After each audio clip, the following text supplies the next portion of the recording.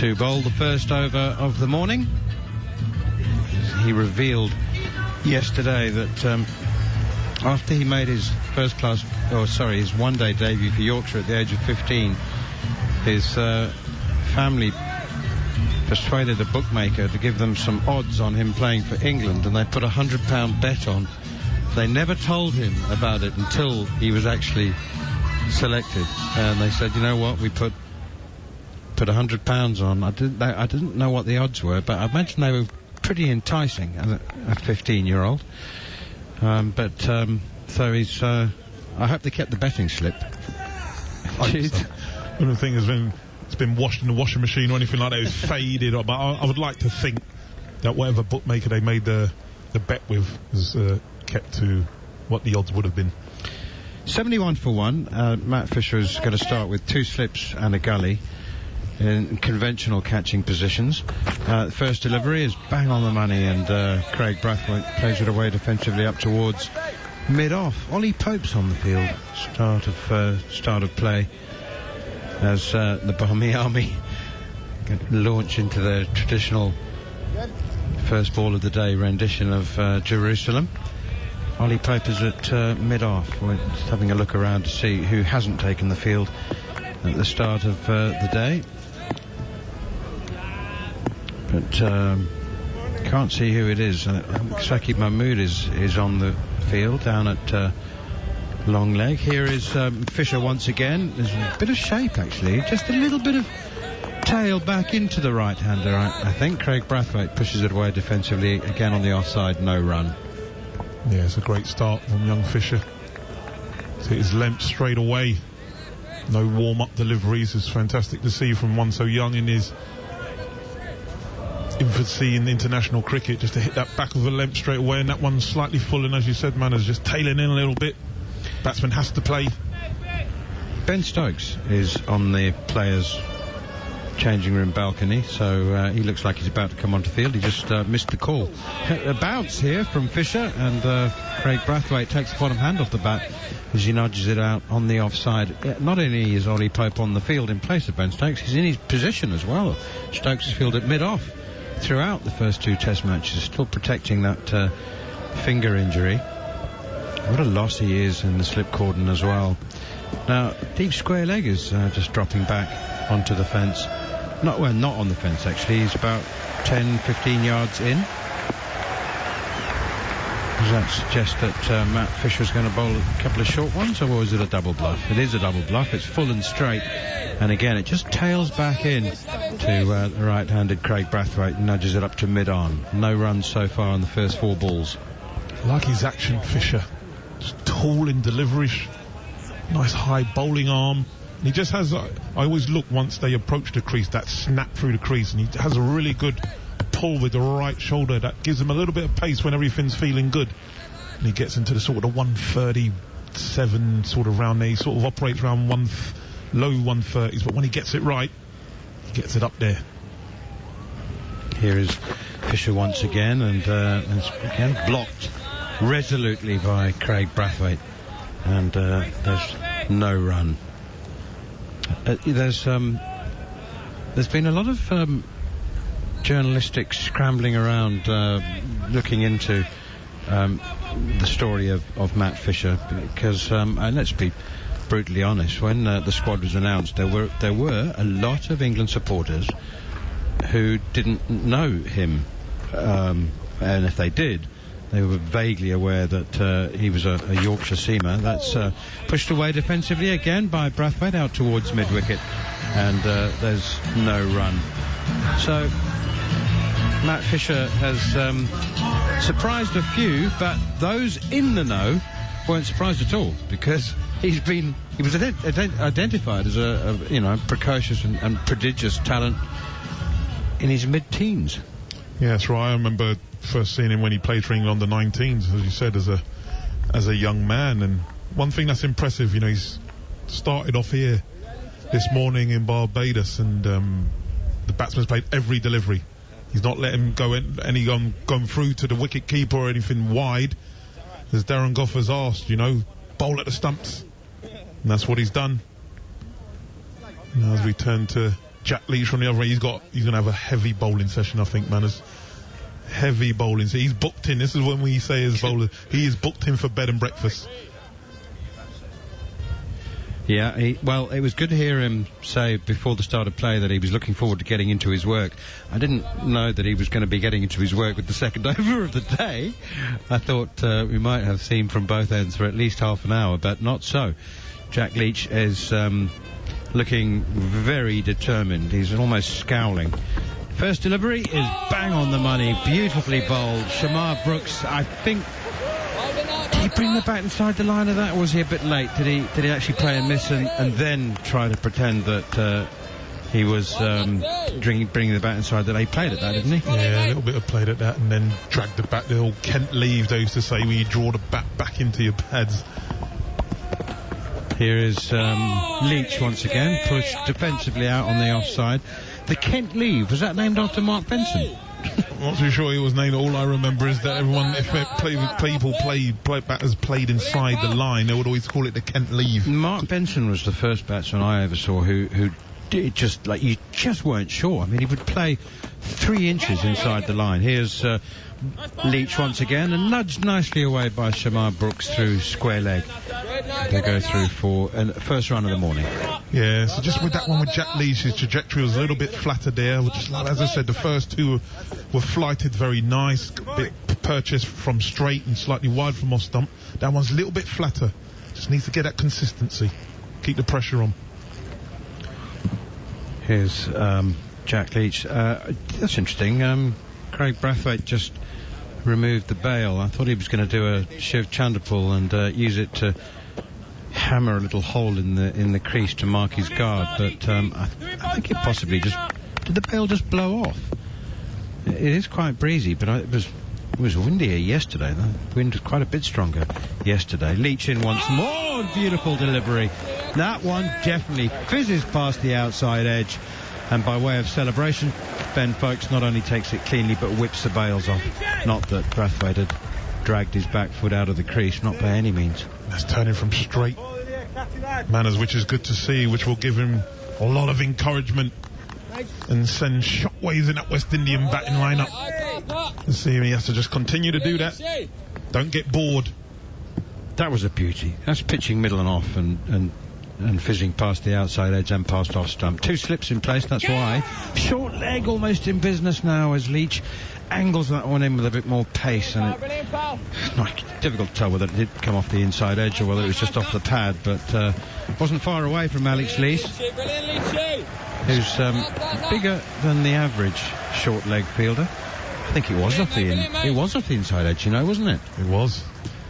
And Lees is more silly mid-off than silly point. Sorry, short leg. More silly mid-on than short leg. Leach in once again. Final delivery pushed away defensively on the onside, and there's no run. Good morning, Jared Kimber. Morning. Nice to have you looking so enthusiastic. You picked your microphone up. It's always a giveaway. I always think you've got something to say. No, I just thought you might want to chat. I tell you what, you prepare a little rundown for us on Jack Leach's best performances and the likelihood, statistically, that is, of him really putting the West Indies under pressure. I mean, it might be a bit much to expect him to run through them. I mean, we're not looking at 6 for 50 conditions, are we? But it's just statistically, it would be nice to know it is a helpful surface, what the likelihood is of him making an early impact. Matt Fisher begins a new over, and that first delivery is pushed away defensively on the onside. While Jared works on that, Tudes, it was really good to... Yeah, Matt Fisher, obviously, he's been in the spotlight, in and out of the spotlight. He's had a lot of injury problems, but he didn't dodge the hard questions, because obviously it can't be easy when you're replacing Jimmy Anderson and Stuart Broad, and he was asked that question and was very honest in the answer. Pushed away defensively again off the back foot. He said first of all, he said, how does it feel? He said it feels a bit surreal, to be honest, and then he goes on to say, for me, the disappointment is not being able to tour with them so that I can chat to them about their experience but I did get to speak to them on the Lions tour. That was in Australia, obviously, and they were really, really good with me. Since I fell in love with cricket, they've been in the England team, and they've been incredible. They are massive role models and players you inspire to be half as good as. I mean, fancy that. You make your debut in place of those two. Here is Matt Fisher once again. He's really been on the money now. It's pushed away by Brathwaite. Once again, no run.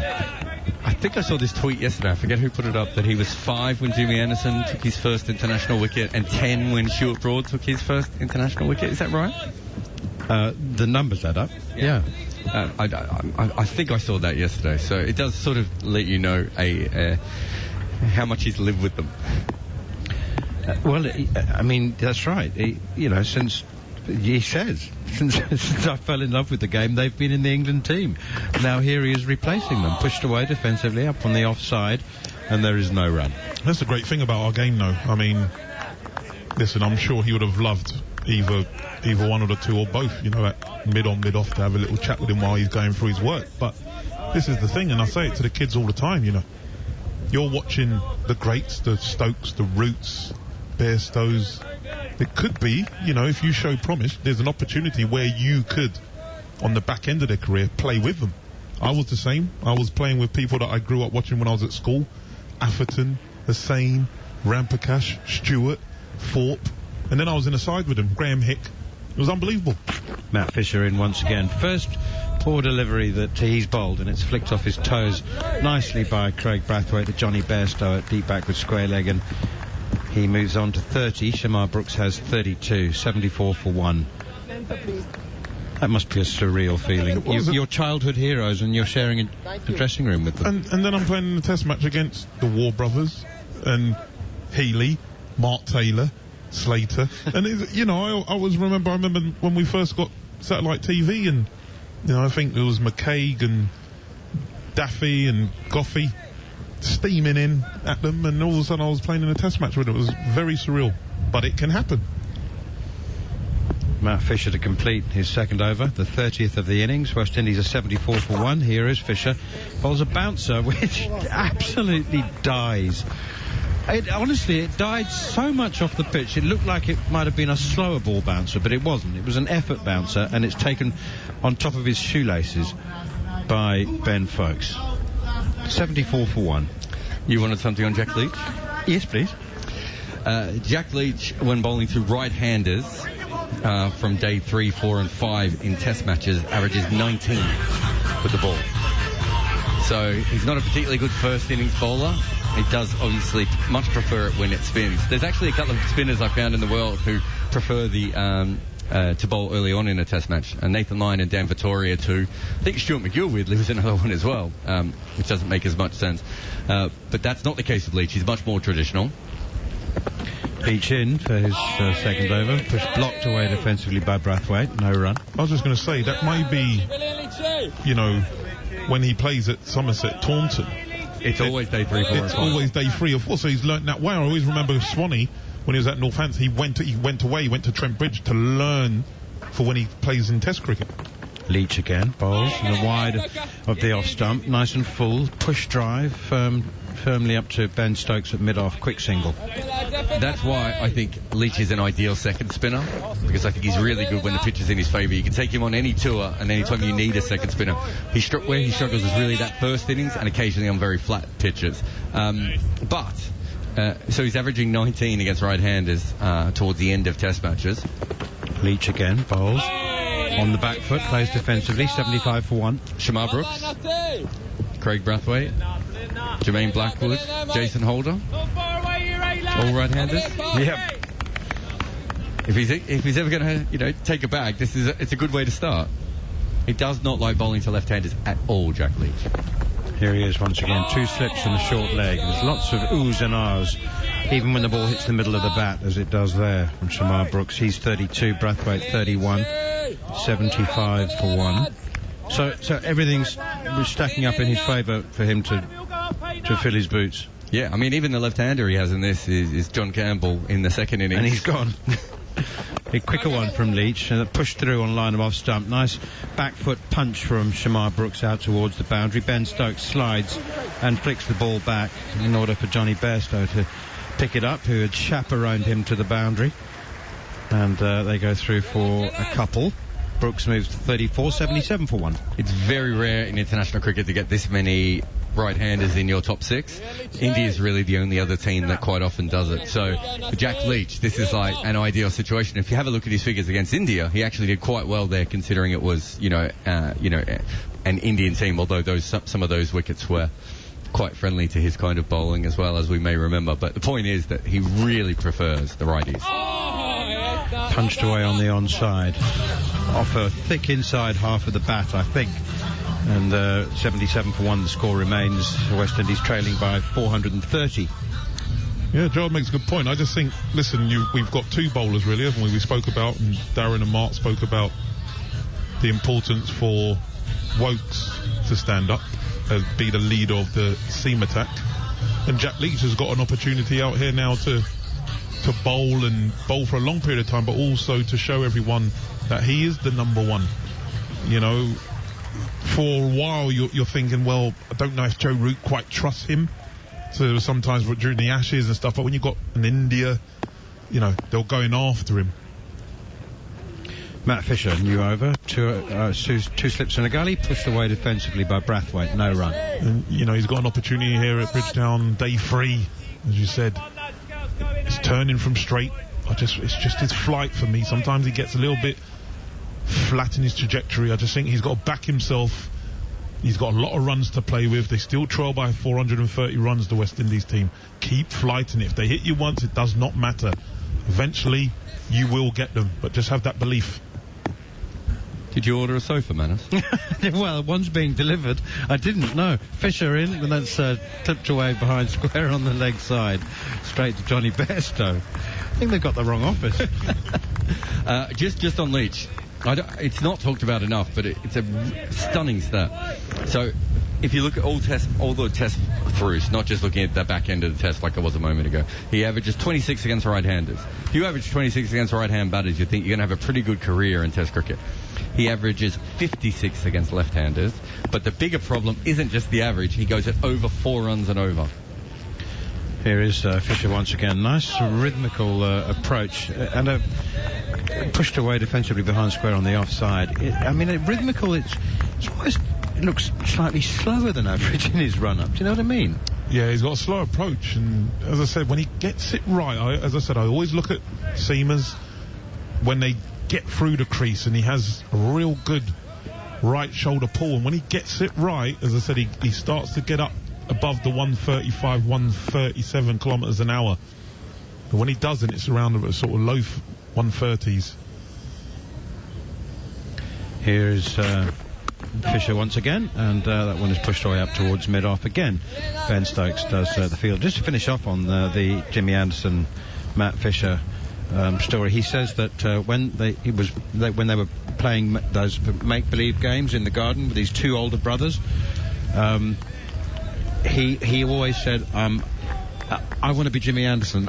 I'm Jimmy Anderson. And he says he's tried as much as he can to model his action on him, and sometimes when he's falling away in the delivery stride, he thinks mentally of Jimmy bowling, and that's pushed away defensively. Straight back to the bowler again, and there's no run.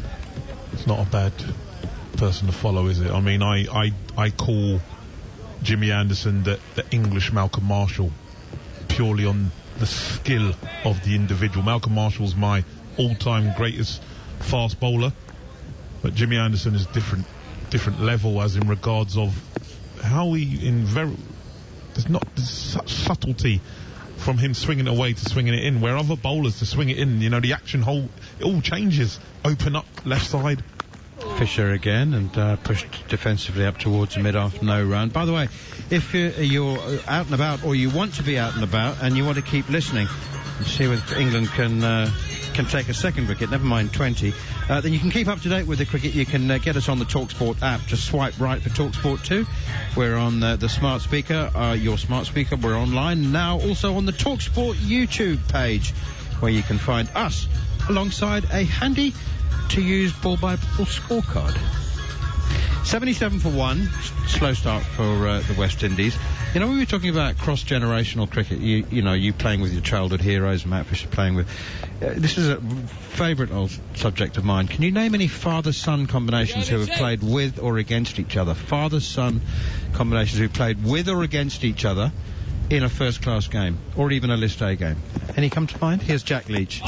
Forward comes Brooks, no run. I don't think Butch would have been one if Alan and Mark would have crossed. Well done. List A, they did. They played against each other. Don't test me, manners. Glamorgan and Surrey, but very good.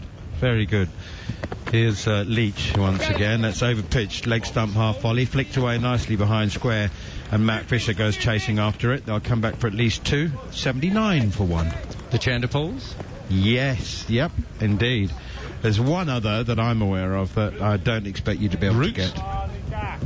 Is it? Did you say father-son or brother? Father-son. Oh, father-son. Yeah, okay. Father-son. Yeah, the Chanderpools have played with each other. There must be one in New Zealand. They're all related to each other. Steady off. They are. It's the most related. The Bracewells. Forward comes Brooks once again, turns it out to short leg. There could be a whole 11 of Bracewells. There's 4 Bracewells who've played for New Zealand and 4 Hadleys who've played for New Zealand. And I think I worked out, I can't remember what it was, it's something like if you open the batting for New Zealand in a test match, you're an 18% chance of being related to another New Zealand cricketer. Here is Leach once again, turn off the outside edge, past second slip, down to Chris Wokes at deep backward square leg. So, Shivnarine and, I can never pronounce his name, Tangerine. It's not, but I knew you'd say that because I think I put that in your head one day. Tangerine. I think it's Tangerine, isn't it? Tangerine. Shivnarine and Tangerine, Chanderpool played for Guyana together. And Tangerine still plays for them, doesn't he? He's still a cricketer. I'm not sure if he's still with them. Here is Jack Leach once again, and that's right up in the block hole, pitching leg stump maybe, pushed defensively to Stokes at mid-off. 80 for 1. Are you saying there's another one? There's another one at in England or first class level. No, actually, the reason you won't get it is the Zimbabwean. I should they actually played in the same team together in the Logan Cup final. Here is Leach once again, pushed away defensively, again up towards mid-off. In the days when there were only Mashonaland and Matabeleland, so they always reached the final, because they're the only 2 teams. And they played for Matabeleland. Was it the spinner? No, a young Heath Streak and his father Dennis. Oh, I didn't know that. Dennis had retired 3 years earlier, and they had an injury crisis, so they had to call him off the farm to make a comeback for the Logan Cup final, which is a remarkable story. 80 for 1, remarkable if you're interested in quirky statistics. Mark Nicholas will take over for the next 20 minutes or so. Quirky statistics. Are we interested? I suppose we are. Here's Matt Fisher.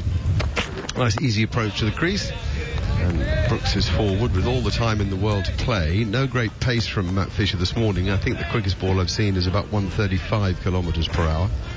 Figures of 1 for 19 into his 9th over. Another gorgeous day in Barbados. Actually, there was a little squall just before play got underway, and the covers were briefly brought on and then removed, and now the sky's clearer than it's been at any stage. You usually get that. I'm not great on cloud formations, but the old cumulus nimbuses and all these things, but you usually get white fluffy cloud in Barbados for much of the day. That is short of the man at second slip. Zach Crawley threw himself forward. Very difficult for such a tall man to be able to do. They're the hardest catches, the ones that die on you. And he got to it on the half volley and tried to scoop it up. Bit of bounce, extra pounds. Oh, it's a good delivery from Fisher. It hits the shoulder of the bat. Oh, Alex Tudor. It's nothing more disheartening, Mark, I have to say. And that's what happens, and Darren alluded to it yesterday, when you play on these wickets that don't go through. As a slip cordon, as a wicketkeeper, you don't quite know where to stand. It's a good delivery, a good healthy edge, and it's just not carried. Well, you have to stand close.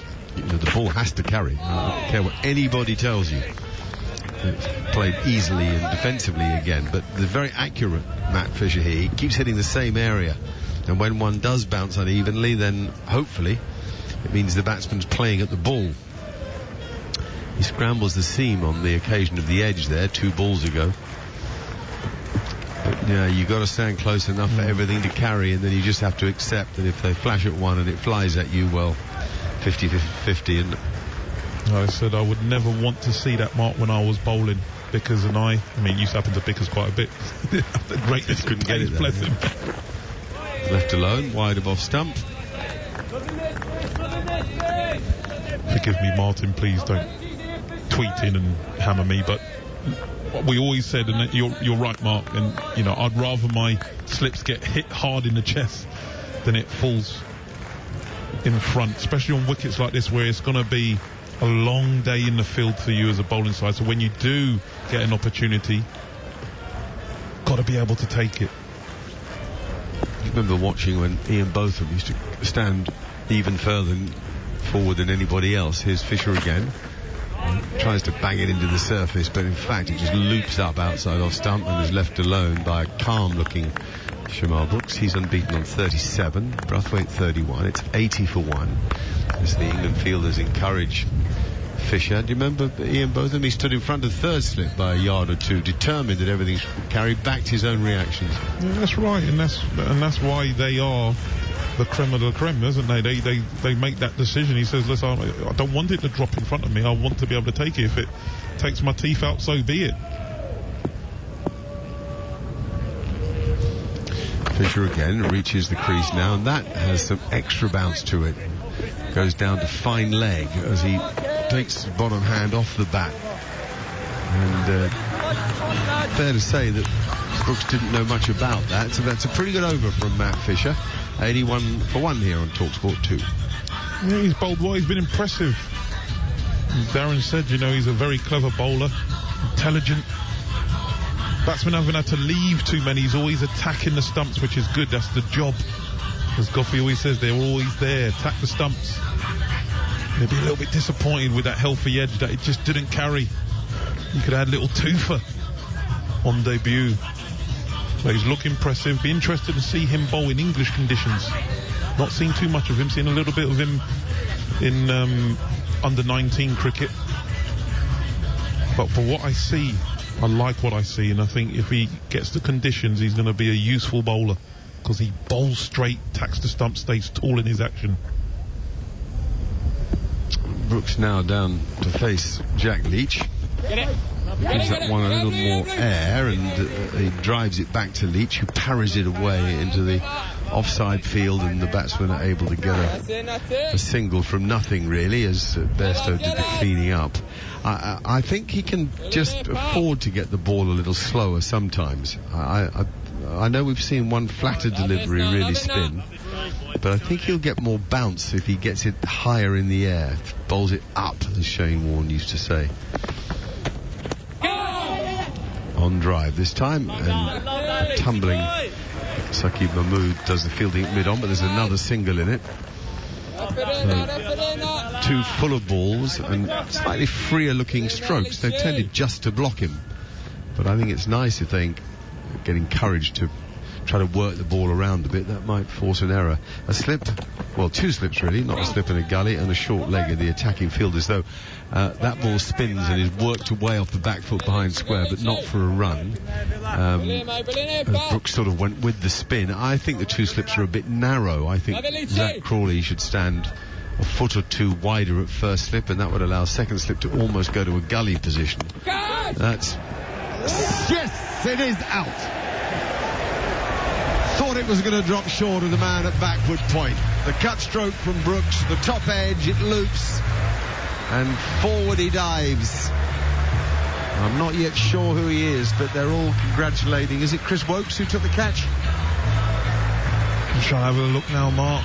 It's a bad shot. He's not got on top of it. It's floated up, yes, and it's Chris Wokes with a good diving catch in front of him. Jack Leach gets his first wicket of the day, and Shamar Brooks has to depart for 39. West Indies 83 for 2, live here on talkSPORT 2. Well, of course, it's now difficult for a new batsman to come in against Leach. So that's the beauty.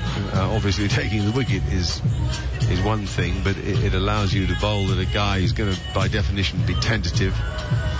Kumar Bonner is going to be that man who made such a good 100 in Antigua. And it was 100 of patience and substance. Looks like he's got a calm head about him, but if Leach can get this little bit of uneven bounce, then it's difficult to add that into the turn as well. In fact, there are batsmen who find spinners getting extra bounce harder to play than the sideways spin. Yeah, I mean, I played with one of the best in Sakleh Mushtaq, and he was not bothered about the side spin at all. He was worried about the bounce. If the wicket had bounce, he was very happy. Obviously, we used to have Nadeem Shahid at short leg, Adam Hollyoak at centre mid off, and they used to get loads of catches because obviously Saki had that doosra. He was one of the first ones to bowl it, and the bounce used to just cause batsmen all sorts of problem. He wasn't too much bothered about how much it turned, just the bounce. I think Graham Swan was the same, really. Swanee liked the bounce. Yeah, well, it was a slight, I don't know whether it's fair to call it a lazy shot. I don't know. The trouble is, people who've got time to play a shot like that, and it does look lazy. You know, someone like Mark Waugh, for example, or David Gough, lots of time to play, then they chip one up to point, and it looks as if it might be a bit lazy. I think it's a harsh criticism, really. Anyway, he's out, caught at backward point by Woakes. Here's Leach now to bowl to Nkrumah Bonner. Just a tad too full, and Bonner knocks it gently to mid-on. Everybody applauds Leach. Almost fielders around the bat, but actually it wasn't the best first ball. It didn't really demand much of the batsman. Leach again, towel hanging out of the back of his trousers. That's a beauty, right on the money. Gun barrel straight, made him play forward and watch it closely. Safely negotiated. Bonner survived. 83 for 2. Much applause for Jack Leach. A little pat on the backside from Ben Folkes. Samuel Badri is joining us now from the Kensington Oval, and it's no doubt really here, is there, Samuel, that Jack Leach is the main threat. Hello Mark, and hello to all the listeners. Absolutely right. Based on what the surface has to offer and what we've seen so far, certainly he is the major threat. I spoke to Shamar Brooks before the start of play, and I asked him which of the bowlers he felt would pose the greatest risk, and he did mention Jack Leach along with Ben Stokes. Yet to see Ben Stokes into the action, but Jack Leach has so far created some early problems, and these two batsmen at the crease, this is the partnership that they'll want to break. Both of them quite adept at spending long periods out in the middle, non-flossed, really patient and obdurate. So if they can get either one of these two, they will feel that they're into this West Indian batting lineup. But it's not going to be easy. It's a trying surface, a tricky surface, and the English bowlers are on top at the moment. Saqib Mahmood now for the first time today. The Lancashire quick, nice skiddy pace he's got. Here he comes. Bowls to Brathwaite, who goes back and works it into a space at square leg. Bairstow does the chasing, the fielding and the throwing, and that'll bring Bonner onto strike. I'm very interested to hear you call it a tricky surface, because for 2 days we've called it a pretty flat surface and good for batting. Yeah, but based on what we've seen in the early exchanges, a couple of deliveries from Jack Leach spinning past the bat, and also one or two just a little bit of an extra bounce from Matthew Fisher. So there are some challenges certainly in the surface, and as we go deeper into day 3, I expect that it will be more responsive to someone like Jack Leach in particular, but also the variable bounce coming into play. One might keep low, one might bounce just a touch, and even if it doesn't happen, the fact that it's in the minds of the batsmen, that will play a part psychologically. Thank you. Samuel Badri is with us. He's at the ground at the Kensington Oval in Barbados. Nkrumah Bonner has taken guard and now takes strike. It's left alone outside off stump. He takes his guard on off stump and stands pretty much with his toes on off stump. So it's important he doesn't get drawn into playing any wide balls. Ideally you take an off-stump guard because you're going to leave everything alone outside off-stump. It means you don't have to do much to be sure about where your off-stump is. But if you get drawn into playing balls that are a little wide, then you've taken your guard too far across your crease. Each man's preference is very different. Some people like to stay leg side of the ball, others like to tuck in behind it. Now it's Bonner on strike with 2 slips in the gully, 3 saving 1 on the leg side. It's got more pace in it, left alone outside of stump by Bonner, but it does hurry through to Ben Foakes. He'll be standing closer than he would normally for the reasons we just discussed. You want the edges to carry. One of the things, Mark, with that stance on off stump, what you want to do as a batsman is ensure that your head remains still and it's going down the wicket as opposed towards the offside. Once you go with your head towards the offside, automatically your body follows. But if you're going down the pitch, you're staying in line with the ball, it becomes that much easier. So you're absolutely right. They want to ideally leave as many balls as possible. This one just beats the outside portion of the bat. Excellent delivery from Saqib Mahmood. He was playing at that one, was a little bit wide, but because he's standing on that off stump, sometimes as a batsman you just feel the tendency to play at balls that you generally shouldn't. Breeze blowing across the ground as Mahmood marches back to his mark. His shirt, the back of his shirt flapping in the breeze. It's not billowing as it did for Jason Holder on the first day when the wind was really quite strong. It was almost like a sail. Mahmood bowls again, gun barrel straight, and so too is the bat of Bonner, who gets into line, rather as he did through much of that innings in Antigua, into line and knocks his back foot defensive strokes towards mid-on. Saqib is bearded. Talked yesterday about so many modern players with a beard, more the beard cut in the style of the Indian players, who Kohli sort of rather set a trend with a pointed tip to the beard. Saqib's got a bit of that. Joe Root now we get a shot of. He's got a beard. All got beards. Nearly all. Here comes Saqib again, strapping on his right arm as he bowls good delivery to full length. Forward comes Bonner, and at the end of that over, score 84 for 2. We're on talkSPORT 2 and on YouTube as well. Good atmosphere at the ground today, Samuel? Yeah, as you'd expect, it's a Friday here, Friday morning. Predominantly English supporters once again. A sprinkling of local fans in and about the stadium. We're hopeful that tomorrow and during the course of the weekend, if this game gets that far, we'll have more local fans coming in.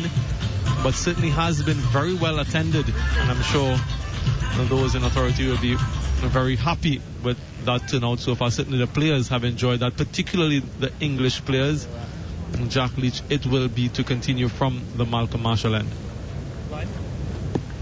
More wickets in Barbados than anybody else. Malcolm Marshall, 150 odd. Beautifully bowled. That really is a perfect bit of left arm spinning on the spot, drawing Brathwaite forward, and it bounced more than usual, hit the splice, and the silly point fielder is so close, but he's almost under the nose. Who have I seen in there? Javed Miandad used to field unbelievably close in that position. Dan Lawrence is the man, and the ball did lob up, but it sort of died on him as he threw himself forward to try to catch it. Excitement from the England fielders. Leach again. And again, Lawrence falling forward just in case.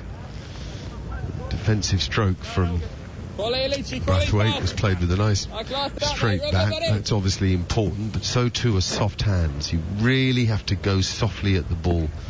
Once you go hard at the ball, it can pop up in ways you couldn't really imagine. This time he's back and plays it gun barrel straight. Moved his feet quickly and efficiently to get into line and watches the ball closely. It's one of Brathwaite's strengths there. You feel something could happen here, any ball. Leach waits now.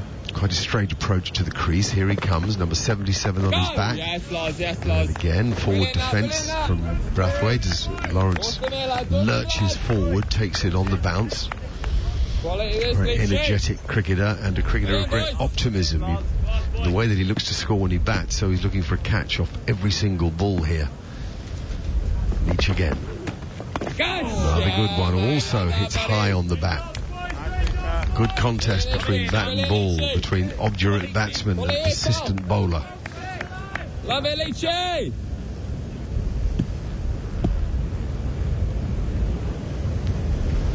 Final ball of this over from Leach, 84 for 2 the score. Get it! And he goes back and works it, but only into the hands of short leg. It was just back of a length. So the end of a very tidy over from Jack Leach. We're on talkSPORT 2 and incidentally on YouTube as well. The pitches here in general, Samuel, have they changed much over the years? I mean, I go back a long way to the days when they used to have real pace in Barbados, and of course, you know, Marshall, Garner, Daniel, Clark, what an attack that was, but that's a long time ago. How have they been in general the last decade? Yeah, within the last 10 years or so, it has lost a lot of its space and bounce and carry. And you're talking about days of old in Kensington Oval. You come here and the ball really carries through to the wicketkeeper, many times having to take that ball above their heads. But within the last, I would say, 8 to 10 years, it has lost its space. And not only here at the Kensington Oval, you look across the Caribbean, it's a similar sort of pattern, a similar trend. And fast bowlers have had to work tirelessly to get any sort of success, and it has been the spinners who dominate regional first-class cricket year after year. Sami Pumal being one of them, over 500 wickets in first-class cricket. So it hasn't really encouraged fast bowling in the region. As a matter of fact, it has discouraged it. Mahmood in once again. This one is well played by Nkrumah Bonner, goes across to the offside, no run. And I wonder whether it has to do with the soil, whether it has to do with the preparation, the amount of time spent in it. What is the exact reason for this type of surfaces that we're seeing now?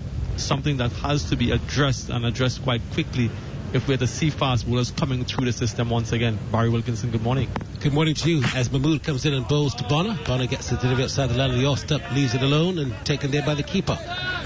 So what a interesting morning we've had. We've only had 13 runs added, 1 wicket. And we've had about 40 minutes of play. Didn't think play would have started on time. Based on the rain they had this morning, I said, well, cricket will definitely start late. The covers were on up to 9:40. And then all of a sudden the sun came out and we started cricket on time at 10. So we've got 2 slips and a gully, a backward point and a cover. There's a mid-on, a very wideish mid-wicket and a backward square. Here comes Mahmood from the Joe Garner end, as he steams it now, passes the umpire and bowls to Bonner, and Bonner gets another wide delivery of the off-stump and is taken there by the keeper. Shamar Brooks did a lot of hard work yesterday, given so much credit for the way he batted and played straight, and he came out this morning with that same approach, and you just get the feeling that he threw it away, being caught at point in that manner. Didn't mind too much the shot. It was short and wide. It is the execution, isn't it? You need to try to score once given those opportunities. You can't allow the bowler to just be bowling at you delivery after delivery. You have to look to score, and that's what he was doing there, trying to cut that one short and wide. Unfortunately for him, Mahmood bowls to Bonner, who's driving back to the bowler, no run. Unfortunately for him, it went straight to Chris Wokes at backward point, but I didn't mind the intent, because like I say, on this surface here, if you just allow the bowler to peg away delivery after delivery, there might just be one of those deliveries that has your name on it. So you have to look to score. I think that 308 run will be the first target for the West Indies to get up past that follow-on. It's a long, long way away. The first bit of action in the early exchanges on day 3 has seen some assistance for the bowlers. Mahmood in again and bowls to Bonner. Bonner gets a short ball. He's pulling and pulling well. Bonner would finally get off the mark after some 12 deliveries. He's off and running with a single. It's 85 for 2 as the sun returns again here at Kensington Oval. The crowd is not as big as it was yesterday or even on Wednesday. But I'll tell you what, when I came in this morning, there was no one lined up. And I'm just wondering if perhaps they all said, West Indies are batting, we don't need to come as early. But they've certainly come in since then. Just about 5,500, 6,000 on location at the moment. The atmosphere is still very cheerful, and it's a lovely breeze just blowing across the ground with the sunshine as well. has not been too humid, and it's just been a fantastic atmosphere for cricket. Some of the greats of West Indies cricket, they're the 3W stand, and they're just watching, hovering over, looking down by the Jolgorn end as Mahmood comes in and bowls, and Bradford is defensively pushing this ball into the onside, just to the mid-on area to end the over right here on talkSPORT 2, where it's 85 for 2. Don't forget, you can also follow us on YouTube as well. If you're out and about and you want to keep up with the cricket, you can get us on talkSPORT app. Just swipe right for talkSPORT 2 on your smart speaker, online, and now on the talkSPORT YouTube channel, where you can find this and the ball-by-ball scorecard as well. Samuel Badri. It's going to be such a challenging day ahead for the West Indies. A mammoth task ahead of them. First of all, to try to bat as long as possible to stay in this contest. It's all England at the moment, especially when they've set that huge first innings score, 507 for 9 declared, on the back of that masterful century from Joe Root and a belligerent 120 from Ben Stokes. Jack Leach will continue from the Malcolm Marshall, and he's in to Bonner, who watches that one quite cautiously, plays it down towards backward point, no run. Yeah, Leach has been one of these cricketers for England that when you use it when you have to, he's a real horses for courses kind of cricketer, and you just get the impression that this is his course today.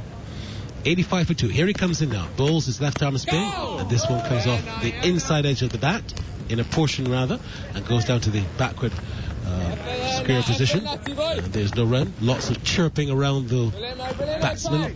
You can hear Joe Root that slip. Johnny Bairstow and Crawley, who I thought should have taken a catch a couple of overs earlier. Here comes Leach now. Bowls to Bonner. Bonner is beaten with a beautiful delivery. Pitched on middle stump, moved across to be played at it, and very well taken there by Folks. But this is very good and encouraging bowling for England.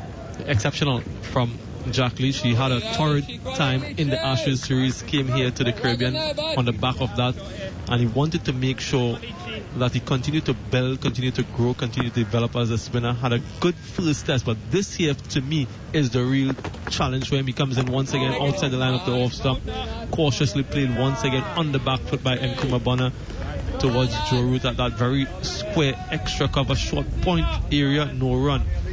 Everything is in his favour, Barry. Huge first innings score, wicket that is offering some assistance against a batting lineup from the West Indies that isn't the strongest, and this will be the true test of his character, his skill. And this one is on the line of the leg stump forward from Nkrumah Bonner, plays it to the fielder at that silly mid-off position, who's very, very close, quite close, just his right foot almost on the playing pitch.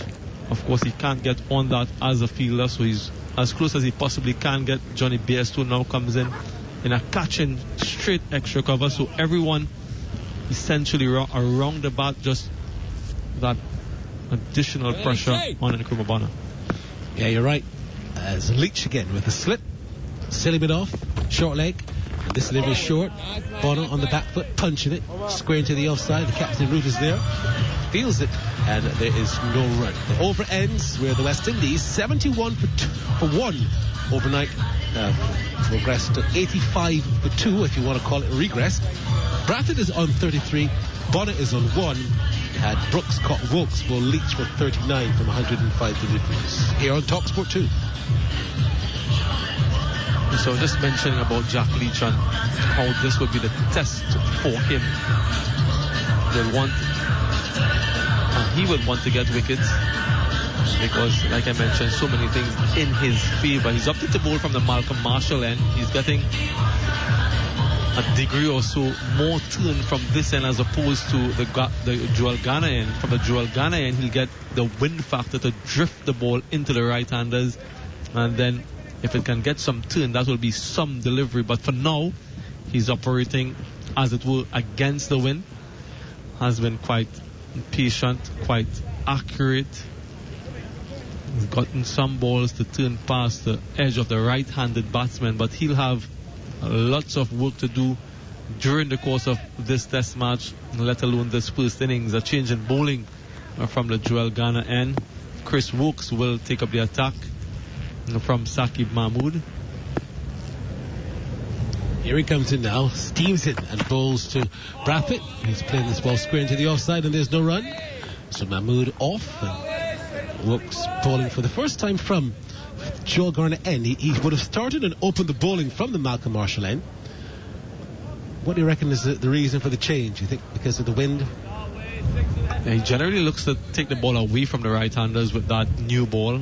This ball, some 40 overs old now, so if anything he'll get that ball to angle back into the right-handers. He has a predominantly straight field, mid-on, mid-wicket, square leg on the onside along with the fine leg. He's in now. The ball is one on the line, outside leg stump, good take down the leg side by Ben Foakes, diving away to his left. So based on the field that he has, he will predominantly look to bowl straight lines, get all modes of dismissal into play. He also has 2 slip and a gully, and they're not concerned about runs. And also these 2 batsmen, they don't score freely. They spend lots of time out in the middle, but they don't necessarily score runs. So England wouldn't be concerned about conceding runs whatsoever. It's all about trying to get wickets.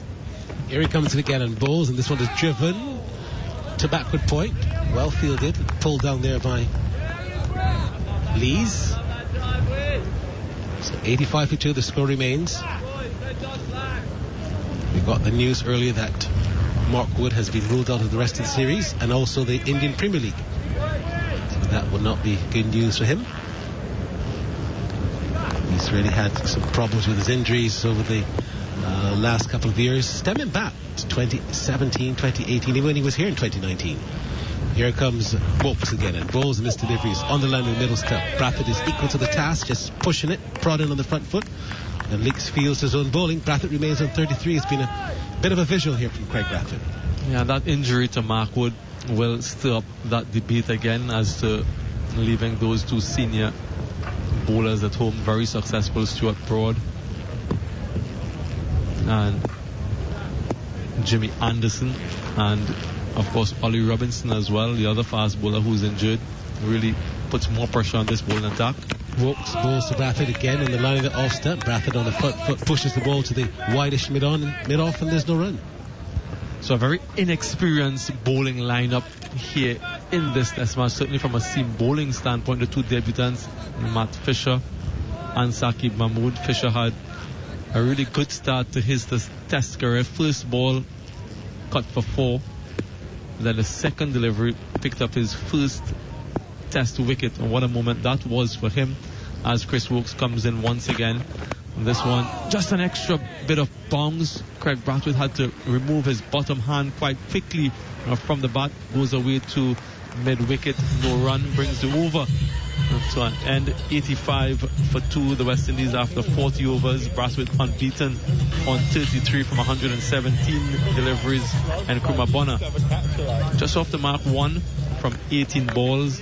That last delivery, just that variable bounce that we're talking about, that one just kicked slightly, and Craig Brathwaite was alert enough to get that bottom hand out of the way and played it in the end quite competently. The music blaring away at the stadium, and the fans look quite sedate for the while. They'll be hoping for some bit of success for the English bowlers, but so far Nkrumah Bonner and Craig Brathwaite has been quite solid as Leach comes in once again from the Malcolm Marshall end. This one is driven back towards the bowler. Again, nice and full. He's bowling at that 92 kilometers per hour mark, hovering around the 90s, late 80s generally, so not slow. He's generally into the pitch, into the surface, trying to get whatever assistance he can in once again. This one is down the leg side and swept away by Nkrumah Bonner. Badly lined and gets the treatment. His first boundary, very much in control of that shot. Well watched, played from high to low over the ball and got it in the gap for 4. First loose delivery really from Jack Leach in this morning's play. And just trying to get that straight line once again, 2 straight on that occasion. Yeah, definitely a bit too straight on that occasion, and he swept it well, and there's no one in that area at all, so once you get it down the hill, you're going to certainly get through. As this delivery is short, beside the line of the off stump, and there was Bonner on the back foot, just playing it quite cautiously into the offside. And that's what they have to do, the West Indian batsmen. Once they get those loose deliveries, those opportunities to score, they have to ensure that they're scoring. It makes no sense you're just batting out there as Leach comes in once again outside the line of the off stump and watches that one go past the bat. Excellent bit of judgment from Nkrumah Bonner, but that's the sort of area that he'd want to bowl, and the one that goes straight on might just bring those LBWs into play. Here he comes again as he passes the umpire. Bowls now, and this delivery is driven handsomely through extra cover. Runs here for Bonner. I think it's going to get into the boundary. Yes, it does. So another handsome stroke there from Nkrumah Bonner. First the sweep shot and then the extra cover drive. And I think the captain might be thinking perhaps just give Leach after the first hour a bit of a break from this end. And that was effortless from Nkrumah Bonner. Overpitched outside off stump, and he just leant into that one, didn't overhit it, just timed it, caressed it almost, and the ball raced away past Ben Stokes at mid-off for another boundary in the over. Leach comes in once again. This time the length is adjusted shorter on the back foot, and Nkrumah Bonner pushes it back down to the bowler. No run the result. So 8 runs coming from that Jack Leach over 2 boundaries, and Nkrumah Bonner goes up to 9 from 24. Craig Bradford unbeaten on 33, 93 for 2 after 41 overs. The West Indies in pursuit of 507 for 9 declared, made by England in their first innings. And Chris Wokes, Fisher, Leach, Stokes, Mahmood, and a solitary over from Dan Lawrence, the bowlers used by England so far. Had 1 wicket falling earlier today, the wicket of Shamar Brooks, caught by Chris Wokes backward of point off the bowling of Jack Leach. He went for 39 of 105 balls. That one was short and wide, and he tried to cut it for 4, the outside portion of the bat, and it was well caught. Wokes in once again. And bowls, and this time Bradford is on driving. Pleasant shot, wide of the mid-on area. He gets 1. They'll come up for the second. A nice sliding stop there, the onside to perhaps by Mahmood to see if he could perhaps just pulled it up from the boundary. He was well in the boundary, and they'll get 2. So 95 for 2. Bradford goes to 35, and the West Indies with a lot on their shoulders. They need to get 307 first, Sammy. There's still a lot of work to be done in this test. Don't forget, this is only the 3rd day. There's so much work to be done in this test. It's not funny for the West Indies, because 307 should be their first and immediate target. The sun is obviously hitting one of the advertising boards, and it looks like Mahmood and Ben Stokes have been moving the advertising boards. The sun is just hitting it directly. Yeah, that reflection was directly in the eyes of Joe Root and Zach Crowley in first and second slip respectively. As a matter of fact, from where I'm perched, it was also affecting me. So good move, gentlemen. Here comes Wokes down, bowls to Bradford. And Bradford is again defending into the onside, and there's no run. As this ball gets older, should become a little bit easier for the batsmen in terms of that bounce. So much depends on these 2 at the crease. The 2 West Indian batsmen who can really bat time. Nkrumah Bonner has demonstrated that in the first innings, and Craig Bradford has done that over the course of his career. As Wokes comes in once again, this one is on the line of the leg stump, neatly worked away, will challenge the boundary, gets there. Another 4 for Craig Bradford. Again, the line too straight, and just flicked that one nonchalantly past Johnny Bairstow at backward square, and was able to beat the fielder down at deep fine leg. Another good shot there from Craig Bradford, beginning now to look a bit more positive. He looked in a shell for the first 45 minutes of his innings this morning, but he's certainly beginning to open up and look much better. 99 for 2. Windies on the verge of their 100. Bonner's on 9. Wokes Just got none for 23 in his 7th. And he comes in now again from the Jogon end and bowls to Brathwaite. Brathwaite is again turning this into the onside. Down behind square. Jogs a single. And the 100 comes up for the West Indies after 41 overs and 3 balls. So 4 balls, correct. And this partnership just starting to blossom, just starting to build, only 17. They won't be too concerned about scoring quickly.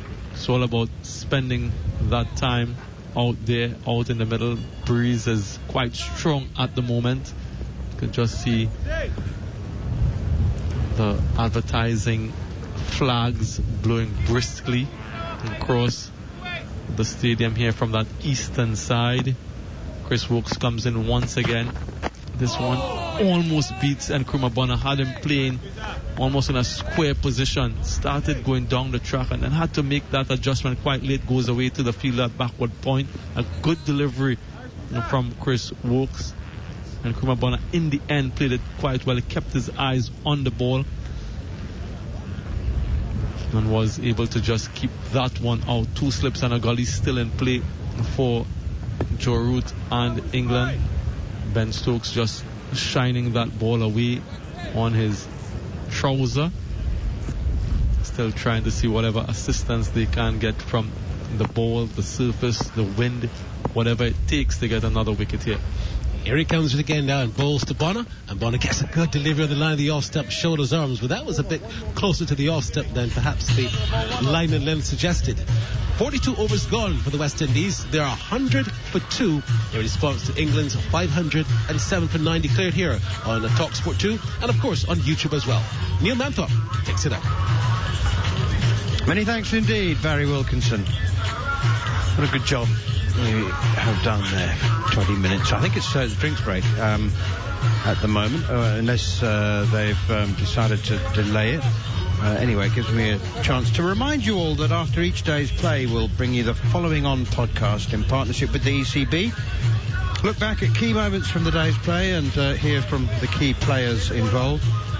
By subscribing to Follow On, it's your best way to listen back to the best of our lunchtime shows and in interviews as well, including a couple of brilliant and moving tributes to Shane Warne, our investigation into the rising costs of playing cricket, and the big interviews with the likes of Mike Holding and Sir Viv Richards. Following On is available via all good podcast providers, and a couple of minutes ago I jokingly suggested to Alex Tudor that it might be time for Ben Stokes, for Joe Root to turn to Ben Stokes, and that time has indeed arrived.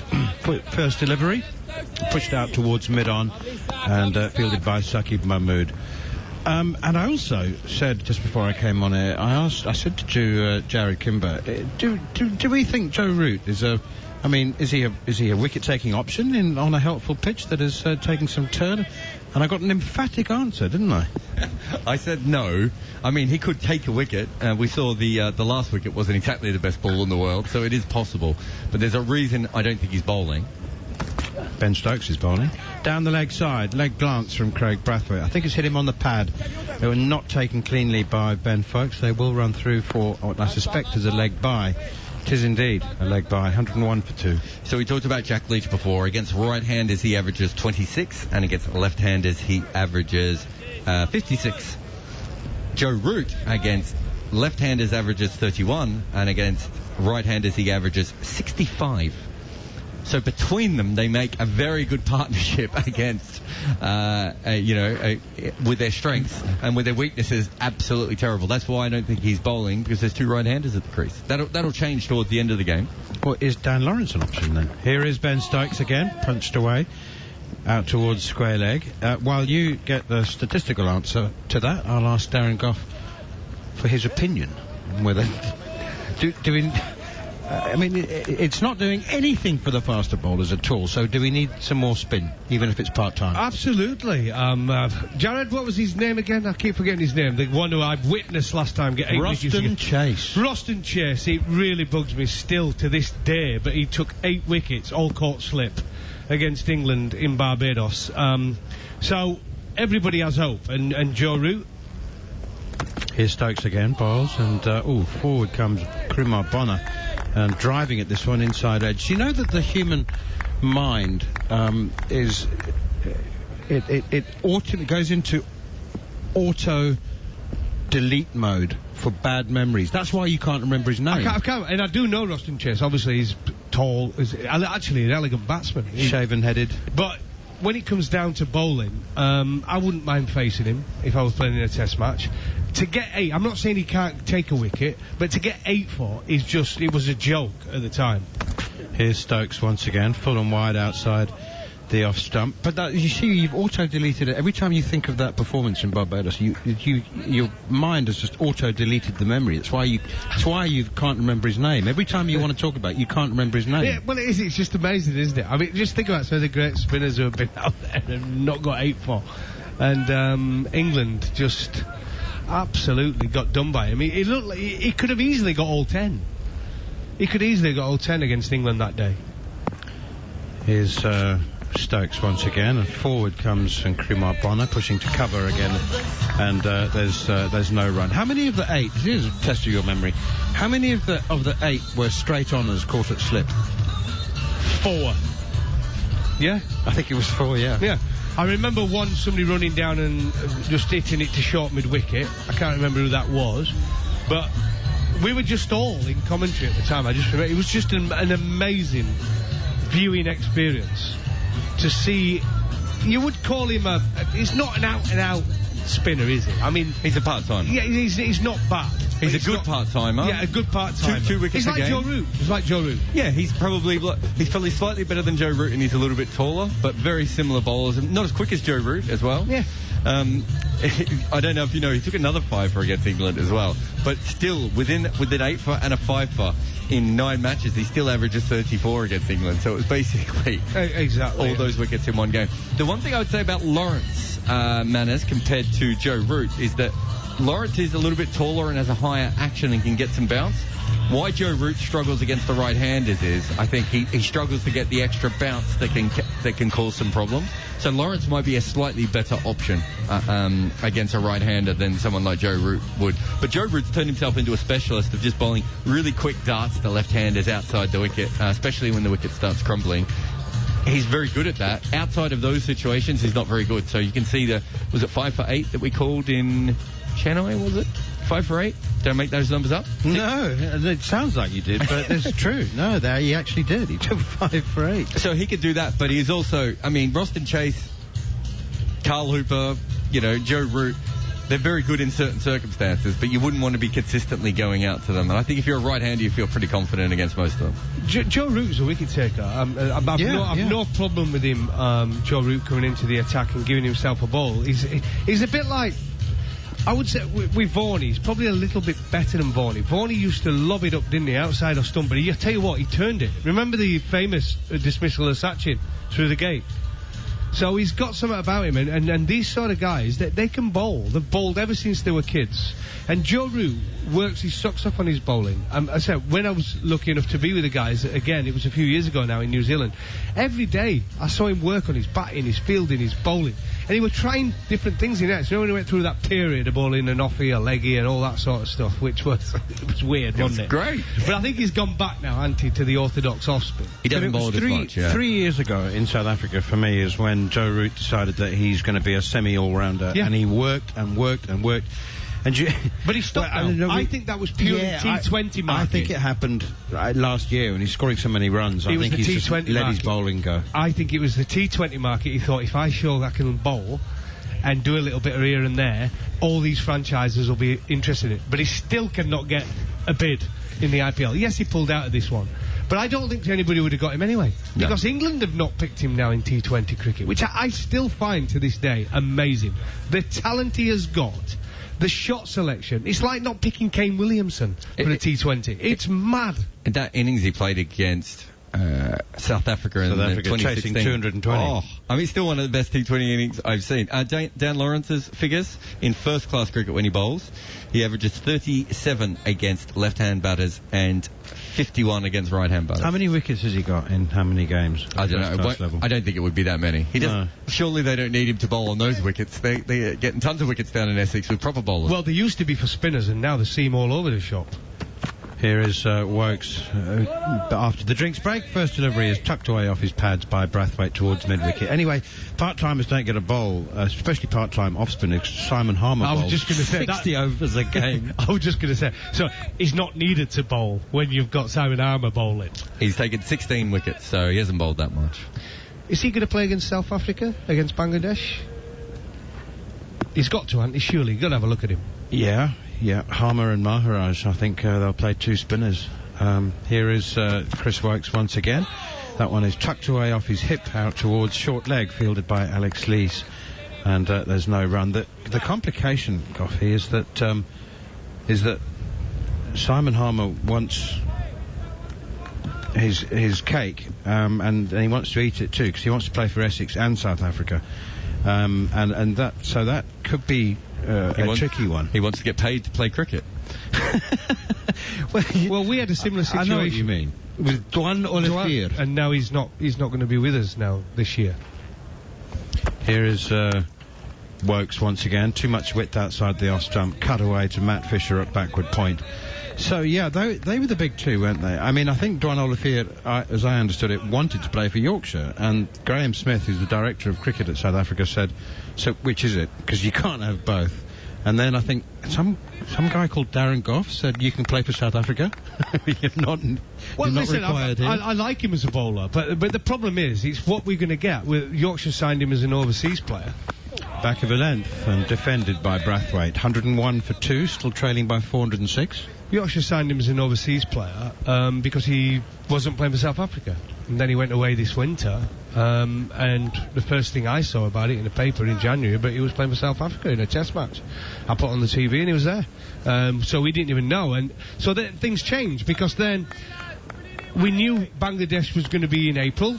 And if he'd gone back to South Africa, like Harmer has as well, they have to be available for the whole summer for South Africa. They can't just pick and choose, even though a lot of the guys have with the IPL.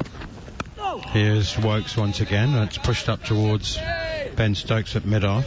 It's only the IPL in the Memorandum of Understanding between Cricket South Africa and the Players Association.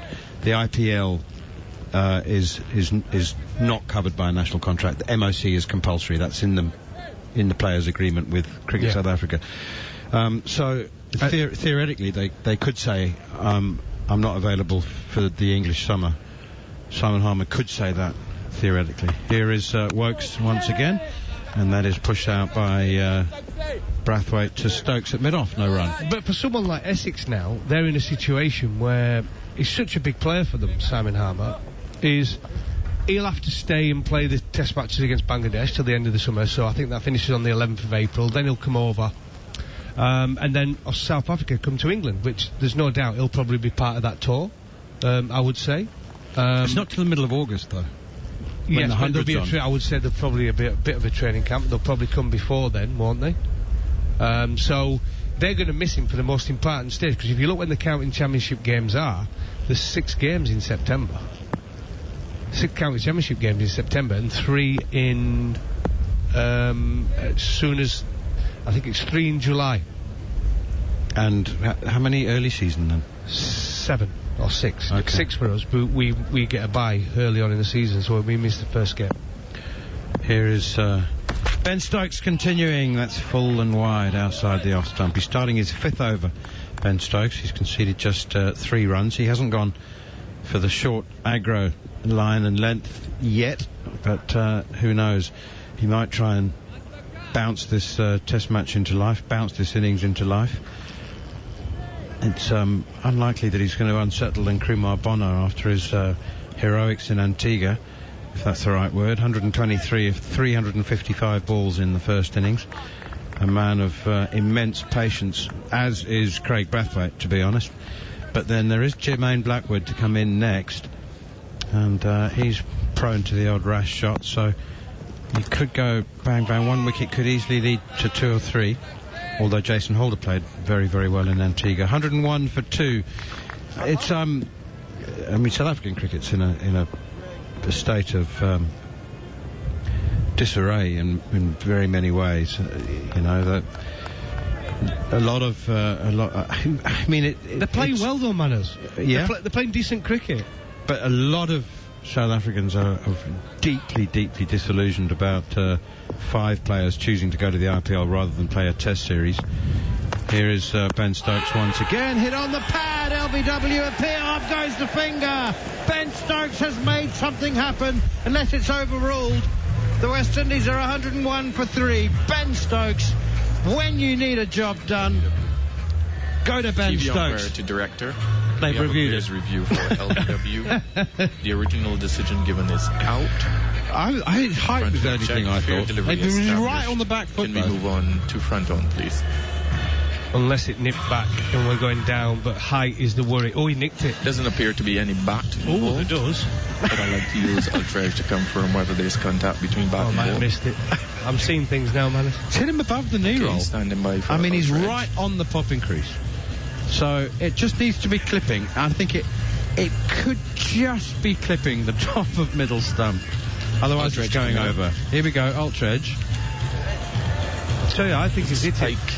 Yeah, there's a move. As the ball goes past the bat. I think he has hit it. Can you take that forward? Forward, one frame. Third umpire is Leslie Reefer. Back. Can you bring it back before the bat, is please? Very close to the pad when the spike and appears. Take it forward frame by frame. But I think there's a deflection. Yeah, it's hard to conclude whether there's bat involved. No, I don't think it's that hard. Just bring it back. I think there's a deflection, isn't there? Goughy, back me up. Forward. Yeah, I think it's missed the bat. I'm satisfied with that. Let's go to ball tracking, please. Well, not according to Leslie Reefer, it isn't. I think there's a deflection. I really do.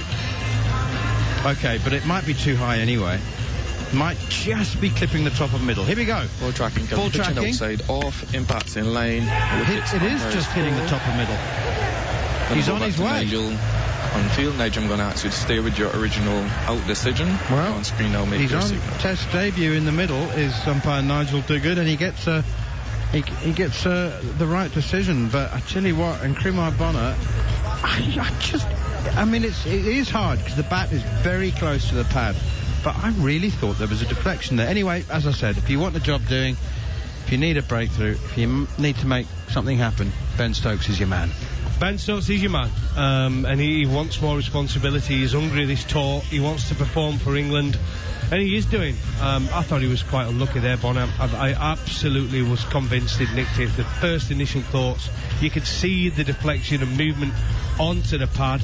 But, hey, we're not there. We're not at the ground. We're not got that job of making that decision, and he's stuck with the umpire's decision, and Stokes gets the breakthrough, as he often does, and it's 101 for 3 now here on talkSPORT 2. The West Indies in trouble. Indeed, and as Jermaine Blackwood makes his way out to the middle, I can remind you once again that you can stay tuned in, ball by ball commentary, if you want to get up and go shopping or pick the kids up from school. You can get us on the talkSPORT app. Just swipe right for talkSPORT 2, and you can have us on your smart speaker, online, and now on talkSPORT YouTube page, where you can listen to us. And if you can do two things at once, which I struggle to do, you can listen to us and keep up to date with the live ball-by-ball scorecard as well. So, if I tell you what, that wicket, as I was speculating a couple of minutes ago, that wicket could easily lead to 2. Don't think that Jermaine Blackwood is in highly convincing form at the moment, and as I also said, he has been prone to lapses of concentration.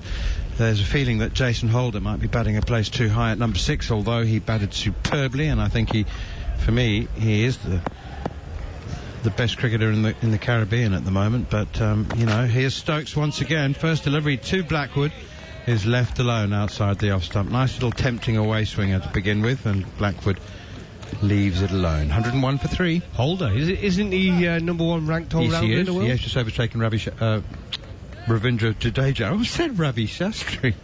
Ravindra Jadeja. He's not that old. I think Jared will be able to confirm this, but obviously world rankings didn't exist when Ravi Shastri was playing, but they have been backdated to go back decades. I think Ravi Shastri was retrospectively ranked number 1 all-rounder in the world. That one is left alone outside the off stump by Blackwood again, and there's no run. But they have actually taken those world rankings back like a century, haven't they? So that you can retrospectively see how far ahead of the other batsmen in the world Sir Donald Bradman was. He holds the highest ranking, doesn't he, retrospectively, I think, of everybody. Of course he does. Well, if he doesn't, I think there's a mistake in the algorithm. Yeah, he does, and it's something like 20 points more than the second-ranked batsman, which I believe was Brian Lara. Here Ben Stokes once again, and that's pushed away out towards mid-on. So I've got a newspaper clipping of Bradman's last innings when he got out, signed by Bradman and signed by the bowler. Is it authenticated by the Bradman Society? No, but it is from Australia when I got it. As most of my memorabilia from a guy who was a big collector of Bradman, who knew Bradman as well. Have you had it valued? How would you have it valued? I actually only found it again the other day because I've got quite a few Bradman things with original authenticity on the back. But obviously I got some bats signed my first tour there by him. I've got one left. Most of them went in my benefit year. That's when he was still alive, by the way. And then a guy, a big collector who knew Bradman, obviously from South Australia, got in touch with me, and I did some stuff with him over the years. Brathwaite on strike, Wokes into him, so a little break for Jack Leach. That's driven up to Matt Fisher at mid-on. No, Sakib Mahmood, rather. I have got the historical stats for you, but I think you... Wally Hammond, I'm going to go, is the second highest ranking of all time. No, you're still wrong. But one of my favourite things about Bradman is that the biggest stand dedicated to Bradman pretty much in cricket is realistically the one at Edgbaston, the Holly stand, for the guy who dismissed him. By literally dismissing him, you get a stand, right? That's how important it was. Holly was a very good cricketer outside of dismissing Bradman, of course, but, Here's Works again, and that's pushed defensively off the back foot towards Stokes at mid-off. Didn't he take over 2,000 first-class wickets, Eric Hollies? Yeah, they all did back then, mate. I mean, they used to take... They all did. They used to take 200 a season. There was a lot more games. They played because 42 championships. They used to get 200 wickets a season, and now when we used to say the target was 50, they used to say, nah, dear, we used to get 250 a season. Unbelievable. 101 for 3. Here's Chris Wokes once again, back of a length, bounces, hits the splice of the bat, picked up by Alex Lees at short leg. Highest ranking ever in men's batting, according to the ICC, is Don Bradman, 961. Second, Steve Smith, 947. Hang on, how's he only 961? Thousands, the maximum that you can get. Well, shouldn't he be 999? I don't know, actually. I didn't put it together, man. Don't you find that quite odd? Contact the ICC. I tell you what, that's a big difference between first and second. There's a lot of points. You have to score a lot of hundreds. Pushed away defensively again by Brathwaite to mid-off, no run. Honestly, I don't even know how they came up with this. Len Hutton, Jack Hobbs, Ricky Ponting.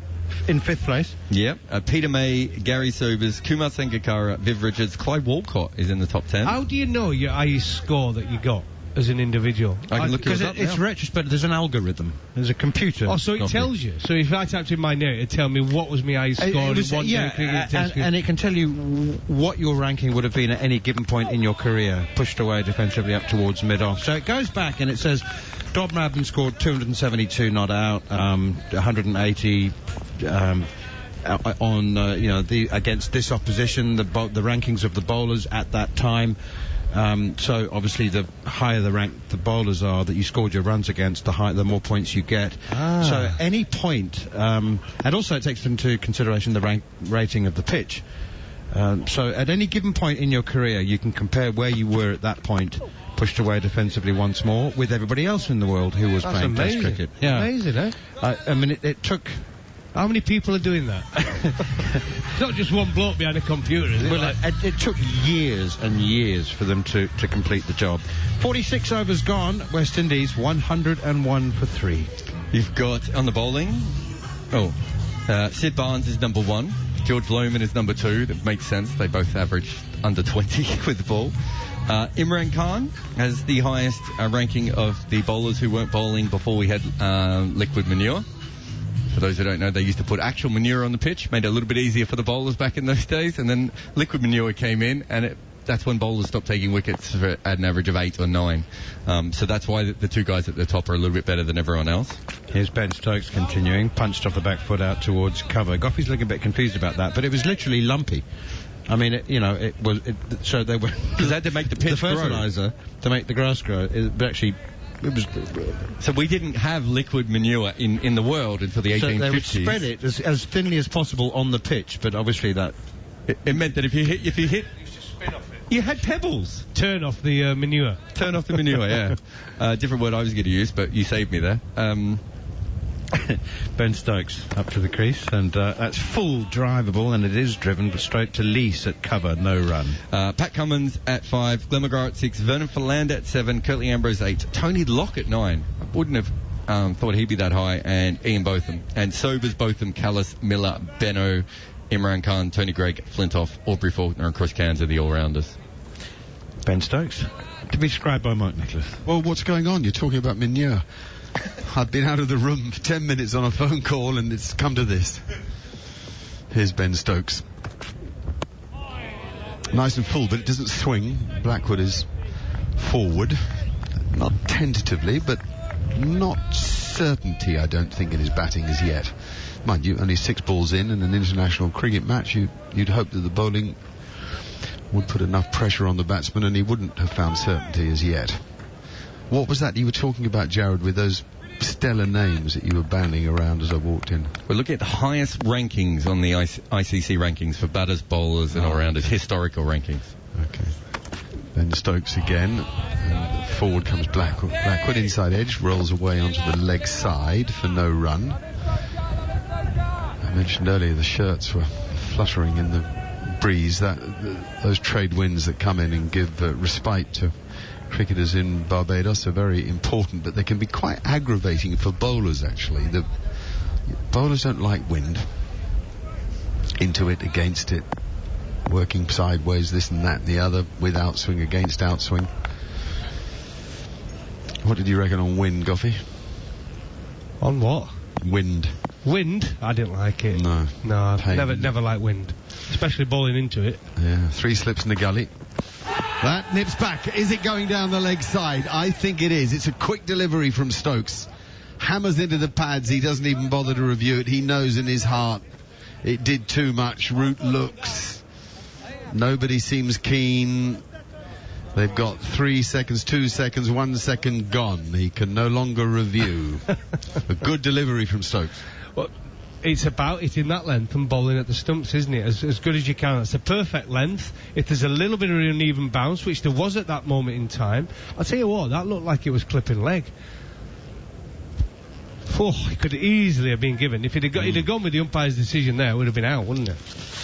Yeah, look, it's possible it was clipping leg, but the umpire gave it not out, so that's your point. In comes Stokes again, and now Jermaine Blackwood trying to drive but doesn't get anything of it at all, and it just trickles back to Stokes. 101 for 3 here on talkSPORT 2. He really is firing on some cylinders now, isn't he? It is. I said there's that real spring in his step coming into this series, and I liked all his words building up to it, but this was going to be the year. This was going to be the series where he feels as though he owed England something. He was disappointed with Australia, whether he wasn't in the right frame of mind or just wasn't back to his full focus and fitness. But so far in the West Indies, he's been outstanding. His work rate, his commitment, and he's enjoying the game, and that's great to see. Do you want me to have a look at your ICC rankings? Test bowling, their highest ranking was 5th. 5th? Higher than that. 794 ranking points, but this is my favourite one of yours. You were once ranked the 6th best all-rounder in Test cricket, which might suggest that the ratings are not perfect. Well, hang on, I've got to interrupt you because that was knocking leg stump out. And if England had reviewed it, they'd have got it. Goughy, well done. You're spot on. Amazing, isn't it? Well, he got away with one. I think he got away with the last one. The wicket, Bonner, that definitely were an inside edge. So he got away with that one. But he's not happy. But they didn't review that. I'll not tell you what he said. Nice ball. Leach bowls and forward comes Brathwaite, as he's done so often in this innings. We're seeing the replay on TV. I am surprised to see that's going to hit leg stump full on. I agree that it might have clipped it, which is what Darren Gough first said, and now Stokes is amazed, really. He's looking into the dressing room and saying, seriously? Back goes Brathwaite and drops it down nicely. Those soft hands, as we like to talk in cricket. Why soft hands? What we mean by that is you're gripping the bat gently. You're not gripping it tightly. You're not going hard at the ball. You're going soft at the ball. And then the ball just drops down at your feet. You just have to watch for backspin, that's all. If the spinner's getting lots of overspin, those defensive strokes can get backspin. They can roll back onto the stumps. He comes forward and knocks it to mid-on. No run from it. Nice spring this morning in Jack Leach's step. He's got one of the 2 wickets that have fallen. Brathwaite waits, waving his bat around just above waist height, then looks to drive, but doesn't find any space in that mid-on area. He's just got to hold his shape better if you're going to drive the left-arm spinner. He's got to be thinking more of mid-off. He's got to be quite over-pitched to go through mid-on. Or even just dead straight, hit it back past Leach. His best of all, perhaps. Slip, silly point, short leg as he goes forward, and it rolls out to square on the offside. Even the crowd becalmed, but then they generally are before lunch. It's post-lunch they start to warm up, and it's during the final session that they pump. Particularly those English members of the crowd that are enjoying their holiday. Leach again now. Nicely bowled. Goes again out onto the offside, off the face of the bat this time for no run. End of that over, 101 for 3. Stokes will be kicking himself, won't he? Absolutely. But they've got the brakes on here, haven't they? They just don't look like they're going to go anywhere. Ben Stokes looks like he's going to stick to that bowling full method. He's got a man in place, that short extra cover when he bowls, and he knows the best way to get someone out on these pitches is probably going to be that LBW and bowled, or caught in the ring.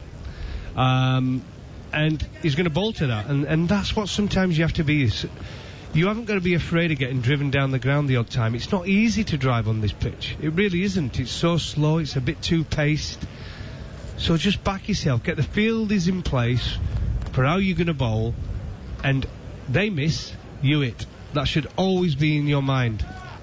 Talking about missing and hitting, the Gold Cup is underway. It's on talkSPORT too. You can listen to it on talkSPORT, but otherwise you can listen to us talk about Ben Stokes. It's outside off stump. Blackwood is back and tries a little punch drive, but the ball was so slow getting to him that he wasn't able to time it. He's still on naught. That's his 10th ball faced. You got an interest in the Gold Cup? No, I had a nice little ghost early on. First race. Came in as a nice winner, but I'm not really into it, really. Not really into the old horse racing. Never really... No? Yeah, not really into it. I thought you had a little punt. No. Well, I don't know what's going on as Stokes bowls it back of a length, and it's defended by Blackwood. All I know is that if I'd had a bet, it would have been on Galvin. Don't even know what that is. It's a horse. 101 for 3 is the score here at the Kensington Oval, where, well, we're in London actually. We've got this amazing view. I can look out over the walkie-talkie and the cheese grater and the gherkin, all those buildings that make the city of London quite a dramatic skyline these days. Stokes bowls full, and it's driven by Blackwood and stopped by, I think, Matt Fisher there at extra cover. No, it's Alex Lees at extra cover. Once a Yorkshire player, as Fisher is now. It just goes to show how hard that is now for the batsman with the older ball. Really pitched up, half volley length. He's got that man in at that short extra cover. Really full, finding it very, very hard to time it and get through that infield. So he knows exactly what he's doing, Ben Stokes. Very clever bowler. That That's good pace from Stokes. The ball nipping back working with the angle, actually, more than just nipping back, but slams into the thigh pad, and Blackwood looks cross that he missed the chance to whip it off his hip. Yeah, he did. Remember when we had these conversations about Ben Stokes, when I said he's a miles better bowler than England give him credit for, when they just used to use him as the battering ram. In Sri Lanka, he was used just to bowl 4, 5, 6 overs and just bowling bouncer after bouncer after bouncer. He's a better bowler than that. He's a very, very clever bowler. Yeah, I'm with you. And he's the one that Root often uses to break partnerships, to bowl at the best players, to create a bit of mayhem. Just come in and hit the pitch very hard and throw his personality, the strength of that personality, at the opposition and intimidate them a bit. Yeah, a heck of a cricketer to have to take on. And he comes again. And forward comes Blackwood, defends, still no run. He's faced 14 balls, and Blackwood is a fellow who likes to play his shots. Well, he's trying. He just can't time it. 14 deliveries now he's faced. He's still not off the mark. He's had delivered to him probably about 4 or 5 LBWs, half volleys, which he's failed to get through the infield. He could have been giving out LBW, got away with that one. And here we go again. Oh, it's wide and driven. Half volley, threw it out there. Definite plan from Stokes. On another day it might be nicked, but not this time. Blackwood is away with a lovely cover drive for 4. Yeah, they had to happen at some point. Just keep bowling half volley after half volley. And Blackwood eventually gets hold of one and hits it through the gap. And it runs away for 4. And as we're watching now, Ben Stokes having a nice little chat to him. Mind games. Brilliant. This is why we love cricket. That was quite remarkable, actually. Brathwaite and Blackwood were chatting in the middle of the pitch, and Ben went and joined them with a big smile on his face and probably said, you know how lucky you were. Last over. Yeah, I think he probably said something to him, didn't he? Eventually, after 15, 16 deliveries without getting off the mark, he eventually hit a half volley in the middle of the bat.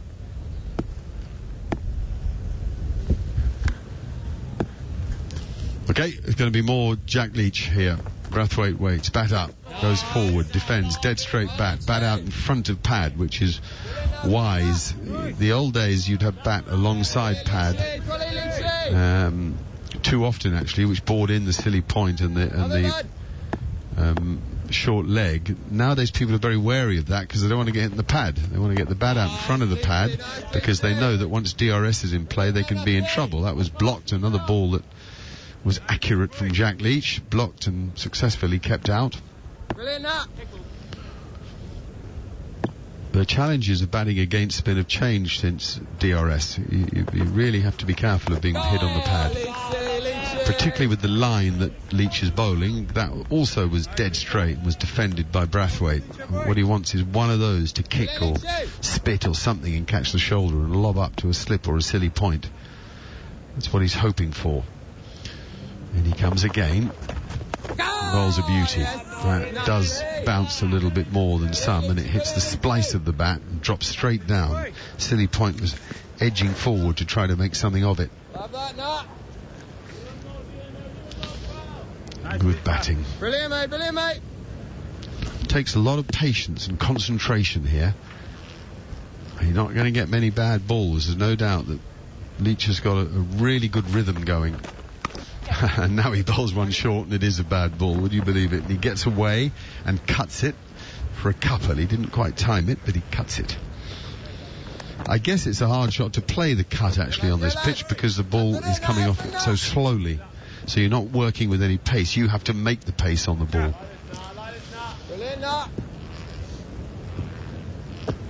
107 for 3. 2 wickets that have fallen today. Shamar Brooks and Kumar Bonner. Well, Leach again. That's great delivery. That also hit the splice of Brathwaite's bat. End of the over, 107 for 3 here on talkSPORT 2. Steve Harmison, I think, is now able to join us from the commentary box at the Kensington Oval. Steve? Hello, Mark. Yes, it's been excellent from Jack Leach this morning. Thought he bowled beautifully. From the Malcolm Marshall end, he's had a change and gone up to the Joe Garner end. I think England collectively have bowled really well this morning. I think the disciplines have been good, the lines and lengths. Could you say that the West Indies have dug themselves a hole a little bit, haven't really tried to rotate the strike? I think that's largely down to how well England have bowled. But that last over was better from Brathwaite, and I agree. When there's no pace on the ball, you've got to try and put it on. And unfortunately for Shumran Brooks, he was the one that did that, and just lost his shape and ballooned up to Jack Leach. No, I'm interested. Here's the Stokes again. Bangs it into the pitch. And it's punched down, aggressively punched down, like a boxer there, Blackwood, as he leapt and pushed it back down the pitch. I just want to pick up on something that you said. You think West Indies might have dug a hole for themselves? Yeah, I think so. I think they could have been possibly a little bit more proactive without being reckless, rotate and strike, hitting gaps. They were very much in defensive mode against Leach this morning. And I think they let Jack bowl to him rather than them try and manoeuvre him around. Now he plays defensively and exaggerates that stroke, as it actually plays it really well, and it goes quickly towards mid-on.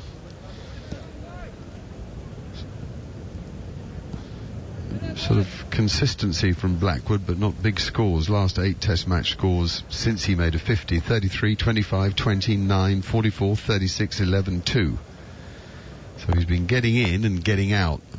Some would say that's the bigger crime. If you get to 30 in test cricket, you don't want to be getting out then, unless you get a Jaffa, of course. Here's Stokes again, bangs another one into the pitch. He ducks, does Blackwood, it loops over his head, and it barely carries to Ben Foakes behind the stumps. I also think, Mark, that he needs to give his team one after his dismissal in Antigua. He played a horrendous shot when trying to save the game. So I think he does owe his team an innings here. Yeah. Fair point. Stokes again, and this time he works it away. I think he got bat on it. I don't know whether it just hit the thigh pad, but yeah, thigh pad only, didn't get bat on it. What did you think that LBW just now that England didn't review, and we've seen the television replays, and Hawkeye says, yeah, that would have been out, it would have hit leg stump. At the time, what was your instinct? Instinct sitting right behind it. I was on TV commentary, and I did exactly the same as what Ben Stokes did. I pointed towards leg side. I thought it just nipped back and did too much. I thought it hit front pad and not back pad. But it just shows that these things can happen. I think Ben thought it hit his front pad and it's hit the back one. Well, that was a good ball. It was just too wide for the batsman to have to play at it, but it swung very late. It was full, and had that's the ball that he was trying to bowl in the last over that Blackwood drove for 4 through extra cover. Had that one he drove for 4 swung, as the one we've just seen did, that's a possible slip catch. Blackwood will have a dip out there. He's very happy to throw his hands at the ball. It's Brathwaite that is on strike at the moment, though, and Stokes in again here, and he goes well forward. He's played very well defensively on the front foot, but he's 42 from 149 balls. It's 108 for 3 from 51 overs. We're on talkSPORT 2 and on YouTube as well. And Barry Wilkinson's ready to go. Thanks so much, Mark. So, like you said, it's been a very interesting morning. Very slow going for Craig Brathwaite. He's only added 14 runs in almost the entire session. He's been very defensive, going back into Black's old shell. I think, Steve, you've just hit the nail on the head. The rotational strike, I thought, would have been crucial this morning. We haven't seen that from the West Indies. They're still looking for 4 balls, and it's just made them just a little bit negative. Yeah, a little bit. I think you've got to give England credit. I thought Fisher started very, very well. His spell was a good spell. I thought Mahmood backed him up. from a seamer's point of view, there's not a great deal of venom in the pitch. From a seamer's point of view, it's yet to break up properly. The odd one bounced. Just dropped. One off Brooks just dropped short of, I think, if Crawley at slip. But it's the only one that's really misbehaved too much. But I think it's Leach against Leach is the one. The West Indies have got to try and find a way of rotating the strike and scoring off Leach. And if they do that, it makes their job a hell of a lot easier.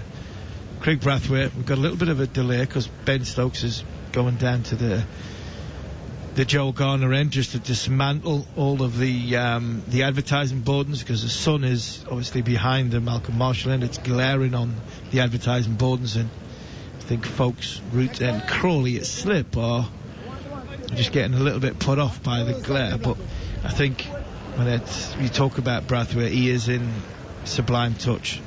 His movements look good, his balance looks fantastic, solid in defence. He looks as though he's a man on a bit of form leading into this series. He had a double 100 on this very ground against Jamaica and in Antigua. Barry, I thought he looked very, very good in the first innings especially. Yeah, he has, and he's obviously been working with the Honourable Desmond Haynes, who's now the chairman of selectors for the West Indies team. He's been a major mentor of Craig, and they've done a lot of work over the last couple of weeks and even months leading up into the first class season. We're going to have a break in play. There's obviously a bit of a problem with the sight screen where it's positioned, and also the advertising signboard. What is very disappointing is that I have not seen a member of the staff move to get this done, and the players are the ones who are off the field at the moment moving the sight screen. This is terrible. It's quite bizarre, and I'm not sure why this is the case, because there are people from the ground crew there. I just wonder if they're not allowed to get in close contact with the players from a COVID point of view. I think that will be the case. I think the problem we've got here is there's 3 advertising boards right behind the bowler's arm, which are white, got an advertising sign on it, but they're given a bit of a glare off. So Ben Stokes has knocked them down, but the problem with there is the bottom of the side screen, the roller side screen that's on wheels, is red along the bottom, and I think that's off-putting for the batsman as well, so they've had to move it right across to the far side. Alright, so we've got all that done, and here comes Mahmood and Bolster Blackwood, who's turning this one into the onside. There's no run there for him. Thought that could have been much better handled, I must tell you. The fourth umpire, which is Les Arifa Jr., he also came to assist, but certainly someone should be there dealing with those sight screens. I do see someone sitting. 2 gentlemen are sitting. I'm not sure if they're working. I'm assuming that they're working, but I don't think that they had to be in contact with the players at all. I think they should have been just dealing with what needs to be moved and needs to be done. But that's all done. The players did help, and we're ready to resume again. Here comes Mahmood in again, passes the umpire and bowls to Blackwood, and Blackwood is on the front foot, playing the ball again into the onside. This is an important innings for Jermaine Blackwood. You correctly said that he might owe the team one. I think he owes the team several, because this is not the first time in his career that he's been checked or he's been asked questions about his shot selection, his temperament, his timing of certain things where match awareness are concerned. And the thing is, they've made him vice captain. You know, you stretch back to 2017 when the West Indies won that very famous match at Leeds, where we saw Shea Hope get a double, 2 centuries in both consecutive innings. As Mahmood comes in and bowls to Blackwood, Blackwood is getting the Yorker. He's wrapped in the pad. Did that hit back first or pad? They're appealing, and it's going into the offside. They're taking a single. It should be a run, because if not, I thought he would be plumb. But they're deciding, and they're going upstairs. They're not happy that was all bat. They're going upstairs, and Blackwood is going to be under review again. This could be a good review. I think this has hit his foot just before it's hit the bat. So from that point of view, I think this is a good decision by jury. I don't think it's an emotional one after the last one. I think it's a good decision, this one. TV umpire to director. We have a player's review for LBW. The original decision given is not out. Front foot check, fair delivery established. Can we move on to front home, please? You're hearing the voice of the third umpire, Gregory Brathwaite. I think that's appears to the ball has hit the boot. I'm just going to ask to use Ultra Edge to confirm that there is some contact there. Yeah, there is contact between the ball and the boot. So I'm satisfied it's pad first. Can we move on to ball tracking when ready?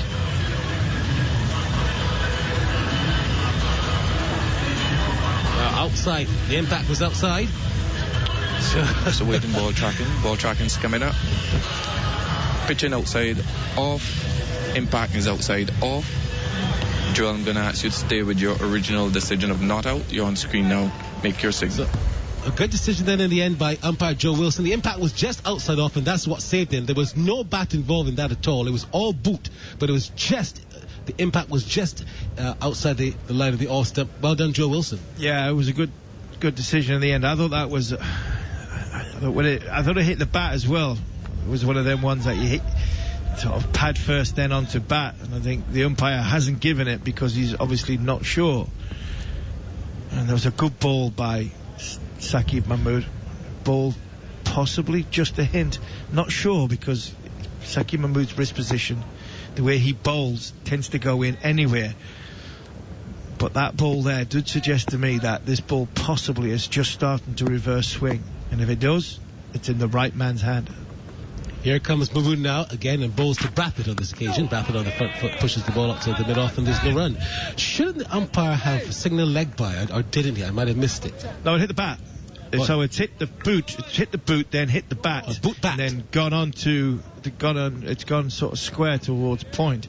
Saqib Mahmood just a little bit too eager to get to the crease, a little no ball there, but I think it definitely hit the bat. So there was a run involved, but it clipped the boot first, and Joel Wilson possibly thinking, well, was it bat, was it pad, was it boot, was it anything, and he's just gone with not out, which works out for him. Mahmood bowls to Brathwaite, who gets a delivery outside the line of the off stump, keeps very low, and he's defending it, squaring to the offside, and there's no run. This has been good captaincy, I would have to say, from Joe Root. He's marshalled the England troops very well. Rotation has been decent, and I think he used Leach for the first 55 minutes or so, and perhaps in the right time frame. Yeah, I think Joe's had a good day. The few positions have been quite good. He's had catches in for the seamers on the drive at extra cover and at mid-wicket. He had a short leg in, which a lot of people have been asking for Jack Leach, having somebody, instead of having a sort of a gully or a second slip, he's had him at short leg, and I think that worked for Jack Leach. Mahmood again bowls to Brathwaite on the line of the off stump. He's playing the ball out into the mid-off area, and there's no run. And we've definitely got a little bit of reverse here from Saqib Mahmood, which is good. He's running up, ball in the opposite hand, and then changing just as he gets into delivery stride. But I think Joe's had a good morning. I think the bowling changes that have been made kept Saqib Mahmood waiting for the ball to reverse swing, and you've now got a passage of 10 minutes before the lunch break with a reverse swinging ball, or starting the reverse swing ball with Saqib Mahmood and Ben Stokes. Here he comes again and bowls, and this delivery is driven into the onside, straight to the mid-on area. Still in the run for the West Indies. 52nd over, done and dusted. It's 110 for 3 West Indies in response to England's 507 for 90 quid here on talkSPORT 2. Don't forget, you're also on YouTube as well. If you're out and about and want to keep us listening, want to keep yourself listening to join us, you can keep up with the cricket. You can get us on talkSPORT app. Just swipe right for talkSPORT 2 on your smart speaker, and online and on the talkSPORT YouTube channel you can find us for ball-by-ball scorecard as well. Look forward to seeing you, and look forward to indeed you hearing us. 110 for 3. We're going to see Stokes continue. This has been a good spell for him. He's fired up, and he's only had but one boundary conceded off of him, and he's really made some very good inroads for England here to get 1 or 2 more even before the luncheon interval. Yeah, he has. It's been a great session for England, and another wicket here. If England were to go in 120 for 4,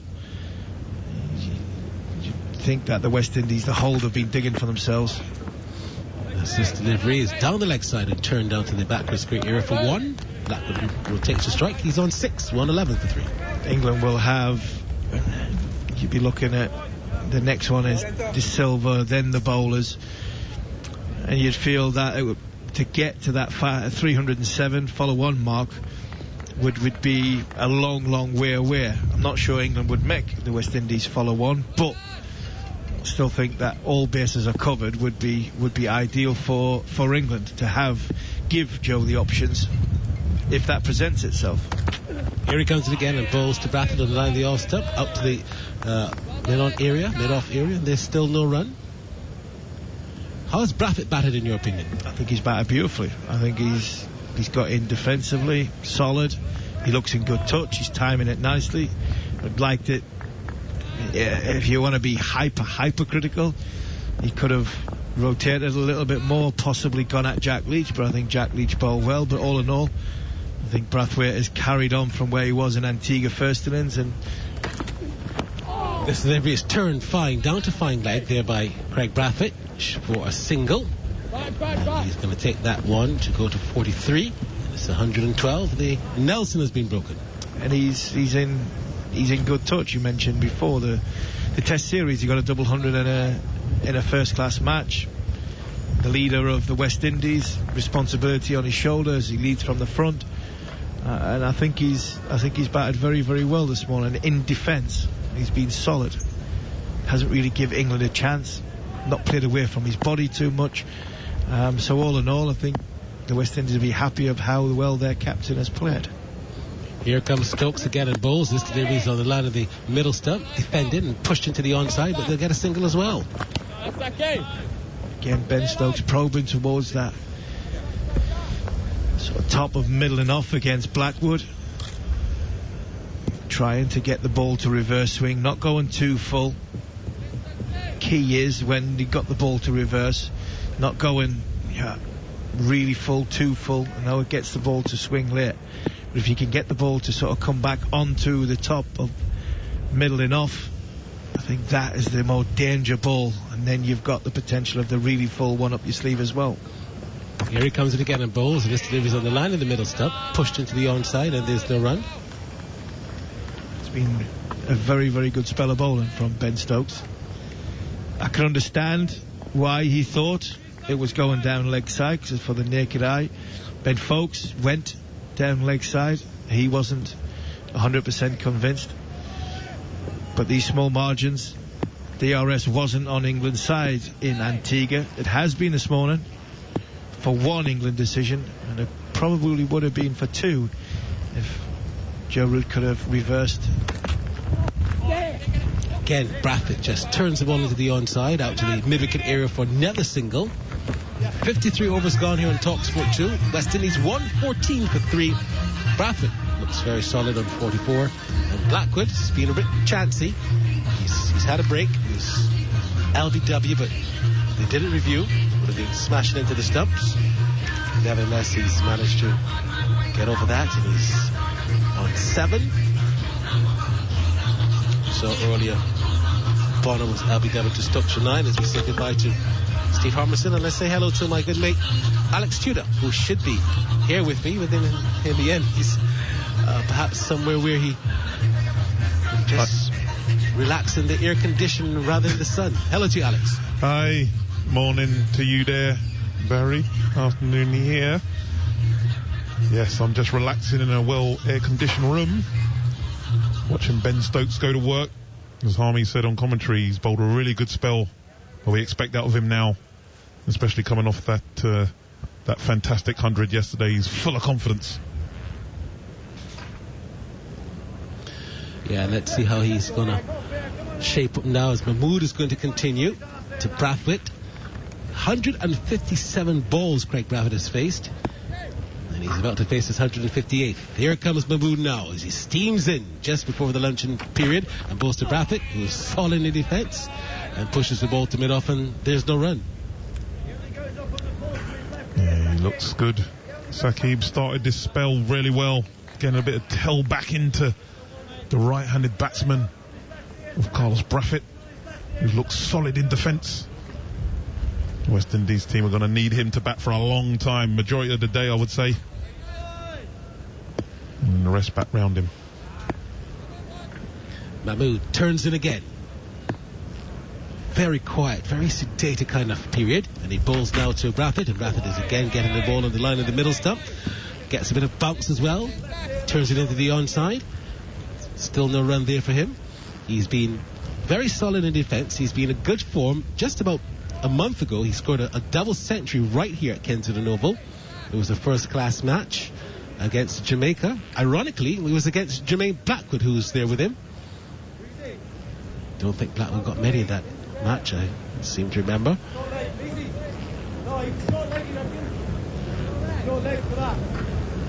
They're going to make a change into the field. In fact, they're going to move one of the slips and they're going to put a short leg in. And that short leg fielder, they'll move the gully as well. So there's now what? 2 slips, a backward point. There's a mid-on, a straightish mid-wicket, a short leg, and a backward square. They recognise that Craig Brathwaite just has that little tendency to play in the onside, especially those short rise and deliveries. Let's see if Mahmood is going to bowl to his field as he steams him down, bowls to Brathwaite, and Brathwaite gets the delivery that he's turning straight to the mid-wicket field along the ground, and there's no run. You reckon a pretty good move, seeing that Craig Brathwaite seems to be a little susceptible to playing the ball in the onside, Alex Tudor? Yeah, definitely, Barry. And as you said, with Saqib getting a bit of tail in to the right-hander, I think it's a good decision. Gough and I earlier on were saying that the bowlers need to try and hit the stumps more. It's just a good field place. Well, Mahmood is back with it again. He was just about to run in, but he recognised that something wasn't right. That field at backward point in Rooks is pretty deep. Comes in on bowls, and this delivery is to Rooks at that backward point area, and there is no run. You were saying, Alex? I was just saying as well, his speed seems to be up as well, bowling a little bit quicker than he did yesterday. He would obviously had a lot of nerves yesterday, and he would have just wanted to try and land it, but today with a little bit of tailing, he just seems to be bowling slightly quicker. As we know, he can get the ball up to 90 miles an hour, and that's what England need from him. Yeah, and he's done that with great aplomb. You would have to give him credit for that. I think he's bowled the quickest out of the England bowlers, and I thought that he might have perhaps taken the new ball. As he turns it again and bowls down to Brathwaite, and Brathwaite this time is turning the ball just to the right of the field of that short leg, but it was along the ground. But this is good bowling, good thinking from Mahmood. He's running back to his mark because he recognises it's just on the brink of lunch, and they would like to get perhaps another over in. It's looking quite unlikely. It is 12 o'clock now, according to the clock above the Garvey Sobers Pavilion, according to our watchers here. I doubt they'll get another in, but definitely this last ball, as it's Mahmood comes in now and bowls to Craig Brathwaite. And Brathwaite on this occasion is driving pleasantly straight to the mid-on area, and there will be no run. Is that lunch? Yes, it is. Umpire Joe Wilson says lunch and time. So the West Indies, after being 71 for 1 rather at the close of play, with England 507 for 9 declared, they go to lunch at 114 for 3. Haven't lost the wickets this morning. But Shamar Brooks, who was caught by Wokes off of Leach for 39. And then in Crumabonna, who was LBW to Stokes for 9. It leaves the captain Craig Brathwaite on 44. He's added some 16 runs in the 2 hours. And with him is going to be his vice-captain, Jermaine Blackwood, who is on 7. We've had 11 extras, 6 byes, 2 leg byes, and 3 no balls, with Wokes 9 overs, 6 maidens, none for 24. Matthew Fisher, 9 overs, 2 maidens, 1 for 20. Jack Leach, 18 overs, 7 maidens, 1 for 41. Stokes, 9 overs, 4 maidens, 1 for 11. Mahmood, 8 overs, 4 maidens, none for 7. And Dan Lawrence, 1 over, that just cost some 3 runs. Comments from Alex Tudor. Yeah, I think England will be definitely happy with that session. Getting 2 wickets, Jack Leach getting a wicket with his second delivery. And then Ben Stokes, who bowled a fantastic little spell there, getting the Centurion from the last Test match in Bonner for 9. So he'll be happy with that. As I said, Craig Brathwaite is still there, and I think West Indies will need him back for the most of the day.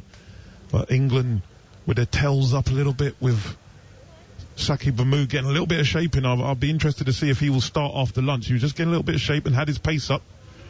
So he'll be looking to attack those stumps, especially with the field that he placed there. He's looking to bowl straight, looking to hit the pads and hit the stump. So good decision from Joe Root. As you said, going to lunch very happy, and as you said, he'll have those bowlers fresh to come back after lunch and go again. Yeah, thank you so much, Alex. So 507 for 9 declared England.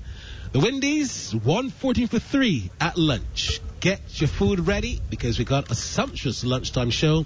Samuel Badri and Jared Kimber will talk leg spin.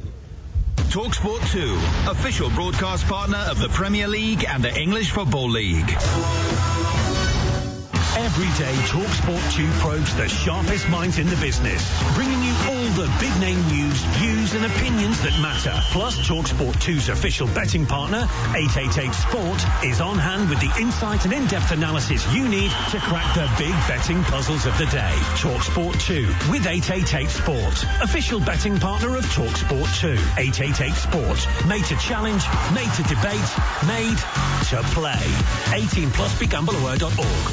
Sometimes there's nothing quite like a McDelivery. Getting an extra cold milkshake straight to your door on an extra hot day, a Big Mac on a big night in, or a quarter pounder with cheese without missing any of the footy. There's nothing quite like munching McNuggets without heading out in the rain, or enjoying fries at home on a Friday. There's nothing quite like a McDelivery. Order now on the My McDonald's app or via Uber Eats and Just Eat. Participating restaurants only. Serving times and delivery fees apply. Service charge may apply. See the My McDonald's app, Uber Eats or Just Eat for full details. We don't do slapdash. We don't do sloppy. We don't do bodge jobs. And we never do that'll do. We do a job properly. We're Trust a Trader. And we're proud of all our members and the great work they do in homes like yours. So when you need something doing, from locksmiths to landscaping, just type it into trustatrader.com. And you'll get reputable, reviewed tradespeople in your area. Because you can always trust a trader. TrustATrader.com. Get an expert guide to all the latest speculation, signings and spending sprees with Simon Jordan's Football Business Roundup on talkSPORT with Tesco Mobile for Business. From the latest deals worth knowing to where the big money transfers are going. Get the inside track in one all-covering football finance feature. Simon Jordan's Football Business Roundup on talkSPORT with Tesco Mobile for Business. Big mobile networks are raising your bills again. Join us for prices that stay fixed. Tesco Mobile. Every little helps. For applicable terms and verification, see tescomobile.com/fixed prices. At Honda, we listen to drivers for inspiration, even when they say things we can't play on the radio. Like when a pulls out without indicating, or when a crosses the road without checking first, or when a doesn't understand how a roundabout works. That's why we developed a collision sensor system, which detects risks and automatically brakes. And to keep all family road trips family-friendly, it's included as standard with the new Honda CR-V Hybrid. Honda, the power of dreams. Make sure you kick off every Sunday morning with a weekend sports breakfast on talkSPORT with the Sun. Scores! Join Natalie Sawyer and Tony Cascarino for all the latest news, essential previews, expert insight, exclusive interviews, and everything you need to make sure you're ahead of the game. You better believe it! The weekend sports breakfast this morning from 6 on talkSPORT with the Sun. Oh, it's absolutely magnificent! Follow the match action and breaking news on the Sun Live blogs. Visit thesun.co.uk. Exclusive international cricket live. The West Indies versus England on talkSPORT 2.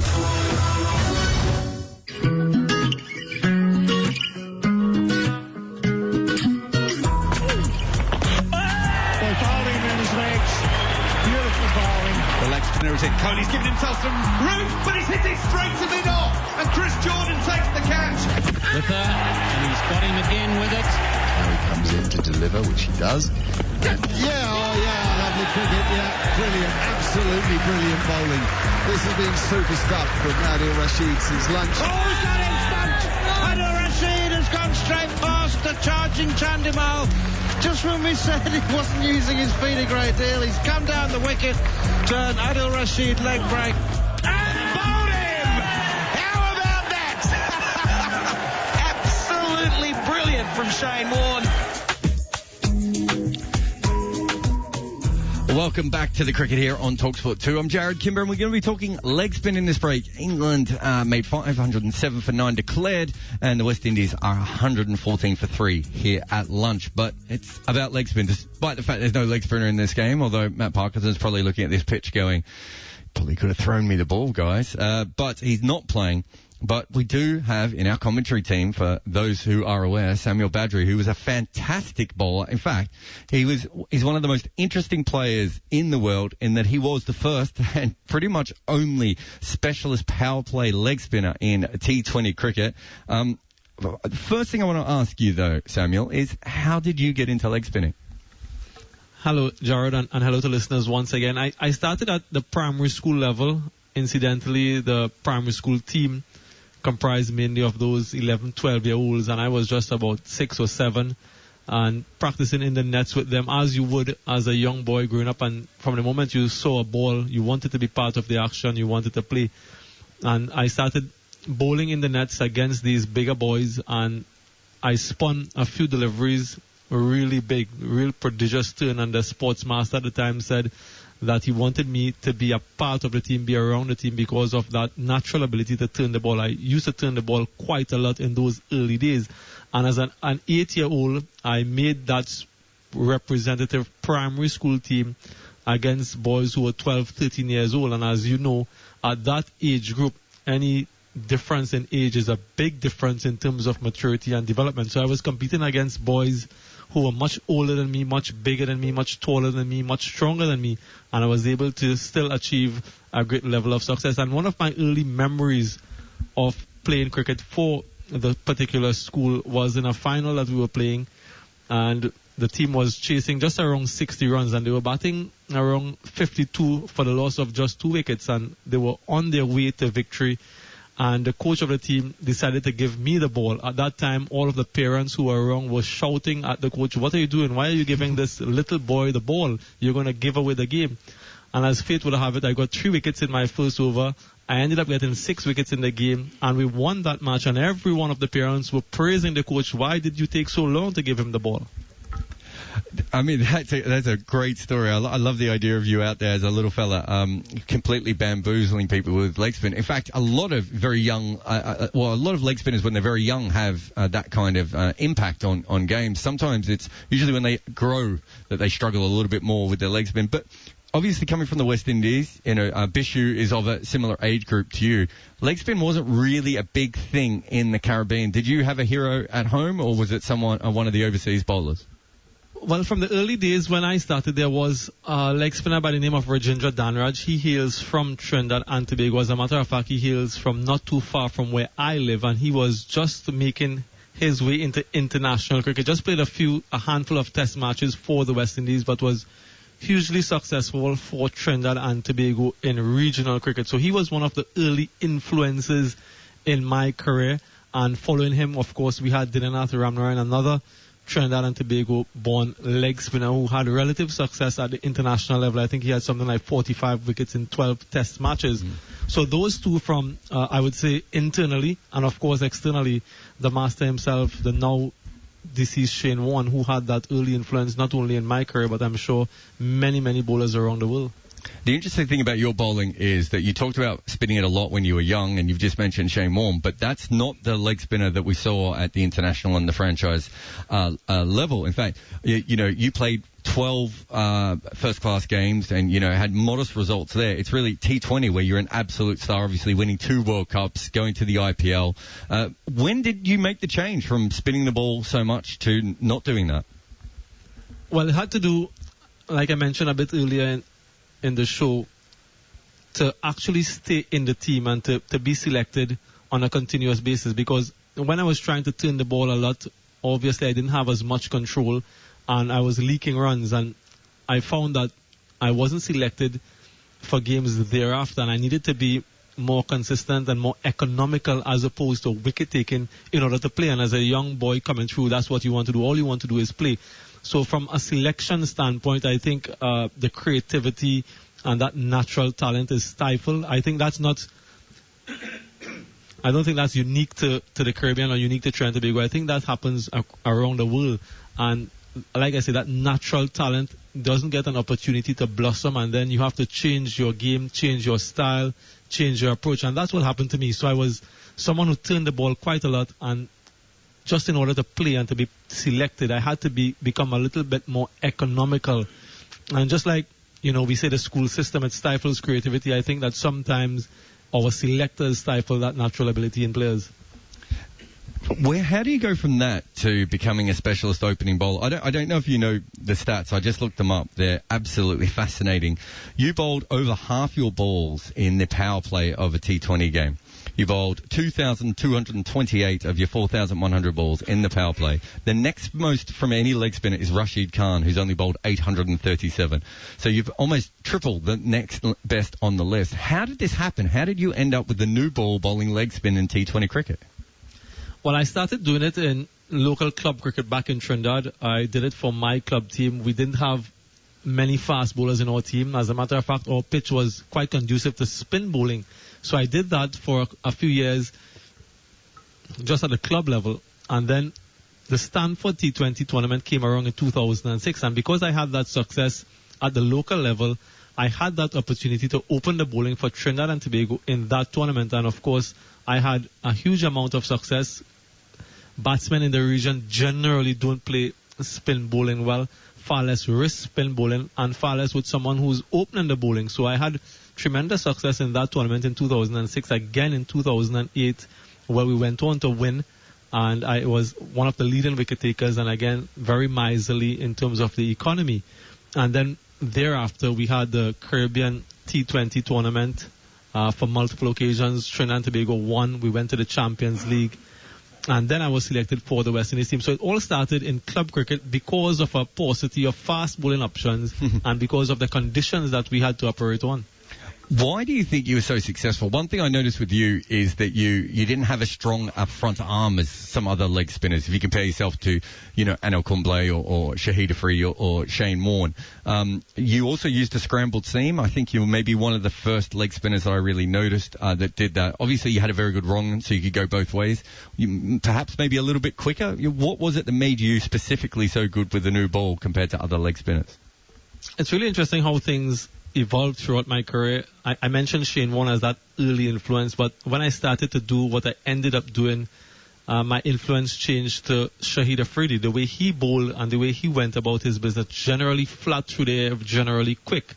And so I tried to model my bowling in that sort of terms based on what I was doing at the time. I think, like you rightly mentioned, my front arm fell away quite a lot. I had that collapsed action.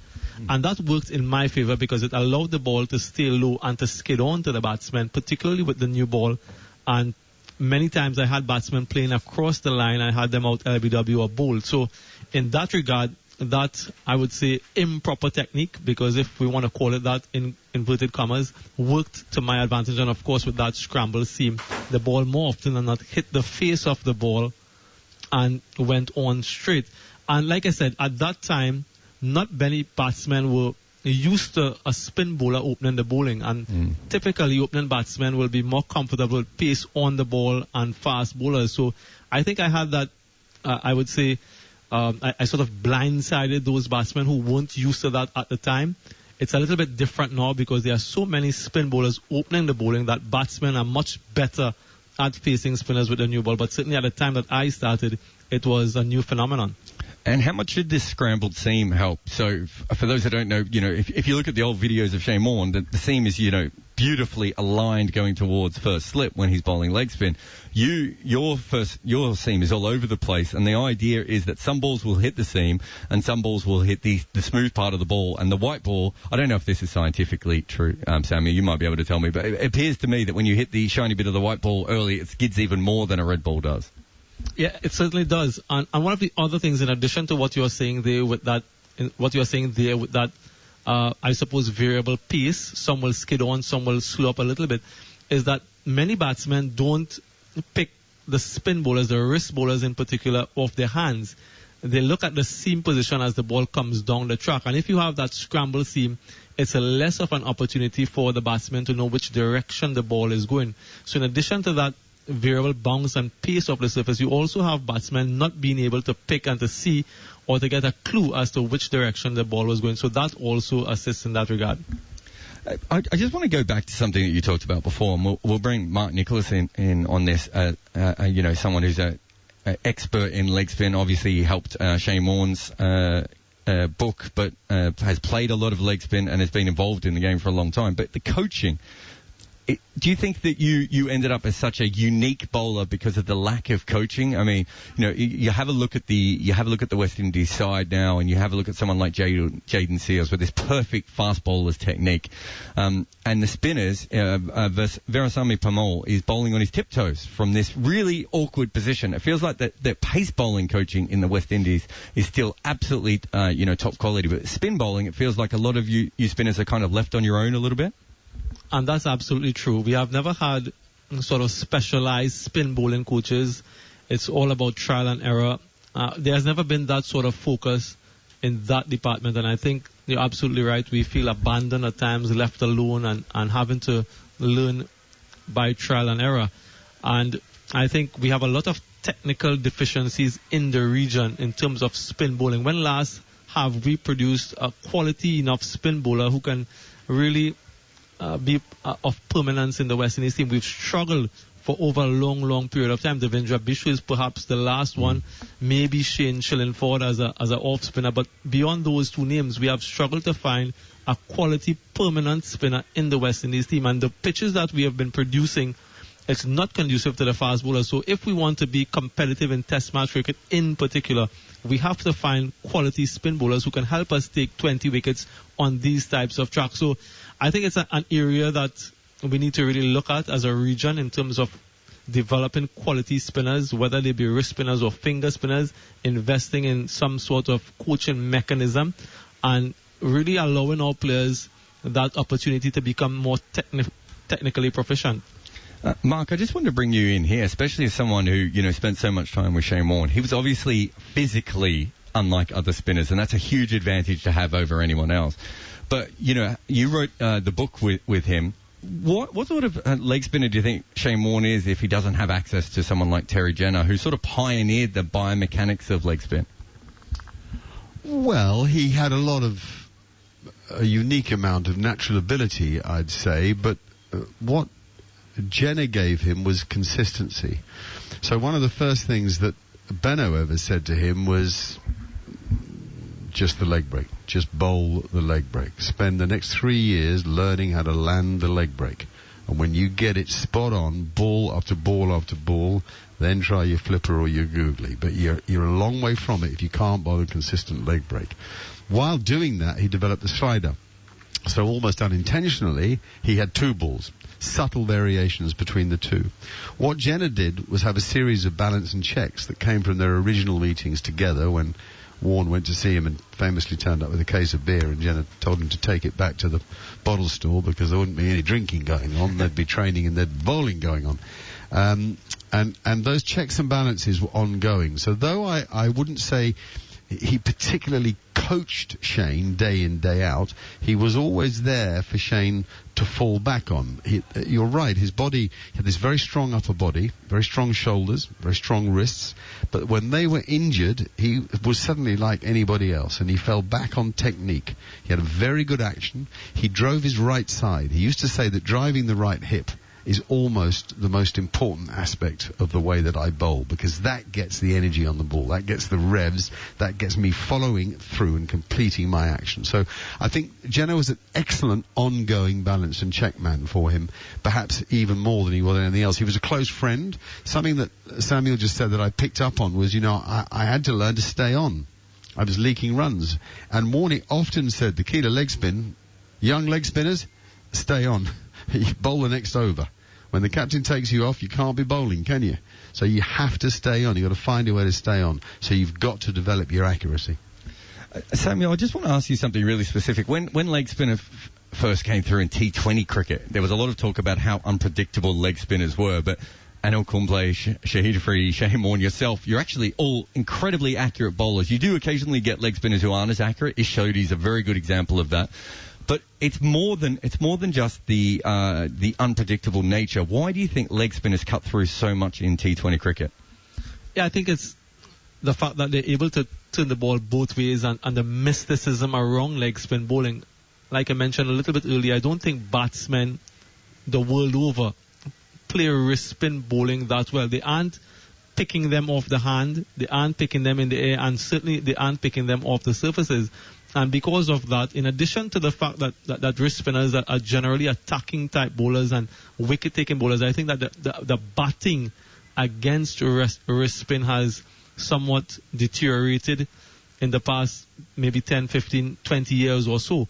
So that has helped the wrist spinners. And you're quite right, when T20 cricket just started, everyone thought that the wrist spinners will be out of the game and they might not have any part to play in T20 cricket. But we've seen that myth has been dispelled, and wrist spinners are the ones who are really taking this game forward and are the ones who are at the top of the rankings in T20 international cricket.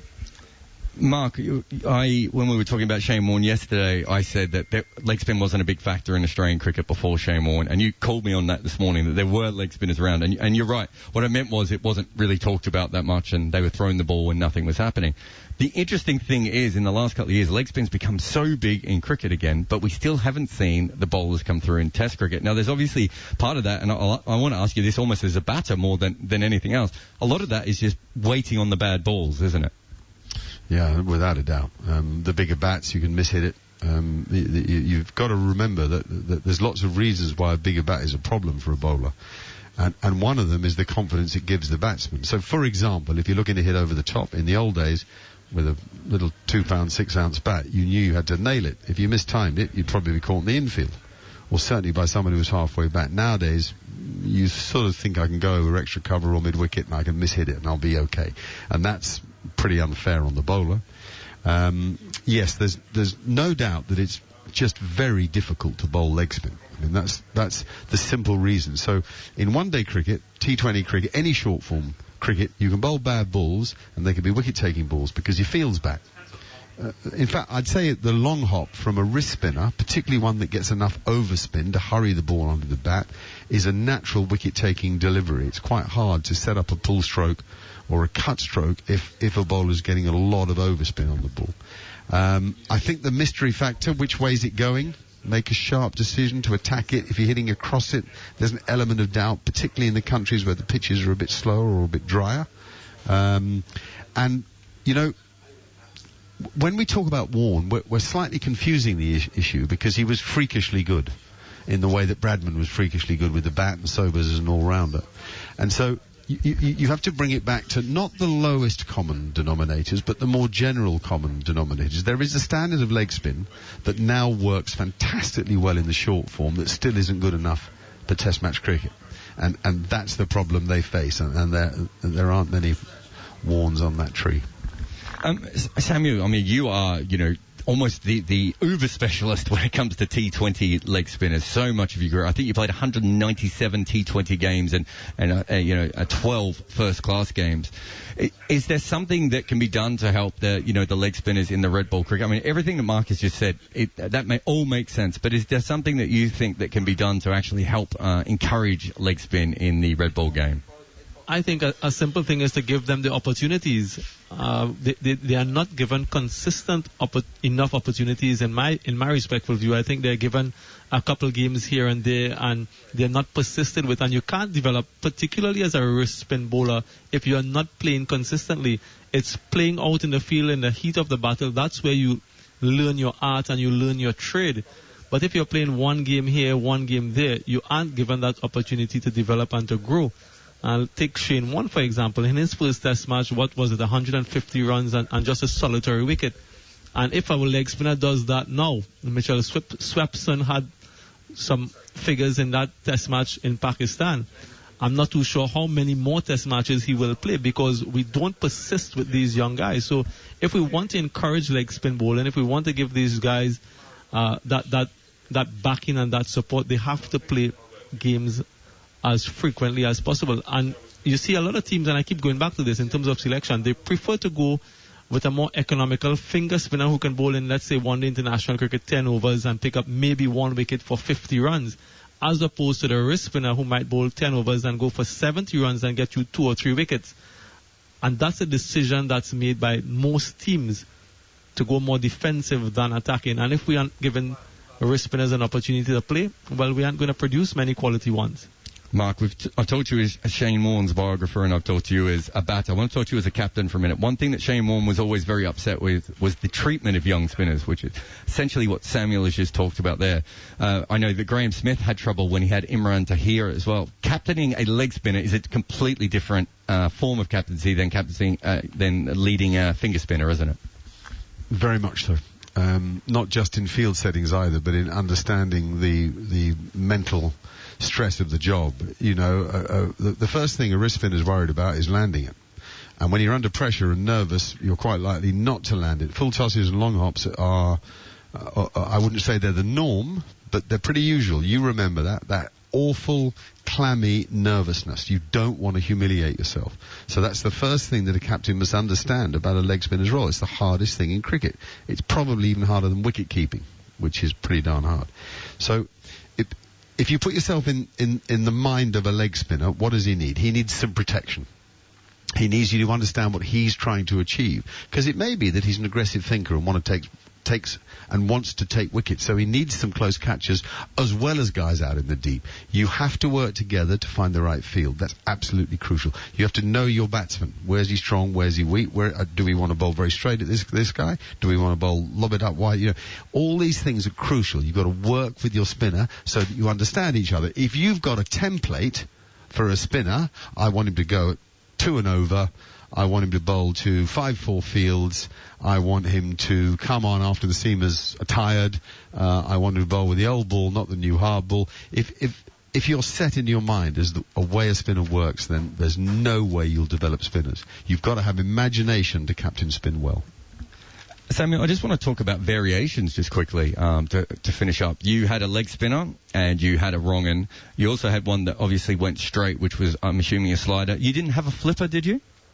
No, I didn't have the flipper, more a slider than anything else, and those were my variations essentially there that you just mentioned. But what was my strong point, I think, was my accuracy and my consistency and my changes in pace.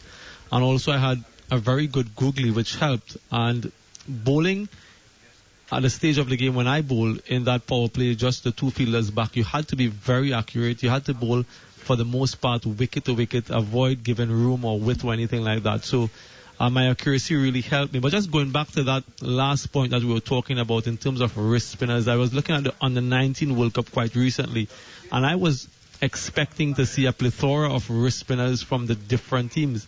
And I think it's just maybe less than a handful of wrist spinners from the 16 teams that were here. And that to me was quite surprising. India, incidentally, didn't have one wrist spinner in their ranks. West Indies, 2, not one. I remember England having one, Rian Ahmed, who was quite good, doesn't have a big leg spin. His stock delivery seemed to be his wrong on, his googly. And there was this left-hand backer there, his name eludes me at the moment, but he's played franchise cricket around the world. Noor Ahmed, left-hand back of the and wrist spinner.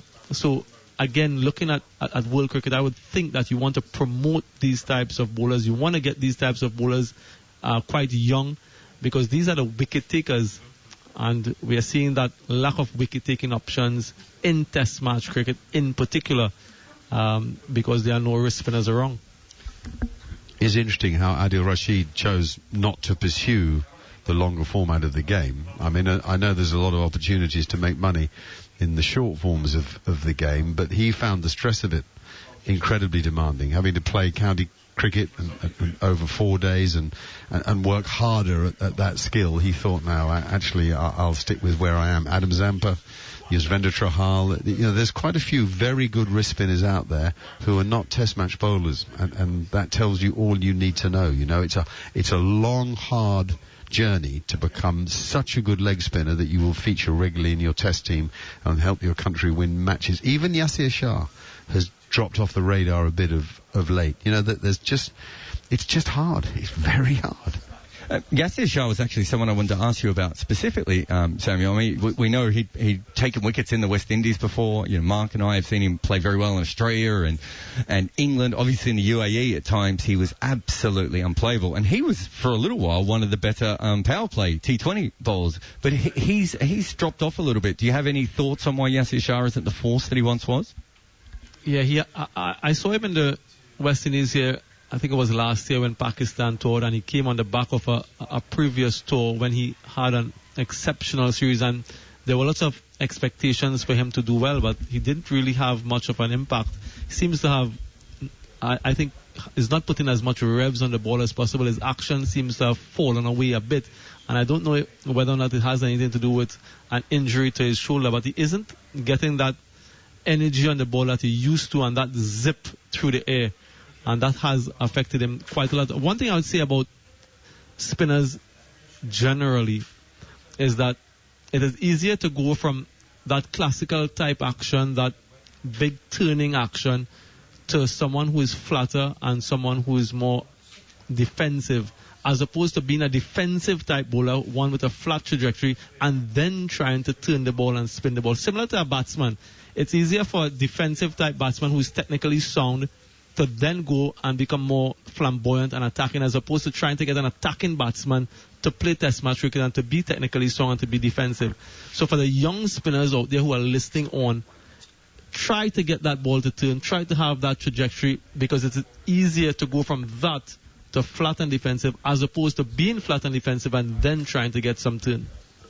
Samuel, I'm just going to butt in with one quick story that tells you all you need to know about Shane Warne, I think. 2005 Ashes, at the start of it, the Lord's Test match, the night before the game, a beautiful evening. The teams divided up their practice sessions. England had the morning session, 9 until 12, and then the Australians, 12:30 until 3:30. So the Australians arrived, did their warm-ups, got into the nets, had some fielding, and I was working with Channel 4 Cricket at the time, and we had a lot of tricky preparation. We were doing some live pieces the next morning that needed rehearsal. We needed the pavilion empty for us to be able to do that. We were there very late, and we didn't wrap up that final rehearsal in the pavilion, and I remember the time exactly, 20 to 7, 6:40 in the evening, and I came out of the pavilion with our producer and the cameraman who was working on the little piece with me, and as we walked down the steps to turn right to then go right and left to get out of the ground, two figures appeared from behind the side screen at the nursery end of the ground. One in a tracksuit, one in trousers and a shirt. Terry Jenner and Shane Warne. And they walked the whole way across the ground. And I said, "You're late, boys." And Warnie said, "There ain't no substitute for balls bowled." And he'd been there all afternoon on the night before the Ashes began. He had a wonderful series. Australia lost it, but he bowled magnificently. He took a lot of wickets in that series. And there he was, the best of them all, practicing for 5 hours one afternoon, the day before the test began. Beautiful. Thank you very much to two-time World Cup winning leg spinner Samuel Badri and leg spin fan, I should say, Mark Nicholas, and Shane Warne biographer, and of course myself, Jared Kimber, the leg spin enthusiast, I think is the best I could give you there. It's 114-4-3 here at lunch on talkSPORT 2. Exclusive international cricket live. The West Indies versus England on talkSPORT 2. talkSPORT 2, official broadcast partner of the Premier League and the EFL. White and Jordan's supercharged weekend review on talkSPORT with the new Renault Traffic. Big space for big things. From a powerhouse performance in the Premier League to revved-up rivalries on the racetrack, sparks will fly as the most well-connected duo in sport discuss another action-packed weekend. White and Jordan's supercharged weekend review, Monday morning from 10 on talkSPORT with the new Renault Traffic. Celebrating 40 years of helping the nation's businesses. Search new Renault Traffic. The payroll year-end deadline is fast approaching. And this is the sound of payroll pros bossing it with Sage. Brush compliance, smash P60s, and boss it to the finish line on the 19th of April. Get 3 months free Sage payroll software at sage.com. Renews from £7 a month. Terms and conditions apply. My prostate cancer was thankfully caught in the nick of time, but it shouldn't be down to luck. Men at higher risk are aged over 50, those with a family history of the disease, or black men over 45. Check your risk of prostate cancer now. Search Risk Checker or visit prostatecanceruk.org. Men and we are with you. Every day, talkSPORT 2 probes the sharpest minds in the business, bringing you all the big-name news, views and opinions that matter. Plus, talkSPORT 2's official betting partner, 888sport, is on hand with the insight and in-depth analysis you need to crack the big betting puzzles of the day. talkSPORT 2 with 888sport, official betting partner of talkSPORT 2. 888sport, made to challenge, made to debate, made to play. 18 plus, begambleaware.org. Booking a hotel is never easy. Am I getting the best price? Will it look anything like the pictures? Well, with Premier Inn, you don't have to worry about any of that. Because with us, you know exactly what you're getting. A great night's sleep, over 800 easy-to-find locations, a choice of great value, flexible rates, and as much brekkie as you can handle. So enjoy a weekend break without breaking the bank. Premier Inn. Rest easy. Only available to book at premierinn.com. Big tasty, please. The big tasty with bacon, yeah. Oh, no, in fact, it's got to be the big tasty barbecue. Big tasty with bacon, an all-new Big Tasty barbecue. 3 big tasties, 1 big decision. Served after 11 a.m. Subject to availability at participating restaurants until the 26th of April. 90 minutes, 2 teams, 1 outstanding player. Oh, what a goal! Man of the match on talkSPORT 2 with We Buy Any Car. Listen to Game Day exclusive for exhilarating kick-by-kick live commentary, expert analysis and passionate post-match opinion. Plus, 1 player will be celebrated for delivering the ultimate game-changing performance. Sensational goal! Man of the match on talkSPORT 2 with We Buy Any Car. Join over 2.5 million happy customers by entering your reg number now. Exclusive international cricket live. The West Indies versus England on talkSPORT 2.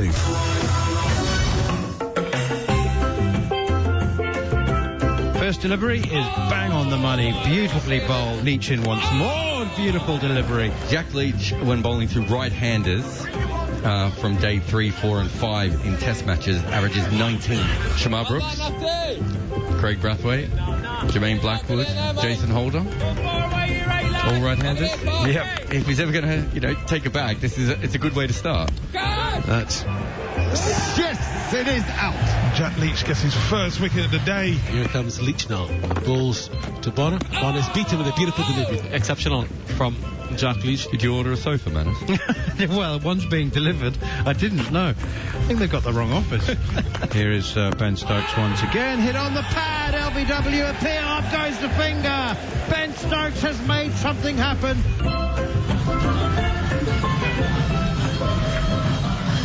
Welcome back to the Kensington Oval, Barbados.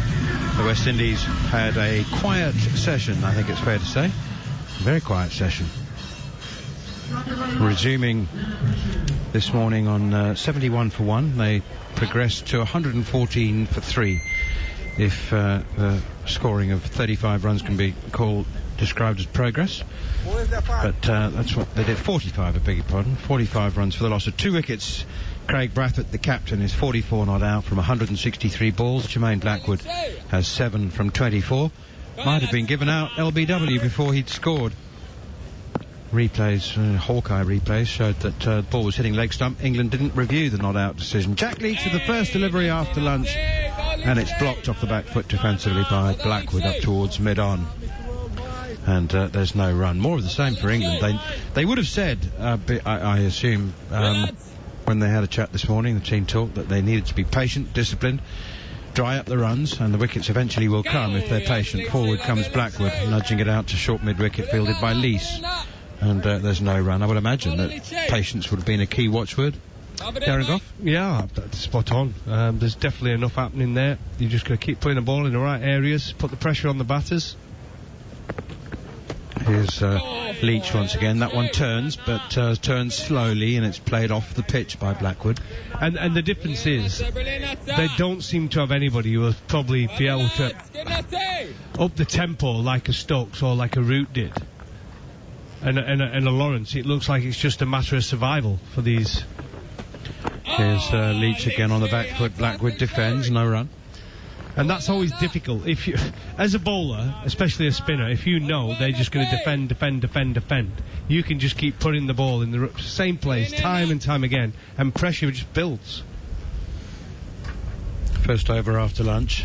The Kensington Oval. Here is Leach wants to get quicker one. Fuller, and played off the back foot again by Jermaine Blackwood, who from time to time does look like he's an LBW candidate. He relies a lot on his eye, as does Nkrumah Bonner, and he was LBW just half an hour or so before lunch. Here is Leach, final ball of the over. Forward comes Blackwood, not very far forward, just a little prop forward, and again nudges it out to short mid-wicket. Maiden over from Jack Leach. We heard Steve Harmison in the half hour before lunch saying that the West Indies had dug themselves into a bit of a hole. 45 runs in the morning session, and you know, look, wickets will fall. They might fall irregularly, but you need runs on the board. Well, that's my worry for the West Indies. I just can't see anybody who can up the tempo. We know Brathwaite, the way he's going to play. He's been successful playing this way. He's not going to suddenly going to come out and keep running down the wicket and hitting sixes down the ground. And I think it's just going to be a matter of survival. I mean, what is the least runs scored in a Test match day? I'd be interested to know. I mean, because you could easily here have a situation where you get them scoring probably another 40 runs in this session. Absolutely, I can see it. There have been some, I mean, there's obviously been a lot of Test matches over the last 145 years, and there have been some very slow days. I've seen a few of them. Commentated on one day, fifth day of a Test match in which 141 runs were scored. Wow. I mean, I remember once playing in a county championship game against Derby, and they blocked it all day at Sheffield. It was honestly the longest day I think I've ever had in a field. You never went for a run. It was great for your bowling figures, but it was so low and slow, and I think they got 150 runs in 90 overs. Or 102 overs it would have been back then. It was a drag. Jared Kimber might be able to help us out here. I think the one you're talking about is 135 runs at Durban. Is that the one that you commentated on? I've added 6 over the years. It's inflation. That's not the lowest. It is on the list of the worst. Australia and Pakistan combined, but Australia made 80 in Pakistan in 1956-57 in Karachi. So 95 runs in the day were scored in that particular one. Shakib Mahmood's bowling the second over of the afternoon. It's blocked by Brathwaite up to mid-off. So if you're thinking the recent Australia-Pakistan tests have been dour, I've just given you that one. The second worst is also Australia-Pakistan, this time Pakistan batting. 4 years later, and Pakistan made 104 for 5 in a full day's play, again in Karachi. How does that happen? 104? You'd have to have a few more all off the edge, wouldn't you? We haven't had any. The worst one is one that you were at, Manners, of modern times, is the England 135 for 2 in Durban. Here's Shakib Mahmood once again up to the crease now, bowls and flicked away out towards Chris Wokes at mid-on. And I've had a few, Jared. I take a quick single there, scampering through the first run of the afternoon, 115 for 3. In fact, I'd have put my money on if England would have had another top-class spinner. And I mean top class, I mean in Jack Leach's kind of ability, they wouldn't get 120 runs today. Depends whether they want to score runs. They didn't show any interest in the currency of batsmen in the morning. Go on, Jared, what are you grinning at? Australia versus Pakistan. Four of the slowest, 6 days in Test match cricket are Australia-Pakistan in Karachi. 2 of them in the one Test match, so that makes sense. But then there was 56-57, 59-60, 56-57 again, so that was the 4th day of that other one. And then they had another one in the late 80s. Here's Shakib Mahmood once again, back of it end, blocked easily by Blackwood, 115 for 3. 1988-89, Australia went from 116 for 7 for 165, and then were 66 for 5 in the follow. I mean, they should not be allowed to play each other in Karachi. Well, they just have. That's what and it was another dull one, although it came together at the end, to be fair. But it was pretty dull for the first 2 days until Pakistan run themselves out in that first innings, and then Babar Azam was incredible at the end. But good fun.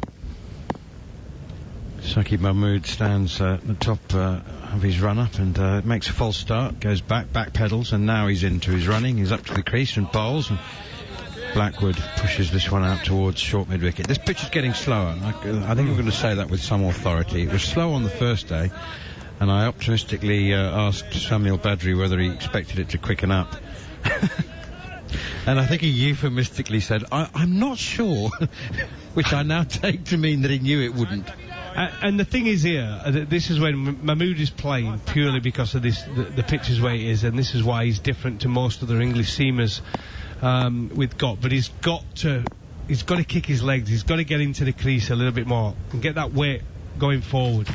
Here he is once again, and it's back of a length and blocked off the splice by Jermaine Blackwood. I've been trying to watch intently to see how much effort is going on to get some reverse swing going. In fact, we've now got a picture. Is that Alex Lees? No, it's Dan Lawrence, and he is working ferociously on the ball. I mean, really, really burning calories before our eyes working on that ball. Because that's what Saki Mahmood does, isn't it? Reverse swing. Yes, and that's why he's come in, and people were shouting for him because he's different to anything else we've got, which he is. And without Mark Wood in, he's classed as the strike bowler, but he's really got to get them legs kicking. He's got to run in a little bit. I just think he's just bowling within himself. I've seen him bowl a lot quicker than this. And to be effective reverse swing, it has to be 100%. It really does. He's holding the ball in his left hand to transfer it to his right hand just before delivery, and that one maybe just does shape a little bit in. Chris Wokes picks up at mid-on and has a shot at the stumps because they scrambled through for a quick single.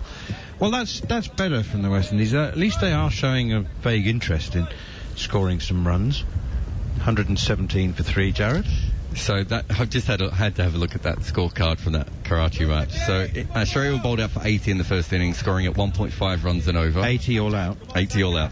Pakistan went in, smashed 199 from 91.3 overs, so they were scoring at 2.17 and over. Australia go back in, make 187 from 109.5 overs. And Pakistan had to chase 69, and it took them 48.4 overs to chase it.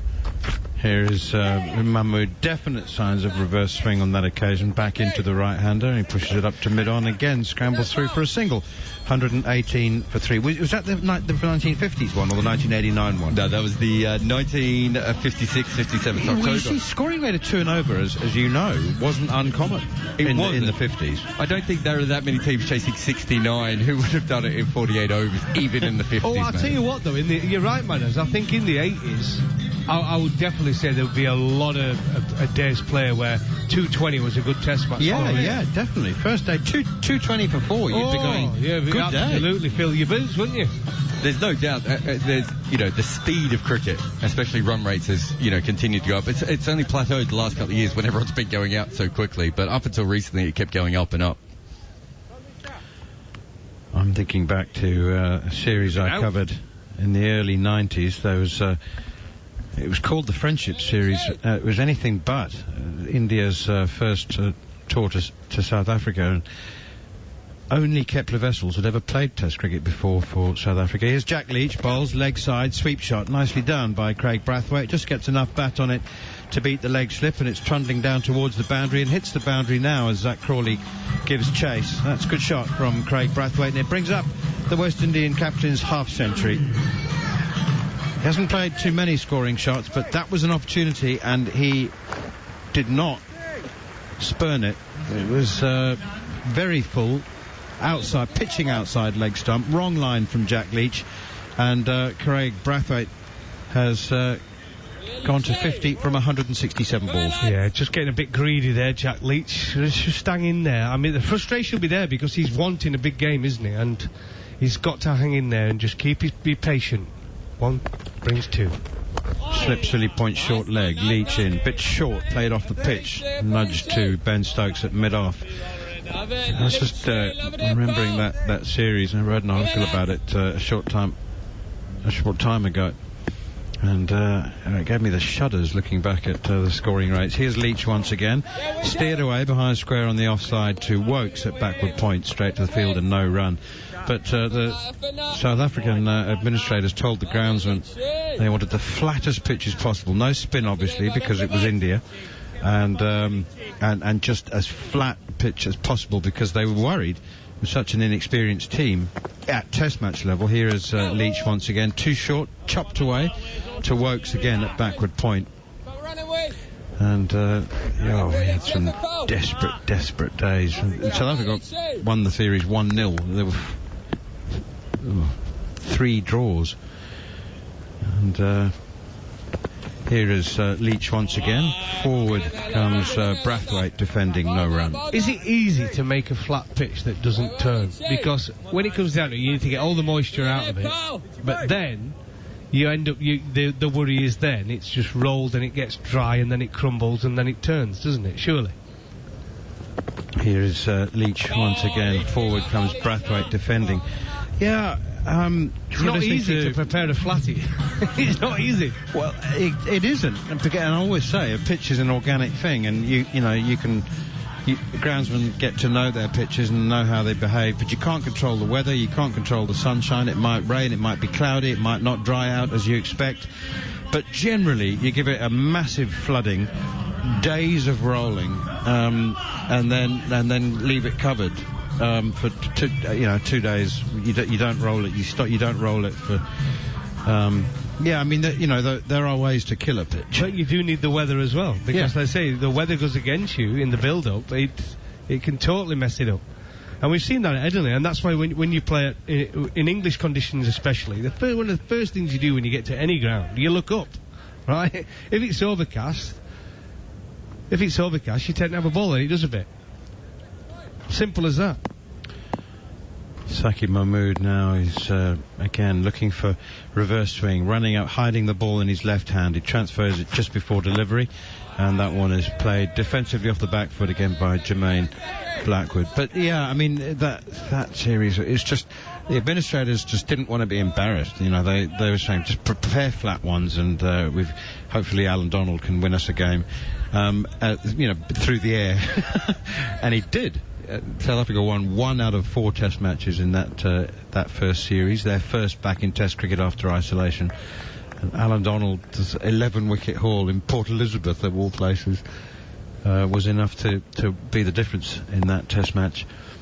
But there were days, there were less than 200 scored. There were 3 or 4 days less than 200 scored. Mahmood in full, driven by Blackwood straight to mid-off against Stokes Fields. Funny how Ben Stokes is sort of being hidden from the action because of his finger injury at mid-off, and the ball seems to be going to him more than anyone else. Well, it does, doesn't it? When you're a genius like he is on a cricket field, it does tend to follow you, doesn't it? No matter where he goes. In all the big moments, he's somewhere around about, isn't he? Whether he's batting, whether he's bowling, or whether he's out in the outfield. 122 for 3. Craig Brathwaite 50 from 172 balls. Jermaine Blackwood has 8. Here is Saqib Mahmood once again. He's gone full there, and that definitely tailed back in the last third of the ball's flight. So there are clear signs of reverse swing. No ball. He's just overstriding. I think he lost his run-up in that delivery there, and it ended up being no ball. And that's the problem. Sometimes when you're trying to hide which way the ball's going to a little bit reverse swing, he's running up with the ball in his opposite hand, and it can just knock you off your stride. I think you shouldn't worry about that. If the batsman can pick it, he's still going to play it. That was always my mentality. No point in him looking at a ball, knowing which way he thinks he's going to swing. It doesn't matter. He's still going to play it. Here is Mahmood once again, and more movement back into the right hand, a little bit too much of it, and Blackwood helps it off his pads down to deep backward square, and they go through for another single. What I do think is important here for the West Indies is that they are, I think there's been maybe a word or two at lunch. I said, boys, we scored 45 runs in the session. You know what? We need to rotate the strike here. Yeah, definitely that first session, it was just, they didn't even look to score, did they? I mean, nothing was happening. There was a few half volleys to Blackwood from Stokes, and he just was hitting them straight to the fielder, and then he got one through, didn't he, eventually, to get off the mark. I think it was his 16th delivery he faced.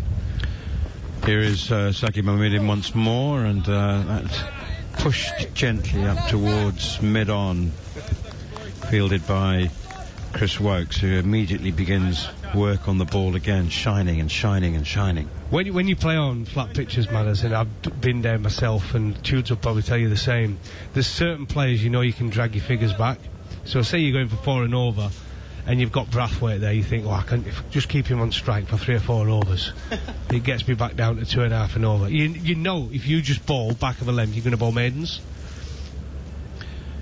Here is Saqib Mahmood once again, and that's a bit too straight, but it's instead of being tucked off his pads, it's pushed straight to mid-on. But as is in so many aspects of cricket, Goughy, it might you might be thinking about yourself and your own figures, and but often with bat or ball, there are times when being selfish is actually in the team's best interests, because you bowled 3 or 4 maidens, you're building pressure. I've always said that. Cricket is an individual sport played as a team, and you do. There's times when you're out there and you're bowling, and you do become selfish. You do become self-obsessed about how you're bowling and protecting your figures sometimes. Saqib Mahmood in once again, and blocked by Brathwaite. Turned slightly chest on. 58 overs gone, 124 for 3. Jared Kimber. Manners, since we're talking about really boring test matches that you've been to personally, what were you doing on the 20th of October 1994? 20th of October 1994. Were you in Zimbabwe at Bulawayo?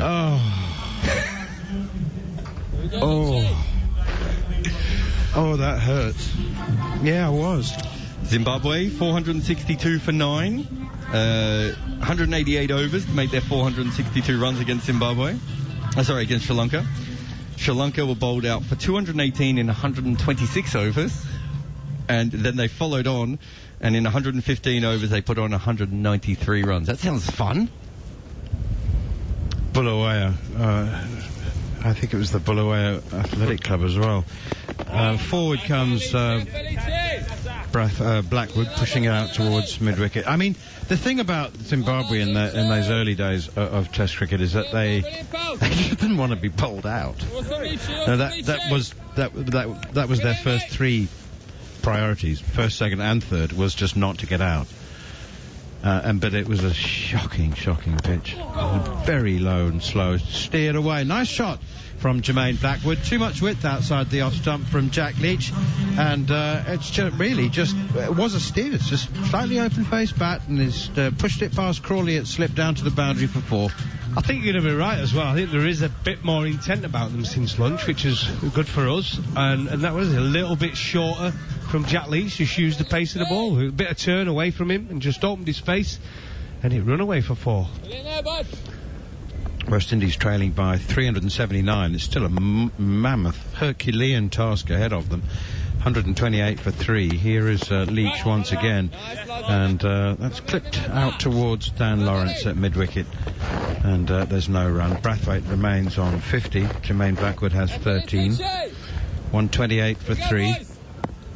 Been a slow day as far as the runs are concerned, but Jack Leach, his quicker one, again outside the off stump and flatter, and it's punched nicely off the back foot. That's a good shot from Jermaine Blackwood.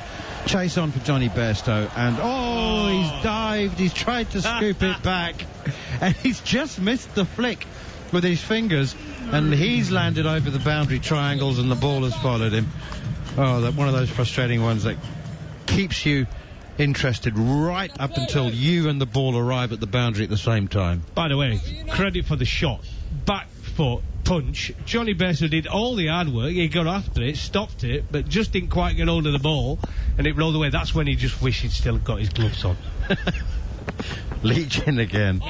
Forward comes Blackwood. He's 17 now. You're listening to live and exclusive ball-by-ball commentary on England's Test Tour of the Caribbean. It's day 3 of the second Test match at the Kensington Oval in Barbados, and the West Indies are applying to England's 507 for 9 declared. They are 132 for 3. 2 wickets out falling today. Shamar Brooks for 39 and Nkrumah Bonner for 9, the wicket takers. Jack Leach and Ben Stokes, and it's Leach once again up to the crease now. Bowls, that's good. That's a full length, attacking the stumps, pitching middle and maybe turning towards middle and off. Not a great deal of turn from Leach, but there are signs of deterioration in the pitch, and that's only good for the progression of the game. Another word from Darren Gough, and then it'll be Mark Nicholas. Yeah, the pitch is deteriorating. My worry is that as Jack Leach bowled enough overs, is he at the top of his game confidence-wise? With what's happened to him over the past few years, the doubt, is it Leach, is it Bess, is it Parkinson? Who's their best spinner? Who's going to be in the starting 11 come the summer? And that's what I believe. I think it's a big series for Jack Leach. Needs to take some wickets. And he's just lacking that little bit of confidence. You can tell he's just bowling that odd bad delivery. Mahmood's going to continue. 0 for 13 off his 10 overs. 10 overs so far. Just trying to get a little bit of reverse swing. Into Brathwaite. Pushed into the leg side. No run, fielded by Zach Crawley. Short mid-wicket.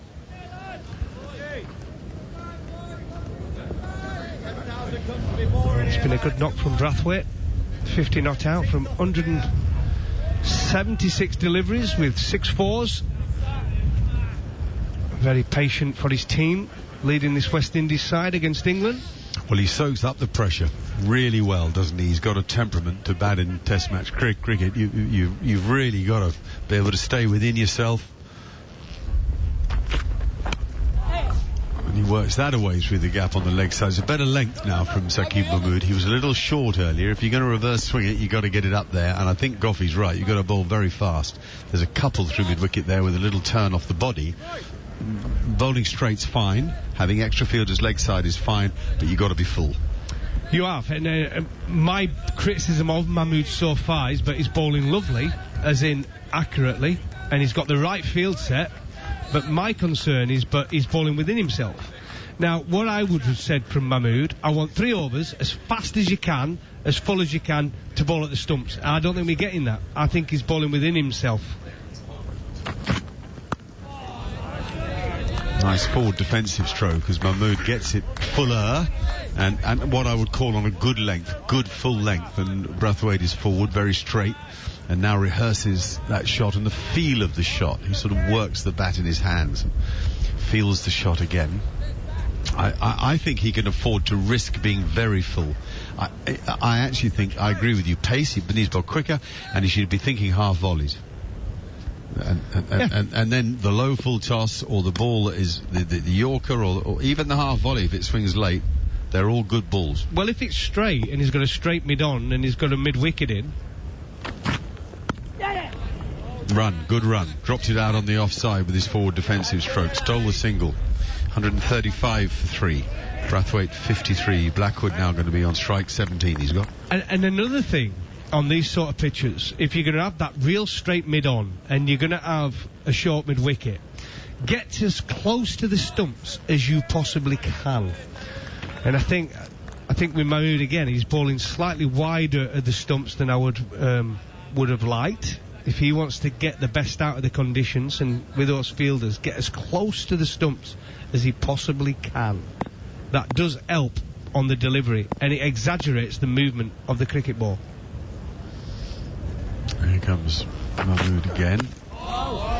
That's good. That's just dipped in late to Blackwood, who actually played it very well. I think he's seeing it pretty big now. We're seeing a lot of the face of his bat, which is always a good sign. The maker's name is coming towards us, and England might have their work cut out here. These two look nicely settled. They look comfortable together. They don't look stressed by the situation. God, I've got a... Jared, have you got this thing from Gary, our statistician here, about the game at Barbados in 1962?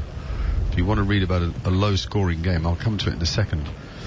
After this, the final ball of Mahmood's.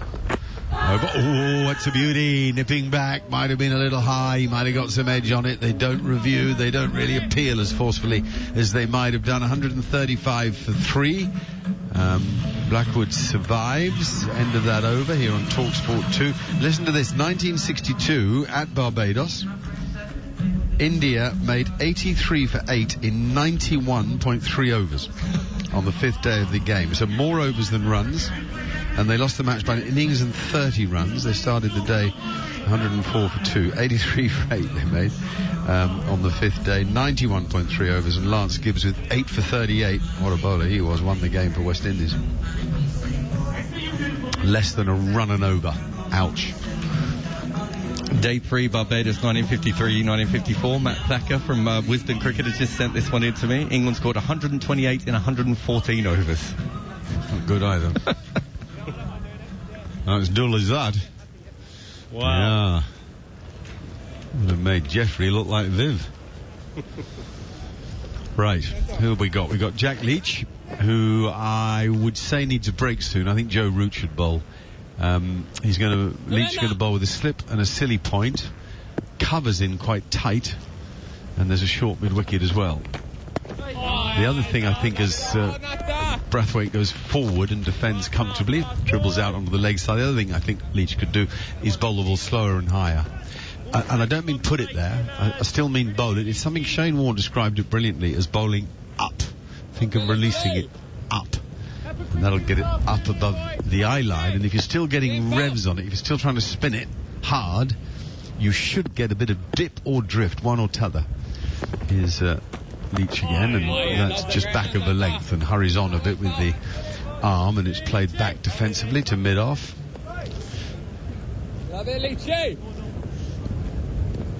The game is becalmed here. It's always good if a batting side can hang on in there in the period after a break. Leach again, and that's a lovely delivery. Now that one was quicker and flatter and actually bounced enough to hit the splice of Brathwaite's bat. He sometimes gets a bit low in those defensive strokes, so it's possible that the glove will come into play and it could pop up to Dan Lawrence at silly point. But yes, the fielding team comes out with all the expression of enthusiasm and optimism after a break. The captain's had a word as Brathwaite goes forward and defends pretty comfortably out onto the leg side, no run.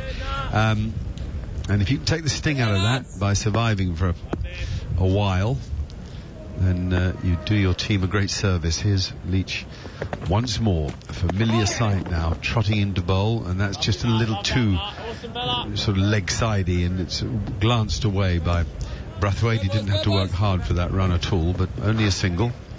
This is the 61st over, incredibly, so we're only more or less than 20 overs away from the second new ball.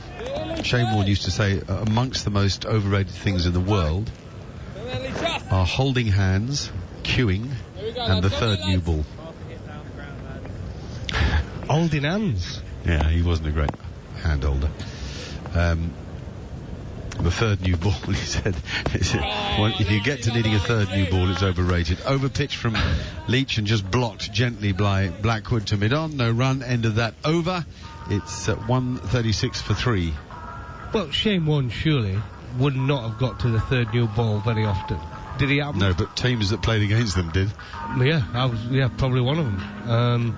It happened to me in Durban. I think it was Durban it happened. Absolutely 100%. It would have happened against Australia, absolutely. That probably would have been at Headingley. Ricky Ponting got 140.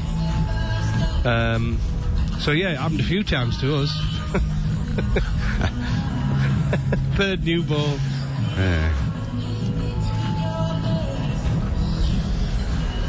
Yeah, it is overrated. I wouldn't recommend it. We're getting a nice skimming shot here, as if it's taken from a jet ski.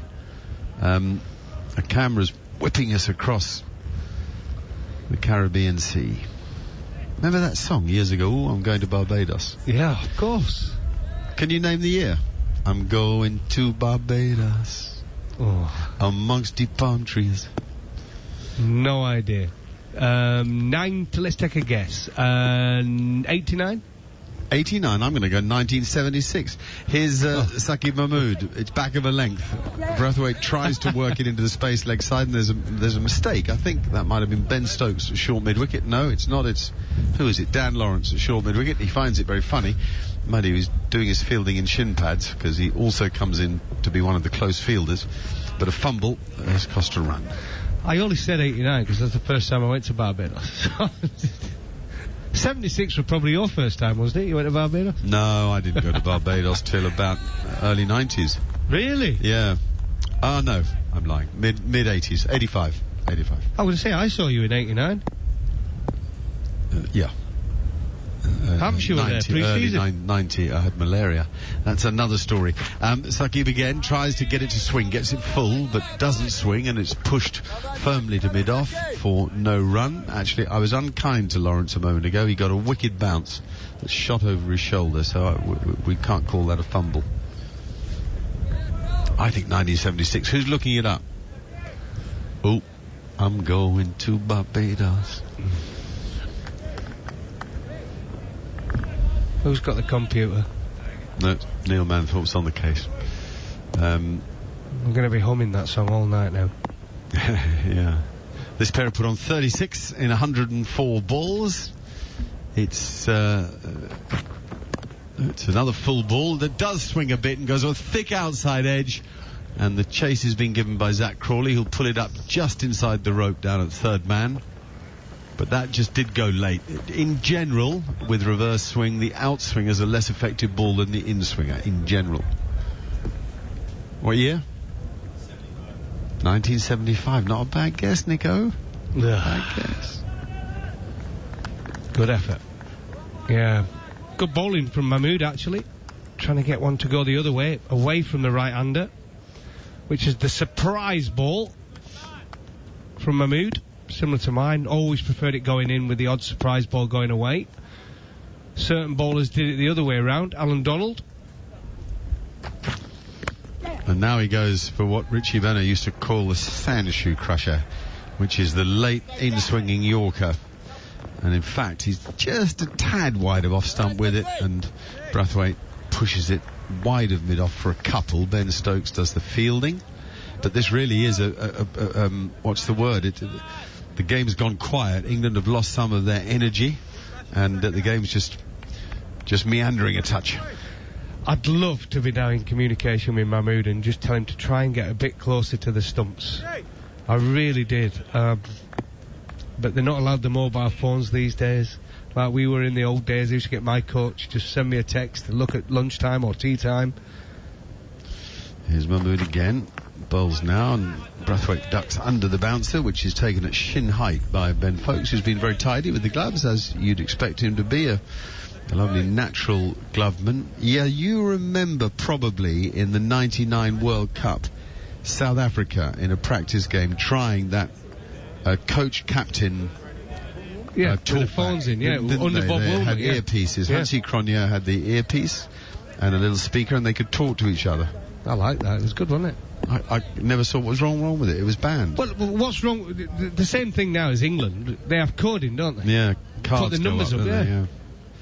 Here's Saqib again, and that's nice and straight. It's a defensive push to mid-on for no run. We've seen an awful lot of those. More go to mid-on than mid-off in general. 142 for 3 here on talkSPORT 2. West Indies in a better frame of mind, I think, since lunch. They've been a little freer. They haven't hit many boundaries, but at least they've kept the strike rotating. Men to come: Holder, De Silva, Joseph Roach, Pamal and Seals. Remember Jason Holder, when we were last in Barbados, made 200, didn't he? Well, spectacle that It's a lot on your own, isn't it? Oh, it was just a spectacle. I mean, some of the shots he played that day. There's no way you could play that innings on this wicket. Absolutely no way. Some of the shots he played, he had a bit of bounce, bit of pace in the pitch, and this one has got nothing. So there's no way he could go out and play that sort of innings. No chance. You've got to laugh. The big screen in our room here has gone wonky, and it looked like a bit of abstract modern art. Anyway, a forward defensive push by Blackwood, no run for it. Leach again landing it pretty accurately. Steve Harmison's with us, but I'll just wait a minute, Harvey, before I come to you, if you don't mind. We're just going to watch as he blows on his fingers now, drying those fingers to try to get as much grip on that seam to rip it. Need Jack Leach to find the old unplayable here. Back goes Blackwood and picks the spot beautifully. That's an excellent back foot drive. I like watching this guy play, actually. I said a moment ago, he gets a lot of bat on ball, Steve. Yeah, he does. And, he's played 2 nice back foot shots now off Jack Leach through extra cover, and just talking on TV to Ian Bishop, and no rotation of strike, not looking to be proactive before lunch, Mark. Sometimes you can get in this cocoon bubble where you just defend, and it might need a break to go and talk to batting coach or even coach Phil Simmons. And Phil Simmons might have been saying, look, you're playing brilliantly, boys, defensively nicely, but if you can just look for the singles, that might be something that they haven't really been thought of. They've just been thinking, right, defend. They come out with a better intent after lunch. Root's brought himself into another short extra cover, and just a tad short from Leach, and it's pushed to Root, who dives and fumbles, and so they get a single for it. They had 2 short extra covers because Lawrence had come out of silly point and gone to a close sort of orthodox drive man, and Root was just a tad deeper and wider.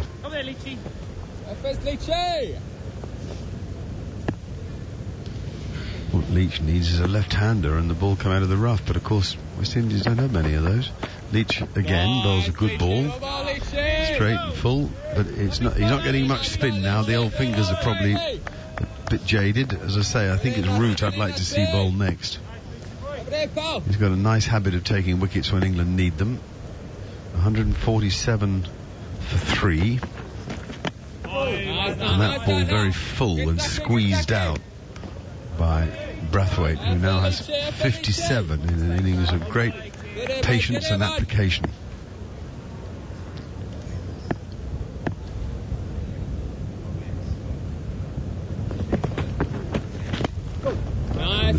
Almost the same thing. Certainly the same fielder at mid-on, and the same sort of stroke by Brathwaite. So the end of the over. Army, what's the goss in the media centre? Not a lot.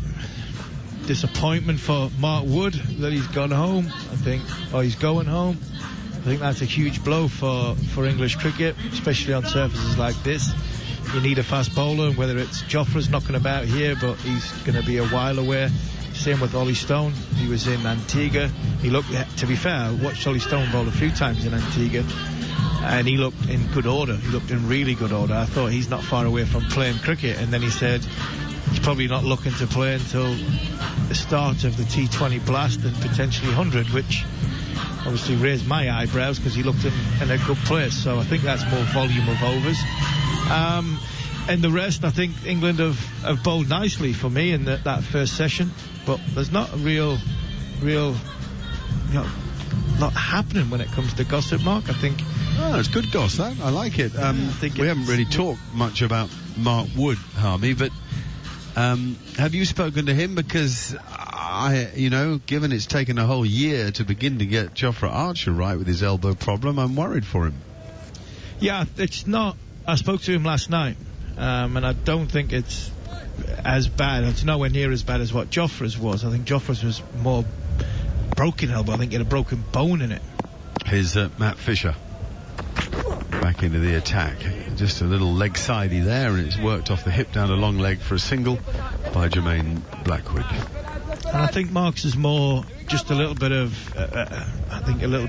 soreness, a little bit of floating bone, if anything, that's off, where you get sometimes in your knee where there's a lot of fluid goes around it. And I think when, obviously, from a bowling point of view, your right elbow, when it first starts, it seems to be really painful. So from that point of view, I don't think it's as bad, anywhere near as bad as Jofra. There's Fisher again. That's well bowled. Nice, straight. It nips. No, says the umpire. No interest at all. Might have just bounced a little high too, but it's a good delivery. Hit that seam. Ask a question of the batsman. One of the few times we've seen a play and miss since lunch. But I think, Mark, the worrying thing from an England point of view is we keep having our prize asset, 90-mile-an-hour bowlers, and we keep getting them injured. And I'll go back to me and Mark Butcher were commentating on the Ashes, and Mark Wood's bowling just before the declaration and thinking, what on earth is he bowling there for? Same with Ben Stokes the other day in Antigua. That's a lovely late in swinger, but don't worry about it. It's a half volley and it's been punched through mid-off and rolls away for 4. An excellent stroke from Brathwaite. That's a man who's in and seeing it well, because the ball did move, but he waited and waited, made sure that he didn't get his left leg in the way, so he had to play round it. He just hit alongside it, and a super shot. Yeah, I'm worried about it too. I think it's a flaw in Joe Root. He does overbowl him a bit, but I'm worried about Mark Wood because of the amount that goes into every ball that he bowls. I mean, for him to be effective, it has to be 100% all of the time. And that approach, that jump, that delivery stride, what's that hit? They ask, little glancer off the pad. England thinking it might, and folks said, I think it's the pad, boys, to be honest. They all began appealing before he did. So again, no review as the umpire turns down the appeal. Now it was off the thigh pad, just missed the top of the left pad of Craig Brathwaite, just glanced off the thigh pad and took all the sting out of it, going down the leg side. Did you know that? Because your feed is a little ahead of ours. Yes, I did know that. I did know that.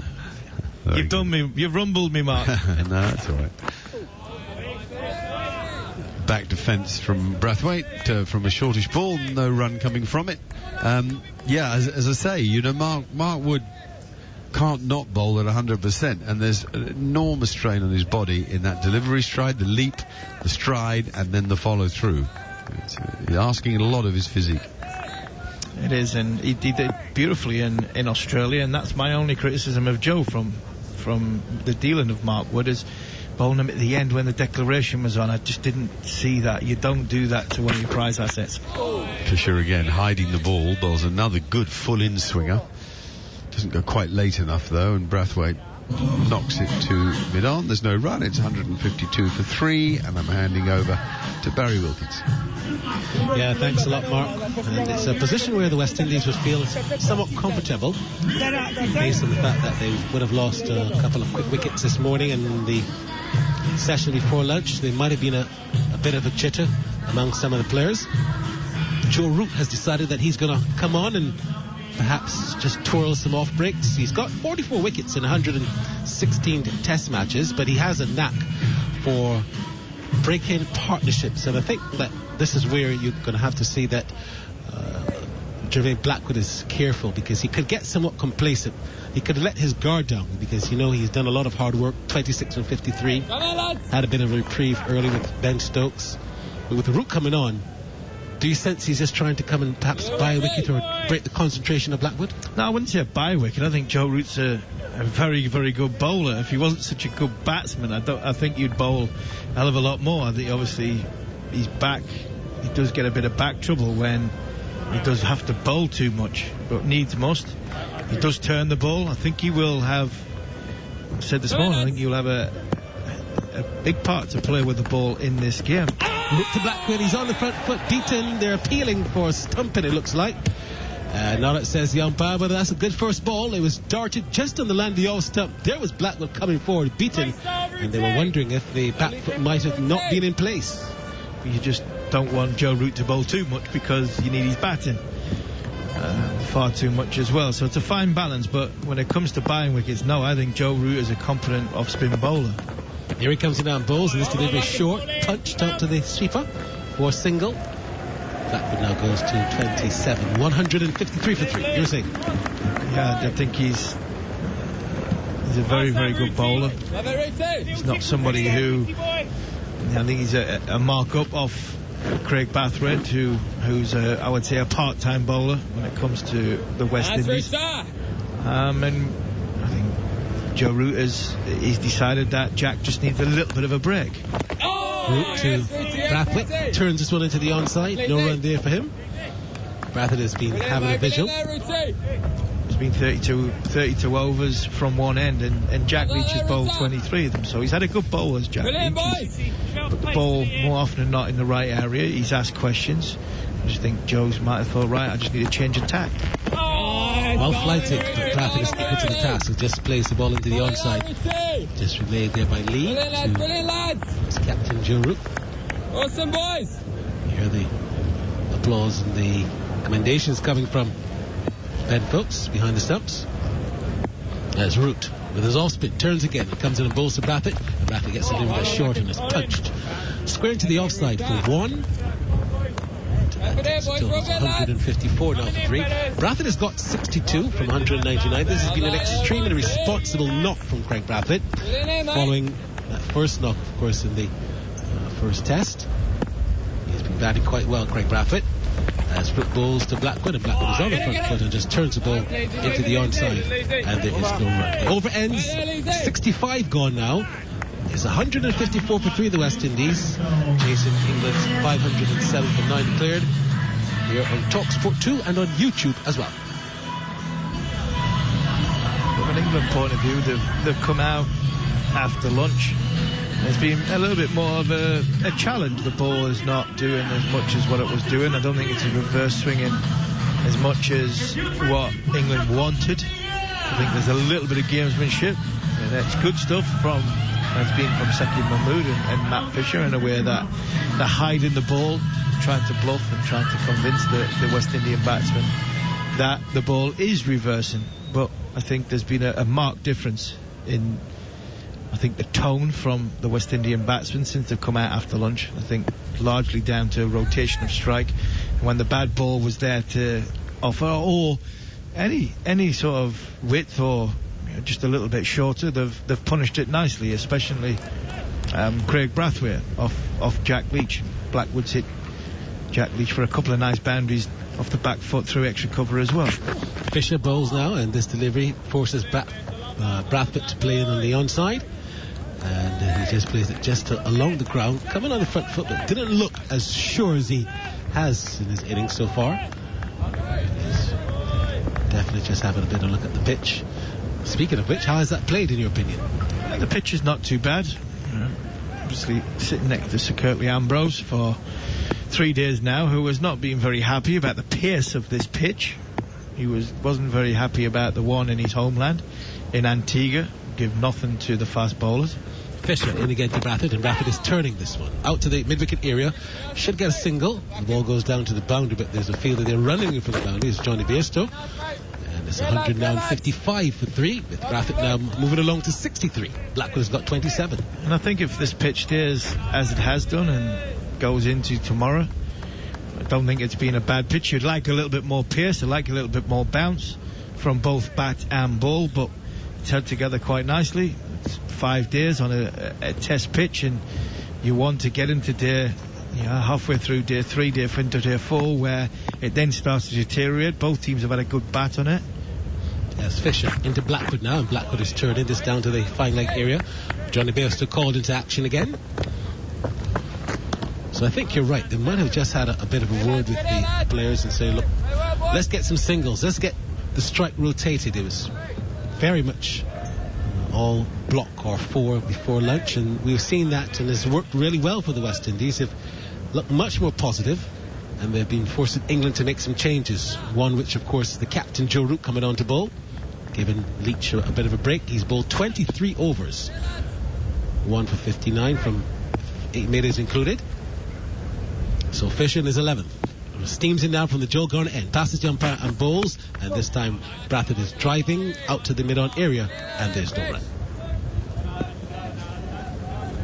In the hole that the West Indies dug themselves in the first session, it might come back to bite them when you look at the second new ball. Second new ball is 15 overs away, 14.2 overs away. If they keep going the scoring rate they're going on now, they're just going to be in excess of 200. So England will feel as though, yes, they've not got away from them. It's 307 for the follow-on, which I don't think England will enforce. Fisher down the leg side. Brathwaite just plays the side of the line and lets it go to be taken by the keeper. You really don't think they will force the follow-on if they have the opportunity? No, I don't think they'll enforce the follow-on if they have the opportunity. I wouldn't, and I don't think the modern day game thinks that way. 2 inexperienced bowlers on debut, protection of your prize assets in Ben Stokes. Unfortunately, from you look at a game point of view, I think England will then bat for a period of time and let the wicket deteriorate that little bit more, make it easier for them on day 5. This one is outside the line of the all stump, and Matthew has Craig Brathwaite fishing. Luckily for him, he didn't take a nibble, didn't take the bait. It's a dot ball, 66 overs gone, 156 for 3 here on talkSPORT 2 with Brathwaite 63. Blackwood has got 28. you also have to put into the reckoning the test match, which of course has been since Wednesday. I have the West Indies team there for quite some time, 507 runs. They put them back in if they had that opportunity. We're still a long way away. I mean, you've got 7 wickets for England to take, or you've got over 250 runs for the West Indies to score. So anything is possible in this test. Is just really far away from anything deciding if it's going to be an England dominance or West Indies are going to make some kind of fight back. There's Root's ready now. And he comes in and bowls to Blackwood. Blackwood's on the front foot, defends and plays into the onside. But anything is possible still. It is, yeah, but I think what the history's telling you in the recent past, 2018, since 2018, there's been no first-class draws on this. So it is going to break up. Naturally, it will break up. As Root bowls, and this one is short. And there's Blackwood punching it off the back foot out to the cover area for 1. It goes up now to 29, is 157 for 3. And because of that, Joe, I would imagine, even if they did bowling West Indies out for less than 307, then I think Joe would want to bat for a period of time and possibly leave him 4 sessions to bowl on it when the wicket's at its worst. Root comes around the wicket and bowls to Brathwaite, who's on driving, and there's no run. Talk to me about the round the wicket, over wicket. What's the theory here? I think it just brings DRS into play, and if it doesn't spin, it slides on, slips in the game. Turned out to forward square for 1. Good rotational strike here by these two. 158 for 3, and Brathwaite goes to 64. But it's also to put something else, an angle into the West Indian batsman's mind. Joe comes round the wicket, tries to sort of slide it onto middling off. If it turns, he's got the old dismissals in play. Here he comes and bowls to Blackwood, who's on the front foot, plays it defensively, but it just drops in front of the short leg fielder. Played with soft hands, which is always a plus when you're going to be defending, ball popping up. Got the short leg fielder there, waiting to pouch a catch as he bowls again, and Blackwood is driving expansively. 3 extra cover, that might very well get into the boundary. It does, that's gone for 4. Didn't realise he pierced it offside field. A bound to end the over. Root's disgusted by that, but Blackwood now gets into the 30s in 33, and after 67 overs, the West Indies are 162 for 3. Yeah, just a little bit of width there from Joe Root. Ball sort of sliding on, well outside off stump, and there's a free hit really for Jermaine Blackwood. Executed the shot perfectly well. Only 4 fielders on the offside, and one of them, Johnny Bairstow, was out at the sort of cover point boundary region, so Joe Root not happy with himself, kicking the dirt, took his cap off the umpire, and he was not a happy bunny there. So a lot to think of for the England captain, a lot to ponder, whether he needs to change the bowling from the Malcolm Marshall end. Will we see Ben Stokes? Is the ball going to eventually reverse? Fisher down bowls to Brathwaite, who's driving through the covers. He'll get 1. I saw Joe Root just signal to someone, I'm not quite sure who it was, to warm up. Could have been Chris Wilkes. Yeah, possibly. Well, I think he's signalling to the dressing room. He's waving to the dressing room, and Wilkes has just gone off. At the end of the last over, Chris Wilkes went off. Ollie Pope is on. He's got the ball in hand now, about to throw it to Matt Fisher. It was a better length, that ball from Matt Fisher. Touch wide, but it's still a better length. Splice to the bat, that's the area that you want something to happen from. If it goes up, catch the edge. If it goes down, outside the line of the off step, punched out to the mid-off, and there's no run. If the ball goes down, then so you're just catching the batsman with any indecision of foot movement. 2 balls in a row now, which would be a decent length from Matt Fisher. I thought he started beautifully this morning. I thought he asked some good questions outside that off stump. He's been backed up by Mahmood, then Wokes. I thought England had a very, very good first session. But as good as first session as England had, I think the West Indies have come out second session and really been more dominant. Here comes Fisher again and bowls to Blackwood, and Blackwood is driving through cover, runs here for him. He'll get 1 and come back for the second. He wouldn't get to the boundary. They might think of a third. No, they don't. Just 2 runs, but Blackwood's intent there was very, very clear. There's a big expansive gap. Stokes is pretty wide as well, and he was able to get it through just to the left of him. And that was a couple more runs there for Jermaine Blackwood. He's gone to 35, the vice-captain. So they've got the vice and the captain batting. Responsibility buck stops here, as a matter of fact. Still got Jason Holder to come, Joshua De Silva. Then you're into the tail. Here comes Fisher. Steams in now. Balls to Blackwood. And Blackwood gets the ball that's short. Doesn't time it as he tries to cut. He just goes to the cover point area and there's no run. Yeah, short and wide from Matt Fisher. Not too happy with himself off that one. Ball before, he's just searching, I think. Ben Stokes standing alongside him. Just try and calm the young fella down. Keep reminding him the areas he's trying to hit, not trying to get too carried away, searching a little bit. Obviously he's inexperienced, he is learning. They're just trying a little bit too hard, quite possibly. Just the division on the line of the all-stop, steered down to the vacant gully area. Bit of a slide, but he wasn't able to stop it on that occasion as these, and they get two more. So 167 now for 3. Blackwood moves to 37. That was a better area, better ball. Zach Crawley, he dived over one. Should have stopped it, really. Bowler trying to create pressure. You need help from your fielders. You need backed up from your fielders. But it was a better area from Matt Fisher there after the ball before, which was short and wide. Here he comes with again and balls, and this delivery is on the line of the all-stump, played into the onside, and that's over. So the West Indies responding to England's 507 for 9 declared. They're 167 for 3. The partnership has gone to 66 between the captain and vice-captain, Bradford and Blackwood. The captain, Bradford, has got 65. Blackwood has got 37 earlier. Last week it was Bonner LBW to Stokes for 9. That seemed like so long ago. Prior to that, we saw John Campbell was caught behind off of Fisher for 4. And Shamar Brooks, first wicket to go this morning, was caught by Wokes at backward point off of Leach for 39. 13 extras so far, 6 byes, 2 leg byes and 5 no balls. With Wokes, 9 overs, 6 maidens, none for 24. Fisher's got 12 overs, 2 maidens, 1 for 31. Leach 23 overs, the lion's share, 8 overs, 8 maidens, 1 for 59. Ben Stokes 9 overs, 4 maidens, 1 for 11. Saqib Mahmood 12 overs, 3 maidens, none for 22. Lawrence has bowled 1 over for 3 runs, and Root has bowled 2 overs for 8. It's going to be the captain Root to continue. So we've got captain to captain.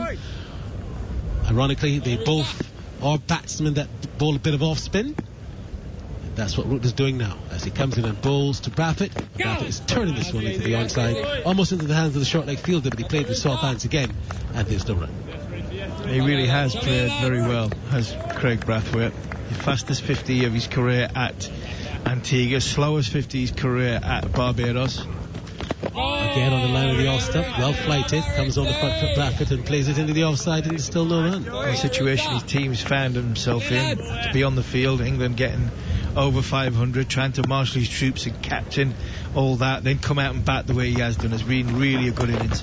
Short, pulled away, can't get past the field of that backward square, and remain on the dot ball.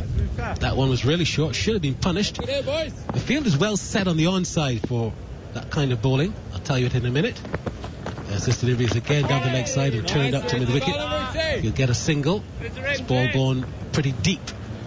And at the moment Bradford goes now to 66 as 168 for 3, but there's a short fine leg, there's a short leg as well. Mid-wicket not on the boundary, 3/4 way, and there's also a straightish mid-wicket, and there's a mid-on.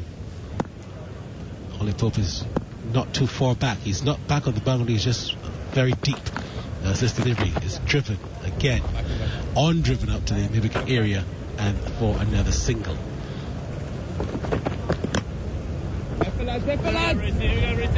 Barmy Army were trying to lift themselves and trying to lift the England team a moment ago. That didn't last long. The cheers just seemed to have dissipated and just died down. Stayed some of them when I left the ground last night. I'm surprised some of them are still here. Well, they did come late today. Yeah, I'm not surprised. There was a few football shirts going home last night, which were... And that's a short bouncer from Joe Root. That was short, that was quick, and that was certainly aimed at his throat. So the first hour is gone, and after 69 overs, 169 for 3, as Brathwaite just getting out of the way of that. He's on 66, Blackman has got 38. The West Indies are still a far way off, but they have remained without losing a wicket after the luncheon break. Alex Tudor is up next. Thank you very much indeed, Barry Wilkinson. Yes, he is indeed. It's Neil Manthorpe here first, though. And, I tell you what, it's been slow cricket at times, but England knew that they would have to be patient, and they have been very patient. But I enjoyed the fact that Joe Root just bowled that bouncer, because you've got to try something different, haven't you? You can't get silly about it, but I enjoyed that a lot. Shane Warne did that a couple of times in his career during very, very long... And obviously there was some secret signal that he had with Ian Healy, because Healy was always expecting it. You know, the keeper has to know that it's coming from a spinner. But no, I enjoyed that a lot. I guess just thinking about other options for England. I mean, it's not like they're a bowler short like they were in Antigua when Mark Wood was injured. Dan Lawrence is another option for them, but they just haven't managed to get the reverse swing. That just signs of it, weren't there? Dan Lawrence is the chief ball polisher, and he was working ferociously to get that one side shiny and dry. But it wasn't we've seen much more deadly full reverse swinging in swing Yorkers from Saqib Mahmood. Yeah, he bowled just before lunch, didn't he? And he got it to tail back. And then I said I would be interested to see after lunch if he continue, and he hasn't got the same purchase on it. Don't know why that happens.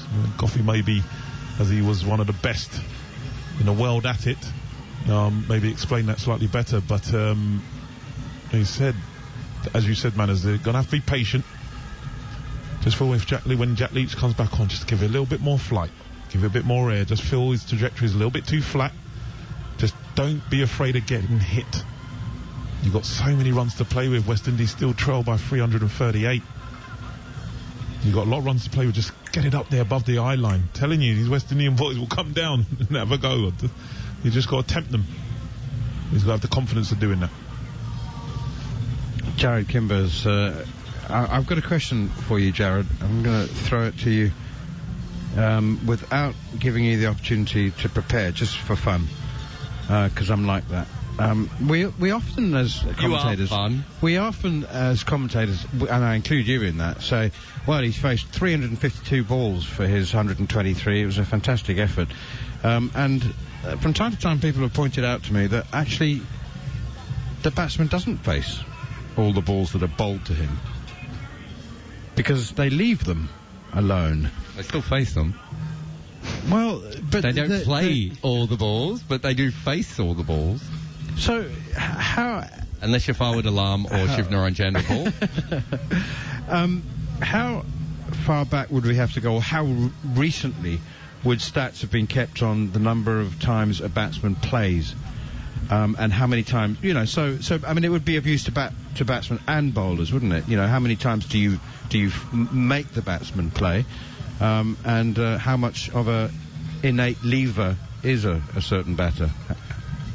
I think it would be around the early 2000s when Opta, I think, maybe started doing those sorts of stats. So for any modern player, we should have their full career of how many balls they've left. I know that I think Joe Root leaves around 12% of balls in Test matches, which is quite low compared to most players. And not only that, we also have, like this, the average, but also the strike rate of players when they leave the ball.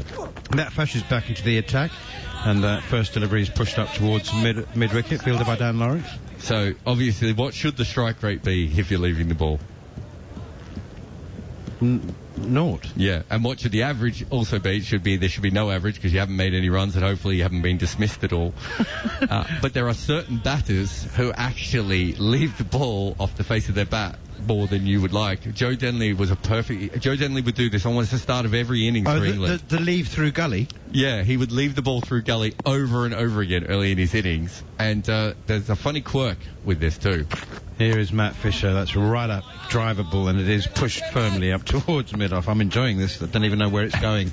So Cricinfo has a thing on the page that says most productive shot. And I've got about 5 photos of Joe Denley's most productive shot being the leave. Which is good. I mean, some players leave and never hit the ball, and others have their bat in the way. And it was one of his better scoring shots. You remember how slow Joe Denley used to score. So his most productive scoring shot could be the leave for about the first 40 balls of his innings. Absolutely incredible. But I can find the top scorers off the leave if you'd like. Here's Fisher once again, a block from Jermaine Blackwood, who remains 38 off 69 balls, 169 for 3. I would be interested in that. I would also be very interested in the most prolific leavers. Yep. Crickfish should have that. I'll look at the most prolific and also the players who leave the least. I mean, I would imagine that would be lower order. But your tail-enders bowlers would leave the least, wouldn't they, probably? Well, Mitchell Johnson used to leave before the ball had even decided. He only had 2 modes, hit it for 6 or leave the ball. One slip in place for Matt Fisher.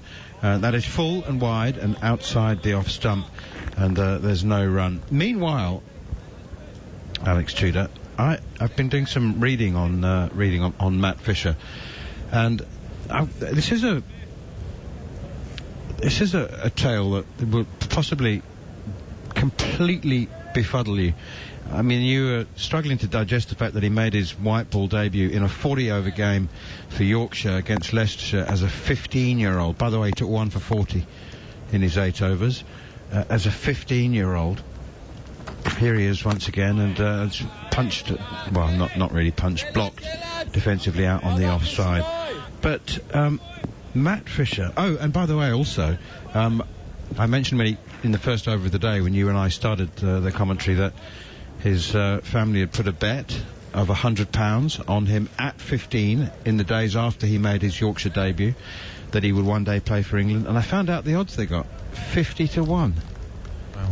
So 10 years later they've collected a little £5,000 for themselves. 169 for 3.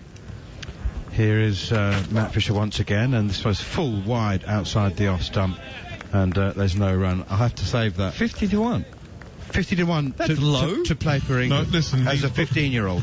The bookmakers now, it's quite a trend because a lot of footballers' parents have done it in the past, and generally they ask the question, because I had a young kid that I was going to do it, and then the questions came back were, is he in the system? And as soon as they're in the system, the odds come down dramatically. So he would have been a Yorkshire schoolboy, no doubt. So when they've gone in, they're going, well, okay, he's got a better chance of... They're not silly. They don't get burnt too often, do they, the bookmakers? So I mean, that's the thing that bookmakers are doing, as like a lovely little thing for people to, frame and everything. Because I would have thought his actual odds should have been much closer to 2,000 to 1. Yeah, you got to get them early, like when they're 8. So when they're age 8 or something is when you've got to do it. 15's too late, I think, because if they're in the system, as you said, the odds, and you're not going to get the odds you think you're going to get. I might go do it on my daughter now. She's 1. My 9-year-old, I'm not so sure about. My 7-year-old.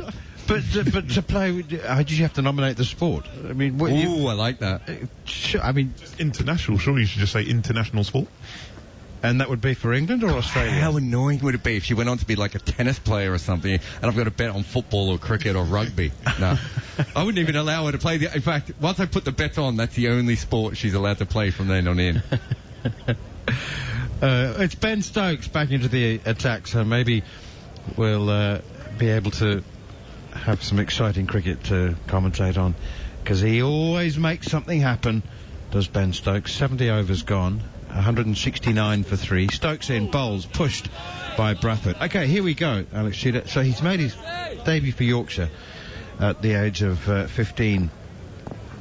He grew up in York, I think still lives in York, and his club was the Sheriff Hutton Bridge Cricket Club in York, and he made his first team debut deep breath, his first team debut, and we're talking about proper club cricket here.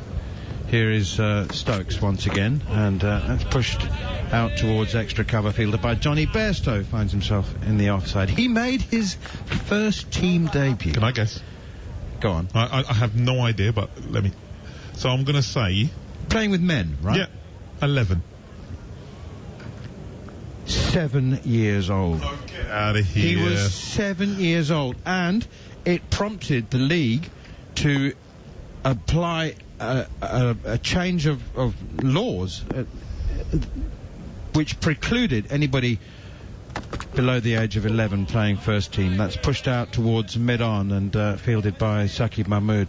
So, I mean, it obviously caused, some consternation. He's a 7-year-old. He made his first team debut, and the league immediately applied a rule that you had to be at least 11, which still seems a bit on the young side to me. That's madness. 7.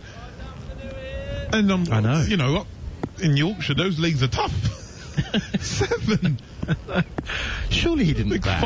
I couldn't know. No, I'm not having that. He's just bowled, hasn't he? Surely. Fielded, maybe. Pushed out up towards mid-off. What does that say about the other players at the club? Quite a lot, I would think. I'm thinking, was it, like when you have cricket week or something and it's like internal, or was it a proper league game? Yeah. A proper league game? Yeah. He didn't Wow. play like the whole... For points. Did he play? Yeah. Wow. It's mind-blowing, isn't it? And here he is. I mean, no wonder he feels like a grand old man at the age of 24. He's just turned 25. Here is Stokes once again up to the crease now. Bowls, and Brathwaite pushes it up towards Chris Wokes, and there's no run. I just think of 7-year-olds, and I coach at school. I coached like 5-6-year-olds. 7-year-old. I mean, I wasn't even playing with a hard ball at the age of 7. At 8. Manners, do you remember when we played with Chris Silverwood's kids? I think his son was 8 and bowled out Sam Allard from talkSPORT. Well, I mean, that's just standard, isn't it? I mean, Allard would have wanted him banned. Stokes again, forward to Brathwaite, pushes it up towards mid-on, and there's no run. That game was actually at Newlands, they were very, very promising. Look out for Chris Silver. You got very short odds on his boys playing for England. I bet you the lads didn't give Sam any stick whatsoever.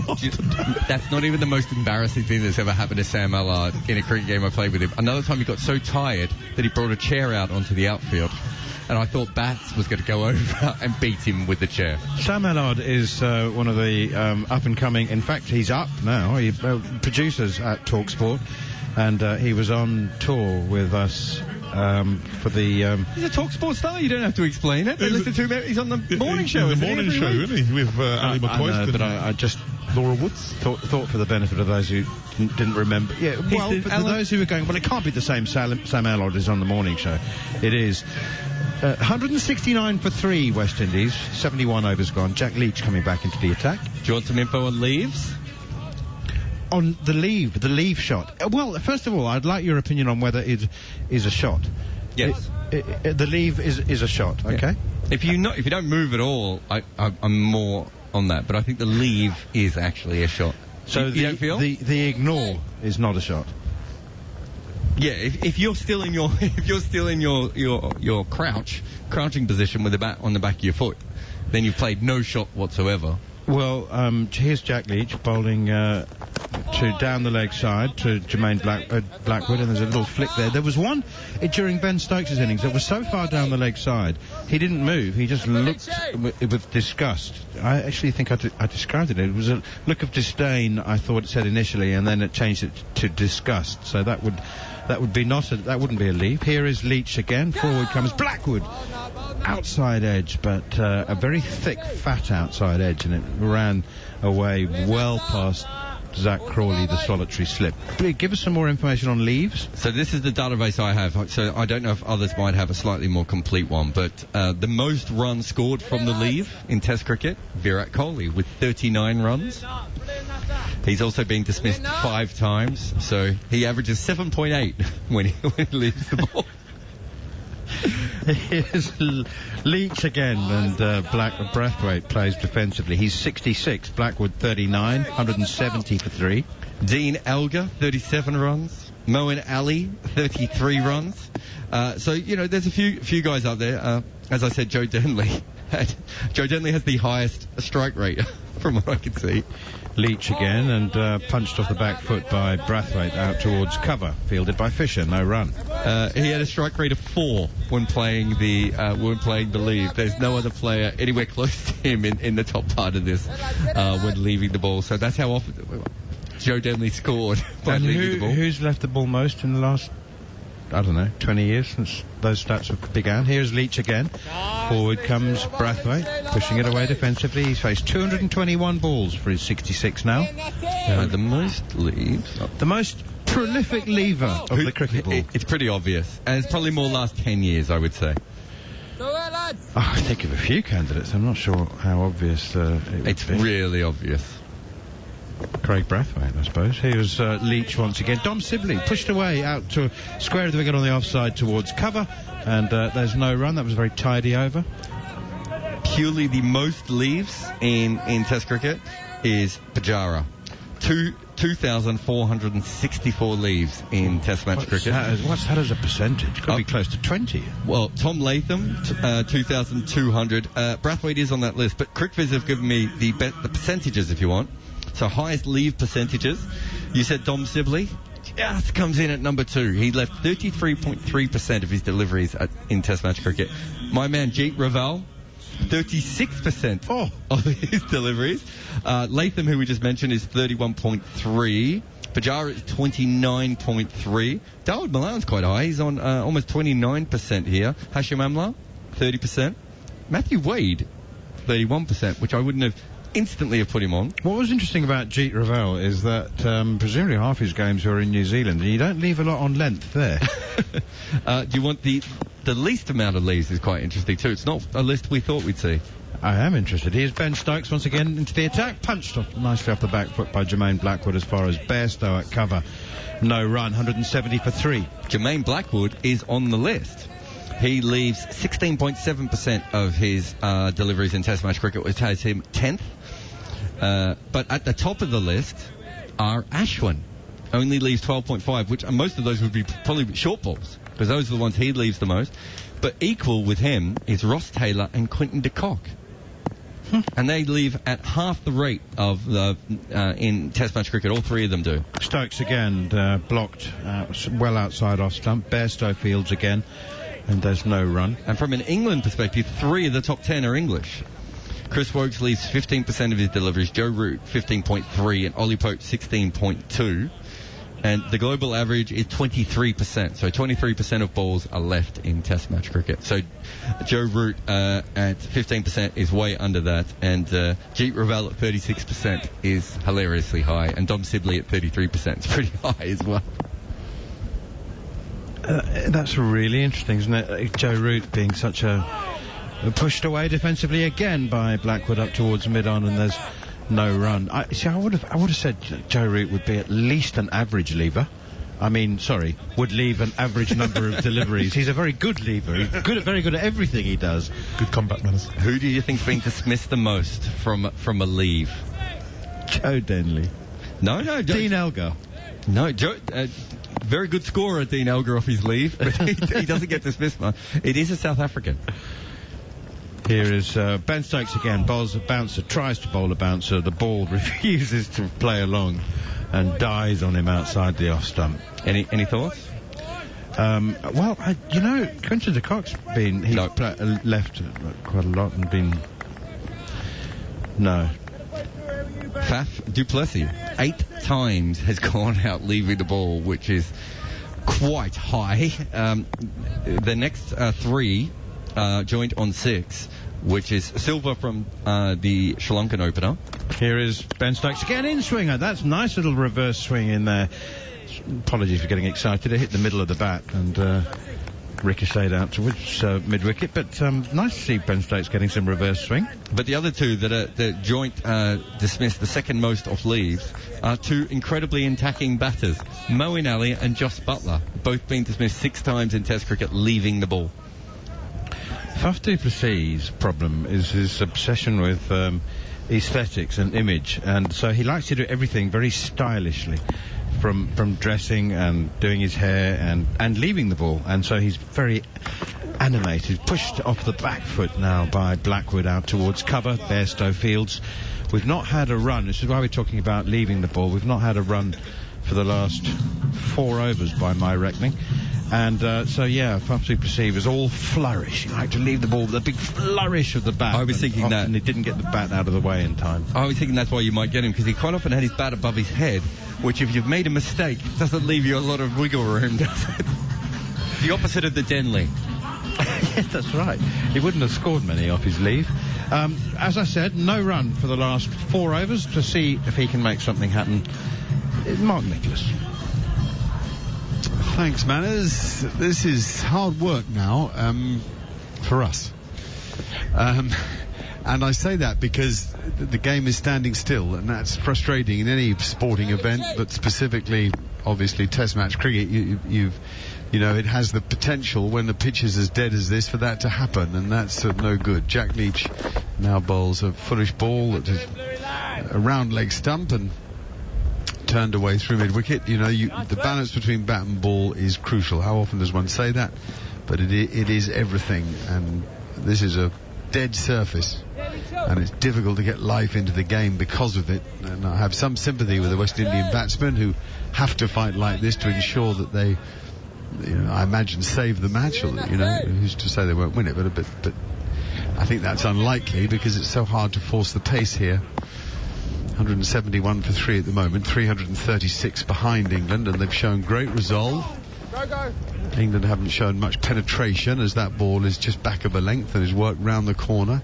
Most runs off Leach have come leg side because he's looked to bowl very straight, having the batsman playing if at all possible. I wonder if there's an argument that he switches to bowl over the wicket for a while and pitches into the rough just outside leg stump. As the camera now takes us to Joel Garner, who's watching the play with a grey goatee, very grey. The great Joel Garner. What a bowler, what a man. One of the great men of the game. Come in now. We wait for Leach. 67 Brathwaite, 41 Blackwood on strike. It's comfortably played. Forward goes Blackwood, and again, I said earlier, we see quite a lot of the face of his bat, which is good. He looks a nice, tidy player to me. When he has his temperament under control, he's a good batsman, no question about it. Leach again, that little sort of skippy knees up approach to the crease as Blackwood goes forward, and it runs off an inside edge out into the leg side where there's no run. And back we go to Joel Garner in a bronze coloured shirt. No, not really, pinky bronze coloured shirt. It's lobbed up a little bit more by Leach. Love him to give the ball more air, that'd be great. It's again defended out into the leg side. No run.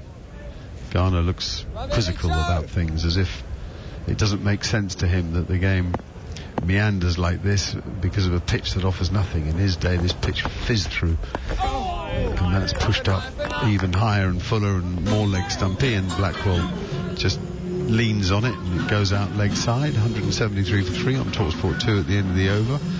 Did you know Joel Garner, Alex? Yes, I've been very lucky enough and blessed to know the great man. I remember my dad introduced me to him when they were here in 84. Was at Lord's. He was in the team bus. He was in the door, taking up the whole door, and my dad introduced me to him. And as years go on, obviously go to Barbados a lot. My parents are from there, and one day in Oystins, my wife was with me, and I said, I just saw the silver streak on his head. I said, "Oh, that's the bird." She was like, "Who's the bird?" Anyway, took her over to meet him, and he stood up. She couldn't believe the size of the man. And then he shook her hand, and his hand took up her whole arm. She goes, "Well, baby, I know you're 6'5" and you're big, but geez, he's massive." Joel Garner we're talking about, who has one of the ends of this ground named after him, the other named after Malcolm Marshall. Ben Stokes now. Back goes Brathwaite, and again knocks it into the leg side. Amazing how many dot balls have come into the leg side, and it's because England have looked to bowl very straight, hoping to find a bit of uneven bounce in the pitch, because there's certainly no sideways movement. Stokes briskly back to his mark. That head of hair's got thicker with excellent transplant work. Has he had? Yeah. Oh, I didn't know that. Yeah. I thought that was natural. Yeah. Gough too. Michael Vaughan, Martin Crowe, Shane Warne. It's brilliant. Absolutely brilliant. Bouncer, ducks underneath it, does Brathwaite. Goughy's looking at me like he hasn't been listening. We've been talking about the hair transplant. Adam Hollyoaks had it done as well. I think away Shaw. All getting it. That's good. It's good. You're missing the king, Greg Matthews. Greg Matthews, Graham Gooch. Jashak Cullis. Yeah, transplant 11 would be good, wouldn't it? There's a difference, though, between a hairpiece and a strand by strand, isn't there? No? Okay. Well, you could tell us more, but you're not daring to pick up the mic. I don't blame you. There's no run there either, as that also is knocked into the leg side for no run. Stokes bowling at the stumps, and Brathwaite into line, and is using the angle to push it that way. But he can't find the gap. There's no pace to work with on the ball. That's the frustrating thing for the batsman. Wicket's dead mark. And I think you make a great point about the balance between bat and ball. It's really hard work, and I'm thinking of the first innings when England lost their wickets. Did anyone get bowled out? Stokes again. Again, exactly the same thing, except this one was a little bit bouncier, that ball, and therefore he could use that bounce and gets it behind square for a single. Brathwaite 68 indeed after that single. Blackwood 41, 174 for 3. When I think of the dismissals, I'm thinking of generally it was loose shots, and that's generally what happens on wickets like this. It's one of nutrition, isn't it? You have to be really patient. Stokes again. That's a great delivery. Into position is Blackwood on the back foot and does well to keep it out. There's a few oohs and ahs there because it looked like he got trapped on the crease, but actually he played it quite well. It went to mid-wicket off the back foot. No one was bowled out in the England innings. There were a couple of LBWs, stumpings, but that was later on when the slog was on for the declaration. Johnny Bairstow played a short ball bad, didn't time that one, and I think Wokes, Ben Stokes. Stokes has got a nice rhythm going here. That's a super shot. He stands on the back foot, does Blackwood, and hits it with a straight bat out into the covers, but only for a single. And it's the end of the over. The deficit now 333, so still a lot of work for West Indies to do. A reminder that we're live on talkSPORT and on YouTube as well. If you are out and about and want to keep up with the cricket, you can get us on the talkSPORT app. Just swipe right for talkSPORT 2. You can get us on your smart speaker, online, and now on the talkSPORT YouTube channel, as I just said, where you can find us along with a ball-by-ball scorecard too. So lots of ways to access our coverage. I'm sorry the cricket itself isn't more thrilling. Yesterday would have been a hard day to match, so much happened. Today, almost exactly the opposite of that. Very little has happened. England have taken a couple of wickets. Runs have come in a slow trickle. West Indies are fighting hard to ensure that England don't grab the game. It's going to be more Jack Leach. How many has he bowled off the reel here? Jared, it must be a heck of a lot of overs. Going to do a bit of a quick look for us. Here's Leach to bowl. Nice, that's good delivery. A bit more energy in his run-up and follow-through there, I thought. The knees were up. Really looked to... He came a bit wider on the crease and really looked to spin it.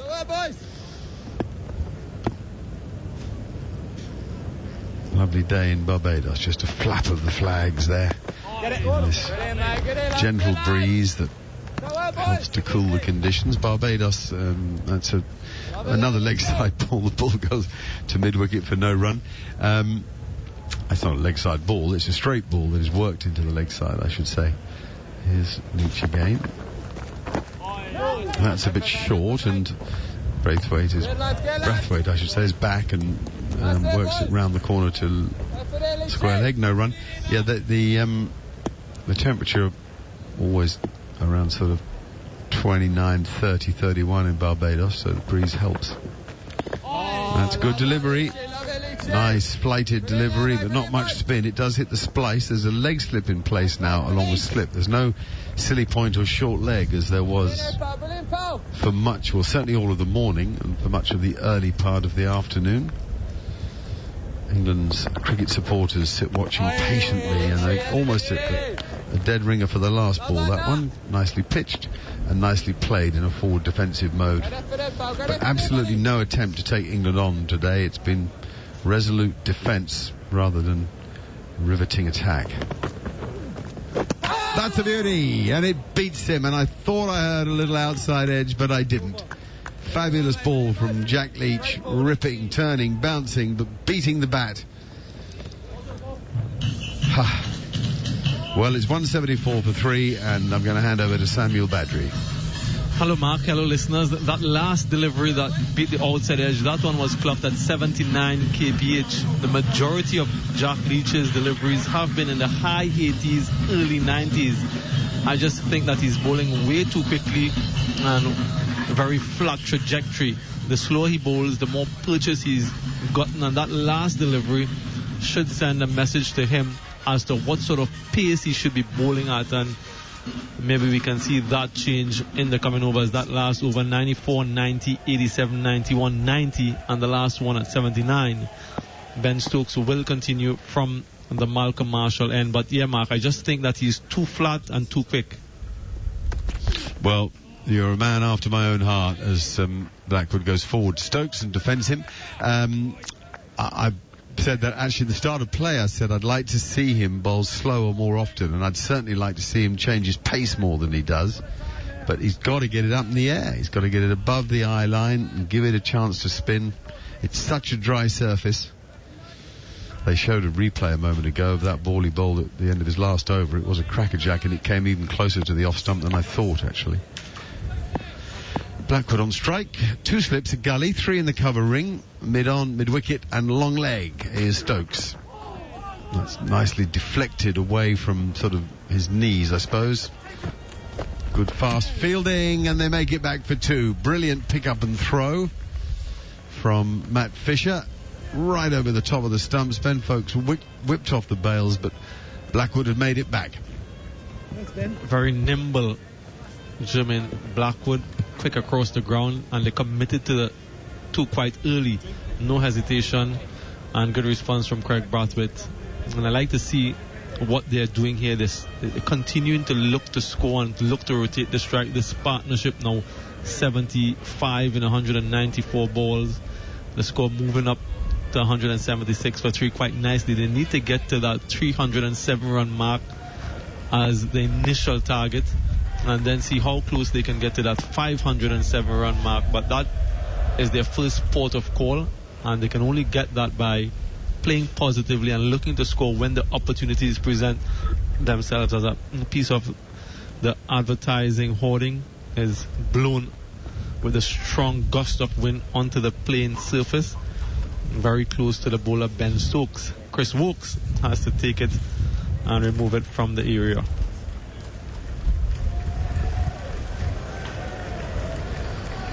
I'm going to talk to you more about the pitch. We chatted about it earlier.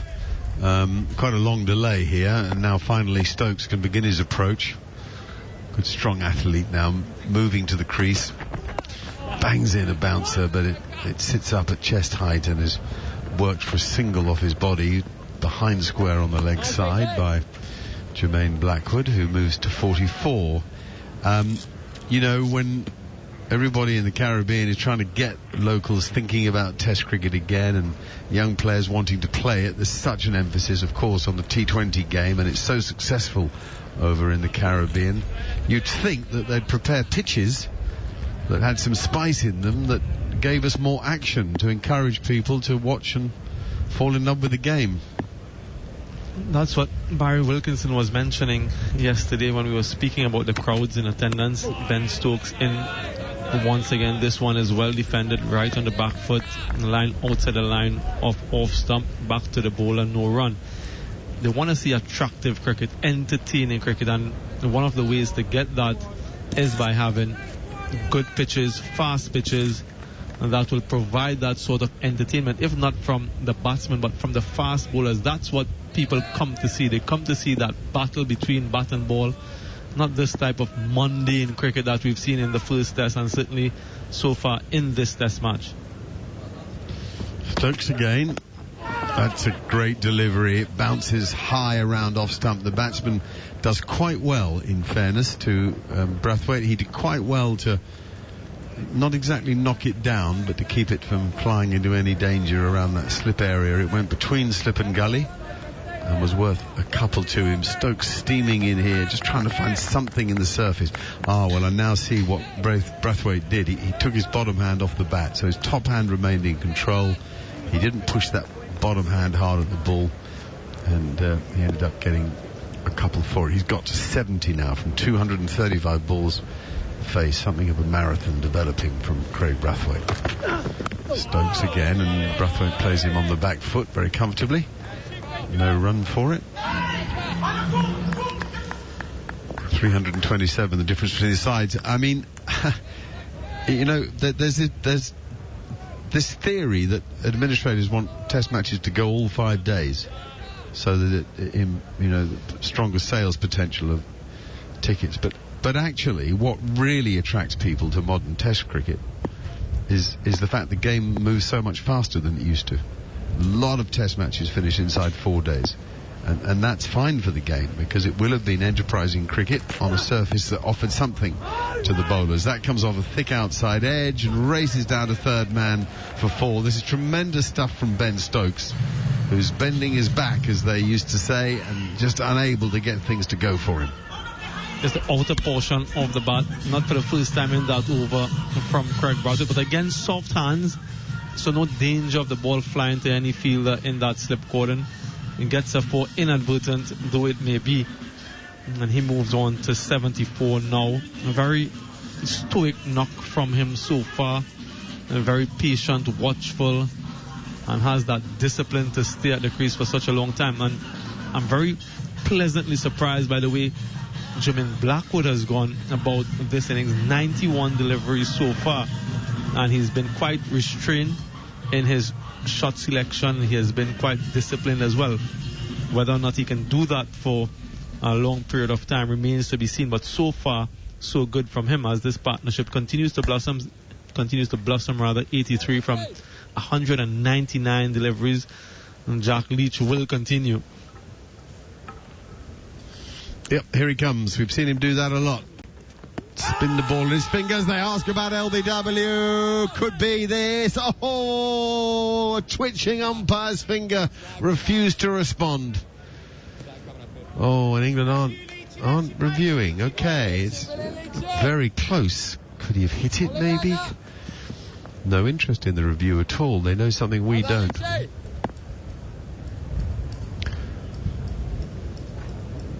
Maybe high, maybe pitched outside leg stump. There's a few things to consider there. It was an excellent delivery, and another one. These balls are slower for sure. Well, that one was 87. I can't believe the one before wasn't slower, but these are good deliveries, these first two from Jack Leach. They've asked questions of Blackwood. That came off a thick inside edge and rolled out into the leg side. He got more bounce with both of those two deliveries. Whatever he found, bottle it, Jack. Bottle it and bowl more of them. Here he comes again. Now they ask, that's close. That is close. No. No. And again they don't review. Again it must be an issue of bounce and height, is it?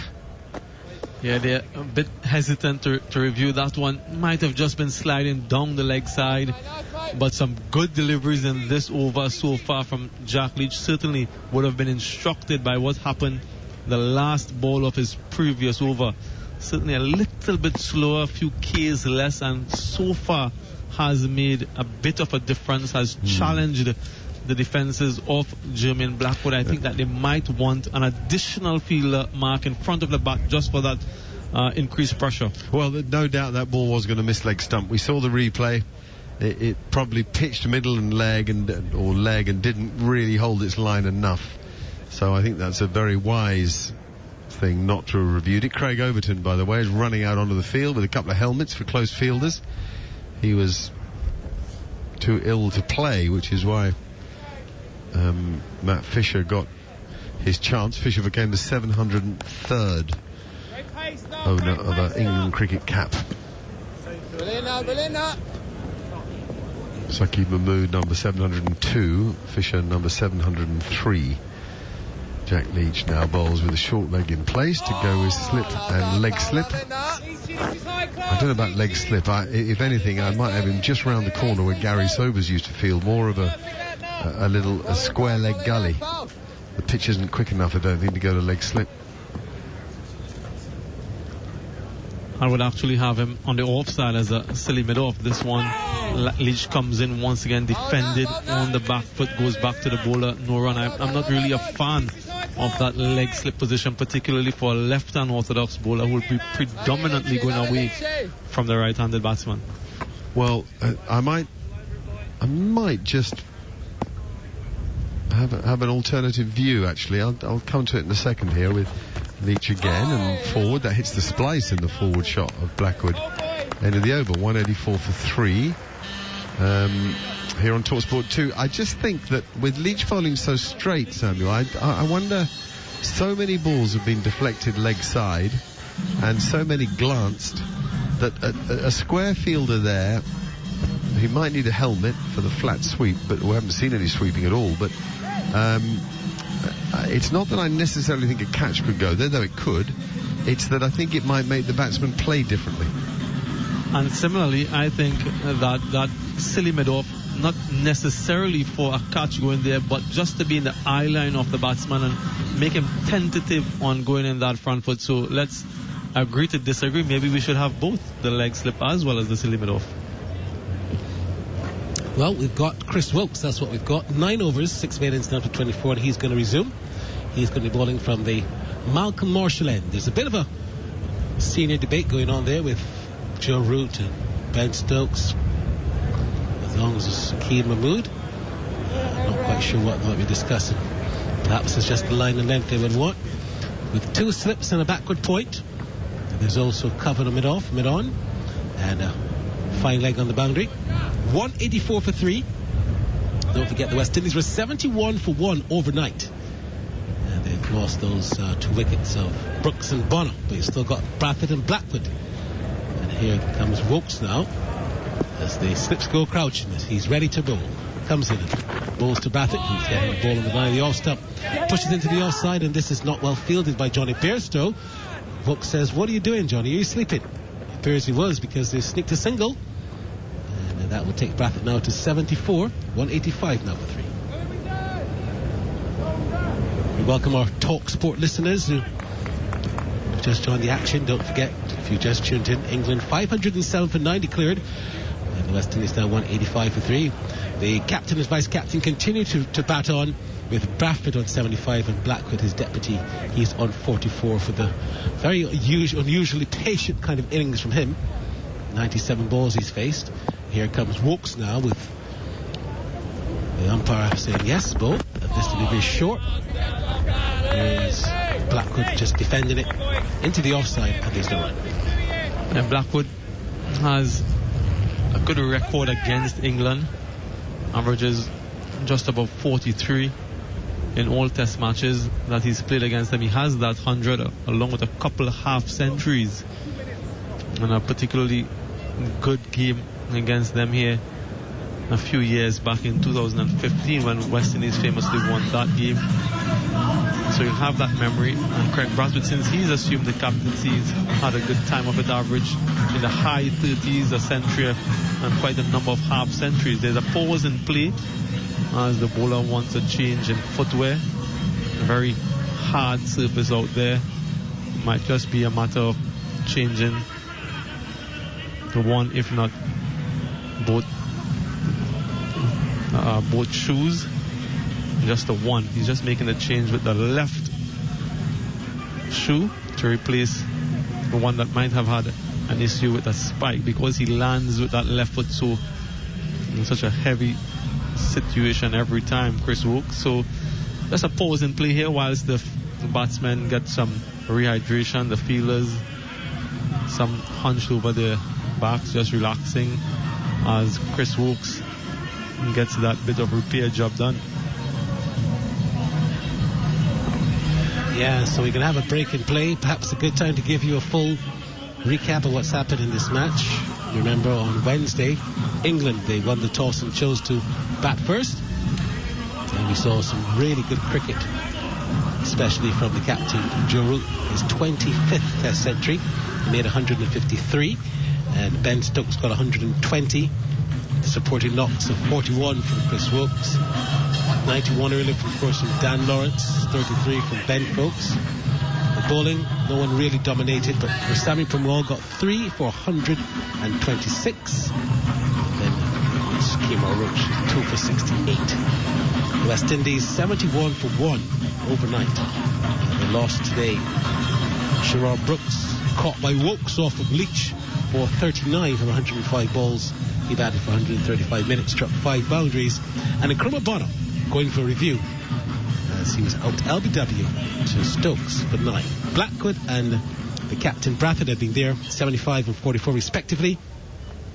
Everyone has gone off the field now. We're going to have a resumption. There's going to be Wokes to continue. He's in his 10th. And he's bowled none for 25. The sunshine is back here at Kenton Oval as Wokes comes in now. Passes the umpire and bowls, and Blackwood is playing this one defensively into the onside, and there's no run. Lees comes across and does the fielding as the Windies remain on 185 for 3, still pretty far off. But they got the second new ball available in 1 over. Do you think they'll take it right away? I think that Jack Leach has been bowling in the last couple overs or so, creating some problems, so I tend to think that they'll give him a few more overs with this old ball as Wokes comes in once again to Blackwood. He's on the front foot. He's pushing that one to Ben Stokes at mid-off, no run. So I'm not too certain if they'll take it immediately. But what I am quite certain about is that the West Indies will be very pleased with this effort post-lunch, having lost a wicket. The captain and the vice captain out in the middle, senior members of this team. That partnership now worth 84, and they've battled resolutely throughout this session. Lost 2 wickets in the first session, none so far in the second, and that's how they want to approach this game, session by session, as Wokes comes in once again. This one is played off the back foot, full face of the bat, punched quite confidently towards Ben Stokes at mid-off, who rifles in the return to Ben Folks. No run. The result, the score remains 185 for 3. But much impressive batting performance from the 2 senior players on the West Indies team. The sun is out in all its glory here at the Kensington Oval. The fans are a bit subdued, as you'd expect. Wokes in once again. This one is angling down the leg side off the thigh pad of Jermaine Blackwood. Tried to work that one on the one side. Goes just to the right of the umpire at square leg. Alex Lees collects, and they go through for the leg by. 79 overs completed now. 186 for 3. The West Indies still trail by 321 runs. Craig Brathwaite unbeaten on 75. Jermaine Blackwood unbeaten on 44. What sort of ideas can Joe Root come up with as they look to conjure a breakthrough in this post-lunch session? So Leach, he's the man who's bowled the lion's share. Left arm spinner from the Joe Garner end. We've got 3 men around the bat. There's a slip, a leg slip, and a short leg. As Jermaine Blackwood, I sense, is a bit eager to get going. As this delivery is short, and Blackwood is on the back foot and just punches the ball back to Leach. We've got a backward point. We've got a cover mid-off, mid-on, straightish mid wicket. Just a backward square. No one really in the outfield, Sammy. As this delivery is down the leg side and tickled to fine. A couple of runs here for Blackwood. He'll get one. It's gone down to fine leg with Johnny Bairstow picking up just about now. So 2 runs there to Jermaine Blackwood, inching towards his 50. He goes to 46. It's 188 for 3. And you remember in the second innings of that first test, Jermaine Blackwood went for a wild heave across the leg side because there wasn't anybody positioned in the deep. So they're trying that similar tactic. They're asking him if he wants to go for the boundary and then go for it, go against the line, against the turn. And so far he's resisted any temptation known for some impetuous stroke play at times. Leach comes in once again, this time short, angling down the leg side, worked away towards Johnny Bairstow, who's just short backward square, no run the result. So they're working away on his patience and on his discipline, and so far he's responded quite well, Blackwood. Here he comes again and bowls to Blackwood, and Blackwood is turning the ball down to the backward square. Can't score. Johnny Bairstow's there. You can hear the chirping around the batsman. Perhaps just trying to get on the bad side of Jermaine Blackman, might be reminding him of what he did in Antigua. As Leach in again, comes in now, bowls to Blackwood, and Blackwood is again defending. Not tempted by that delivery, which was well flighted on the line of the legs. Perhaps there for the swing. Blackwood just came down and defended it. Played it to the captain Root, who's at that short mid-wicket position. Leach spins the ball from hand to hand as the players crouching on him. And this one is again same ball, same place, straight to the mid-wicket area to end the over. 80 overs gone, and the Windies 188 for 3. Braffett 75 and Blackwood 46 on talkSPORT 2 and YouTube. Current run rate of 2.35 for the West Indies. They won't be bothered by that.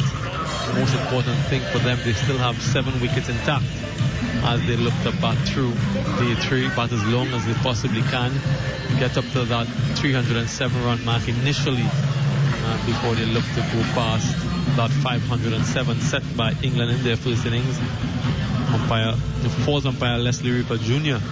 making his way onto the field with the new ball, and as it turns out, it seems as though they're going to take that new ball with immediacy, just to see if they can get a breakthrough before tea on the third day here at the Kensington Oval. And Chris Woakes seemed to be the bowler who will be charged with that responsibility. Open the bowling with the first new ball, and he's going to have an opportunity with the second new ball from the Malcolm Marshall end. Well, Blackwood has only passed 50 once in his last 21 test innings, which was 55 against Pakistan at Kingston, Jamaica, his home ground, and that was last year. Prior to that, he had 3 50-plus scores in 4 innings, so he's not been that great form.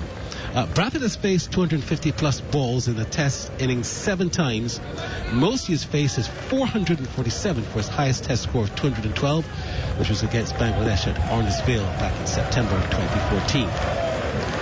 So here comes Woakes with a new ball to Braffett, and this delivery is on the line of the off-step, pushed to the cover, and there's no run. It's important that Craig Brathwaite remains out there because he is so used to facing the new ball as an opening batsman. So this challenge should not be too insurmountable for him. Jermaine Blackwood himself has faced new balls many a time, so still need to be watchful, still need to be cautious as Woakes comes in once again over the wicket. This one back up a length, on or about the off stump. Again, cautiously played by Craig Brathwaite, pushes it back down the wicket to the bowler who does the fielding himself. Just about 7 minutes before the tea interval on day 3. West Indies would be well placed to go into that break without losing a wicket in the entirety of this session, and that would be a tremendous achievement from their point of view. Here he comes in again in bowls, and Braffett is punching off the back foot up to the extra cover area for a single. Good single there taken. It's a very short run. So he's faced 241 balls now for his 76. Blackwood is on strike, 46 from 108, 189 for 3. The West Indies still trail by some 318 runs. The partnership is slowly getting up to 100 as well. The partnership is now 88 runs from 220 balls, so this has been very good batting. It's been resolute, but this is what you expect from the captain and the vice captain of this team. As Woakes comes in now, bowls to Blackwood, and Blackwood is driving back to the bowler. A bit airy-fairy, but no chance for a catch there, and there's still no run. Chris Woakes still looking for his first wicket in this test match, having taken the responsibility with the new ball in the absence of Anderson and Broad, and under tremendous scrutiny also the absence of Mark Wood due to injury along with Ollie Robinson, and so much pressure placed on his shoulders to get wickets up front with the new ball as he comes in once again over the wicket. Short. Jermaine Blackwood watches this one all the way onto the bat, on at the crease, and drops it dead in front of him. No run the result. And two debutants alongside Chris Wokes and Matthew Fisher and Saqib Mahmood. So that's even more responsibility if he didn't have enough already. Here he comes in again now as he passes the umpire and bowls to Blackwood, and Blackwood is driving, pugnacious drive, but straight to Ben Stokes at mid-off, and there's no run. The over ends, 81 overs gone, 189 for 3, the West Indies chasing England's 507 for 9 declared, here on talkSPORT 2 and on YouTube as well. The music continues to play away from the DJ. Fans a little more activity, dancing girls as they customarily do during the break in between overs.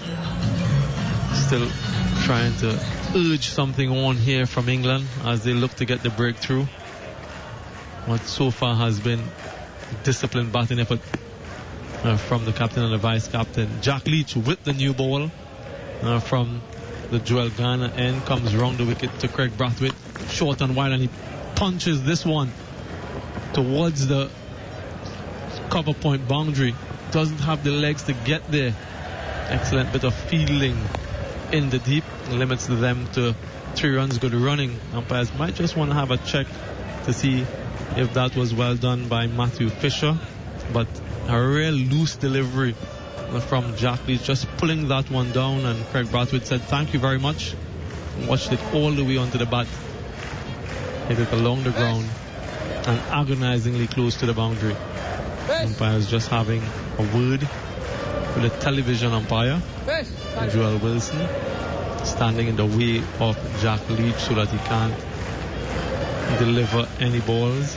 And as we look at the replay on the monitor, it's quite close. His right foot very close to the Toblerone, the advertising triangle. He might need another angle.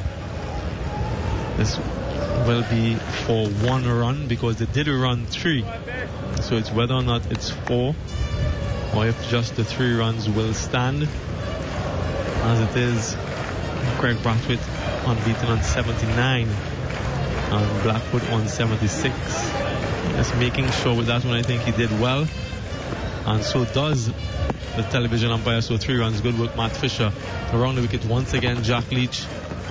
This one is outside the line of the off stump, well left by Jermaine Blackwood, through to the wicketkeeper, no run. So this new ball will present a different challenge altogether from the spinner. Some might turn and some might just go straight on, and that's the one that they'll have to look out for. Short and punch beautifully. That's going to go through the cover. That should get to the boundary for Blackwood. Should also bring his half century. Gets there now. Jermaine Blackwood, a very patient and resolute 50. Well batted from him, showing that kind of responsibility that perhaps was not shown in the last test match, with the vice captain getting some applause now from Monty Desai, who's the batting coach of the West Indies team, and also the members of the West Indies team, and even some of the Barmy Army. 196 for 3, Blackwood 50 from 113, 6 fours. A really superb knock so far from Jermaine Blackwood, but lots of work still remains to be done, and I just hope for his sake and the West Indian sake he doesn't think that he's done enough and is contented with that. This time he reaches outside the off stump, much slower. There is some turn, but too wide to interest Jermaine Blackwood, who watches that one go by. 50, he should be thinking of a triple figure score. Blackwood having got set, having done all the hard work again. This one beats the bat, beats the outside edge, some bounce and turn from Jack Leach, prodding on the front foot tentatively. Jermaine Blackwood, unfortunately for him, just spins past the outside edge, but some bounce and turn. Yeah, that's good bounce and turn, but I'm just a bit surprised that the England team took the new ball and Leach is still bowling. He has not been effective with the new ball so far, but we've still got 1 ball before tea, I guess. So this delivery is beating him as he comes forward. There was Blackwood probing, beaten all ends up, taken by the keeper, and that's over tea and time here at Kensington Oval, where the West Indies 71 for 1 overnight have moved now to 196 for 3 at tea. 28 overs in the session, 82 runs scored. What's very important as well is that no wickets have fallen in the session for the West Indies. England might just be thinking about their tactics a little bit. Bradford will go into the interval on 79. Blackwood will go into the interval on 50. A partnership worth some 95 runs. So then you're listening to the West Indies versus England, second test at Kensington Oval here on talkSPORT 2. We'll be back after the break. Exclusive international cricket live. The West Indies versus England on talkSPORT 2. Hear the biggest sports stories first and fast with the Back Page Review on talkSPORT with Tesco Mobile for Business. Listen to talkSPORT Breakfast every weekday morning from 6 for the latest breaking Back Page news, plus unbeatable reaction, opinion and comment. Back Page Review on talkSPORT with Tesco Mobile for Business. Big mobile networks are raising your bills again. Join us for prices that stay fixed. Tesco Mobile. Every little helps. For applicable terms and verification, see tescomobile.com/fixed prices.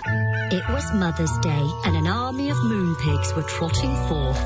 This little moon pig just wanted a cuddle. And this caring little moon pig made Mum go wah, wah, wah all day long. For this Mother's Day, it must be a moonpig.com. Download the app now. White and Jordan's supercharged weekend review on talkSPORT with the new Renault Traffic. Big space for big things. From a powerhouse performance in the Premier League to revved-up rivalries on the racetrack. Sparks will fly as the most well-connected duo in sport discuss another action-packed weekend. White and Jordan's supercharged weekend review, Monday morning from 10 on talkSPORT with the new Renault Traffic. Celebrating 40 years of helping the nation's businesses. Search new Renault Traffic. Sam, put down that spoon. It's time to go to the movies. It's 7 a.m. Popcorn o'clock with a Samsung Galaxy S22 series. But I've got work. Does work have a dynamic AMOLED 2X display? No. What's on? Entertainment. That's what. With 12 months Disney Plus on us. Dingy. Get back out there with the epic Samsung Galaxy S22 series. Buy yours at Samsung.com. Disney Plus auto renews at £7.99 a month. 18 plus only. Terms apply. Morrison's Market Street Specials. Great offers on fresh food every week. This week, try British beef brisket. Save a third at £6 per kilo. Or Yorkshire Wensleydale and cranberry cheese.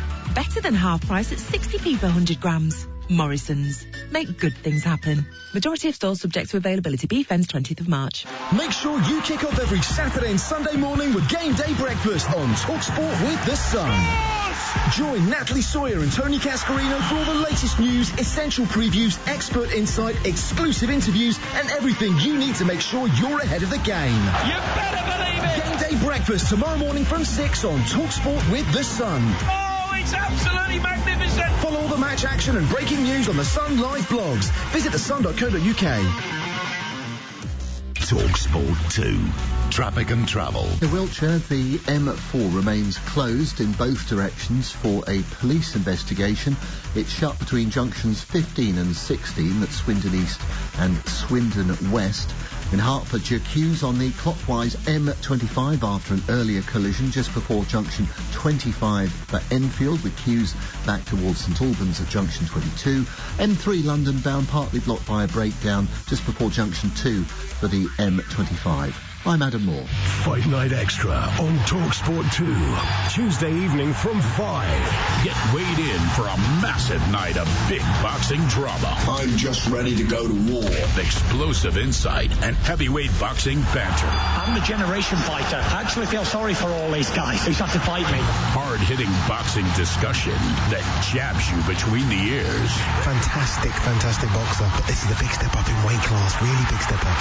Get in the ring and go the distance. She's got movements that look like Mayweather at times. Fight Night Extra, Tuesday evening from 5. On talkSPORT 2, the home of boxing. And here they come. What a magnificent sight. Yes, it's live British horse racing on the radio, and talkSPORT 2 have got it covered.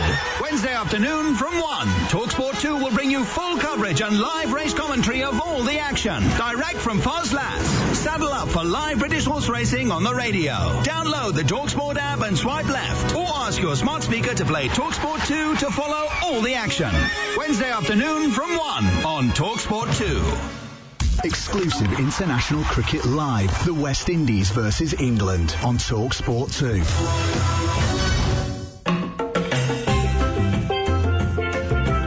First delivery is bang on the money. Beautifully bowled. Leach in once more. Beautiful delivery. Jack Leach, when bowling through right-handers from day 3, 4 and 5 in test matches, averages 19. Shamar Brooks, Craig Brathwaite, Jermaine Blackwood, Jason Holder, all right-handers. Yeah. If he's ever going to, take a bag, it's a good way to start. That's... Yes, it is out. Jack Leach gets his first wicket of the day. Here comes Leach now. Balls to Bonner. Bonner's beaten with a beautiful delivery. Exceptional from Jack Leach. Did you order a sofa, man?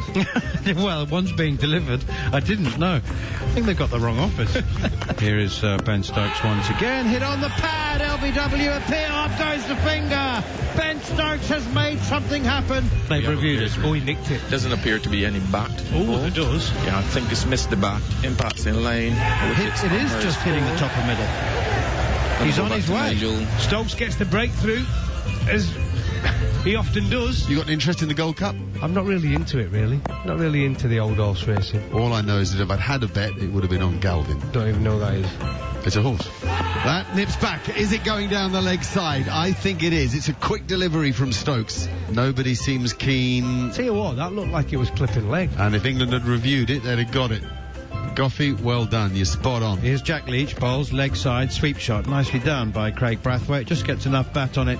That's a good shot from Craig Brathwaite, and it brings up the West Indian captain's half century. It's a lovely late-in swinger, but don't worry about it. It's a half volley, and it's been punched through mid-off.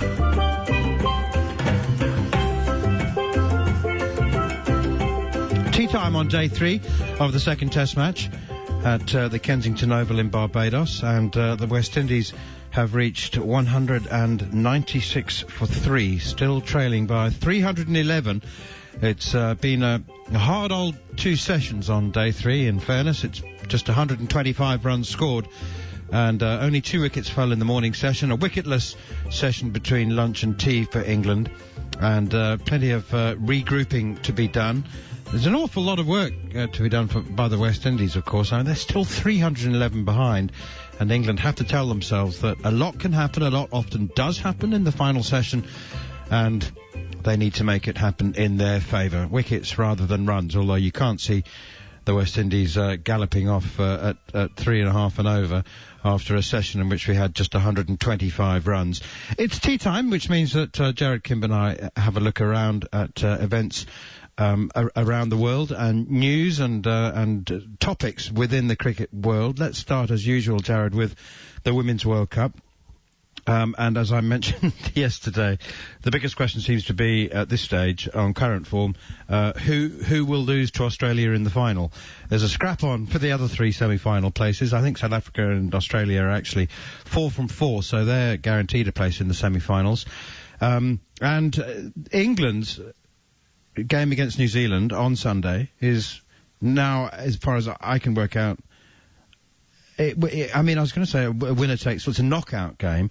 The loser is definitely out, but there's a possibility that both could still not make the semi-finals. Yeah, I mean, you're talking at the moment, we've got Australia and South Africa have all but qualified, but basically qualified, let's put it that way.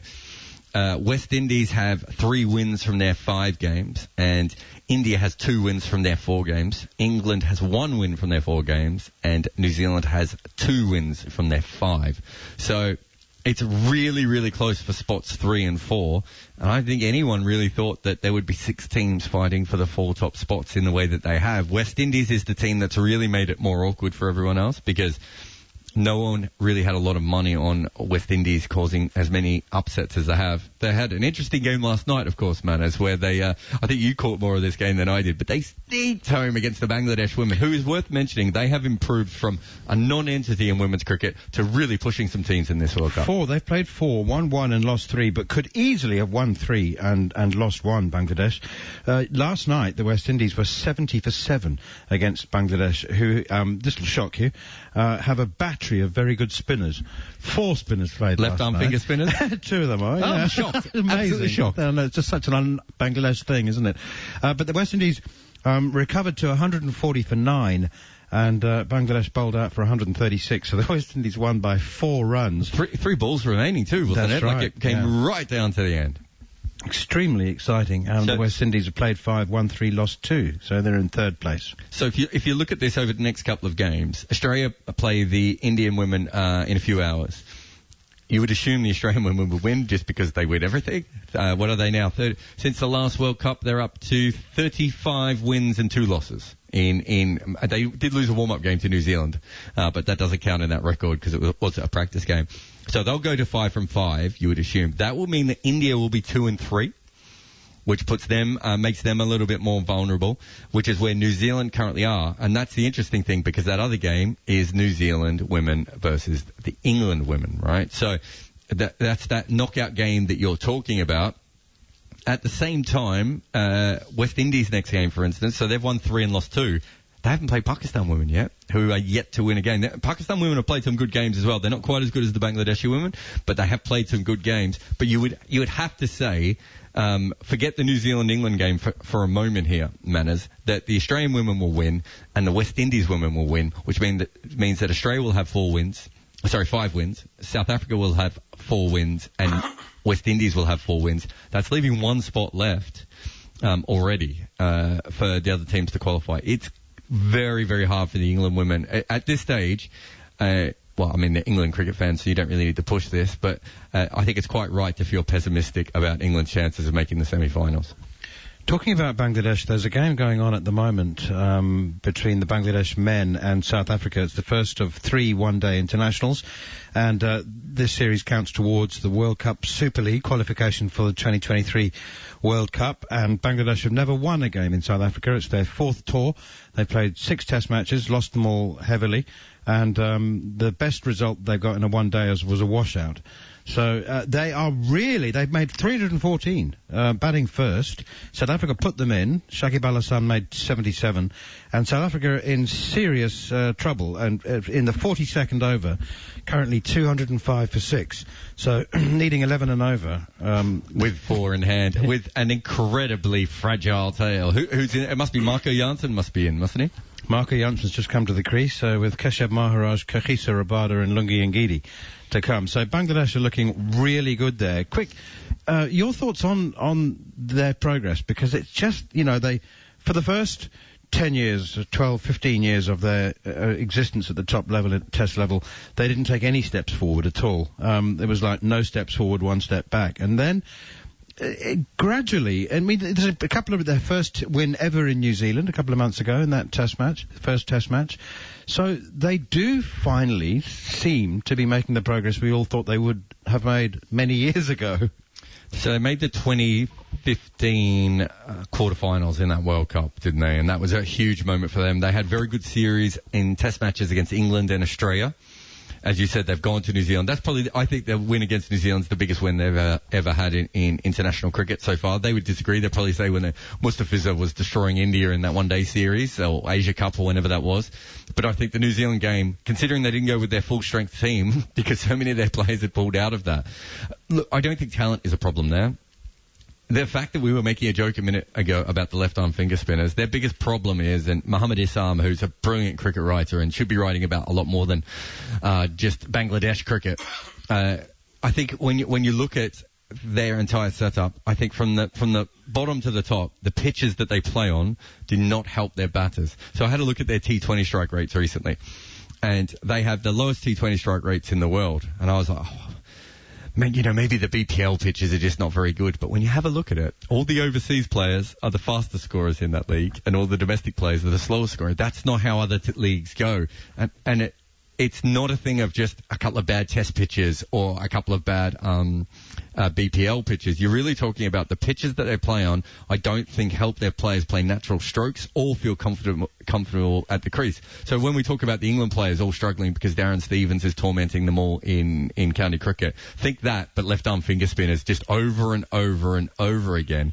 I mean, they had a competition, there where you had to pick one 90-mile-an-hour bowler and one leg spinner in every 11.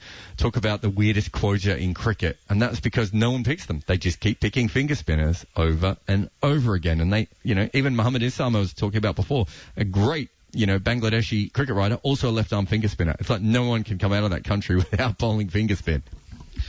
Just a final word about the South African men's team, the men's ODI team. And a reminder, in case you're not familiar with how the qualification for the 2023 World Cup works, the World Cup Super League sees each of 13 teams in that, all 12 test-playing nations plus the Netherlands, playing 4 3-match series at home and 4 3-match series away. So there are another 4 teams who they don't play.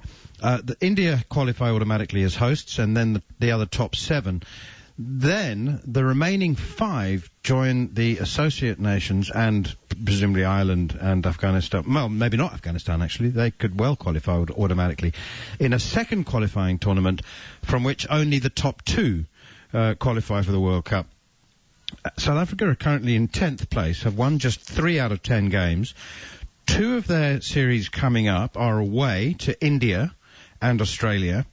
They've only won 3, as I say, 3 of those games. If they lose this series or even just win it 2-1, there is a very strong chance they could find themselves in Harare in the second qualifying tournament, alongside the likes of Papua New Guinea and Ireland and Scotland and the Netherlands and Singapore or Hong Kong or and Namibia. The West Indies have done it. And the West Indies only just got out of that, if you remember. There was Richie Barrington, I think, got a bit of a dodgy LBW for the Scottish team, and the rain came in at the right time.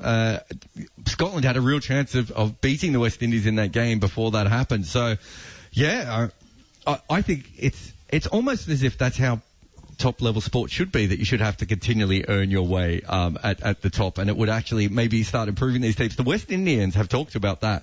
Being in that tournament really helped them refocus their cricket, because they were like, well, wait a minute, where are we now? We're literally having to beat, Scotland to make the World Cup. We have fallen. We have to be a lot smarter here. It brought a lot of the West Indian players and the board together. They had a new chairman, obviously, in Ricky Scarrett, who really did help things over there. But, that's what it should be. You shouldn't get automatic. You shouldn't get an automatic run into the World Cup just because 125 years ago some old boys from England thought Cape Town was a nice place to go on holiday. Right? You should have to continually earn your place at elite sport. Absolutely, and complacency should be punished without mercy. We've only got a couple of minutes left. I want to talk about Test cricket lovers never being satisfied, because when a game finishes in 3 days, everyone says, oh, well, that's no good for Test cricket. We can't have results in 3 days.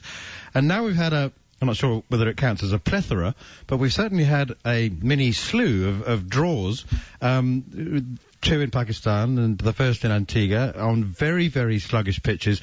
I have this theory, and I wrote a column about it a couple of days ago, that administrators' pitches are back. Groundsmen, of course, cannot be in complete control of pitches because they're organic things, but I think that in Pakistan, certainly, they've made very, very flat pitches deliberately. And I think that in the West Indies, similar thing. It's not just about beer sales, I mean, I'm not saying that not the in Barmy Pakistan. Army drink that much. No, not in Pakistan, certainly. But I think Pakistan cricket wanted as long a window as possible to say, look at us, we put on a show. Everyone's safe, everyone's happy, everyone's smiling. And, it's the biggest commercial tour since India last toured there, and they want to milk it financially. And I think in the Caribbean, the 3 tourist islands, they also are saying, look how many pictures of the ocean that we've seen. They're saying, look at us, the Caribbean's open for business. Look, I get it. I don't think it works. I think Mark was saying on air earlier, talking about a similar topic, that people remember exciting test matches and they talk about them more. It helps you more on social media. It helps you sell the TV rights.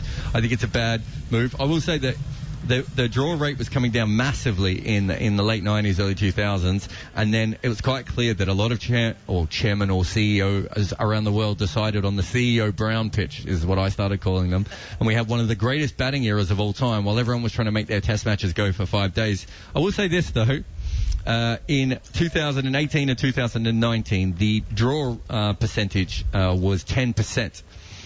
From 2000 to 2009, it was 25%. So I don't think we have to worry too much about a couple of drawn matches in Pakistan. In 1980, it was 55% that year.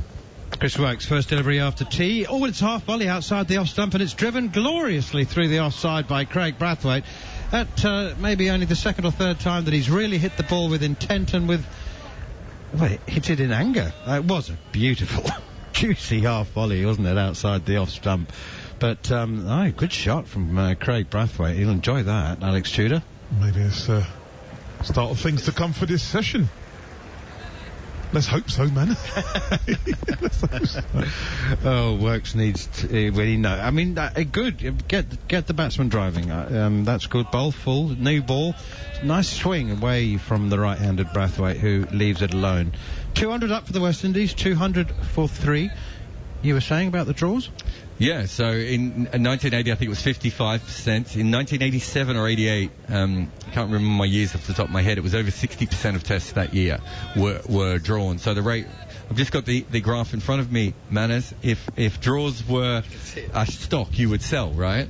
I mean, they have fallen so much. We're talking about over 30%, sometimes over 40% of matches were drawn, to now some years where it's 10%, which is we've never had before in Test cricket. Works again. That's full, and it goes straight on, and it's left alone by Brathwaite once again. As I said, we're never satisfied. We can't have a situation where every Test match finishes in exciting fashion 20 minutes after tea on the 5th day. It's also worth saying that Pakistan have had 7 tests since they came back, and 3 of them have been draws. One of them was rain affected, to be fair, and then we've had the last 2. Pakistan had one of the highest draw rate percentages beforehand, and West Indies used to have a very high. Works again. That's full and very straight and driven beautifully by Brathwaite. He could have a second boundary in the over. Jack Leach chases and then gives up 5 metres to go. Well, like I said, I mean, lovers of Test cricket are never satisfied, but never satisfied if Wokes is bowling too short. Now we say bowl fuller, attack the stumps, bowl fuller, attack the stumps. That was a wobble seam delivery, and it was full, and it was driven straight back past his feet for 4. So, full and straight. I'm not going to criticise him for that. No, I'd rather he get driven than bowl it short, as you say. Make use of the new ball while it's hard. Works again. Oh, inside edge onto the pad. That was a loose shot from Craig Brathwaite. Unexpected. Out of the blue. He's 87 not out from 247 deliveries, and West Indies have moved on to 204 for 3. So just to wrap up, Jared, do you, like me, think that administrators' pitches are making a comeback? I mean, I think they are. I think, here comes Wokes once again, and that one is clipped away out towards mid-wicket, fielded by Alex Lees. And there's no run. The over comes to an end. 204 for 3. I think we're seeing 2 back-to-back Test series where it's happened. I don't think that means it's making a comeback. Okay. Does that make sense? So it's not going to become... It's not going to spread. It's not going to become like a common... In the last 3 years, South Africa and Bangladesh haven't had a draw. Right. New Zealand basically doesn't have draws anymore. In fact, there's no country outside of Pakistan who has more than 30% or even 25% of their tests are drawn. We just don't see many draws anymore, and that includes England, where weather is not particularly ideal. So I'm not too worried about that, Manners, but in a year's time, I'll jump on your podcast with you and we can... I know you don't have one, but you'll have one in the next year. I'll jump on yours. Yeah. And you can say you were right, but I wouldn't overreact to this at the moment. Matthew Fisher is my favourite story of this Test match. Is up to the crease now for the second over after tea.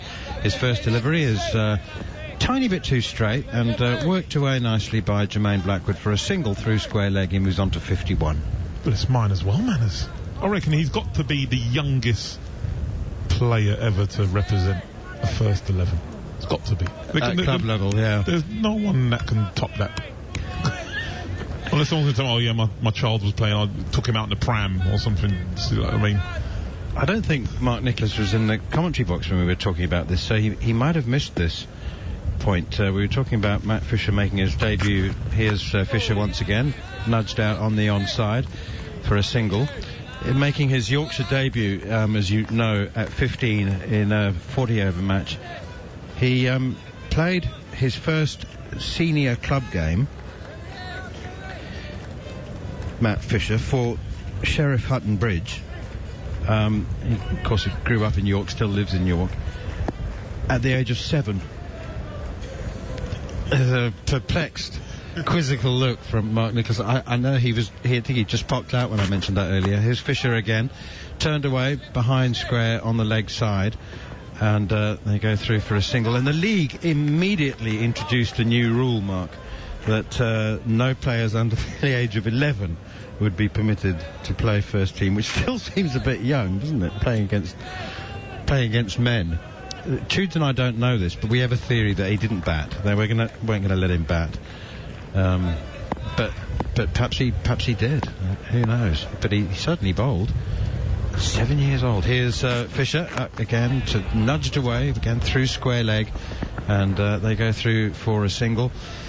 I just love his comments before the series began. He's just such a laconic view on life now, and he admits that he was way too intense. You know, there was so much expectation on him from such a young age. We talked about his family putting that bet on him playing for England after that Yorkshire debut, 50-1, and here he is. But you know, the years and years of battling to make progress with a body that wasn't standing up to the rigours of professional cricket. Short, wide, outside the off stump, left alone by Blackwood, and the list of injuries that he's had, it's like every part of his body. And just when it was, you know, the muscles and sinews of strength, and he'd break a toe or break a finger, and just injury after injury after injury. And he also, you know, he said, I'm just going to enjoy the tour. But too much expectation, too much pressure on myself. He said, I'd love to take 100 test wickets. I'd love to take 200 test wickets. But if it's my one and only tour, I'm going to enjoy it. Full, straight, and blocked by Jermaine Black. But the other thing that stood out to me is that he said, I'm very well aware that there will be several bowlers in England who will believe that I've jumped the queue and that I don't deserve my place. I've only got 63 first-class wickets. I've only played 21 first-class games in all these years. But I can't let that get to me. I can't afford to think about that. Can you think of any bowlers who will feel that he's jumped the queue? I'm sure there's a few around the circuit that put in the yards week in, week out, and feel that they've had that opportunity, maybe been on Lions tours and stuff like that. But sometimes you go for hunch and they see something in Matthew Fisher that they like, regardless of the amount of overs or, you know, the wickets he has. Sometimes you just got to give someone a go and forget about the stats sometimes. We're very stats driven at the moment. Enjoy that. Yeah, I like that. Here's Chris Wokes, still searching for a wicket. It's Brathwaite on the pads. I think about a leg by, but Alex Lees is quick enough to cut them off. That's the art of selection. To me, that's the absolute art of selection. As you know, anybody, you and I, could sit down with a list of averages and aggregates and go, well, we'll just take the blokes to the top, shall we? Marcus Trescothick wouldn't have got an England Michael debut. Vaughan, there's a few. Sometimes you just get an idea. Here is Wokes once again. That's good delivery. It's swung in from middle towards off, but it's tucked away for a single as Johnny Bairstow fields, and Brathwaite moves on to 89. Jermaine Blackwood has 53.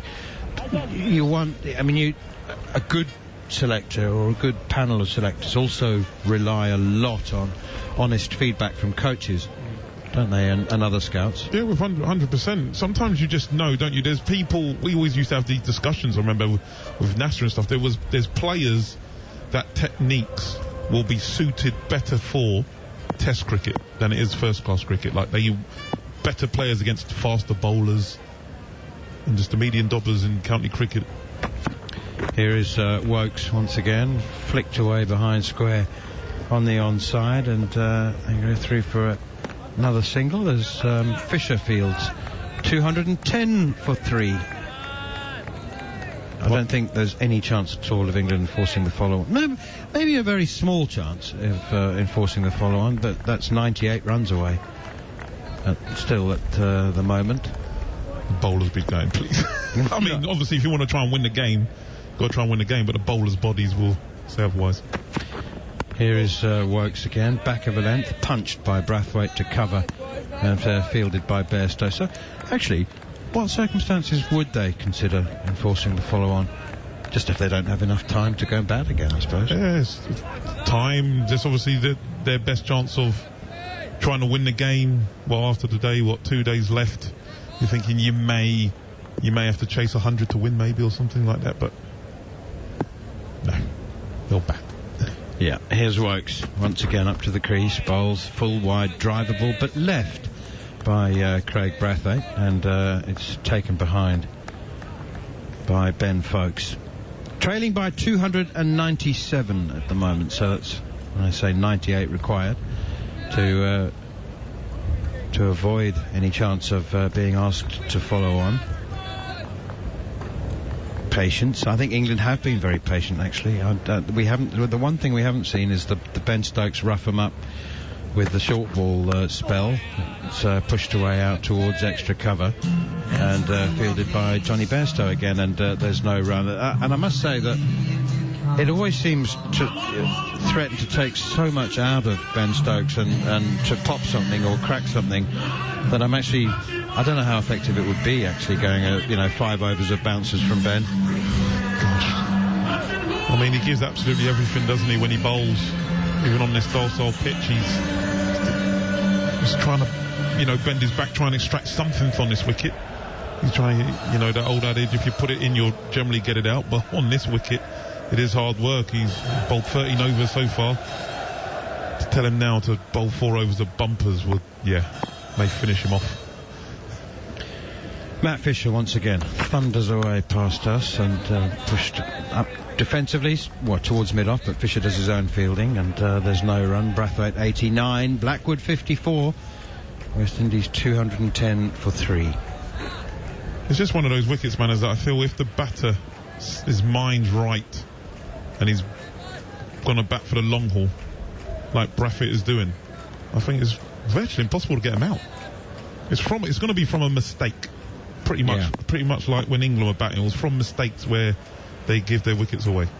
His partnership's worth 109, by the way. Fisher is in once more, and Jermaine Blackwood comes forward and guides this one out towards extra cover. Jared Kimber will be able to tell us off the top of his head. He won't even need to look it up, what Jermaine Blackwood's career strike rate is and how this compares. 54 from 123 balls. He is most certainly batting with the responsibility, the responsible approach appropriate to his position as Craig Brathwaite's vice-captain of the Test team. As Fisher is in once again, that's wide enough for Blackwood to leave alone, and he remains on 54 from 124 deliveries. What do you think Blackwood's career strike rate might be? Tests. 68. 65? Jude? 57. Yeah, 56. Yeah. The interesting thing about Blackwood's career is we think of him as a dasher because he plays a lot of shots like that when he goes out. And also he does play some counter-attacking innings. Fisher again.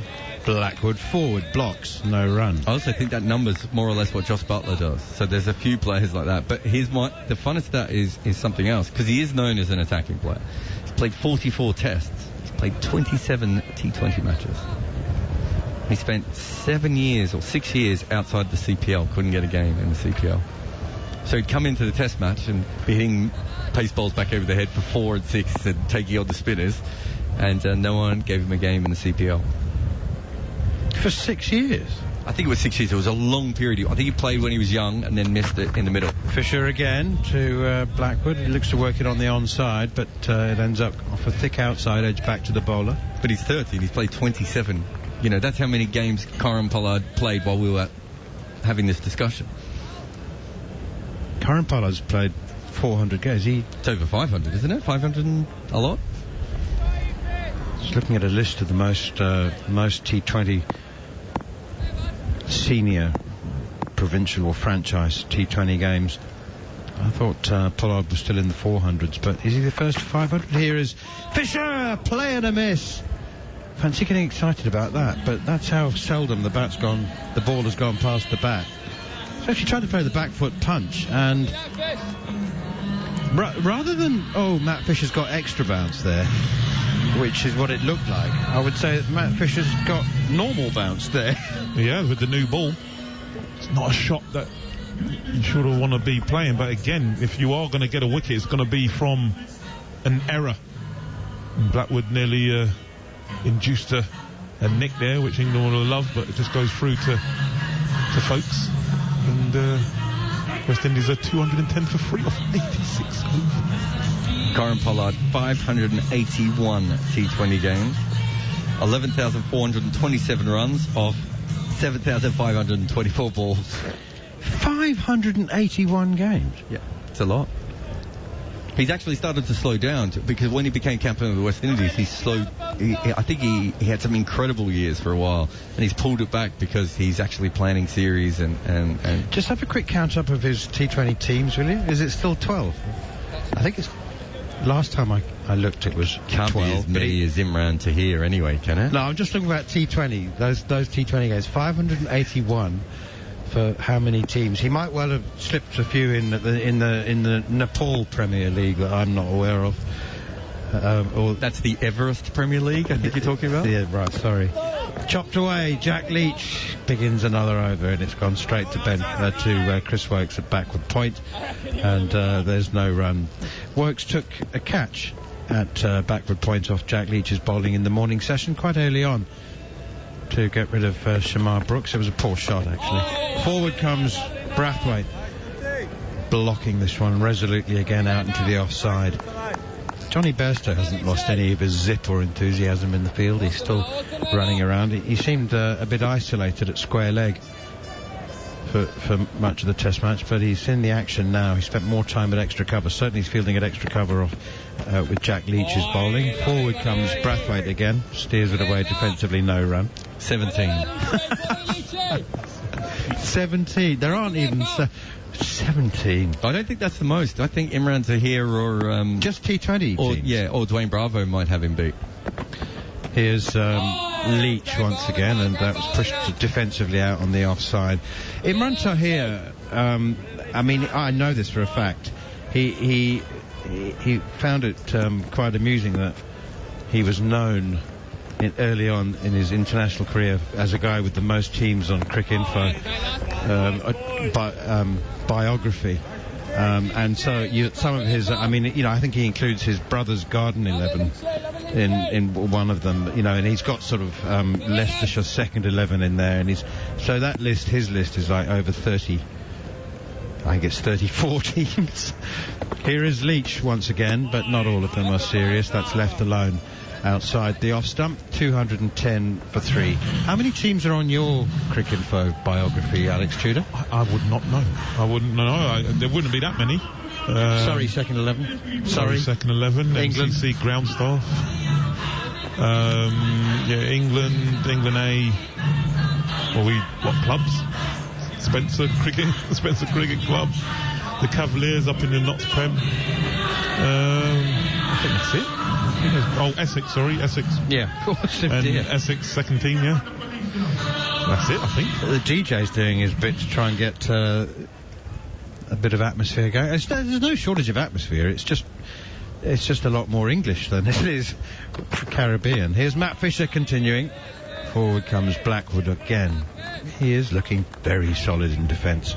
Jared's been counting up teams. I mean, Dwayne Bravo's, I was right. It's a ridiculous number. I knew he had the higher number because I think Kieran Pollard kept going back to the same teams quite consistently. I'm pretty sure I once saw Dwayne Bravo play for 2 different teams in 2 different leagues on the same day. 23 teams in T20 cricket Dwayne Bravo has played for. Jermaine Blackwood on strike as Matt Fisher is into him, and that one is chopped away behind square on the offside. There's a chase on for Saqib Mahmood. I think the ball will win, and it will. That was just a bit too short and a bit too wide from Matt Fisher, and he persuaded that one to the boundary, really. He just had a little chat with the ball and didn't try to hit it too hard. Just pointed it in the right direction, and it just managed to get there. Yeah, he sort of just guided down the third man, didn't he? Just using the hardness of the new ball. Saqib Mahmood with a dive, but not successful. And Blackwood moves on to 58. 214 for 3, West Indies trailing by 293. Matt Fisher is in, punched away behind square on the leg side, and they're running away for 4 more. Back-to-back boundaries, and very, very good cricket shots as well from Jermaine Blackwood. He almost allows himself a smile there. I'll tell you a funny story. One of the teams on Chris Gale's also mighty list of T20 franchises was the Matabeleland Tuskers, and it was, I don't know, 12 years ago.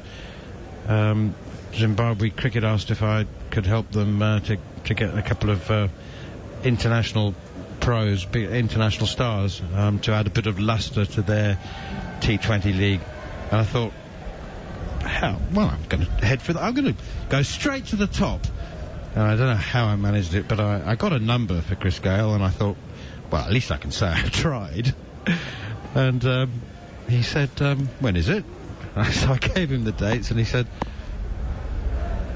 I'll think about it. Give me a call tomorrow. Here's Matt Fisher once again, and that's blocked defensively back towards mid-on. And so he said, how much money is it? And I took a deep breath, and did you tell him in Zimbabwe dollars? It's $20 million. Cash.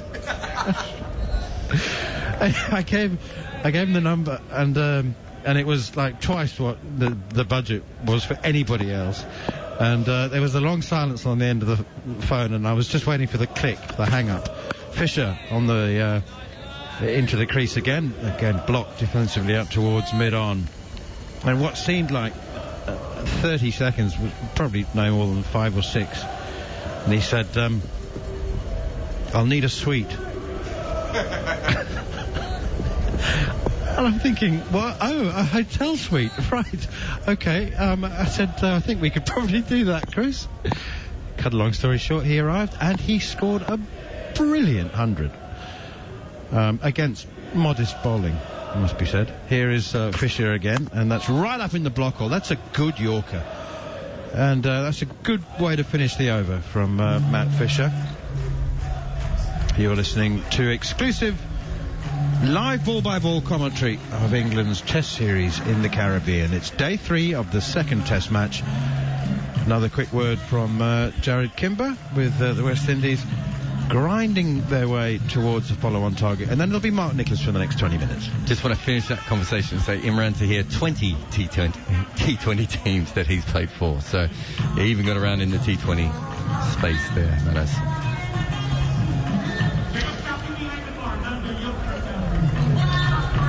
Second of 3 Test matches. We go to the Grenada National Stadium. Well, we don't. We're doing it from London, but the players do.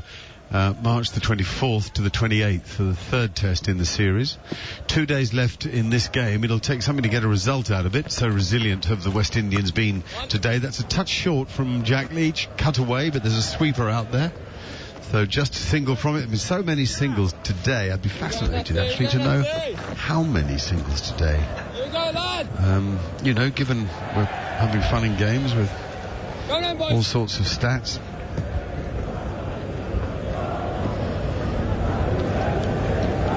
I'm sure we can find out. The crowd's starting to sing a little now, just warming up as the nectar has worked its wonder. Here's Leach again. Back goes Blackwood. Stands quite tall to force that to extra cover, but doesn't find the gap. That's the great problem, really, when there's no pace in the pitch. You're always coming at the ball, never able to use the pace of it. Leach again, twirls in his fingers, reaches the crease and bowls a bit short. That's what tired fingers do. You don't get through your action, and it's easy for Blackwood to go on the back foot and hit it back down the pitch. There's no run from it. But when your fingers get tired, you tend to put the ball there rather than really drive the lower half of your body and get some revs on it. He tried to do it there, actually. That was a better action and a better ball. He got a thick outside edge for a single. England still with 3 around the bat, slip leg, slip and short leg.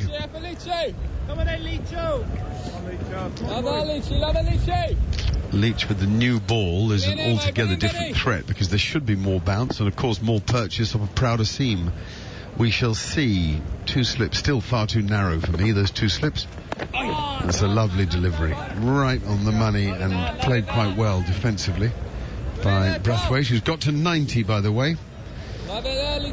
7 times he's batted more than 250 balls in Test match cricket, so he's a man of patience and concentration and determination. Here's Leach again, his bald pate working away in front of us here, as it has done all the game. There's no run as it's pushed out on the leg side. 220 for 3. We're on talkSPORT 2, and who have we got? I've got Gough. Now I've got Alex Tudor. Do you know what I mean about the action when you get a little tired? Yeah, I do, Mark. Yes, I do. I still feel, you know, with Jack, what I've seen so far, he's just bowling a little bit too flat for me. Batters are able to play him off the back foot, giving them enough time to negotiate the turn. I just feel he just needs to flight it for me a little bit more, get it above the eye line. Every time he does, he gets that purchase, gets that dip and a bit of extra bounce. Just needs to do that more, but he's not got the consistency at the moment. Here's Matt Fisher, who has... It suddenly dawned on me who he reminds me of when he bowls. And he comes now, and that's on a length at off stump, and the face of the bat closes a little bit as Blackwood defends it. 220 for 3. Blackwood 63, Brathwaite 90. Scott Boland. You know, he runs in very straight. He's got an action not dissimilar, hits the pitch around about a good length, doesn't try to be too fancy, looking to either hit an upright seam or scramble the seam, and therefore has, you know, a little change up in his game. But he's a sort of honest and obviously quite... Let's see what happens here. That's a bit fuller, and he gets an inside edge again that goes out to mid-wicket for no run. Fielded by Dan Lawrence. He's sort of honest and thoughtful. Good bowling brain, I suspect. Yeah, I think so, and I think with the paces that he bowls, he has to be, I think, you know, he's not, as Gough alluded to at the beginning, he's not express, bowls sort of early 80s, so you have to be skillful as a bowler, especially when you play on flat wickets. So he's got good control. Here he comes again, arms pumping, 2 sweatbands on either wrist, and a forward defence to a full straight ball that results in no run. 46 singles today. It feels like more. You know, so many have come off thick inside edges into those leg side spaces. A few have come offside square. A few to mid-on. They're the 3 key areas. No sweep strokes played by these guys. No, early on I think Brathwaite did one, it sort of went down to fine leg. But there's been a few 2s. But only a few. Not a here's a word, a plethora. Back goes Blackwood again. That was very much a Scott Boland ball. Run up and sort of hit the pitch. 13 2s and 2 3s, if you guys need 13 2s? Yeah. Right, well, I agree, they didn't feel like that many. How many 3s? 2 3s? Yeah. How many boundaries? 16 4s. Okay. Well, West Indies don't want to lose the game, that's very clear, and they've set their stall out not to do so. 220 for 3. England declared, remember, 507 for 9. Here's Fisher again. This is an over of very straight deliveries, all of which so far have had to be played by Blackwood, and all of which have gone into the leg side, either off thick inside edges or off a slightly shut blade, a straight blade that shuts a little he doesn't quite retain the top hand control that he might. Barry Richards always used to say the top hand controls the shot, the bottom hand provides the power in the shot. And he should know.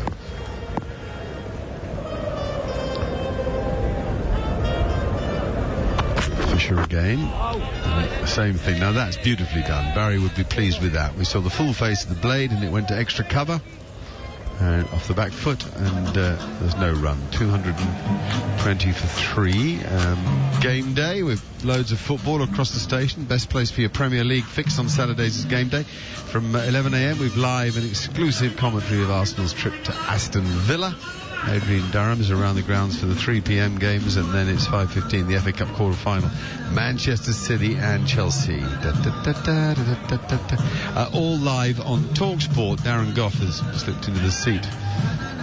Not quite alongside me because Neil Manthorpe splits us, but Gough, are you missing your life at talkSPORT as one of the kings of football here? Yeah, 13 years I did here, Mark. 13 years on drive time. Very good at it, you were too. Enjoyed it. Enjoyed doing the cricket, and back doing the cricket now. So if I want to enjoy it, I want to come back and done this. So yeah, it's a good company to work for. Enjoyed it. The amazing thing is, since I actually left about 3 months ago, I think I've watched about 8 minutes of football. Because I've watched every single football match for 13 years. I've just had a total break from it. We've got Fakim Mahmood here with this new hard ball, and he comes in and he's just too straight. It's worked off his knees really by Brathwaite, who comes back for a second, takes him to 92. Why? You just fell out of love with it? No, I love football, but it's like when you do it every single day for 13 years, it's almost like I just needed a break from it. So I'm getting it back now, and now I've just come in here. I've been walking around, and football's on obviously everywhere, off the cricket in here. But I'm going to go watch Barnsley, I think, next week. I think it's next week they play Peterborough. So, yeah, we're gradually getting back in there. You still got an interest in Tottenham? Of course. Good boy. Always like it. Saqib now. That's a lovely shot. Well, punch down the ground. I think the shot of the day. Yeah, we'll go with that. Shot of the day. Proper straight drive. Quite Sachin Tendulkar-esque as he made sure he hit it just leg side of the non-striker's end. Takes him to 96. It does indeed, and that is a great shot. Again, full of length from Mahmood. That tends to be his chosen length in this game, on this pitch. Decent seam position, just drifted in, on towards middle stump, just punched it back there from Brathwaite. What a shot that was. Top class. Interesting, isn't it, how the bowling side gets excited to get a new ball, but on pitches like this, so does the batting side. Mahmood again, keeps a little low, and Brathwaite is back and sort of scoops it out, really. You just want to feel a harder ball. You do. I'll tell you what this game has actually proven, though. When you do play on flat pitches like this, or slowish pitches that don't offer a lot of sideways movement, without pace, which either team have got, it's been very difficult, hasn't it? Been very difficult to watch. There's no one that can go bang, bang, bang, bang, just with pure pace. And that's a shame, really. Mark Wood might have been the difference, but unfortunately he's got this elbow injury which is going to keep him out for a while. And again, another full ball. He's trying to get it up there and swinging it and encouraging the drive, but on this occasion Brathwaite, who needed 4 for 100, or needs 4 for 100, picked out Chris Wokes at mid-on. Oh, you're so right. I mean, there's two things, aren't there? The two magic things, if you've got quality in it, are pace and wrist spin. And either of those today would have been a huge advantage to the bowling side. Huge, and you can see why Australia in the 90s was so powerful. Well, that's right. They had both. McGrath, Gillespie and Lee with Shane Warne. Pretty impressive, huh? Yeah, very good. Mahmood again. And again driven towards mid-on. Well, not towards, to mid-on. Wokes picks it up cleanly. But that's when there's no pitch that's flat. When you've got that variety. If you look at Pakistan during that period, they had Waqar Yunis, Wasim Akram, Mushtaq Ahmed, Saqib Mushtaq. Yeah. They can bowl you out on any pitch. If it spins, it spins. If it doesn't spin, they still find some variation. Particularly with an old ball, they could take the pitch out of the game. Exactly. Yeah.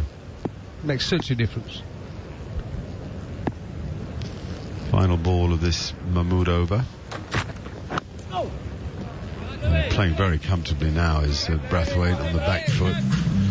Firmly hit to extra cover, but for no run, and it's 226 for 3. talkSPORT 2 and on YouTube as well, by the way.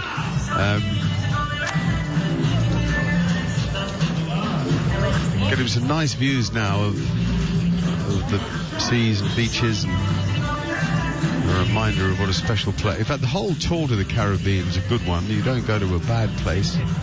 Barbados is the west coast is quite, high flying. The south coast is a little more relaxed. The east coast is rugged.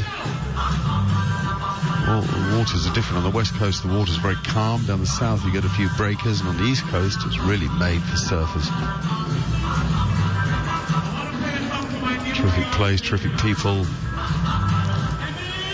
and a terrific cricketing history, of course, rich in high-class players, almost every one of them an entertainer as well.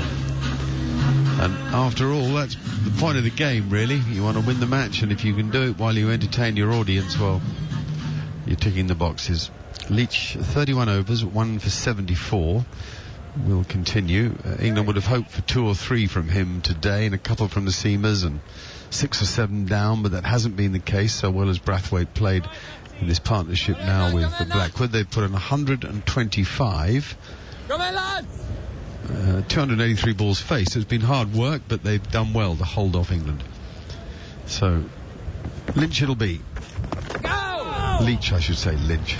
Leach it'll be. That was a perfect ball to sweep. But for some reason, he tried to glance it, missed it, it hit his pad.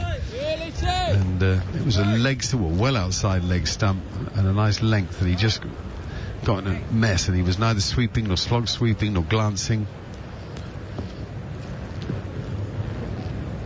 I hope Root is he's talking to the umpire about the ball.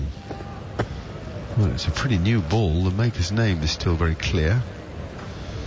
He'll grumble about the shape. Let's see if it goes through the contraption. It does, and so I don't think England will get much traction.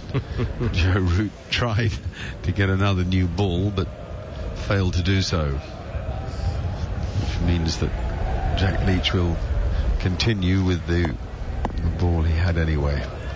Again, as ever, he flicks it with his left fingers into his right hand, gathers it. We wait. So too does Jermaine Blackwood.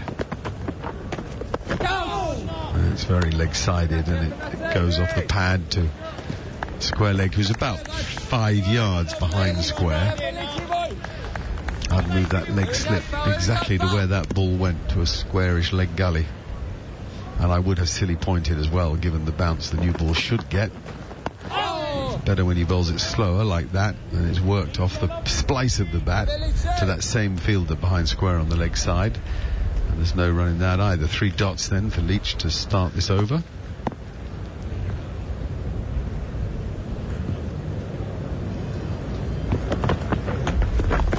That's a good delivery. No gully in place, but had there been, it would have been a pretty simple catch. I mean, England could easily have afforded a 4th fielder in there close. He shuts the face on it, and it goes off a leading edge. Oh, absolute dolly in the gully, wasn't it, Goughy? Well, you would like to think so. But there's no gully in there. But you're right, in this situation of the game, what are they? Still trailed by 280. Spinner comes into the attack again, Jack Leach. New ball in hand. You would think he'd want the fielders to put the pressure. You would. You know, Goughy, in general, I don't think captains in the modern era attack as much as captains in previous eras did. Well, I think they wait for mistakes for batsmen more. Yeah, I think they listen to the bowlers more, and I think they don't want the bowlers going for runs. They're trying to save runs more than take wickets. Leach again, and forward goes Brathwaite. It's fielded at short leg by Lawrence. End of the over now. 227 for 3. And you're right. It's a game driven by by forcing or waiting for a mistake rather than finding a way to take a wicket. Not exclusively so, but a lot of the time. Well, I think you're also playing on batsmen's techniques in this modern era as well. I think the way they play, with the influence of T20 cricket and T10 cricket, it's just the way players play now. I mean, let's say we used to get 220 runs in a day's play in a test match, which was a great day's play back in the day, swinging ball, spinning ball, wherever you were in the world. Now teams are looking to score 280 to 350 in a day. There's a total difference. And what's amazed me over the past few weeks is, but we've went through a period of cricket not lasting 5 days in test matches all around the world. Suddenly in world cricket we've had 4 of the flattest pitches I've ever seen. Well, the 2 in Pakistan and the 2 and here. the 2 in the West Indies. Here's Saqib Mahmood, who bowls back of a length, and Blackwood is able to get it wide of mid-on, so he does get a single as Wokes trundles round to pick it up. Wokes will be frustrated with himself. He yet again, I hate saying it about him, he's one of the best men you'll meet in cricket, but he just hasn't found his mojo abroad. It's a most extraordinary thing. There's no reason why he should not get length and line right. Well, the Wokes situation, and like I said, I think this is a tour where he's got a great opportunity without the 2 guys who have taken control of English bowling attack for many years, and he's not taking it. There's a run here, a miss hit by Brathwaite, went back past the bowler. He gets a single for it, takes him to 97. How would they have bowled on this pitch, Messrs Anderson and Broad? They'd have found it difficult too. Well, they'd have hidden it. They'd have bowled maidens, try to create pressure that way, but as you've seen from this West Indies batting lineup, they're quite happy to bat time. 97 off 273 deliveries, Brathwaite is in no rush. He's quite happy to bat for another day. There's another man, Michael Atherton, on screen. For those obviously are listening to us on radio, we've seen Mike Atherton, another guy who liked to bat time. He used to love situations like this, flat pitch, just bat. Saqib again, and lovely. That's really good from Blackwood. Actually, it does. I know this sounds ridiculous, but it does look as if he resolved to get that top hand more involved in those strokes, because he's exaggerating the fact that he's getting the blade going back through the line of where the ball came from.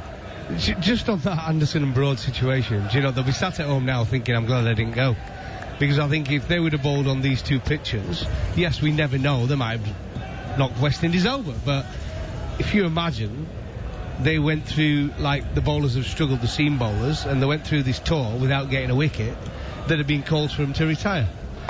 Now, suddenly not being here, people are saying why we left them out. I think we might have got lucky, huh? Bold, lovely, get it up there, get him driving, beat the outside edge. He follows through, exaggerated, excited by the moment. One of the few plays and misses of the day against the seamers. Good delivery from Mahmood, good length. Batsman chanced his arm, went for the drive.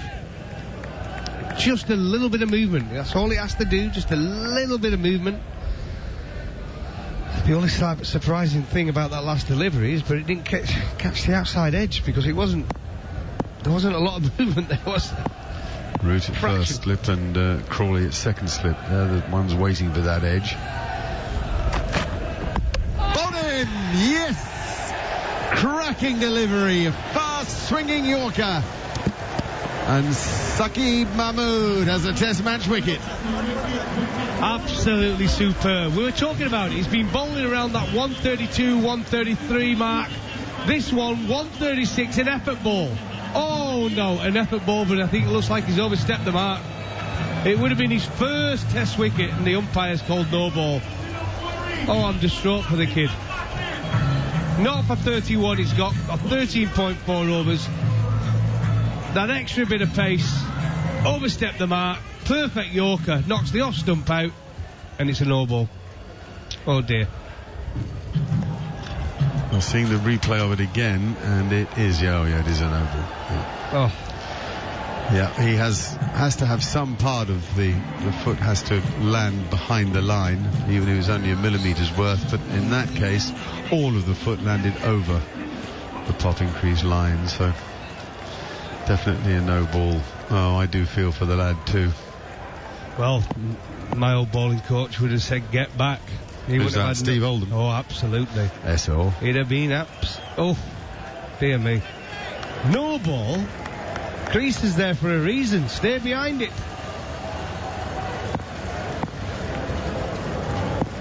So, Saqib comes in again to Blackwood. Oh, and that's left alone, and it came back at him. That can't have been far from the stumps either. Ben Folkes took it tumbling away down the leg side. This is a terrific over from Saqib. He's got his pace up, he's got his mojo going. You can see the spring in his step. Oh, what? That almost looked like it touched it, didn't it? Yes, it did. It did look like it touched it. I agree. So we've just seen the replay. That's where we're oohing and ahhing like... You don't want to know that when you're not quick enough to knock the bails off. And he comes now. Ball's nice and straight, and this time too straight actually, and Blackwell just knocks it away for a single. So end of the over, 2:31 for 3. Blackwood survives. He's on 66. Brathwaite won't have the strike because of that single. He's on 97. Goughy's still here, and then it'll be Neil Manthorpe. Thank you very much indeed, Mark Nicholas. 2.5 years since Saqib Mahmood was called into his first England Test squad. 2.5 years, that's how long he's been waiting for that wicket. 2.5 years. September 2019. Anyway, I mean, the delight on his face. I mean, look at the guys. They're distraught for him. That no, it would have been his first Test wicket. And it's the perfect delivery. This is what we've been talking about. He come into the squad because for that delivery, really, is the only guy who naturally can bowl it. The in-swinging Yorker, a little bit quicker than he's been bowling. It was an effort ball, but he just overstretched, and that sometimes can be a problem when you're trying to get that extra yard of pace to bowl that fuller ball, that Yorker delivery. You can overstep that mark. I tended to do that as well when I'm going for that extra bit with the Yorker, because it has to be 100% commitment. Jack Leach, forward comes Blackwood, defending to short leg, Lees Fields. Yeah, you have to give it so much. People get mistaken with that, think you can just run up and bowl a Yorker. It almost has to be the same effort as you were put into a bouncer, and you can sometimes overstep that mark. It's soul destroying when you bowl such a good delivery. Jack Leach again, leg slip, short leg, played defensively off the back foot by Blackwood, who's had 2 lives now. He, his 13th ball that he faced from Ben Stokes, before he'd scored a run, hit on the pads, was a very loud, confident appeal for leg before wicket.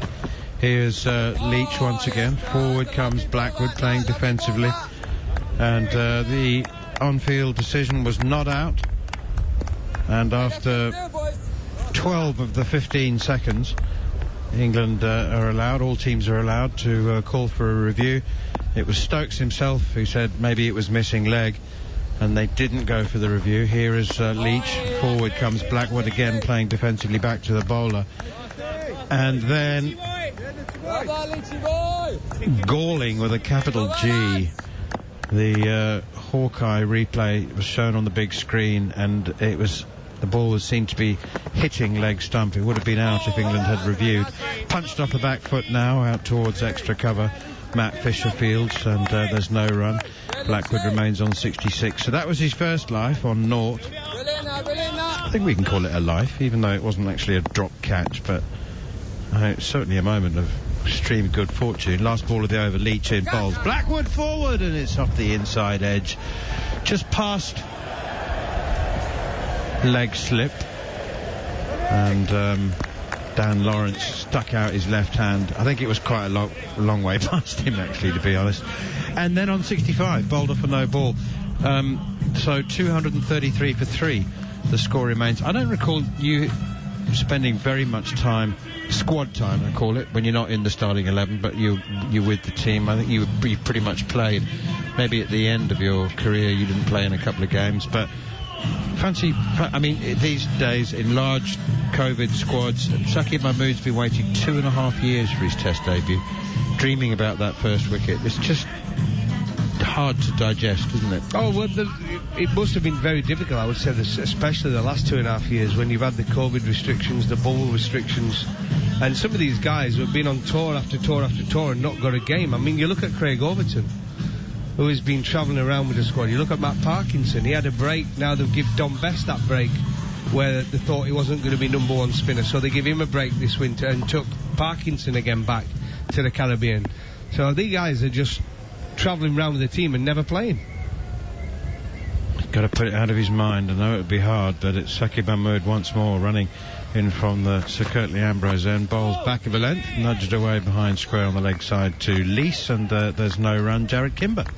They might have the best mentor ever for someone who didn't play that much but travelled a lot, because in this squad is the spin bowling coach Jeetan Patel, who I think must have gone on about 30 tours and played about 5 tests. He was with New Zealand's team all the time, but obviously they had Vittori. They very rarely went with 2 spinners.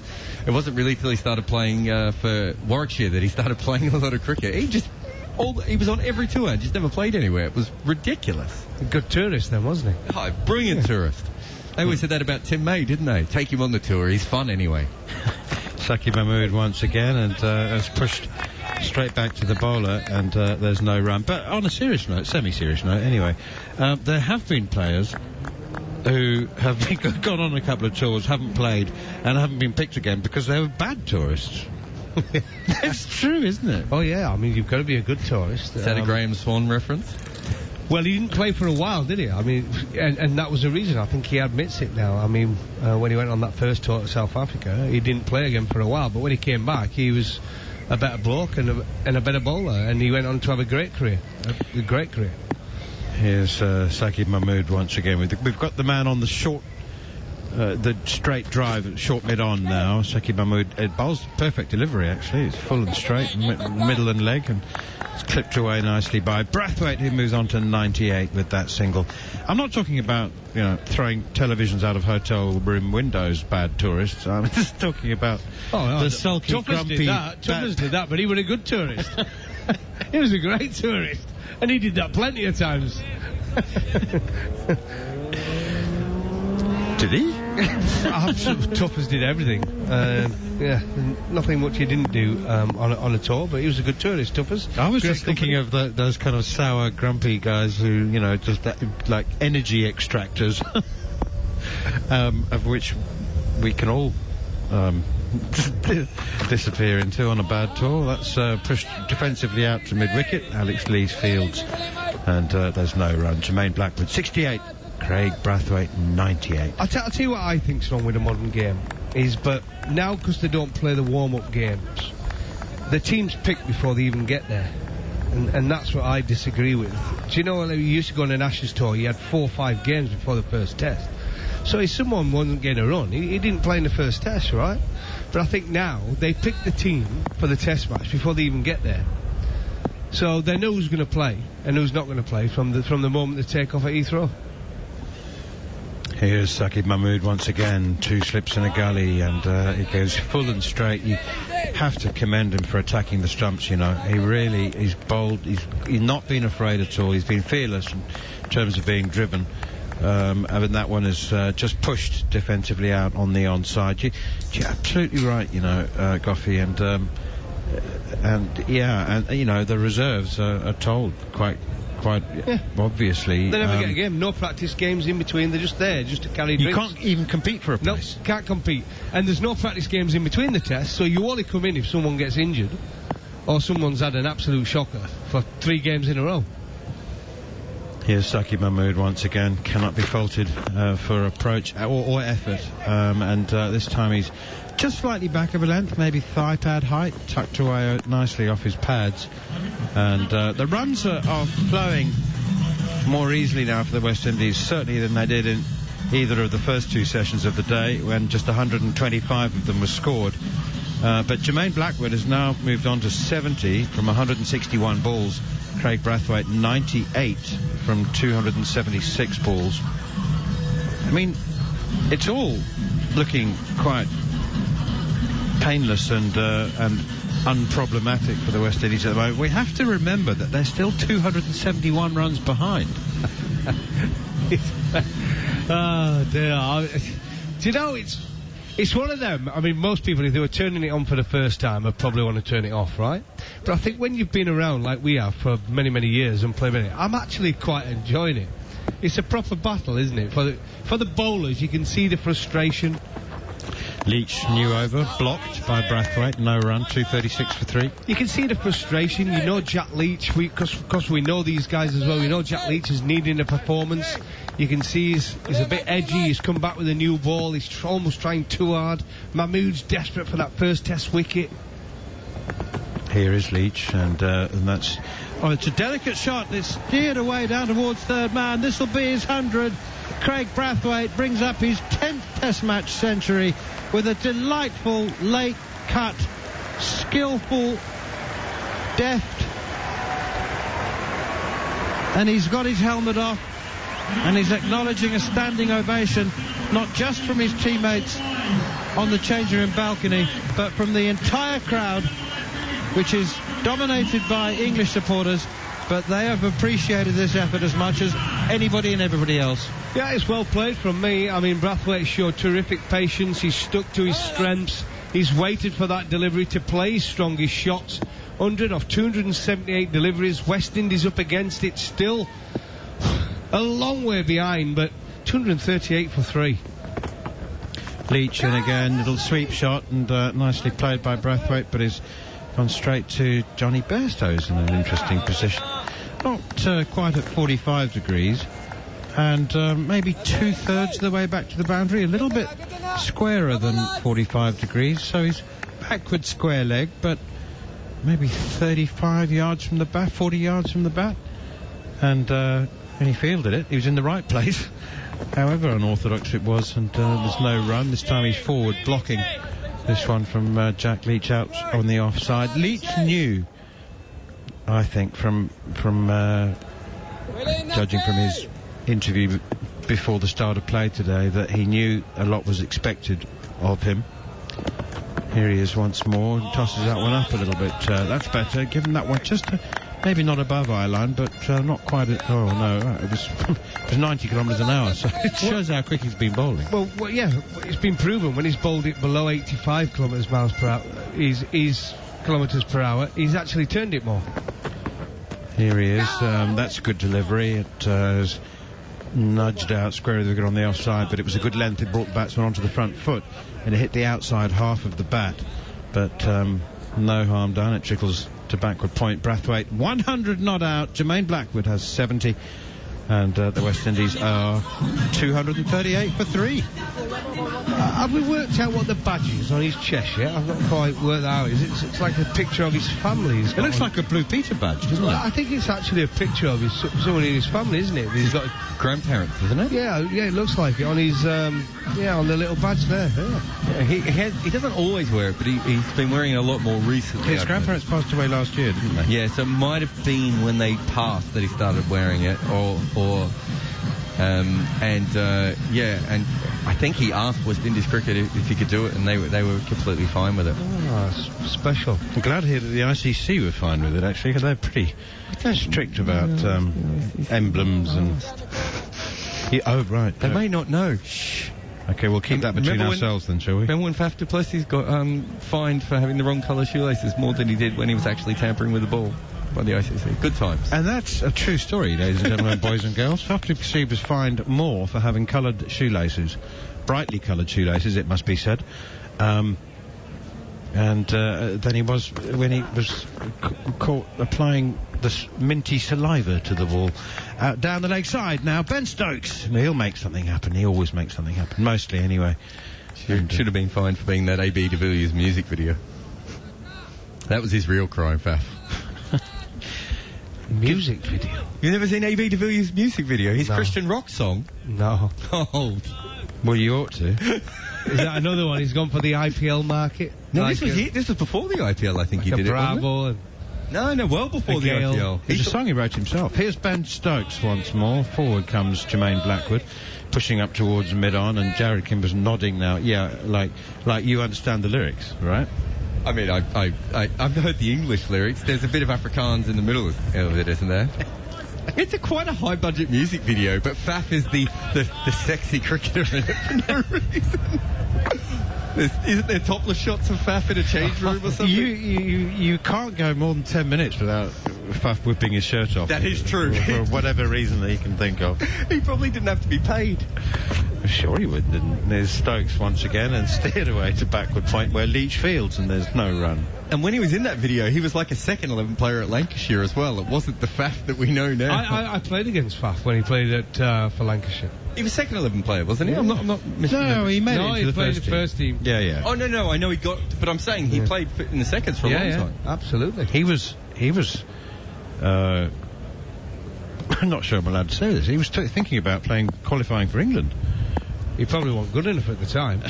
That's true, actually. Yeah. Here's Stokes once again, and that would have that's punched away off the back foot up towards mid-on. It would have taken him 5 years or something, but didn't he play in I think it was a Staffordshire League game he was playing, and then the team said, oh, well, one shot, and he said he'll bring a mate down, and AB de Villiers came down, and so Faf fielded a point and AB fielded a cover in a Staffordshire League game. I think that was Scott Oliver might have written that, who writes a lot about the league cricket in the UK. Imagine trying to get one through the ring in that. You've come from your real estate job.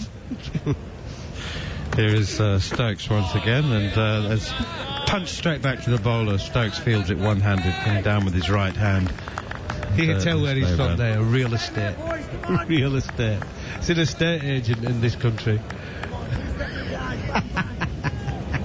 Real estate. Aussie. Aussie or American? I mean, one of the two. Real estate. I love that. Could have been an accountant. I don't know. I'm just saying, imagine me a club cricketer trying to hit the ball through square on the offside. You got those two there. So posh, Jared.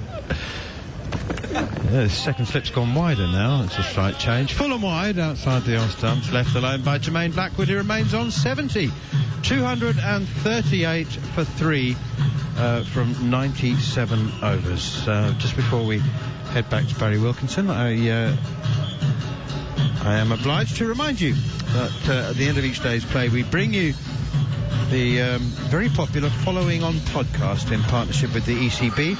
This is where Mark Nicholas, who hosts the show during this series, will look back at the key moments from the day's play and hear from the key players involved. I'm sure if you are a follower of the Following On podcast, you'll know all of this, but some of you won't be subscribed, and it's worth doing so. If you do subscribe, it's the best way. Also, to listen back to the very best of our lunchtime shows, including a couple of magnificent, memorable tributes to the late, great, one and only Shane Warne, plus our investigation into the rising costs of playing cricket at junior level, as well as the big interviews with the likes of Mike Holding and Sir Viv Richards. The Following On podcast is available wherever you get your podcasts. Everywhere. The West Indies still trail by 269. They are 238 for 3. And for the next 20 minutes or so, you'll be in the very capable, entertaining hands of Barry Wilkinson. Thank you so much. Well, this game really has a strong stench of a draw, I must tell you. 238 for 3. Samuel Badgery with this century by Craig Brathwaite. His first in Barbados, his first on his home soil, so he'll be very happy that he's got that monkey off his back. But the time in this game, we've got about an hour left, 2 days left. Windies should indeed get that score of 307. You would say that you would favour a draw, or do you still think there's enough time for someone to force a result? Lots of time left in the game, Barry, that's for sure. But based on what I've seen from the surface and the manner in which these two are playing, it seems the likely option at this stage. But this is a funny old game, isn't it? Anything can still happen, especially if you can have a collapse of sorts. And both these teams, inexperienced batting lineup, particularly the West Indies, never can tell. So a few quick wickets here and this game can change quite dramatically, quite quickly. But at this stage, 238 for 3. Craig Brathwaite very well set. Jermaine Blackwood unbeaten on 70. He did get dismissed. He did get bowled by Saqib Mahmood. Unfortunately for him and for England, it was off a no ball. An excellent delivery that was, in swing in Yorker, got under the bat of Jermaine Blackwood and crashed into the stump, and that elation turned to depression for Saqib Mahmood. So yet to get his first test wicket. Remember, he is on debut, so lots of time left in this game, but certainly I concur in the direction in which this test match is heading. His innings has been fraught with some danger. It's been also fraught with some luck. He was bowled, then it was a no ball. Then earlier, don't forget, he was perhaps would have been given LBW had they review. They did review a couple of balls before, and he was not out. So he's had some luck, but you can't forget that he's unbeaten on 70 still, so he's still not dismissed. And he has a chance now for himself to get a century as well. 70 from 167. The partnership is 137. And we're going to see Jack Leach now continue after the water break. And England, surprisingly, they're still attacking. They're still very much in the hunt for these wickets. They still have a slip and a silly mid-off. Short leg as well. Still trying to put that pressure on Craig Brathwaite and Jermaine Blackwood. If I had to whisper anything to Joe Root, I'll tell him the best way to perhaps get a chance against Blackwood is to not have those men in up onto the bat. This one is short and cut away by Craig Brathwaite. That's going to go a long way towards the boundary, and we'll get there just about now. Another 4 for Brathwaite after the break. So he moves to 104. He's now 242 for 3. Yeah, short and wide from Jack Leach, and Craig Brathwaite says thank you very much onto the back foot, head over the ball and cuts it away, and backward of point for 4. Has that characteristic way of playing the ball with consummate ease. Never want to bash the cricket ball, Craig Brathwaite. Here comes Leach in again and bowls to Brathwaite on the line of the middle stump. He's on the front foot, he plays it into the onside. There's no run. Leach is expensively, really. 1 for 83 he's got now. No change in the field as he comes in now and bowls to Brathwaite, and Brathwaite is on the front foot again, defensive, and played into the onside with no run. The crowd has been kept in the hunt. They've been doing their own things to keep alive, to keep active. It's been a bit difficult for some of the English fans. They've had little to shout about today. Only 2 wickets going down for the entire day. This delivery again on the line of the middle stump, and Brathwaite is on the front foot in defence. Yeah, the West Indies, they've done really well to keep this crowd quiet, to subdue. There's so many travelling fans of England, and you're right, they're just looking for something to get them going, to get them energized. And in this contest, Leach once again around the wicket on the line of the stumps. Craig Brathwaite goes on his back foot and defends that one quite calmly down the wicket, fielded by silly mid-off. No run, the result. Still pegging away Jack Leach, and England still trying to make this breakthrough. Again, delivery on the line of the all-stump, defensively pushed into the offside, no run to end the over here on talkSPORT 2, where the West Indies are 242 for 3 after England made 507 for 9 declared. The stats continue to flow for Brathwaite's 100. It's his 10th test century, 3rd, of course, versus England, 1st here in Barbados, 7th in the West Indies, 9th in the first innings, and 2nd as captain. His best as captain was that 126 versus Sri Lanka at North Sound in March last year. I think it would be fair to say that he's pretty much a home batsman, 7 centuries in 10. I remember one of them, which I thought was one of his best, was that century scored in Cape Town against a pretty good South African attack back in 2014. I thought that was one of his best test centuries, but he does have a double as well, although albeit on a pretty dead pitch in Antigua. Well, here's a man, Blackwood, that needs 100. He's on 70, and here comes Stokes and bowls a short, wide delivery. Blackwood sways and gets down on his feet, and there's no run. And since he's taken the mantle of responsibility as captain of the West Indies team, Craig Brathwaite, his overall test batting average has increased to 37. So as captain, it's 37. Overall, it's 33. It just shows how much he's taken that responsibility on board. Sometimes when batsmen in particular are given that burden of responsibility, it takes a toll and the averages decrease. It's been quite the opposite for Brathwaite. As Stokes bowls, and this delivery is bang on target, right on the middle stump. Blackwood is equal to the task and just comes on the front foot and plays it into the onside, and there's no run. You look at Craig Brathwaite when he made his Test debut, was way back in 2011 against Pakistan in St Kitts. Took him quite a while to get a century. He didn't get a first century till 2014, so it took him almost 3.5 years when he got that 129 versus New Zealand and Trinidad and Tobago. And he got that double versus Bangladesh in St Vincent. As Stokes bowls to Blackwood, short, he ducks, taken there by the keeper. And he's been pretty consistent, you would have to say. He's had a number of half centuries, 86 versus Zimbabwe, 91 versus the Kiwis in Wellington, 97 versus England at Leeds. And he should have got a century, because he actually got a century in the first innings. He got 134, and then in the second innings he got that 90 when Shea Hope got the 200. So it was almost a very historic time for both of them.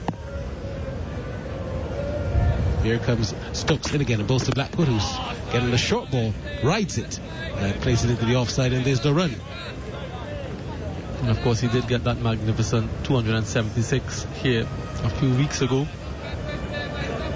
in first class cricket against Jamaica. So he spent a lot of time quite recently at the Kensington Oval, and he's made that sort of form that he's in count for something by registering his 10th Test match century. And one thing I'll say about Craig Brathwaite, he's been one of the constants at the top of the order for the West Indies since he's made his debut, as Ben Stokes comes in once again over the wicket. A delivery that's outside the line of the off-stump, draws Blackwood on the front foot, and he drives that one to mid-off a little bit uppishly. Had to take his bottom hand away so that he could control the shot a little bit more, but certainly additional bounce on the pitch for Ben Stokes. So many different openers used by the West Indies since Craig Brathwaite made his debut in 2011.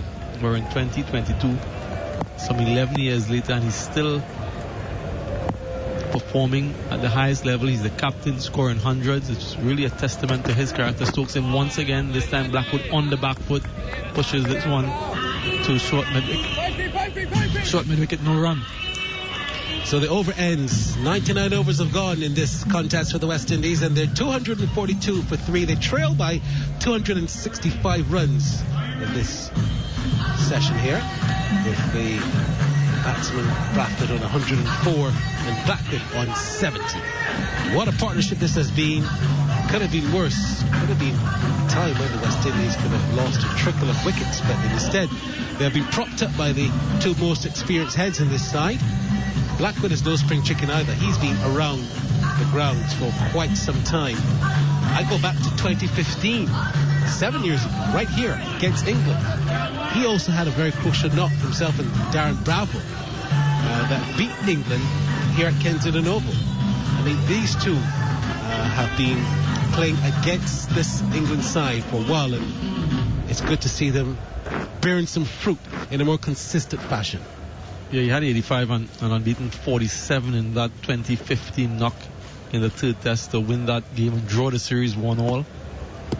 And here we are some 7 years later, and he's still in the middle on a healthy score. This delivers on the line of the middle step.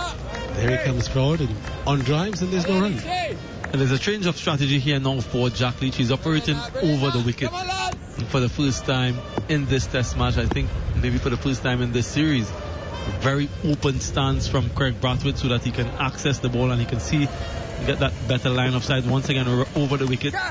Just nudges this one past the first slip, goes down towards the third man boundary. Saqib Mahmood in pursuit.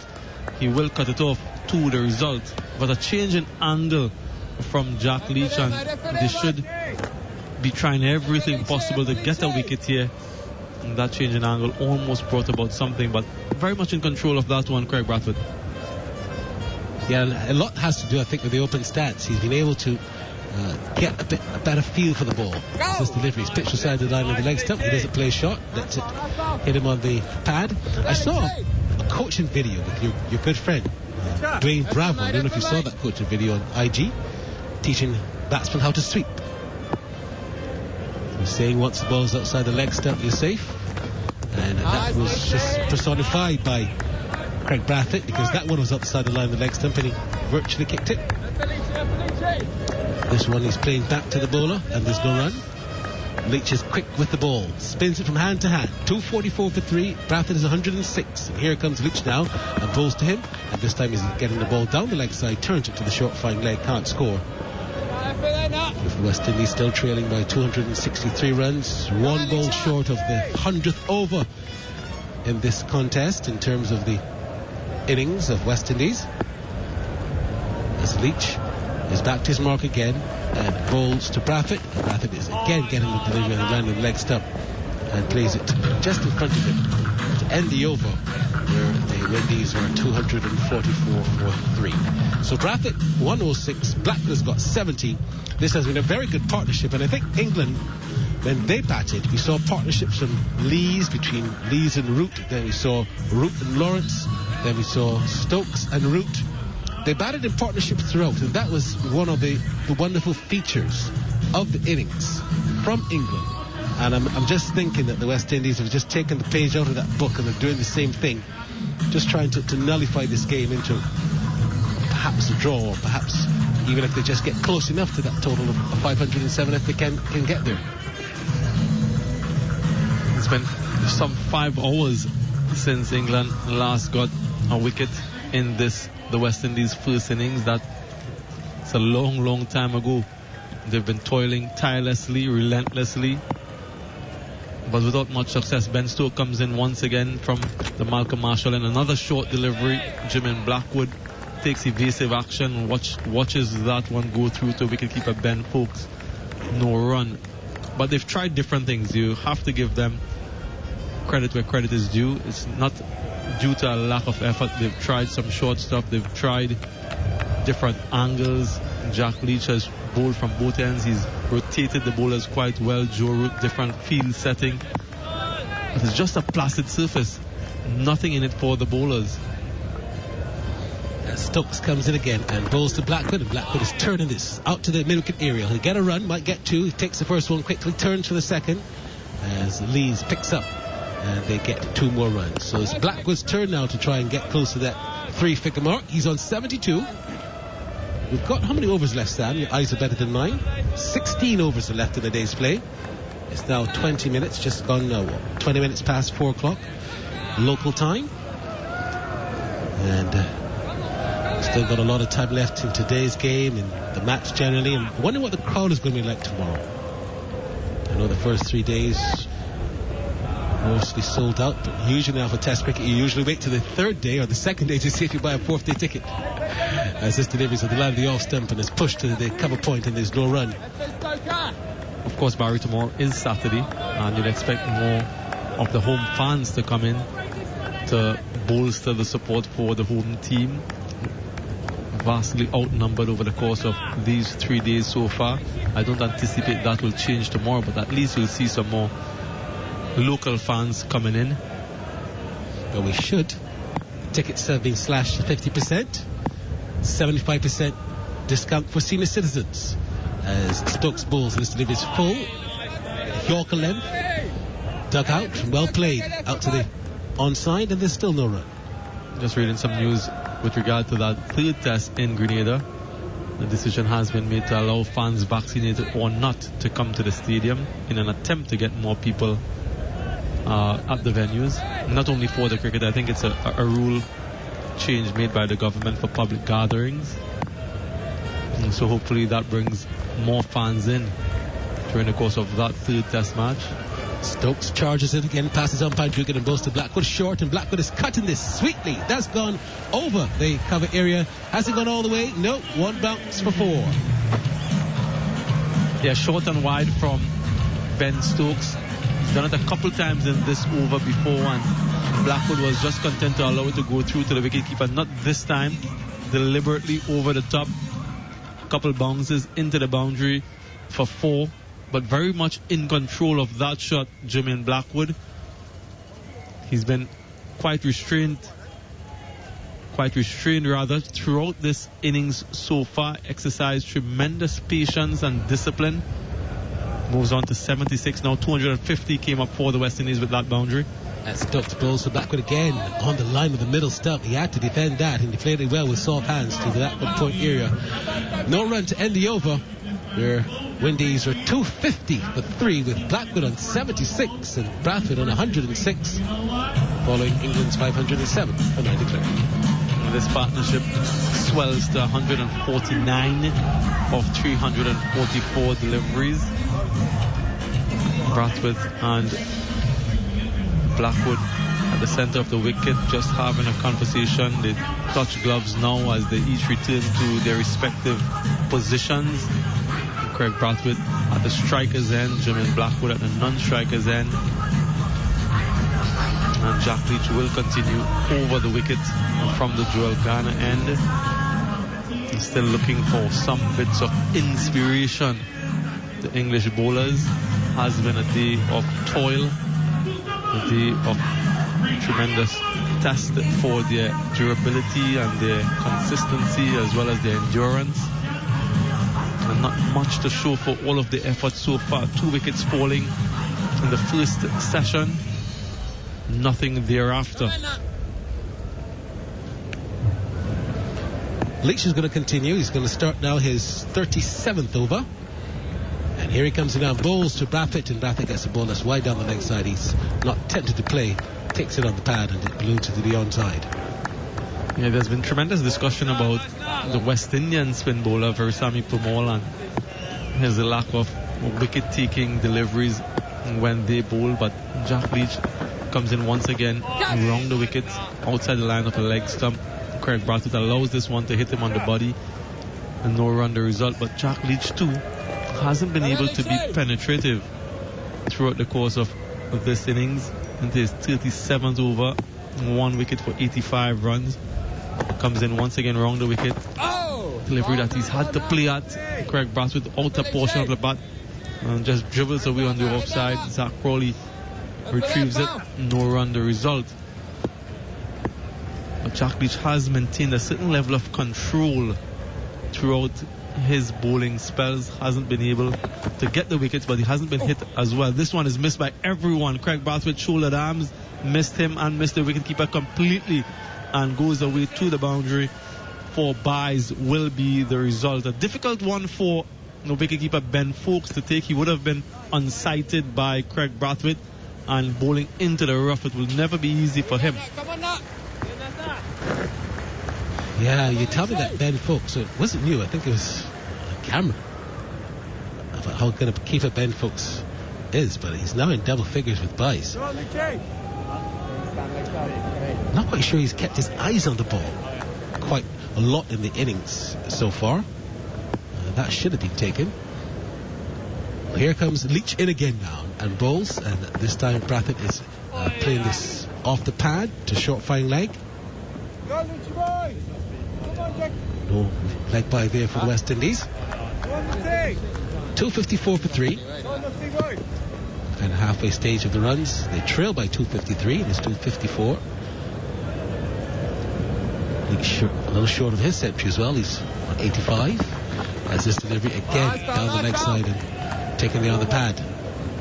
So the over comes to the end. Windies 254 for 3. Bradford 106. Blackwood 76. The latest score here, Kensington Oval.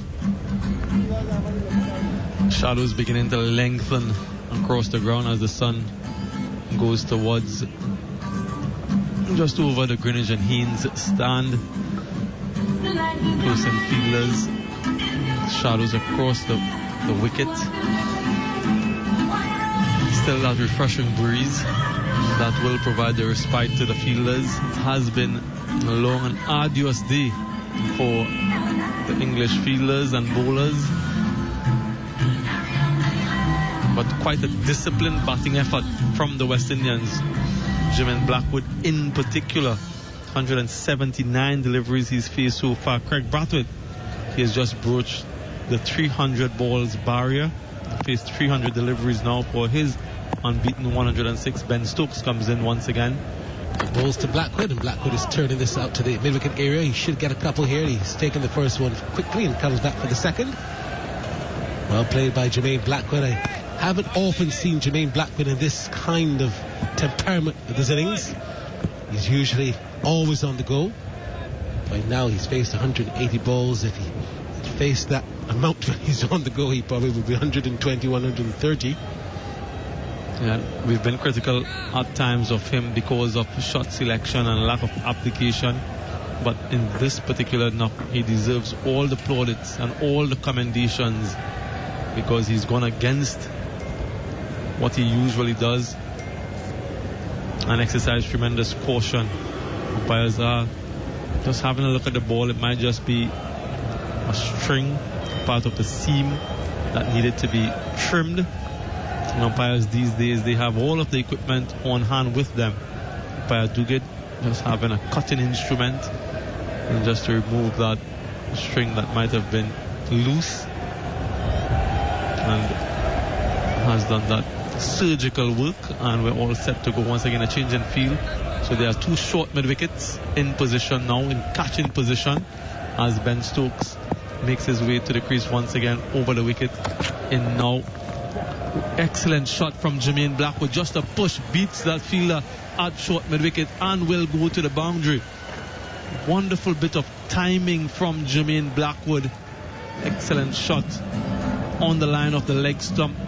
Ben Stokes, and he just on the front foot, a gentle push, but the timing was supreme. Gets himself another boundary, and he goes on to 82 to score 260 for 3. It's so hard to believe that Jermaine Blackwood has only scored 2 centuries in his entire Test career that spans back to 2014. We're talking about 8 years, 2 centuries in 8 years, and he's been a main batsman. It's amazing. Stokes bowls him now, and this time he's defending, playing in the onside, and there's no run. His last century would have been against New Zealand in Hamilton, and that would have been December 2020. Then before that, his only other century was against England at North Sound in Antigua back in 2015, which was the same series that they would have drawn here against England. He's got a couple of 90s, but he's certainly been a very impetuous kind of cricketer. But he's still trying to get it together. The good thing about him, he's only 30 years old. He's been playing for quite some time. Stokes bowls to him, and this delivers on the line of the off stump, and he strokes it up to the mid-off area, and there's no run. He's the kind of cricketer too that I thought would have perhaps played more one-day cricket. They're saying this at over, but I'm still seeing there are 2 balls left. The players are changing.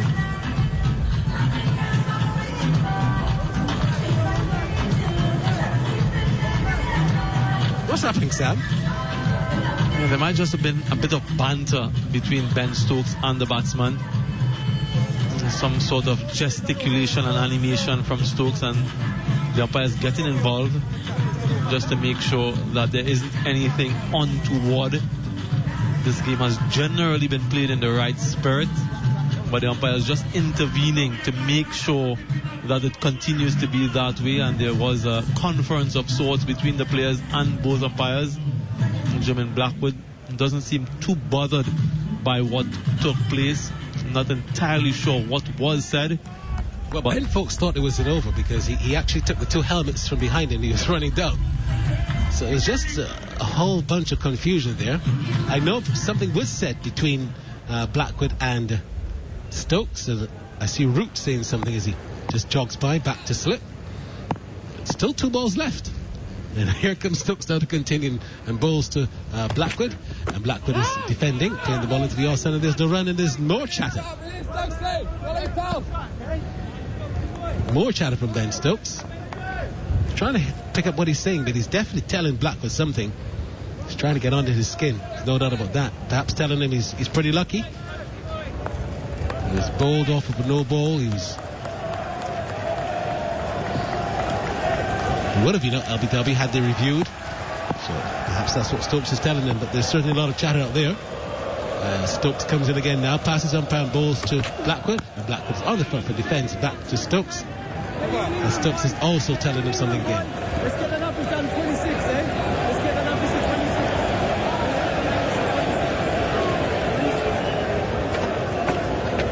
26. Alright, so Mark Nicholas is going to continue. As Ben Stokes and Blackwood seem to have some heavy words going on there. Mark? We don't have to do anything, Barry. We can just watch them. Umpire Nigel Duguid is sort of getting involved, and now Joel Wilson, who's a bit more experienced too, roots in there.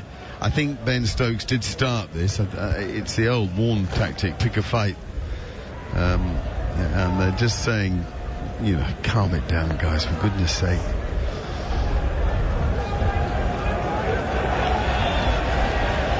It's quite intense, actually, at the moment. Stokes is just sort of laughing it off and telling everybody not to worry about it. We're just having a bit of fun out here, livening up a dead day.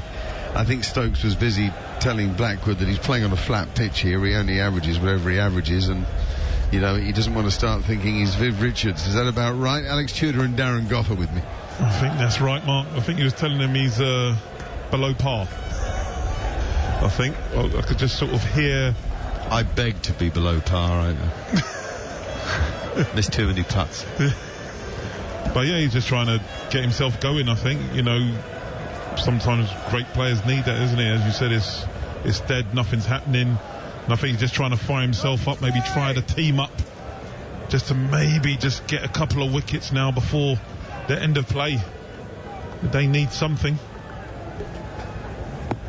Well, it's been a mighty long time. It's been over 5.25 hours since a wicket fell.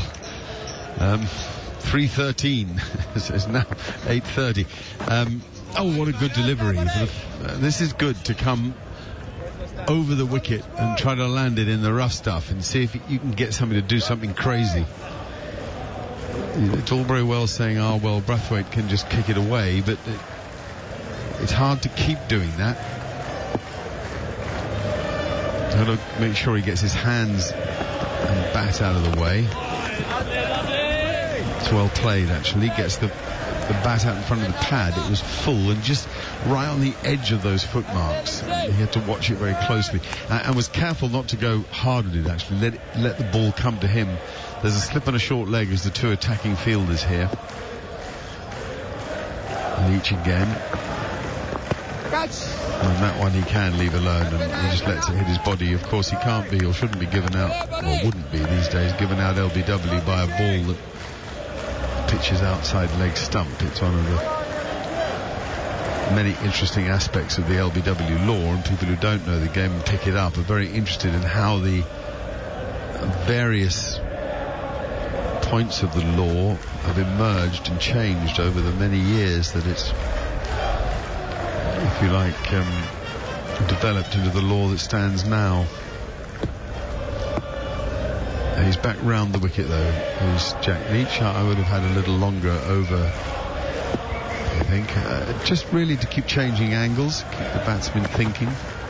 Here he is, a bit short, I'm afraid, round the wicket. Pretty easy for Brathwaite on the back foot. A monstrous 304 balls faced by the West Indies captain for 106 runs. The deficit 247. I think it was 436 when the day's play began. Wow, another thick inside edge.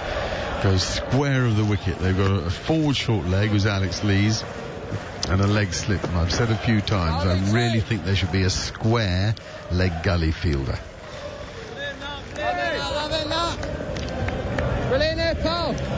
Or maybe bring the forward short leg marginally behind square, but England don't seem to have to be flexible in that sort of thinking.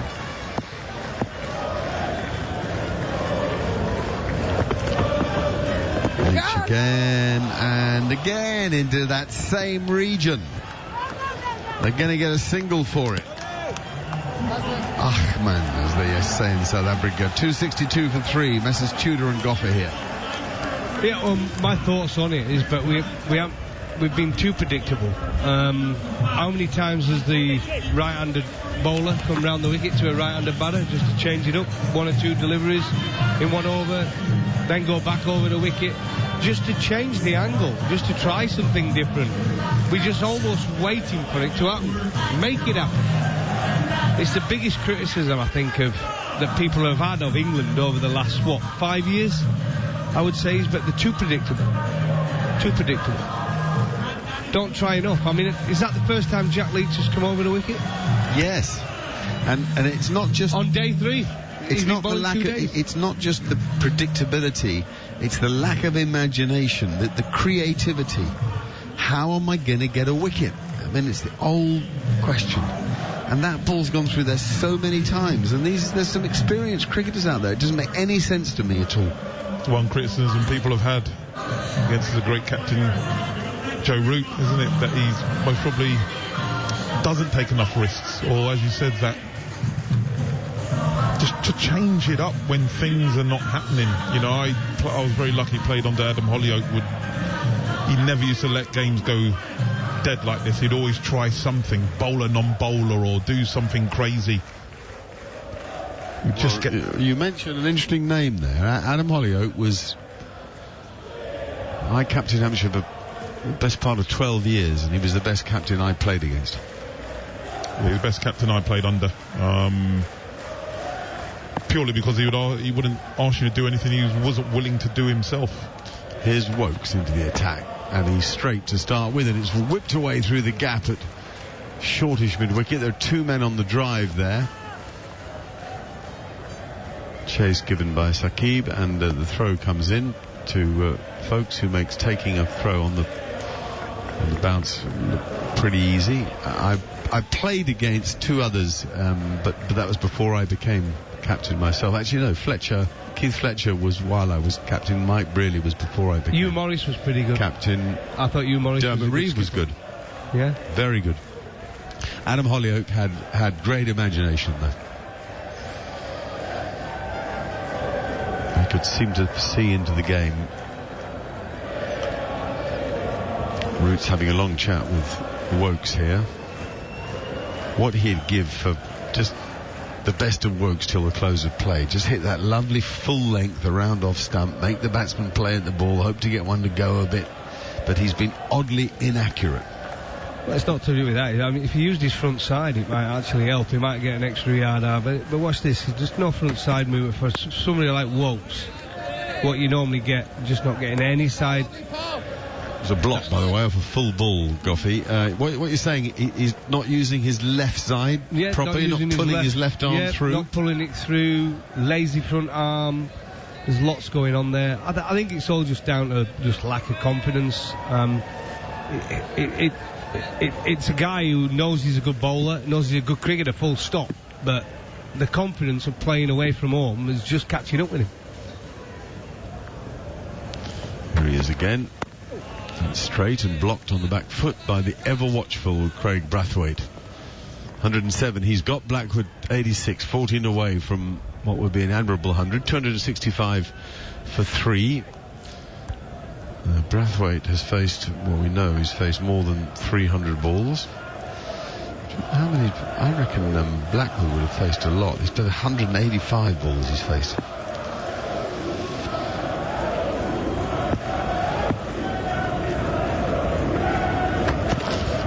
Wokes again bowls an off break, and it's flipped a little, whipped a little by Brathwaite, but to no avail. Straight to a fielder, no run. And he's showing us something different, because people that have seen Jermaine Blackwood play, he likes to play a lot of shots, and he's showing a different side to him. He can bat for a long time when you apply yourself the right way. Obviously, you've got the wicket where, you know, it's not one where you can play fluent shots, so you're going to have to do it a different way. Defending on the back foot, no run by Brathwaite. Well, Blackwood did lose his castle to a good Yorker from Saqib Mahmood, but as they all began to celebrate, so we saw the umpire with an arm out, and it was a no ball. He had clearly overstepped the bopping crease line, the front line, and annoyingly for all and sundry who were on England's side of the fence, the wicket didn't stand, so the partnership has gone on and on and on.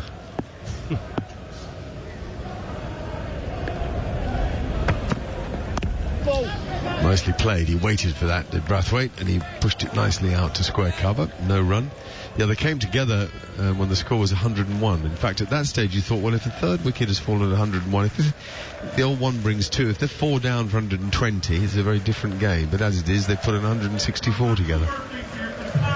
And you make a good point, Goughy, when you were talking about his front arm. You know, someone who you know, coaches a lot of kids and coaches fast bowlers. You know, that left side Darren's talking about is when he gets into his coil, he's not driving from the elbow. He's sort of lazy, sort of as his right arm's coming through, his left arm's already gone. It's so too he's low. Not getting that The force. elbow's not high enough. Yeah, he needs to get his... He's not getting that force through, is he? Which will rotate the right side where the pace comes from. A lot of people think the pace comes from the right shoulder. No, it's not. It's how fast you can drive your left side through, up and around, which will drag through your right shoulder. And that's where the pace comes from. And at the moment, that's not happening for him. Yeah, just lack of confidence, lazy front arm, lazy front side. And that's why he's bowling at 122 clicks. I mean, you ain't going to knock the opposition over bowling at that speed, no matter how good you are, especially in these conditions. Oh, well, that's... Paul Collingwood pace. Okay, here's Leach. Half volley, whip through square leg, route chases, slides, and gets it wrong, and in the end they don't take a second, so it's all right. He was on the advertising matting, which is never a very easy place to field. It could well have a grass burn on that knee, I should think. Well, it won't be, it'll be a plastic burn. Okay, so what do you do? Do you give Chris Wokes a ring later? I could text him. Will you? Yeah, of course. I've got a 2-hour journey home, so why not? Not else to do. Forward defence to a full ball from Brathwaite, who's on 107. We're a lovely shot of this from the stump cam that takes us all the way down the pitch with a majestic Worrell Weeks and Walcott stand behind Jack Leach as he bowls a good ball that spins a little bit. He'll be disappointed, I think, that it hasn't spun more for him. He's bowled fine, nice and tidy, but he needs more help in the pitch. He's not a bowler who can make it happen in the way that the greats can. That's a very good delivery. Now that one really did help. That bounced, beat the outside edge of the bat straight in those safe gloves of Ben Foakes.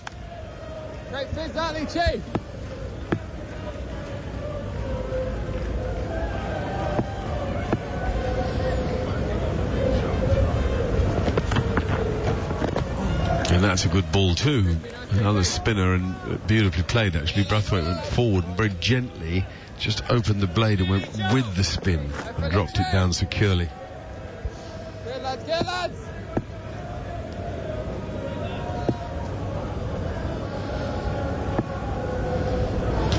There he is, working that ball in his fingers, getting it ready. In he hops to bowl now, and it's comfortably played by Brathwaite on the front foot. So the end of that Leach over, 266 for 3 on talkSPORT 2. And Goughy will doubtless have a word before Neil Manthorpe takes over. Yeah, we'll be talking about that, trying something different, whether it be coming over the wicket, Jack Leach, which he did the last over, or the seamers coming round the wicket and switching back over to over the wicket for a couple, then round the wicket, just to make the batsman think, change the angle. It's a flat pitch. Put fielders in places where you wouldn't expect. Just try and get into the opposition's mind. Or even when you look at this on a flat pitch, we've had Dan Lawrence has bowled 1 over, Joe Root's bowled 3 overs on a pitch that's done a little bit more for the spinners than seamer. They bowled 4 overs. Strange. 266 for 3, still 241 runs behind. You know what? This test match could well finish in very similar circumstances to the first test in Antigua.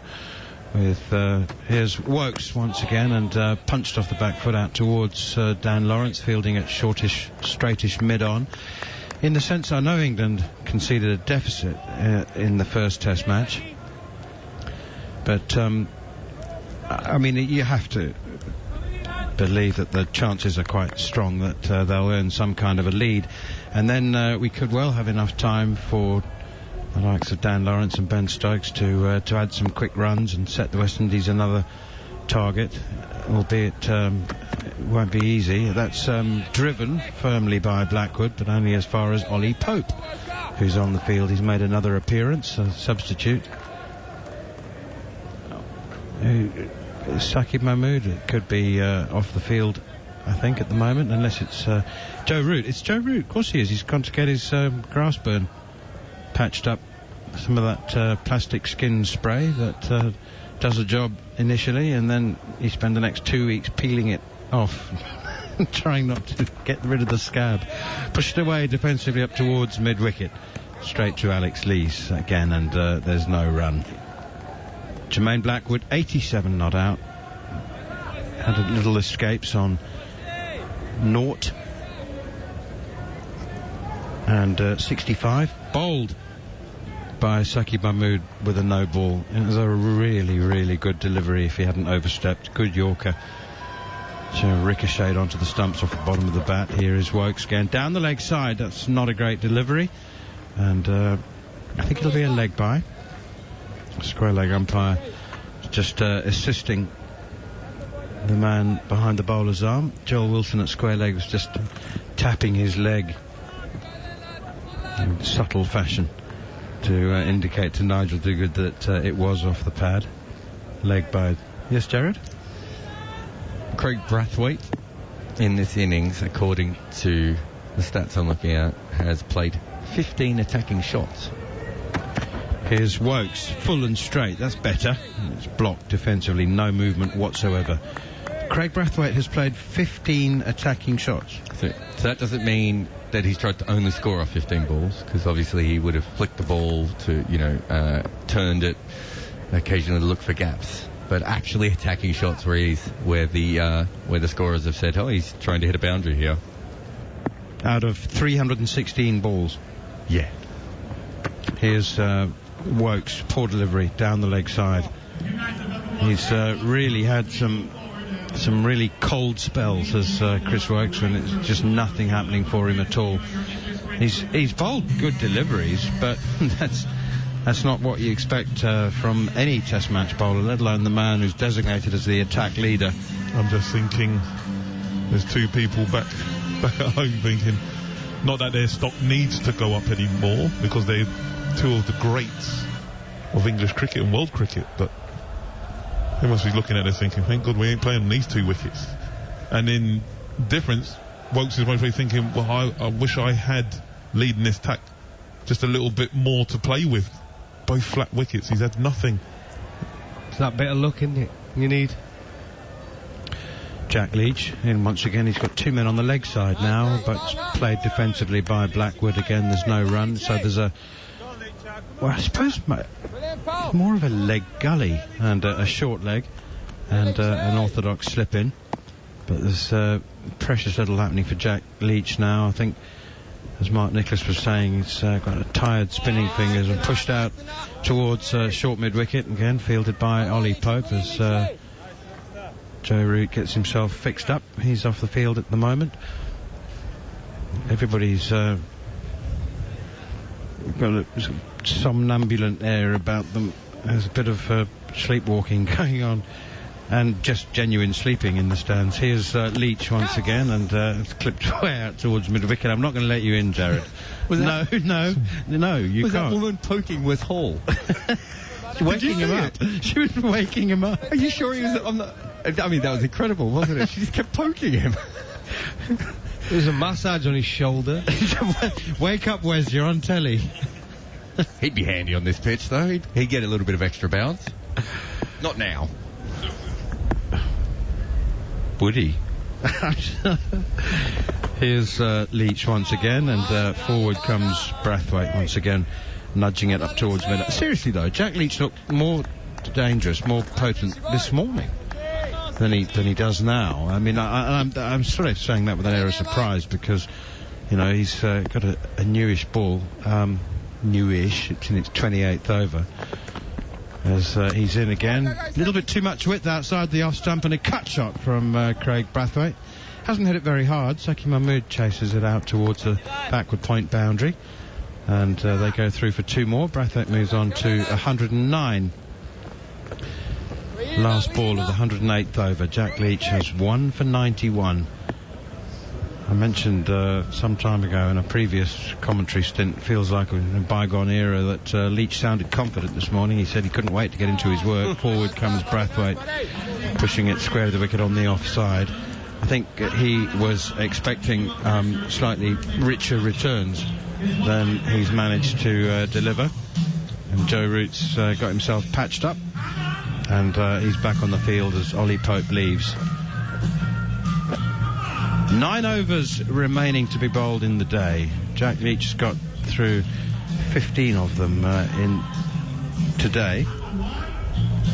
No, more than that, far more than that, beg your pardon. He's just bowled his 40th over, and overnight his figures were 9 overs, 4 maidens, none for 21. So he's got through 31 overs today. I think it's too many. I think Joe has got to have a look at himself, or he's going to get Dan Lawrence on for a couple. Just break it up. I mean, the spinner gets tired as well, you know. They get tired fingers, their bodies get tired. They're giving maximum effort. Even though they're spinning it, they're putting the same amount of effort in as we put in as fast bowlers. People underestimate that. They think because someone's quicker, they're putting more effort in. A spinner is giving him maximum effort, rotation, and using his fingers and his mind. It's not easy. Not easy. 30 overs is a lot. Here's Chris Wokes hoping for a better over than he did a bit last time, and that's a good delivery. It bounces a bit unusually and blocked away by Jermaine Blackwood. You know, that's the one thing that I think Shane Warne was never given enough credit for, was his endurance. I mean, the number of times he bowled 50 overs in a test match. He was a fit man, he was a strong man. But it was interesting, wasn't it? I don't know if people have seen his documentary. If you haven't, you need to watch it. But it was interesting. He had an injury, didn't he, where he had to basically go around with just his hands, and he said it strengthened his fingers and his wrist. Here is Wokes with Ben Foakes standing up to the stumps. I don't know how Wokes feels about that, but Foakes will be quite happy. He's confident doing that. It's tucked away on the leg side for 2, 271 for 3. When he was a kid, another kid jumped on his back, and I think Mark might remember exactly, but I think there was an injury to his back, or he might have even broken part of it. And I don't know why he didn't have like a wheelchair or something, but they put him in a little. It was his dad. His dad made something, didn't he? Yeah, put him in a cart and dragged himself around, and he says that's how he got so strong in the shoulders. And his wrists and fingers. Jermaine Blackwood is into the 90s. No, thick edge, and it's raced away between the keeper standing up and the solitary slip. That's Joe Root, who's standing quite wide. I mean, there's no reason to get excited because it didn't carry. It's fallen well short of if there had been a man at conventional first slip, but it was a genuine edge. I don't know what brought that about. Yeah, genuine edge, stood on the crease. Do you know, a simple thing, keeper coming up. The keeper coming up, he's got caught on the crease. Something different. That's what I say. You've got to change the thinking. A batsman gets into a rhythm. Change the rhythm. Do something different. How was your pride, Goughy, if a keeper used to stand up to you? I'd have bounced him. There's no I wouldn't be liking that, I'll tell you that. Here is Wokes once again, same field, no change. Blocked defensively by Blackwood. Those 4 runs took him on to 94. There's a lovely story that Sir Curtly Ambrose told us here on talkSPORT 2, wasn't there, on the last day when he joined our commentary team. He was asked whether anybody ever stood up to him. Come on, lads, come he did say, was it Ridley Jacobs, Jerry Kimber? He told a story in a very, very slow one-day game, and he said, Ridley Jacobs said, can I come stand up? Yeah, Darren Lehman was batting, wasn't it? And Darren Lehman was hitting them everywhere, and Curtly said, I'm sorry, I can't let you. Pushed away defensively up on the offside, and it was lovely. He said, Curtly, can I stand up? You know, just like break it up a bit. He said, no one stands up to Curtly. Well, do you know, I've had a few stood up to me. I mean, Fozzie stood up to me once. Who else? Jack Russell stood up to me once. Again, on pitches like this, where we just tried something different. Here is Wokes once again up to the crease. Bowls look like a slower ball, and maybe he's just very tired. It's tucked away behind square on the leg side, and they go through for an easy single. Seriously, were you bowling cutters or something? Yeah, there was cutters in there. It happened once, I think in Sri Lanka it might have happened as well. I bowled cutters. Mind you, Atapatu was on 290, I think, at the time. I give it in. I started the ball off with. Well, when Curtly told us the story, what I liked about it was he was telling us that. He said, my ego wouldn't let me do it. Fair enough. So I looked up the scorecard, and Lehman made 150 not out and won the game. I was like, maybe you should have tried it. And he was like, no, I'd rather not. be fair, Kirtley at the end, not the end, I'm not writing him off, but I mean, even when we played against him in, was it 2000? I mean, it wasn't quick. The bounce would have been tricky up at the stumps, but not the pace. Yeah, it wasn't Kirtley Ambrose bowling at the whacker against Australia. You know what I mean? But it's ego. I mean, as a fast bowler, when the keeper comes up, you're just thinking, what is everybody thinking here? You're still thinking you can bowl at 87, 88 miles an hour, and the keeper stood up. But on pitches like this, it's actually a good idea. If you can just get over that ego thing, it's not a bad thing. If you can catch him on the crease and get him out LBW, the plan works. Jack Leach wheeling away, about to start his 41st over, and that's whipped off the back foot, off his pads, out towards mid-wicket. Joe Root's chasing, and they'll go through for 2. By the way, did either of you pick up what song the DJ was playing between overs? Celebration. Who was he taking the mickey? Cool in the gang. What is there to celebrate?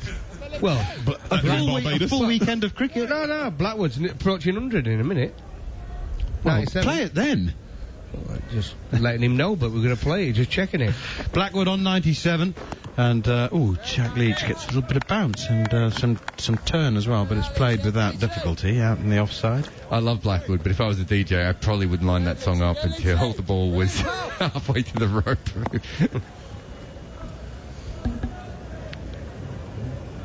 Jermaine Blackwood on strike, whips it away off his pads out towards deep mid-wicket. Could this be it? No. They're turned for the second. Johnny Bairstow's running around the boundary's edge. They're thinking about a third, and they decide not to. Oh, there were 3 there as well. There was, wasn't there? There was a long 3. That was a nervous. Oh no! They saw the fielder. That's what it did. Dear. Had it been me and you, Gough, they were going for 3, but Johnny is rapid and he's got a strong arm. Strong arm. Right decision. 99, Jermaine Blackwood. He does have 2 Test hundreds, and but he averages his average has gone up close to 31. Here is Leach to him, and pops that one up on the onside. There's an optimistic appeal for leg before wicket. Joel Wilson says no immediately. No need even to give that one due consideration. It was not turning enough to straighten from leg stump. It was heading down. 281 for 3. England, of course, 507 for 9 declared. Here is Leach again. Blackwood rips it away off his pads out towards square leg. And they thought about the run very seriously. In fact, they got into second gear. I reckon Blackwood was 3 or 4 big strides down the pitch before he was sent back. Good work from Johnny Bairstow in from the boundary. There was a 1 there as well. He's a bit flaky, isn't he, on 99? And steered away past slip for a single that brings Jermaine Blackwood his century. He raises both arms in the air immediately, and now the clenched right fist and the salute absorbing the applause, the standing ovation. Well played, Jermaine Blackwood. Will this be the innings that finally puts his Test career on an upward curve and keeps it there? 100 from 207 deliveries. Well done. He's had 2 moments of real fortune on 0 and 65, but you need to make the best of your luck. You do. He looks exhausted, doesn't he? I mean, he's done well. Stuck with his skipper. A terrific partnership. It's his 3rd Test 100. And he deserved it. He's had a couple of chances along the way, but he's stuck in there. England have bowled the odd loose delivery to him. He's cashed in. His teammates are delighted for him. Fantastic 100. He'll go down as one of his best, I'm sure, when he looks back against England in Barbados.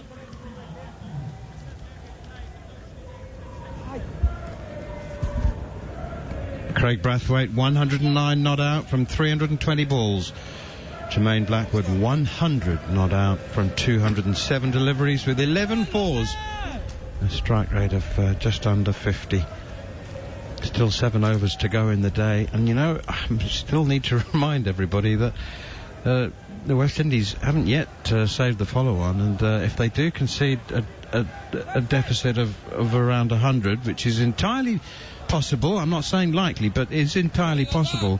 They could still find themselves under immense pressure in the fourth innings. We must remember that although our colleague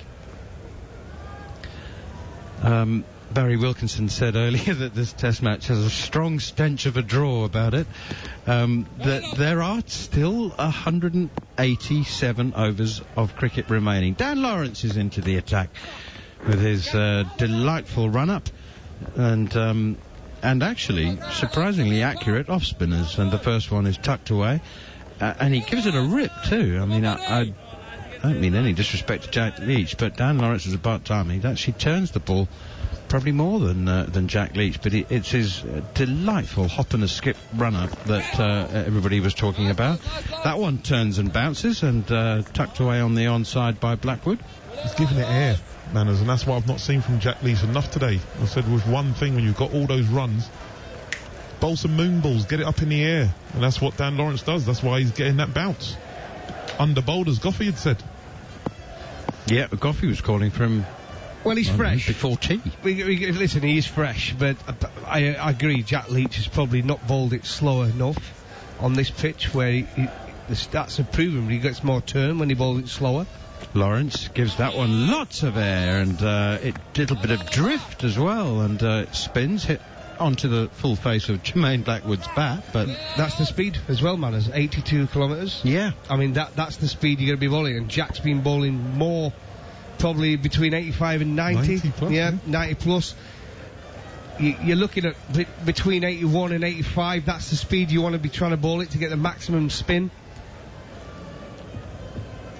He's just adjusting his field now. He's moving mid-on. He was very deep, halfway back to the boundary, a little bit straighter, or wider, I should say. And that one is outside the off stump, but a little bit quicker, 86 kilometres an hour, left alone outside the off stump. And there's no run, but it's good news, good sign for West Indian cricket. I mean, 2 centurions at the crease together. That hasn't happened very often over the last 10 years for them.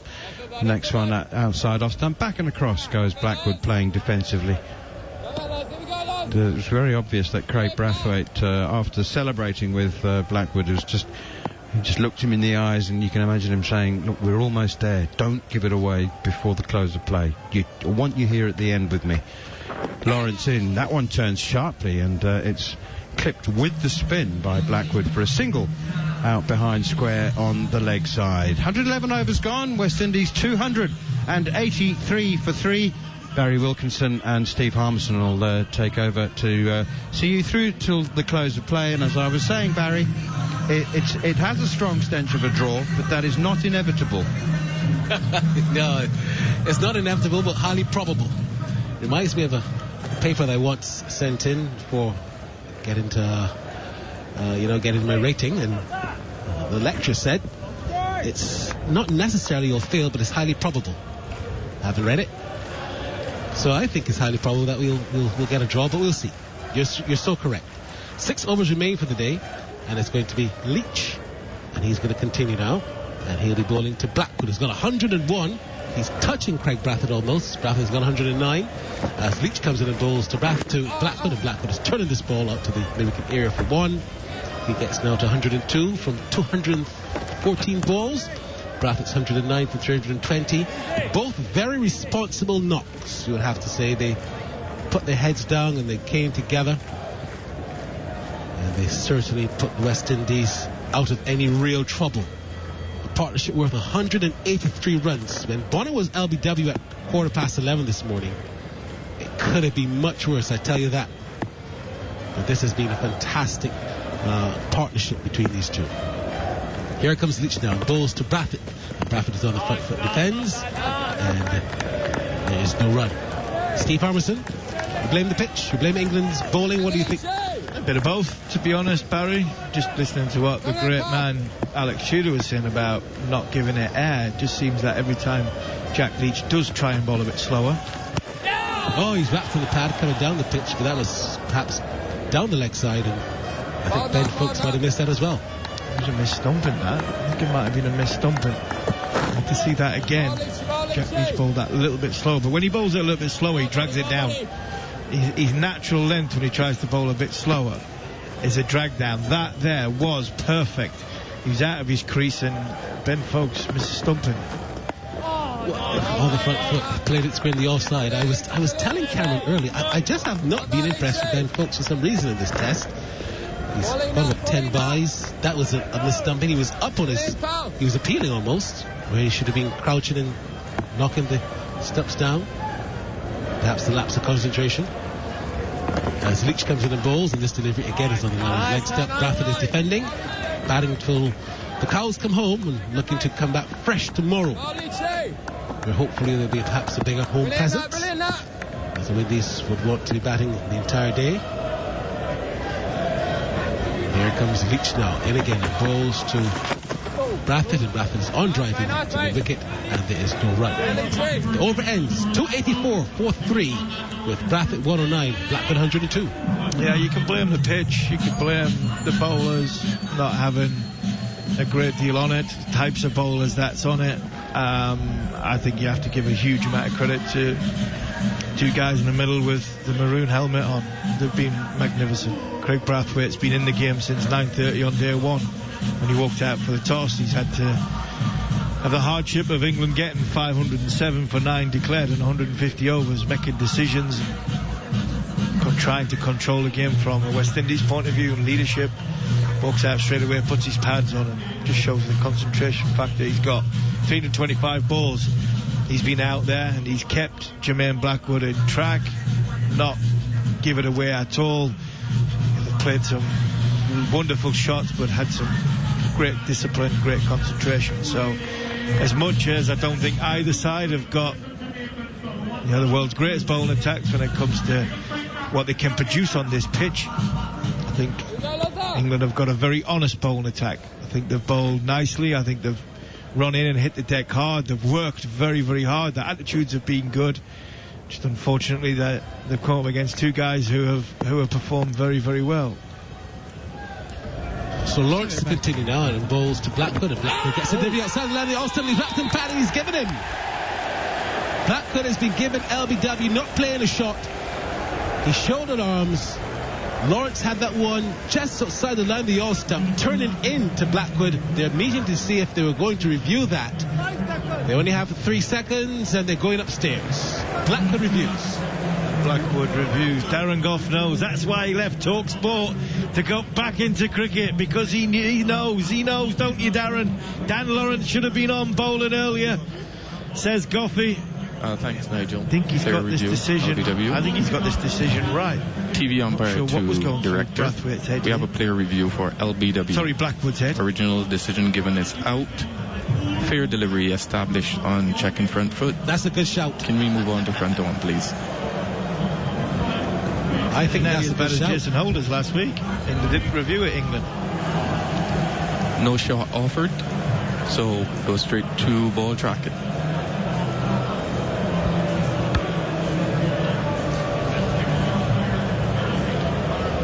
Ball tracking building. Oh my word. And he's out. Blackwood is gone. LBW. So the West Indies have now lost their fourth, and that's a good decision there from umpire Nigel Duggan. He's got that one right. 284 for 4. Blackwood is gone. LBW to Lawrence for 102 from 250 balls. The Indies still behind here to get the England team batted again, or have the chance to give them that offer, but they should get to 307. And Alzari Joseph has come to the crease. Night watchman to face just about 4 overs remaining. But this has been a fine knock from Jermaine Blackwood, man from Kingston, Jamaica, who indeed has a baby in Barbados. I think they're at the ground as well. I'm sure his little lad would have enjoyed that knock from his dad. So Lawrence has got the breakthrough. He's got 1 for 4. You'd have to say that was a pretty poor piece of judgment.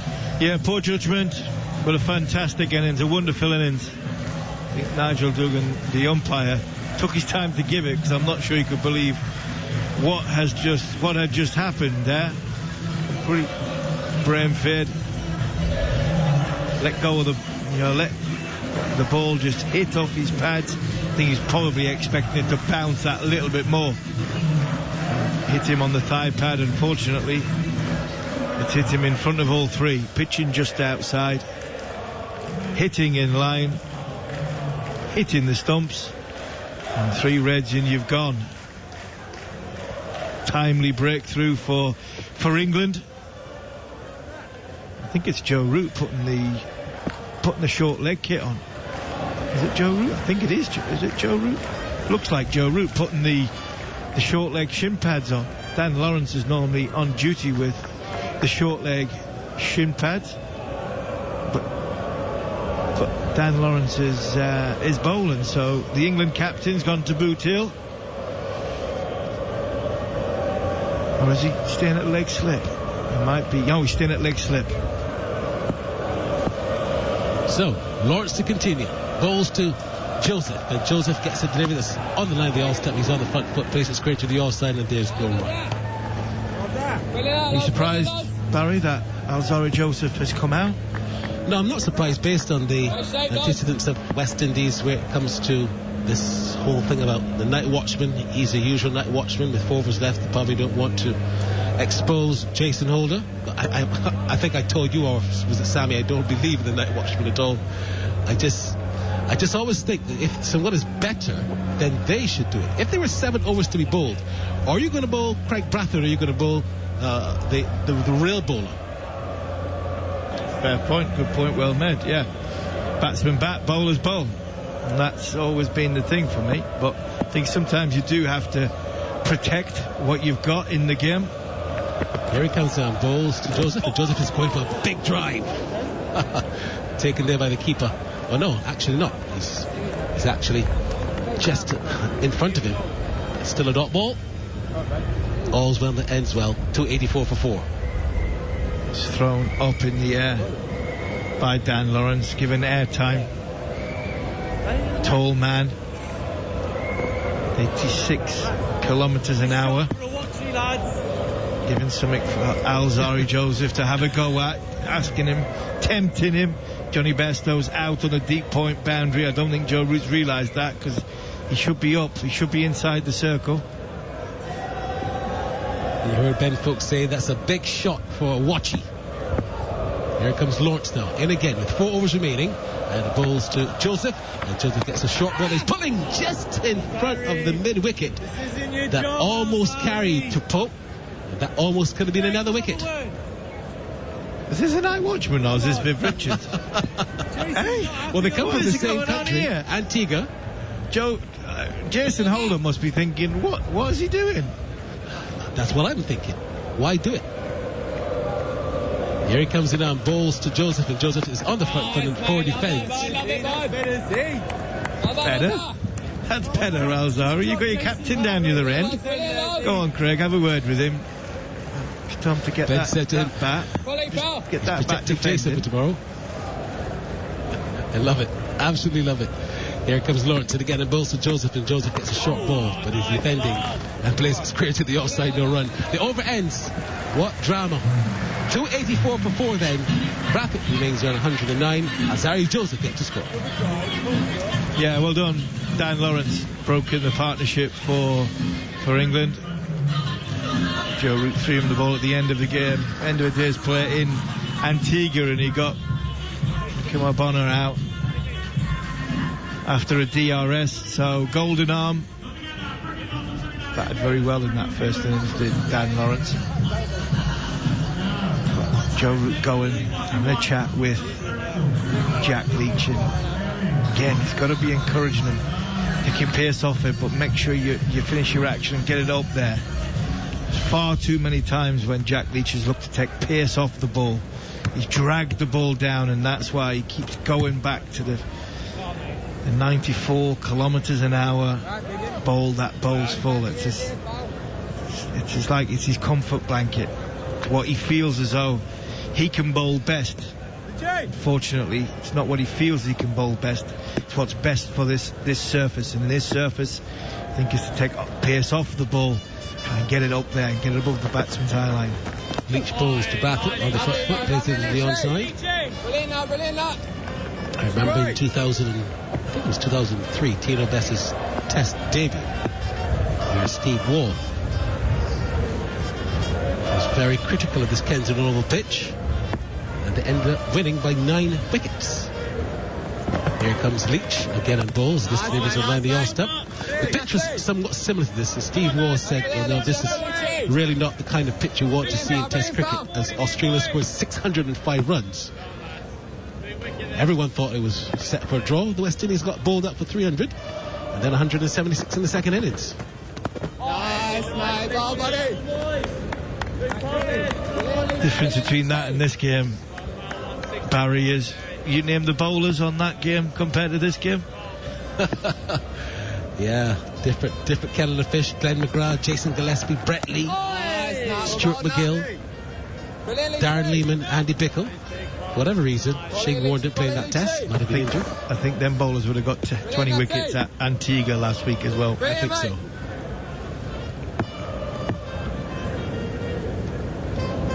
Here comes Leach now, in again, and balls to Bradford. Bradford is on the foot for the defence.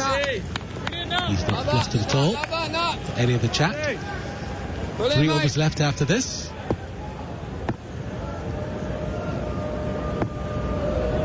Let's see what Bradford will do. He's still very much covered, as this delivery again is just on the line of the leg stump that he's defending, and there's no run. The over ends. It's a maiden 284 for 4, with Bradford 109 and Joseph yet to score. Yeah, the wicket you're talking about, Australia against the West Indies, it's a different type of bowler in that contest, and I think the bowlers in this contest, you have to put into perspective as well. 2 young bowlers on debut, both debutants, Mahmood and Fisher. They've run in and tried hard, put the ball in good areas. Mahmood really unfortunate. I say unfortunate, didn't get his first test wicket because of his own doing. He overstepped. I thought Fisher and Mahmood have worked really, really hard. It's been a real struggle again for Chris Wokes. Ben Stokes has thrown everything at it, and I think Jack Leach, well, he's tried everything he possibly could. Again, Lawrence bowls to Joseph, and Joseph is on the front foot. Ball comes off the inner portion of the bat, and there's no run. So there's a slip, there's a silly mid-off, there's a short leg, and there's a leg slip. There's also Ben Fox there with a lot of chatter. And Jack Leach, to finish off on Jack Leach, there'll be people questioning whether with the wicket that way it is. Joseph drives out to cover, no run. Where the wicket is, you'd believe that Jack Leach should, a finger spinner, even a finger spinner, left arm spinner, should be more effective on this surface. The ball has turned, the ball has bounced a little bit. There's been a little bit of puffs of dust and disturbance of the surface. Again, spinning back into the batsman Joseph, and he's on the back foot, equal to the task, and plays into the onside. I'm thinking 3.3 overs. Dan Lawrence has got as much, if not more, turn out of this surface than Jack Leach has got in 43. Lawrence in again and balls. So this delivers on the line of the off step. There's Joseph on the front foot. Joseph does have 2 half centuries in Test cricket. Capable at some time of holding the bat. The way he came out to bat, I thought he was going to try and get it tonight. He probably was thinking about it too. Good old Lazari averages just about 14 as a Test batsman. That's Lawrence with a skip, a hop, a jump, and a lollipop. One is well flighted. Joseph is equal to the task and just comes on the front foot and defends it. Oh, very nicely here has Dan Lawrence. Nice control just outside off stump. Yes, he's bowling at a night watchman. He's got his career. He's got a bit of assistance outside that off stump to work with as well. Here he comes again and bowls. So Joseph is beaten with a very good delivery there taken by the keeper. The over ends. It's another maiden. West Indies remain 284 for 4.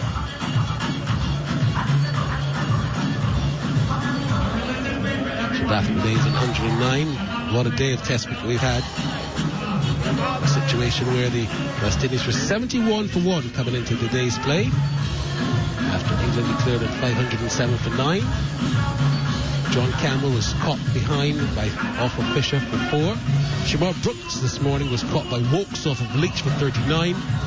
Bonner on review as LBW to Stokes for 9 And Blackwood a moment ago was LBW to Lawrence. He also reviewed it, and he went for 102, 215 balls, 11 fours. He struck his third Test century for Jermaine Blackwood. They've sent in the night watchman in Alzari Joseph, and after 10 balls he's yet to score. But it's Brathwaite, Craig Brathwaite, the captain, is there at 109 with 2 overs remaining, and he's batted there for some 331 balls. It's going to be Jack Leach, the left arm spinner, to continue now. Balls to Brathwaite, who's on the front foot, still defending very stoutly. Not gifting his wicket at this particular time, although he should have been out stumped a couple of overs ago.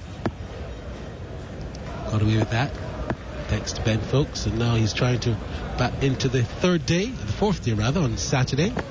As this delivery again brings the batsman forward, he's going back along the pitch, back to the bowler, and there's no run.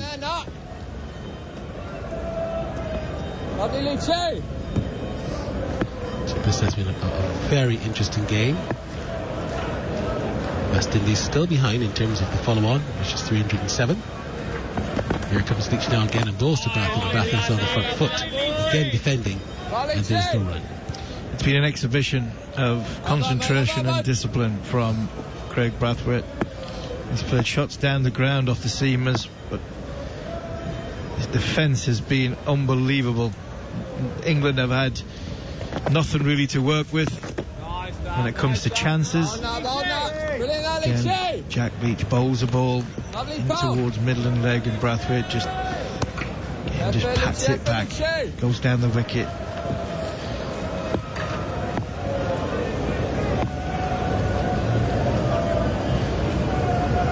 Here he comes in again, Leach, and balls to Brathwaite, and Brathwaite is again just defending this straight in the hands of the fielder at Silverman. And again, that was the slower ball. That was a lot shorter, 85 kilometres an hour. It seems that every time Jack Leach looks to take a pace off the ball, just drags them down in his action. So the over ends. So another maiden, 1 over left. West Indies remain on 284 for 4. 3 consecutive maidens, Steve Harmison. Yeah, 3 consecutive maidens, but the danger seems to be, we've had 3 consecutive maidens, 2 from Jack Leach and 1 from Dan Lawrence, and the one from Lawrence, I know we were bowling at the tail ender in Alzari Joseph, the night watchman, but it seemed as though he was creating a little bit more of the oohs and ahs. Ball bounced a little bit, ball turned, 4 men round the bat. So the last over, last big effort from England, desperate to get the wicket to finish off and finish the day off well. Well flighted, and there was Joseph on the front foot, looking to drive it, missed it, taken by the keeper. Brilliant here, mate. So he's got 5 balls to face. Here comes Lawrence again as he turns, spins the ball from hand to hand, and balls to Joseph, and Joseph is defending. Just ensuring that the West Indies don't lose any more wickets for the day. If they were to lose one now, that will be it anyway.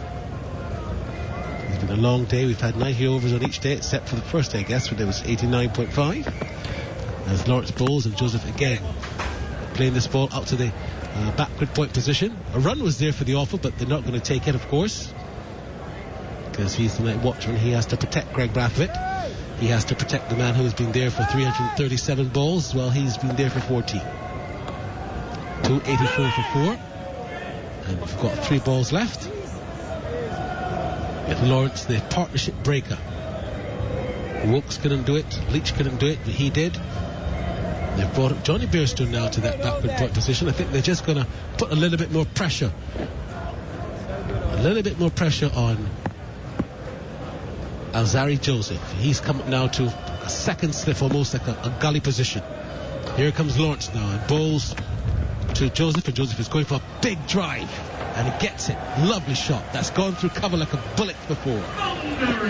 So it was fighted, and I hear all the time, a half volley or full toss at 20 past 5 is the same thing as a half volley or full toss after lunch. And that certainly was served up lovely, and he delighted himself with that. 4 runs to Zari Joseph. He's off the mark as the Windies now go to 288 for 4 with 2 balls left in the day's play. The pressure continues in terms of the chatter around the bat. We've got now 6 men around the bat as Lawrence comes in again now and bowls to Joseph, and Joseph is on the back foot and pushes the ball into the offside. With 1 ball left in the day's play, Windies are 288 for 4 with Lawrence 1 for 8 from what will be 5 overs. As the Barmy Army get ready to culminate their procession as well. They've really been in for the long haul today. Lawrence with the final ball of the day and bowls to Joseph, and Joseph is on the front foot. They're appealing for a catch at the silly mid off. Will they go upstairs and make this a real dramatic finish? Joe Root is thinking about it. Joseph came on the front foot. They're saying that they heard something. Bairstow said he heard something. They have 1 second left and they're going upstairs. So the drama has not quite finished. Let's see. They've gone upstairs to review this, and they're hoping that this is a catch. Let's Thank hear you, the Nigel. third umpire. Player review for catch. Gregory Baffin. TV umpire to director. We have a player review for catch. On-field decision is not out. Front foot check, fair delivery established. Can we move on to front on spin vision, please? No, that looks to me like it was all pad, but they'll definitely check to see if it might have touched the glove. Doesn't appear to Here be any comes the bat, review. but the bat is close to the ball. I'd like to use Outrage to confirm. Outrage is coming up. It's a gap between the bat and ball, flat line. Satisfied that there's no bat involved. Just follow on. I just want to make sure that as it passes the glove, there's no contact with the glove.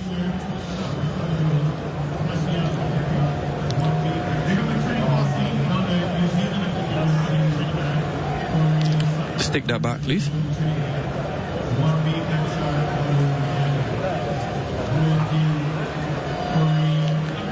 And forward now.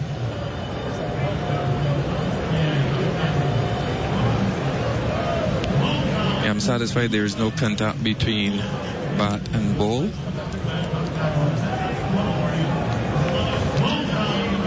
I'm going to go on to LBW. You can bring ball tracker up for me, please.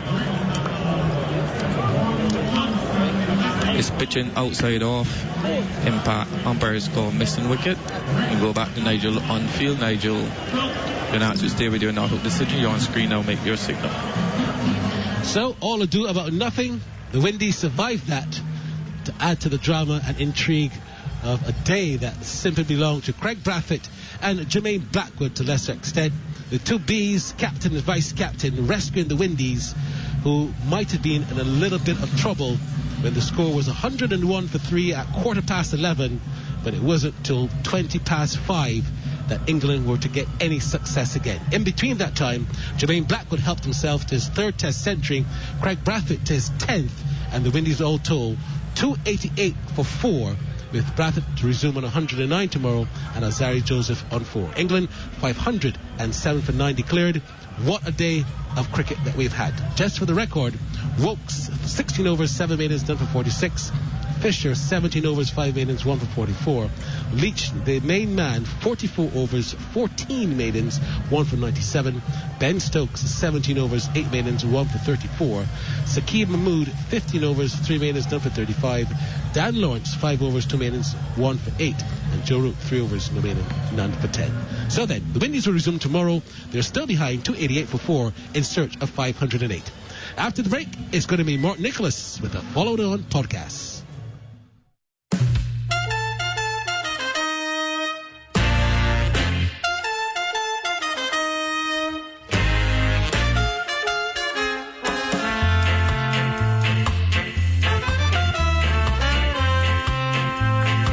You're listening to the Following On podcast in partnership with the ECB. I'm Mark Nicholas, and I'm with Darren Gough and Alex Tudor, looking back at the third day's play of the second test between West Indies and England in Barbados. West Indies finished the day 288 for 4. That's 219 behind England's 507 for 9 declared. It was a hard day for England's bowlers. It started brightly, though, when Jack Leach got rid of Shamar Brooks.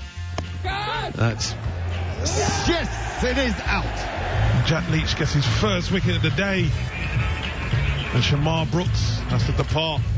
Over then to England's talisman Ben Stokes, who got rid of the dangerous and Nkrumah Bonner to leave West Indies 101 for 3 and still a massive 400 behind. But the two Bs, the West Indies captain Craig Brathwaite and the vice-captain Jermaine Blackwood, came together for a formidable partnership of 183. It's steered away down towards third man. This will be his 100. Craig Brathwaite brings up his 10th Test match century. Steered away, past slip for a single that brings Jermaine Blackwood his century. Well, Blackwood fell shortly before the close, having made 100, but it was still a terrific day for West Indies. As I say, with me, Alex Tudor and Darren Gough. Gentlemen, Craig Brathwaite deserves all the plaudits. He's been on the field since the start of the game. Yeah, he has, and he set his stall, didn't he, leading from the front. And as we said on commentary, he's done it numerous occasions, hasn't he, where he's batted 300 plus balls. He likes to bat for a long time. It's what his team needed, and that's what he's done. And he can be truly happy with his performance today.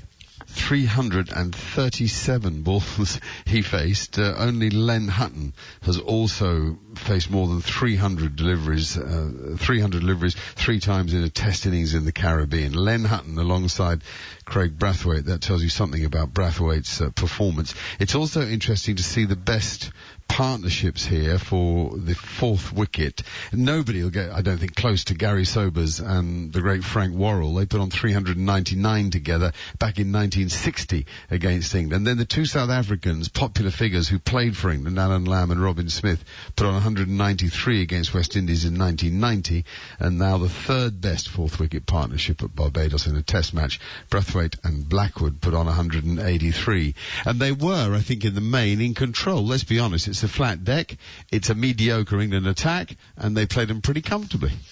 They did indeed. I think when you look at the attack there, we got no real spin threat, a vicious spin.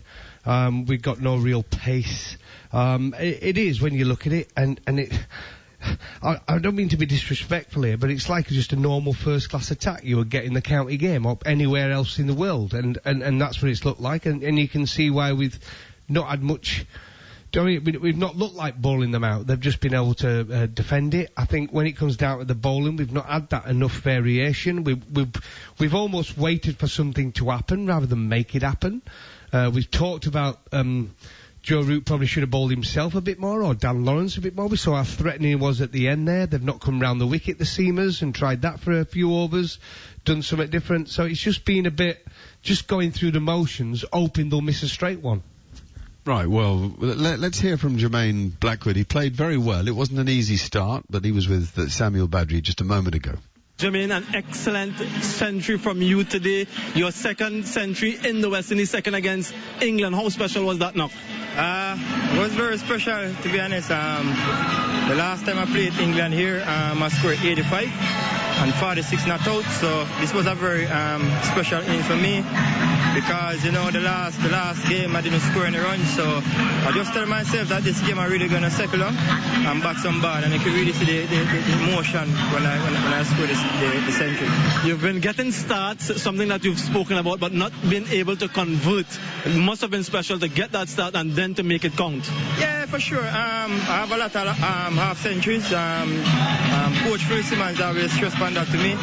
So it was very special to go on today and score 100. I didn't want to go on and back out the whole day, but it wasn't supposed to be, and yeah, it was very special to me. 215 deliveries in that knock. Is there some sort of self-realization as to this should be the template for me to make runs in Test match cricket? Yeah, for sure. I've been doing a lot of work with Monty, the batting coach, doing some simple little things in the morning times in terms of my grip. And I'm very confident. So I told myself that I see Rue score 100, I see Ben Stokes score 100. So I just tell myself that once I can bat over 200 deliveries here, there is no doubt I'm going to score 100. So I just tell myself that and I go there and execute it. A bit of chat from Ben Stokes out in the middle. What was that about? Not really. To be honest, I love playing against Ben Stokes. Coming from under 90 World Cup, we play together. So it's always good fun playing against him. I love the banter as well. So that even pushed me even more when I'm batting. And I can't not ask you about that dismissal. A bit of indecision, misjudgment. Yeah, for sure. I misjudged that one for sure because I thought that one was going to bounce a bit more, which it didn't. So that was an error by me for sure. Congratulations, Jimin. Very well played. Thank you very much. Well, it's the 10th slowest 100 by a West Indian batsman at Barbados, which is interesting, particularly when you see the names above him. 207 balls faced by Blackwood, which isn't sort of painfully slow. Rowan Canai, 262 balls, showing Campbell twice there with 244 and 240. Chanderpaul's in that list twice. The great George Headley, the one they called the Black Bradman, 229 balls for 100 against England here at Barbados. Seymour Nurse, another one on that list. And Gordon Greenwich, of all people, 214 balls against the Australians. Carl Hooper there too. So a real show of resilience for a guy who likes to play his shots, and I thought he bounced very well off his captain. I sense that was a mental effort, the sort of effort you expect from Brathwaite. It's part of his makeup, not necessarily part of Blackwood's makeup in quite the same way. Yeah, you would say so, but I think the influence of his captain at the crease and knowing the fighting to save a game. When England make 507 for 9 declared, it comes down to the second innings where the West Indies have to fight to survive. And when the captain's there, setting an example, I think all his teammates have been with him and fighting with him. And I think that's been the biggest thing. I think if Brathwaite wouldn't have been at the crease, we might have seen a different type of innings from Jermaine Blackwood. And we might, in past recent years, have seen a weaker West Indies performance. In fairness, though, not when England were last in the Caribbean. In fact, that was the last time that two West Indian batsmen had made hundreds together on this ground. That was Jason Holder and Stephen Dowrich. But we have seen some weak West Indies Test match cricket performances. This doesn't look such a weak-minded team to me. No, you're right, Mark, and that's what the West Indian public have been calling out for a long time, just to show some character, show some fight. Because for too long it's been, in situations when they're in tough places, they normally give up, and they haven't done that. And as I said, it's well led by Brathwaite at the top of the order, the captain leading by the front. And as you said, Jermaine Blackwood showed something different. He does like to be attacking. He's a bit of a dasher, but as he said, he saw the way Joe Root went about it, and Ben Stokes, and he said, right, I'm going to do the same. If I can bat 200 balls, I will also get 100, and that's what he did. He faced 207 balls. Got 100, misjudged one at the end. He'll be disappointed not to be there in the morning to go again.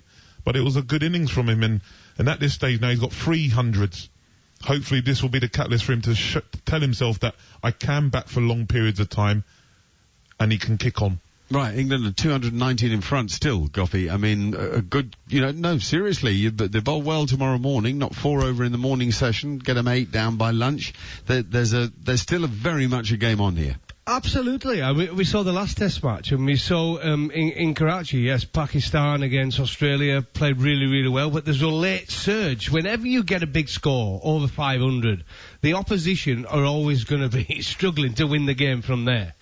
So it takes one magic spell. It takes a run of just going bang, bang, bang, bang, and two bowlers taking a couple of wickets each, and the game changes. In an hour in the morning, they could knock 6 over. It can happen. New player coming to the crease. Jack Leach might bowl it a little bit slower tomorrow, get a bit of turn, might be spin at both ends to start and see what happens, and it's a totally different game again. Give Jack marks out of 10. Jack, he didn't bowl badly, but he's not someone that I don't think he was threatening all day, and I think it'd be a 6.5, 7.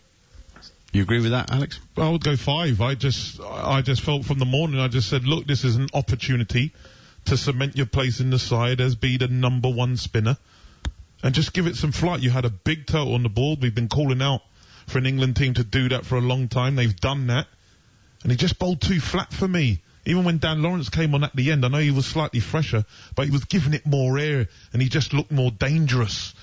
And sometimes as a main spinner, when a part-timer comes on and looks more threatening, it sort of shows up you a little bit. And, you know, we all know he's under pressure. It's hard, and it's probably a wicket, you know, in Antigua and here that you might think, I need a little bit more spit and for it to go a little bit quicker.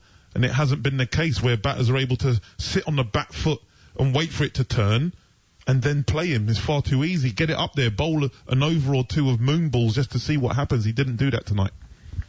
That's a good summary, I think. Well, it is, and if he doesn't perform tomorrow, I think we're going to see a different spinner in the next Test match. I think that will happen. I think England are quite confused on where they're going to go in the spin department. They've had Best, they've had Leach, they've got Parkinson.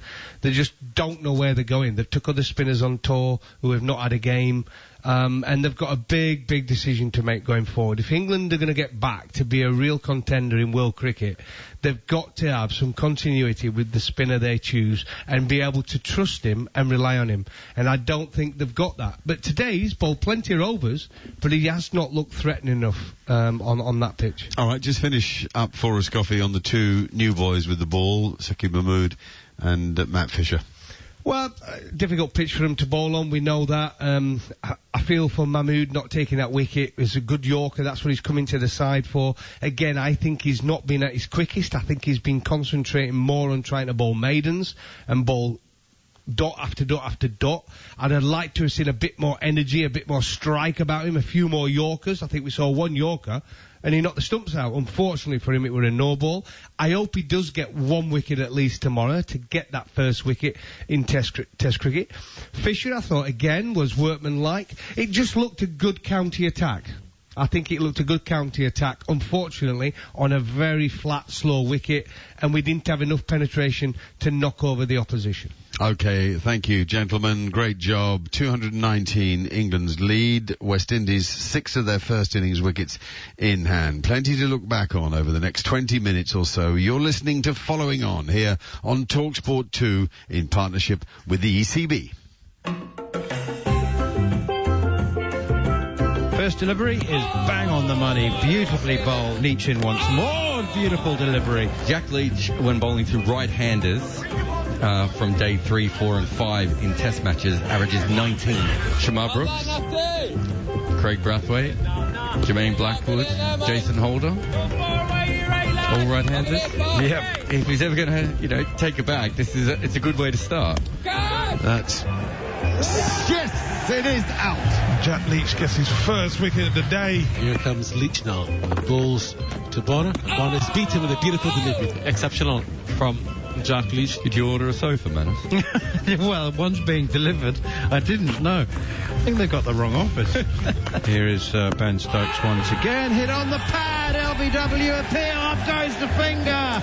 Ben Stokes has made something happen. They've reviewed it. Oh, he nicked it. Doesn't appear to be any bat. Oh, it does. Yeah, I think it's missed the bat. Impacts in lane. It is just hitting the top of middle. He's on his way. Nigel. Stokes gets the breakthrough, as he often does. You got an interest in the Gold Cup? I'm not really into it, really. Not really into the old horse racing. All I know is that if I'd had a bet, it would have been on Galvin. Don't even know that is. It's a horse. That nips back. Is it going down the leg side? I think it is. It's a quick delivery from Stokes. Nobody seems keen. Tell you what, that looked like it was clipping leg. And if England had reviewed it, they'd have got it.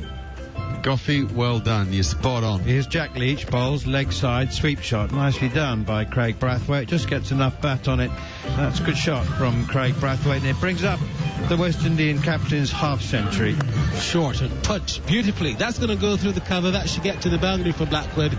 Should also bring his half-century. Chris Wokes, first delivery after tee. Oh, it's half volley outside the off stump, and it's driven gloriously through the offside by Craig Brathwaite. Maybe it's Start of things to come for this session. Let's hope so, man. That's a lovely shot. Well, punch down the ground. I think the shot of the day. Yeah, we'll go with that. Shot of the day. Proper straight drive. Quite Sachin Tendulkar-esque. Just punched it back there from Brathwaite. What a shot that was. Bowling! Yes! Cracking delivery. A fast swinging Yorker. And Saqib Mahmood has a test match wicket. Oh no, an effort ball, but I think it looks like he's overstepped the mark. Oh, I'm distraught for the kid. Well, it's a delicate shot. It's steered away down towards third man. This will be his 100. Craig Brathwaite brings up his 10th test match century, and he's got his helmet off. And he's acknowledging a standing ovation. Yeah, it's well played from me. Well, this game really has a strong stench of a draw, I must tell you. 238 for 3. It's been some 5 hours since England last got a wicket. There's a bit of sleepwalking going on, and just genuine sleeping in the stands. Jermaine Blackwood is into the 90s. No, thick edge, and it's raced away between the keeper standing up and the solitary slip. That's Joe Root. How was your pride, Goughy, when... if a keeper used to stand up to you? I'd have bounced him. By the way, did either of you pick up what song the DJ was playing between overs? Celebration. Who was he taking the mickey? What is there to celebrate? Steered away past slip for a single that brings Jermaine Blackwood his century. He raises both arms in the air immediately. So Lawrence is continuing on and balls to Blackwood, and Blackwood gets a divvy outside the line. Austin leaves Rapton fat, and he's given him.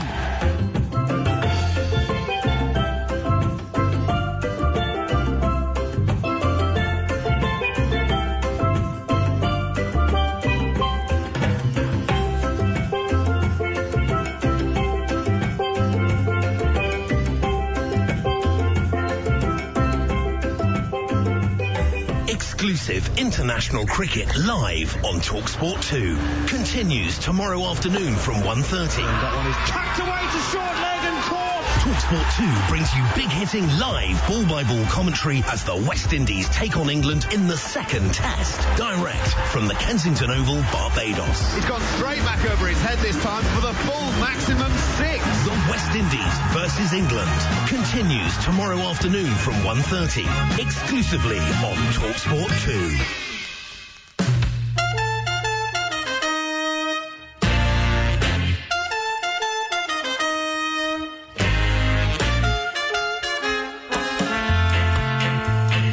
Hello and welcome to the Cricket Collective on talkSPORT 2 as part of the Following On podcast. I'm John Norman, and today bringing you one of our many in-depth lunch features from the recent Test series between India and England.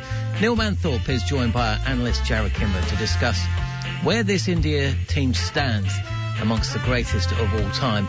And after losing just 3 tests at home in the last decade, and with the World Test Championship final on the horizon, it's a fair enough question. For plenty more content like this, as well as in-depth reviews and exclusive match highlights, make sure you subscribe to Following On, now available via the free TalkSPORT app. But without further ado, let's bring you today's show. Goes long over mid-wicket. He ends it in 1 ball. The South India Derby finished with 1 massive blow from Estoni. Anderson goes in. Virat off the back foot. Oh my goodness, that is going away at a rate of knots. And there's generous applause from the England players for Kapildev's 50. Tendulkar is a good enough player to hit it through straight mid-on. And that is a magnificent century from Sachin Tendulkar. And Gavaskar goes over the top, and that's century number 32. Brought up in uncharacteristic-like fashion from Gavaskar. It goes in the record book, and a delighted little man he'll be. So, we're going to talk about this Indian team. Virat Kohli's era, Virat Kohli's men. Are they the best Indian team? We're going to be concentrating on test match cricket. And obviously with reference from time to time to the white ball game as well, particularly one-day international cricket. But Jared Kimber is going to provide all the answers. I don't know whether there's any definitive way to measure and to answer the question, but we will look at various aspects of Virat Kohli's team, what they've achieved, what they have to achieve in order to become the best undoubtedly, undisputably the best Indian team of all time. So, Jared, I've broken it down into various categories. How do you measure how good a team is? First of all, compared to their predecessors and to other teams. The greatometer? First, have you got a greatometer? I don't have a greatometer. Oh, well, dear, I kind of have one, but not really. Well, look, the obvious place to start is results. We'll break it down. We'll go batsmen, seam bowlers, spinners, and indeed attitude. But results, first of all. This Indian team has won twice in Australia. Mm-hmm.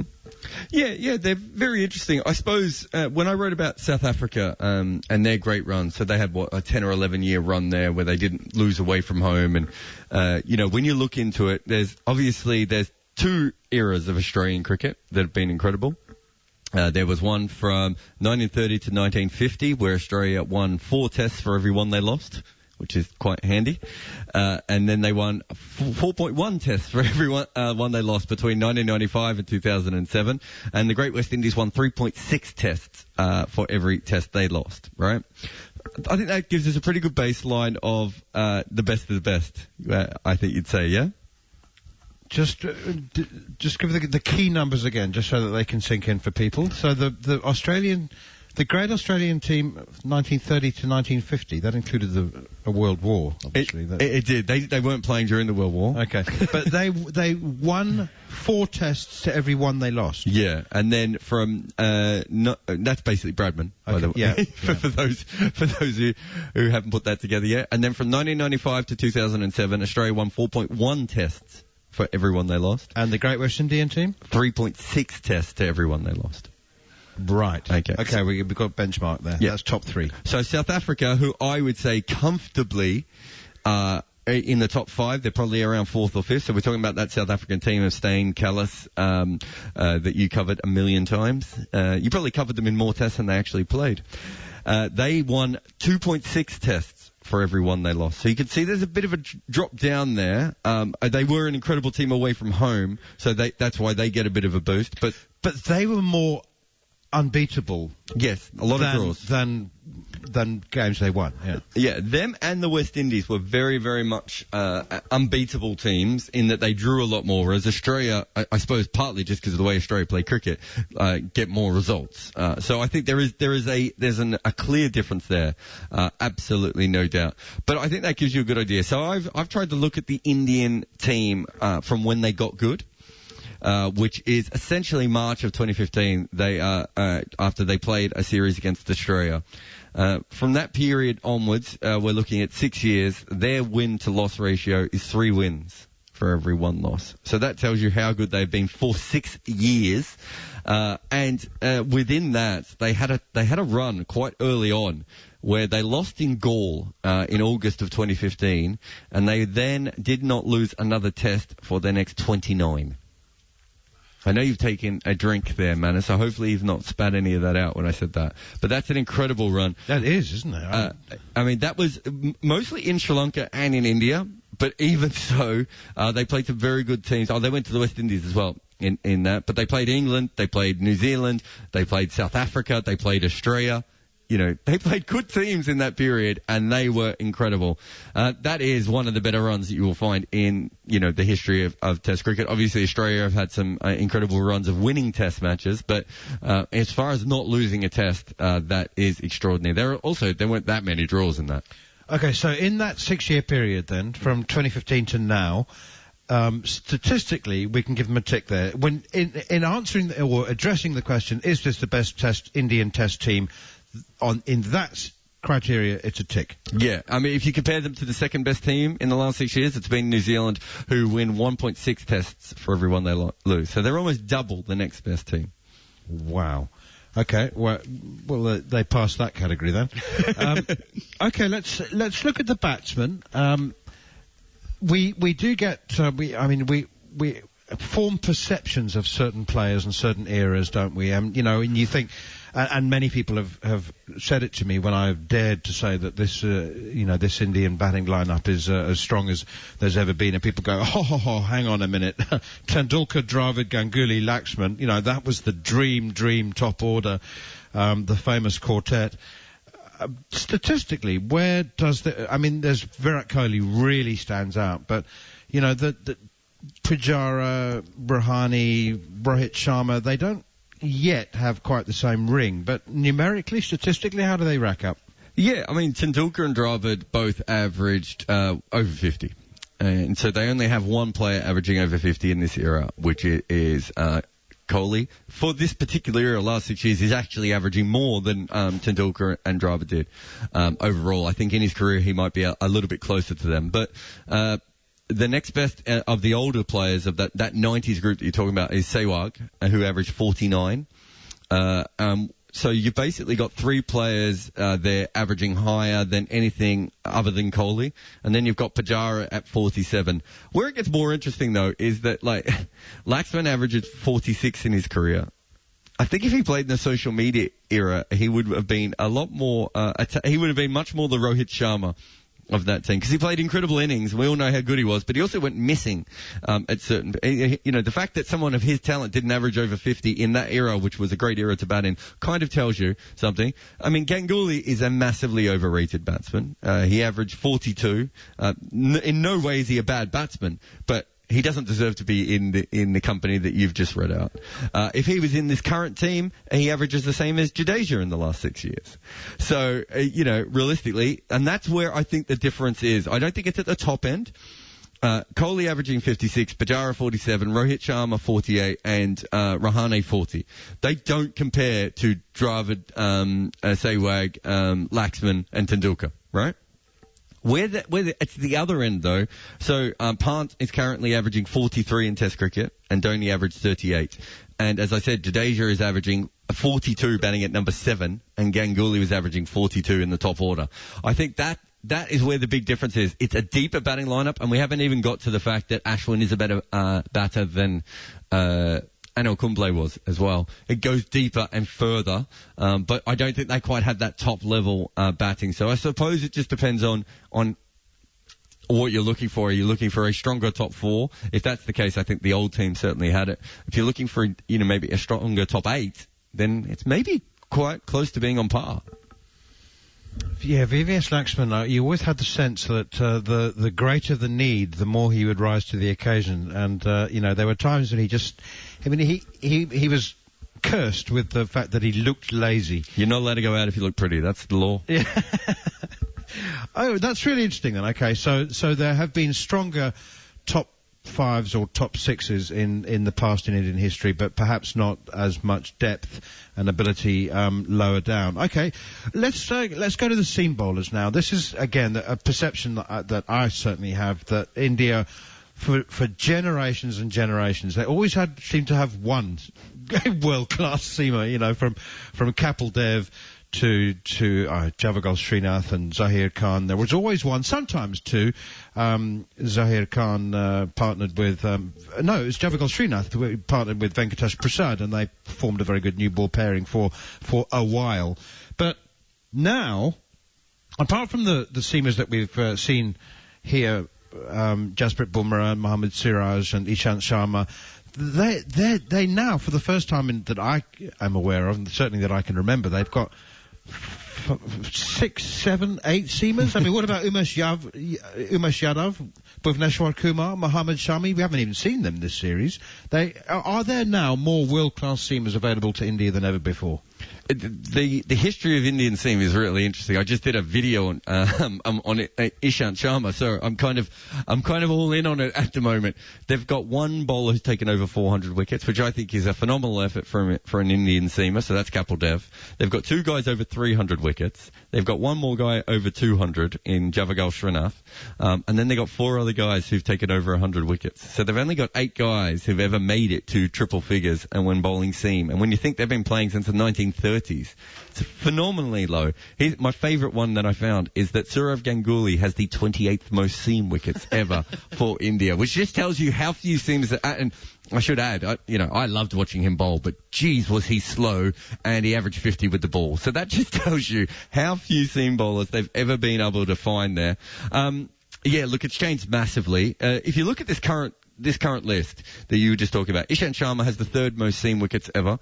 Mohammad Shami has the 5th most, Umar has the 6th most, and Bumrah has the 12th most. If we go down to Bhaveshna Kumar and these other, even Siraj, he's not that low on the list, and he's only played a handful of tests. It just tells you. So you cannot compare this to any other era when it comes to Indian seam bowlers. Yes, they've had good seam bowlers before. They've never had anything considering anything close to an attack before, a consistent attack. The best team that I think they had before this, and we could talk about that a little bit, but I think it was just the era before this where they became number 1 for the first time, which was 2008 or 2009, I think, when they first became number 1. That was Zahir Khan, Ishant Sharma coming on the scene. Ashish Nehra was still around. That was probably the only other era that you would look at and go, that's not a bad seam attack, although Ashish Nehra probably never came on. They had RP Singh before here. Disappeared to South Beach at one stage. But they had a small flock coming through there.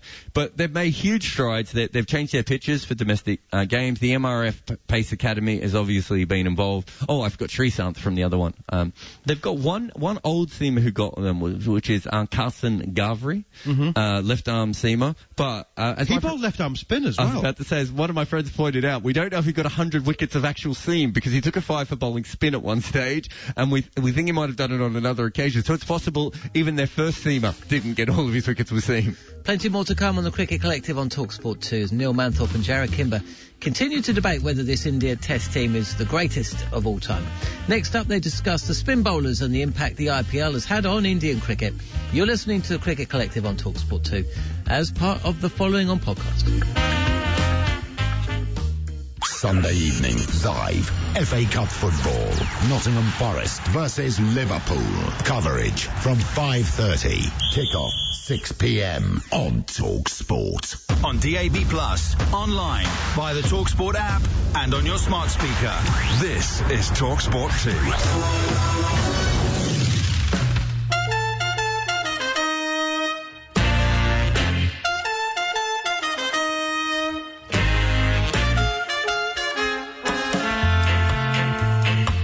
Welcome to the Cricket Collective on talkSPORT 2 as part of the Following On podcast. I'm John Norman, and today bringing you one of our many in-depth lunch features from the recent Test series between India and England.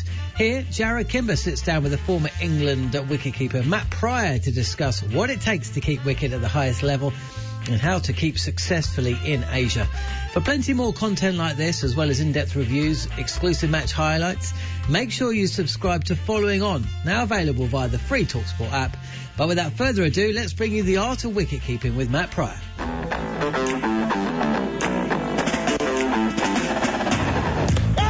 And he gets an under edge and is out, caught at the wicket. Shorter, quicker, smarter, too smart for Brathwaite. Good catching from Johnny Bairstow, as I've pointed out, looked tidy behind the stumps today. Oh, is that in stumped? And Rashid has gone straight past the charging Chandimal. Lovely glove work from Ben Foakes. Not that it was his most challenging stumping. Archer is in. Oh, that's an absolute beauty. And he's nicked off Dean Elgar. He's taken the glove.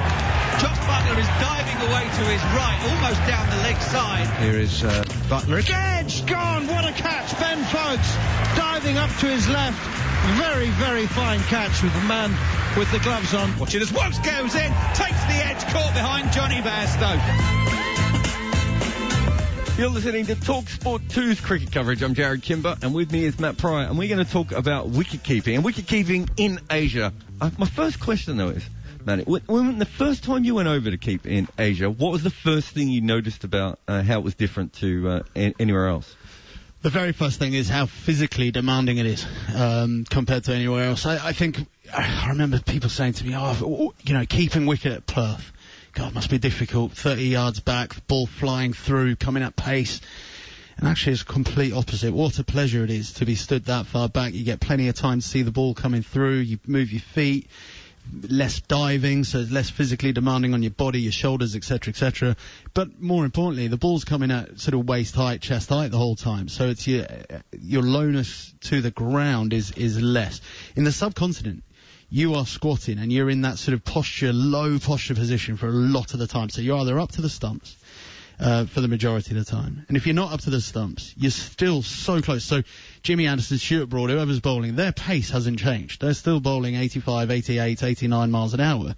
But you're now not 30 yards back, you're 10 yards back. So everything is happening far quicker, you get less time to react, and it just puts so much more stress on your body, your quads, your Achilles, knees, whatever it may be. So the physical demand is incredible. And then because you've got less time to react, it obviously puts a huge increased pressure on your technique. Because if you aren't technically sound, you're not going to get those half chances, or not even half chances. The regular chance feels like a half chance because you are so much closer and your reaction time is less. So the physical demand and then the demand on your technique are the two, real things that stand out. It's really interesting, even factoring in that you are closer and that it's more demands on your body even against the seamer. But I want to talk about the difference of standing up and not standing up. In county cricket, and I know there are some medium paces in county cricket which wicket keepers come up to the stumps in, but in county cricket, 22% of the deliveries bowled are by spinners. Ben Foakes at Surrey, because he has to, face so many of bats' balls, is up the stumps 26% of the time. In India, it's 50% in the last year, so 50% of spin. In Asia in general, though, it's 62% of the time. It is a completely different game for a wicketkeeper, almost as far removed as anyone else in cricket. When, there is wicket-keeping in Asia and there is not wicket-keeping in Asia. Yeah, certainly, and that, you sort of look at someone like MS Dhoni, for instance. I mean, absolutely outstanding up to the stumps, and I will be shot down here incredibly, but standing back, he wasn't that good. Coming over to England when the ball was wobbling and different things, he got found out quite a lot, but up to the stumps, there was no one. He was so sharp, so fast. And again, it's what you're brought up with doing. As you just said, the stats that 60% of the time you're up to the stumps. And then for an English wicketkeeper too, so it's, we'll have foreign keepers come over here and have to deal with a wobbling ball, which for us is something that you get you. Well, I'm not sure you ever get used to the wobbling ball. It makes you look stupid at times, but it's something that it doesn't surprise you. Going over to the subcontinent, your mind shifts because you're not dealing with a wobbling ball. In fact, you're not even stood back that often. You're stood up to the stump. So even your training, your preparation, everything you're working on is about that half chance up to the stumps, taking the catch, the stumping, the big high bouncing ball going through the gate, and how you. I mean, when I was working with Bruce French, we were trying to work on. Could you get to a point where actually you're taking the ball one-handed, stood up to the stumps, because it allows you to cover more area, more reach. Now, I never got the opportunity in the game to do it, but you're trying to challenge yourself to cover more ground, but it's all about up to the stumps and standing up to the spinners. The other thing is, in England, when the spinners are on, they don't tend to bowl as fast. I mean, we're seeing in this Test match, Axar Patel, for instance, coming in, he's bowling 90 k's an hour. So in the subcontinent, the spinners are bowling much quicker, and it's still turning and bouncing. So it's that kind of combination of added speed, added pace on the ball, added bounce, and added spin puts your technique under a huge amount of pressure. And that's why someone like Ben Foakes will stand out, because he just makes it look so easy. He's so good. His posture, his technique. I mean, I watched him this game. This wicket is a tough wicket to keep on, and he's honestly made it look actually annoyingly easy. No, he's been amazing. Here's one for you. I think you'll know this, because I'm sure Nathan Lehmann during his time with England would have drilled this one into you. When wicket keepers are standing back to seamers, they take 90% of their chances. So, 9 out of 10, I think that's pretty fair. There's always going to be the odd wobble seam one, or maybe one keeps a bit low, or you're missighted on it.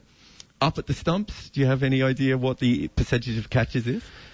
It's got to come down quite dramatically, I'd imagine. Probably 70? 65%. Which is exactly the same for stumping. So the minute you go to Asia, you have to be thinking off the top of your head. You have to go from a world where you're thinking that you're going to take almost every chance that you're going to get, and change your mind a little bit to understand that you are going to miss at least 1 out of 3 chances. Yeah, and as a player, you can never do that. I mean, you never go away thinking, okay, well, if I miss a couple this trip, it's all right. You have to have the mental. I used to work. So Bruce French and I used to work on a 98% catch rate, basically. So throughout a year, throughout a series, every single ball that came to me or hit my gloves, I'd have to catch 98% of that. So if you think that's every throw in from the outfield, every stumping opportunity, every catching opportunity, I think one thing you've got to look at is up to the stumps. Okay, it's stumpings, but edges up to the stumps. I've heard comment, it's a drop catch. Well, you're so close, obviously stood up. You get a thick outside edge that hits you as a wicketkeeper, hits you on the outside part of your glove or your hand or even on the leg sometimes, and people go down as a chance. Well, of course it will go down as a chance, but you do not have the time to react. So almost taking catches up to the stumps is almost easier in a way because you have so little time to think about it. It's kind of the edge, you react and you try and feel the ball into the gloves, and it either sticks or it doesn't a lot of the time. Every now and again you might be able to adjust slightly, but I think that will be one of the reasons why the stats come down quite dramatically. Yeah, I think the other one is that anyone who is marking that down, any sort of analyst or, fielding coach who will do it, it's actually very hard to tell how much the ball has deviated because your hands are so close to the actual bat. Whereas with seam, we get a really good idea of how far it's deviated and you can make a call on the wicketkeeper. I think with a lot of those catches at the stumps, they're probably closer to half chances and we just don't know that. But it's just so interesting that, the different method and the different mindset that you had to have. Obviously, you had a very tough tour in Sri Lanka, and sadly, I made fun of you about that yesterday. But I mean, this is my memory. You dropped Mahela, but there was another session I think where you maybe dropped 2 or 3 chances as well, and missed a couple, and it looked like there was almost no coming back from it, and it almost ended your career, didn't it? Yeah, absolutely, and that's the thing.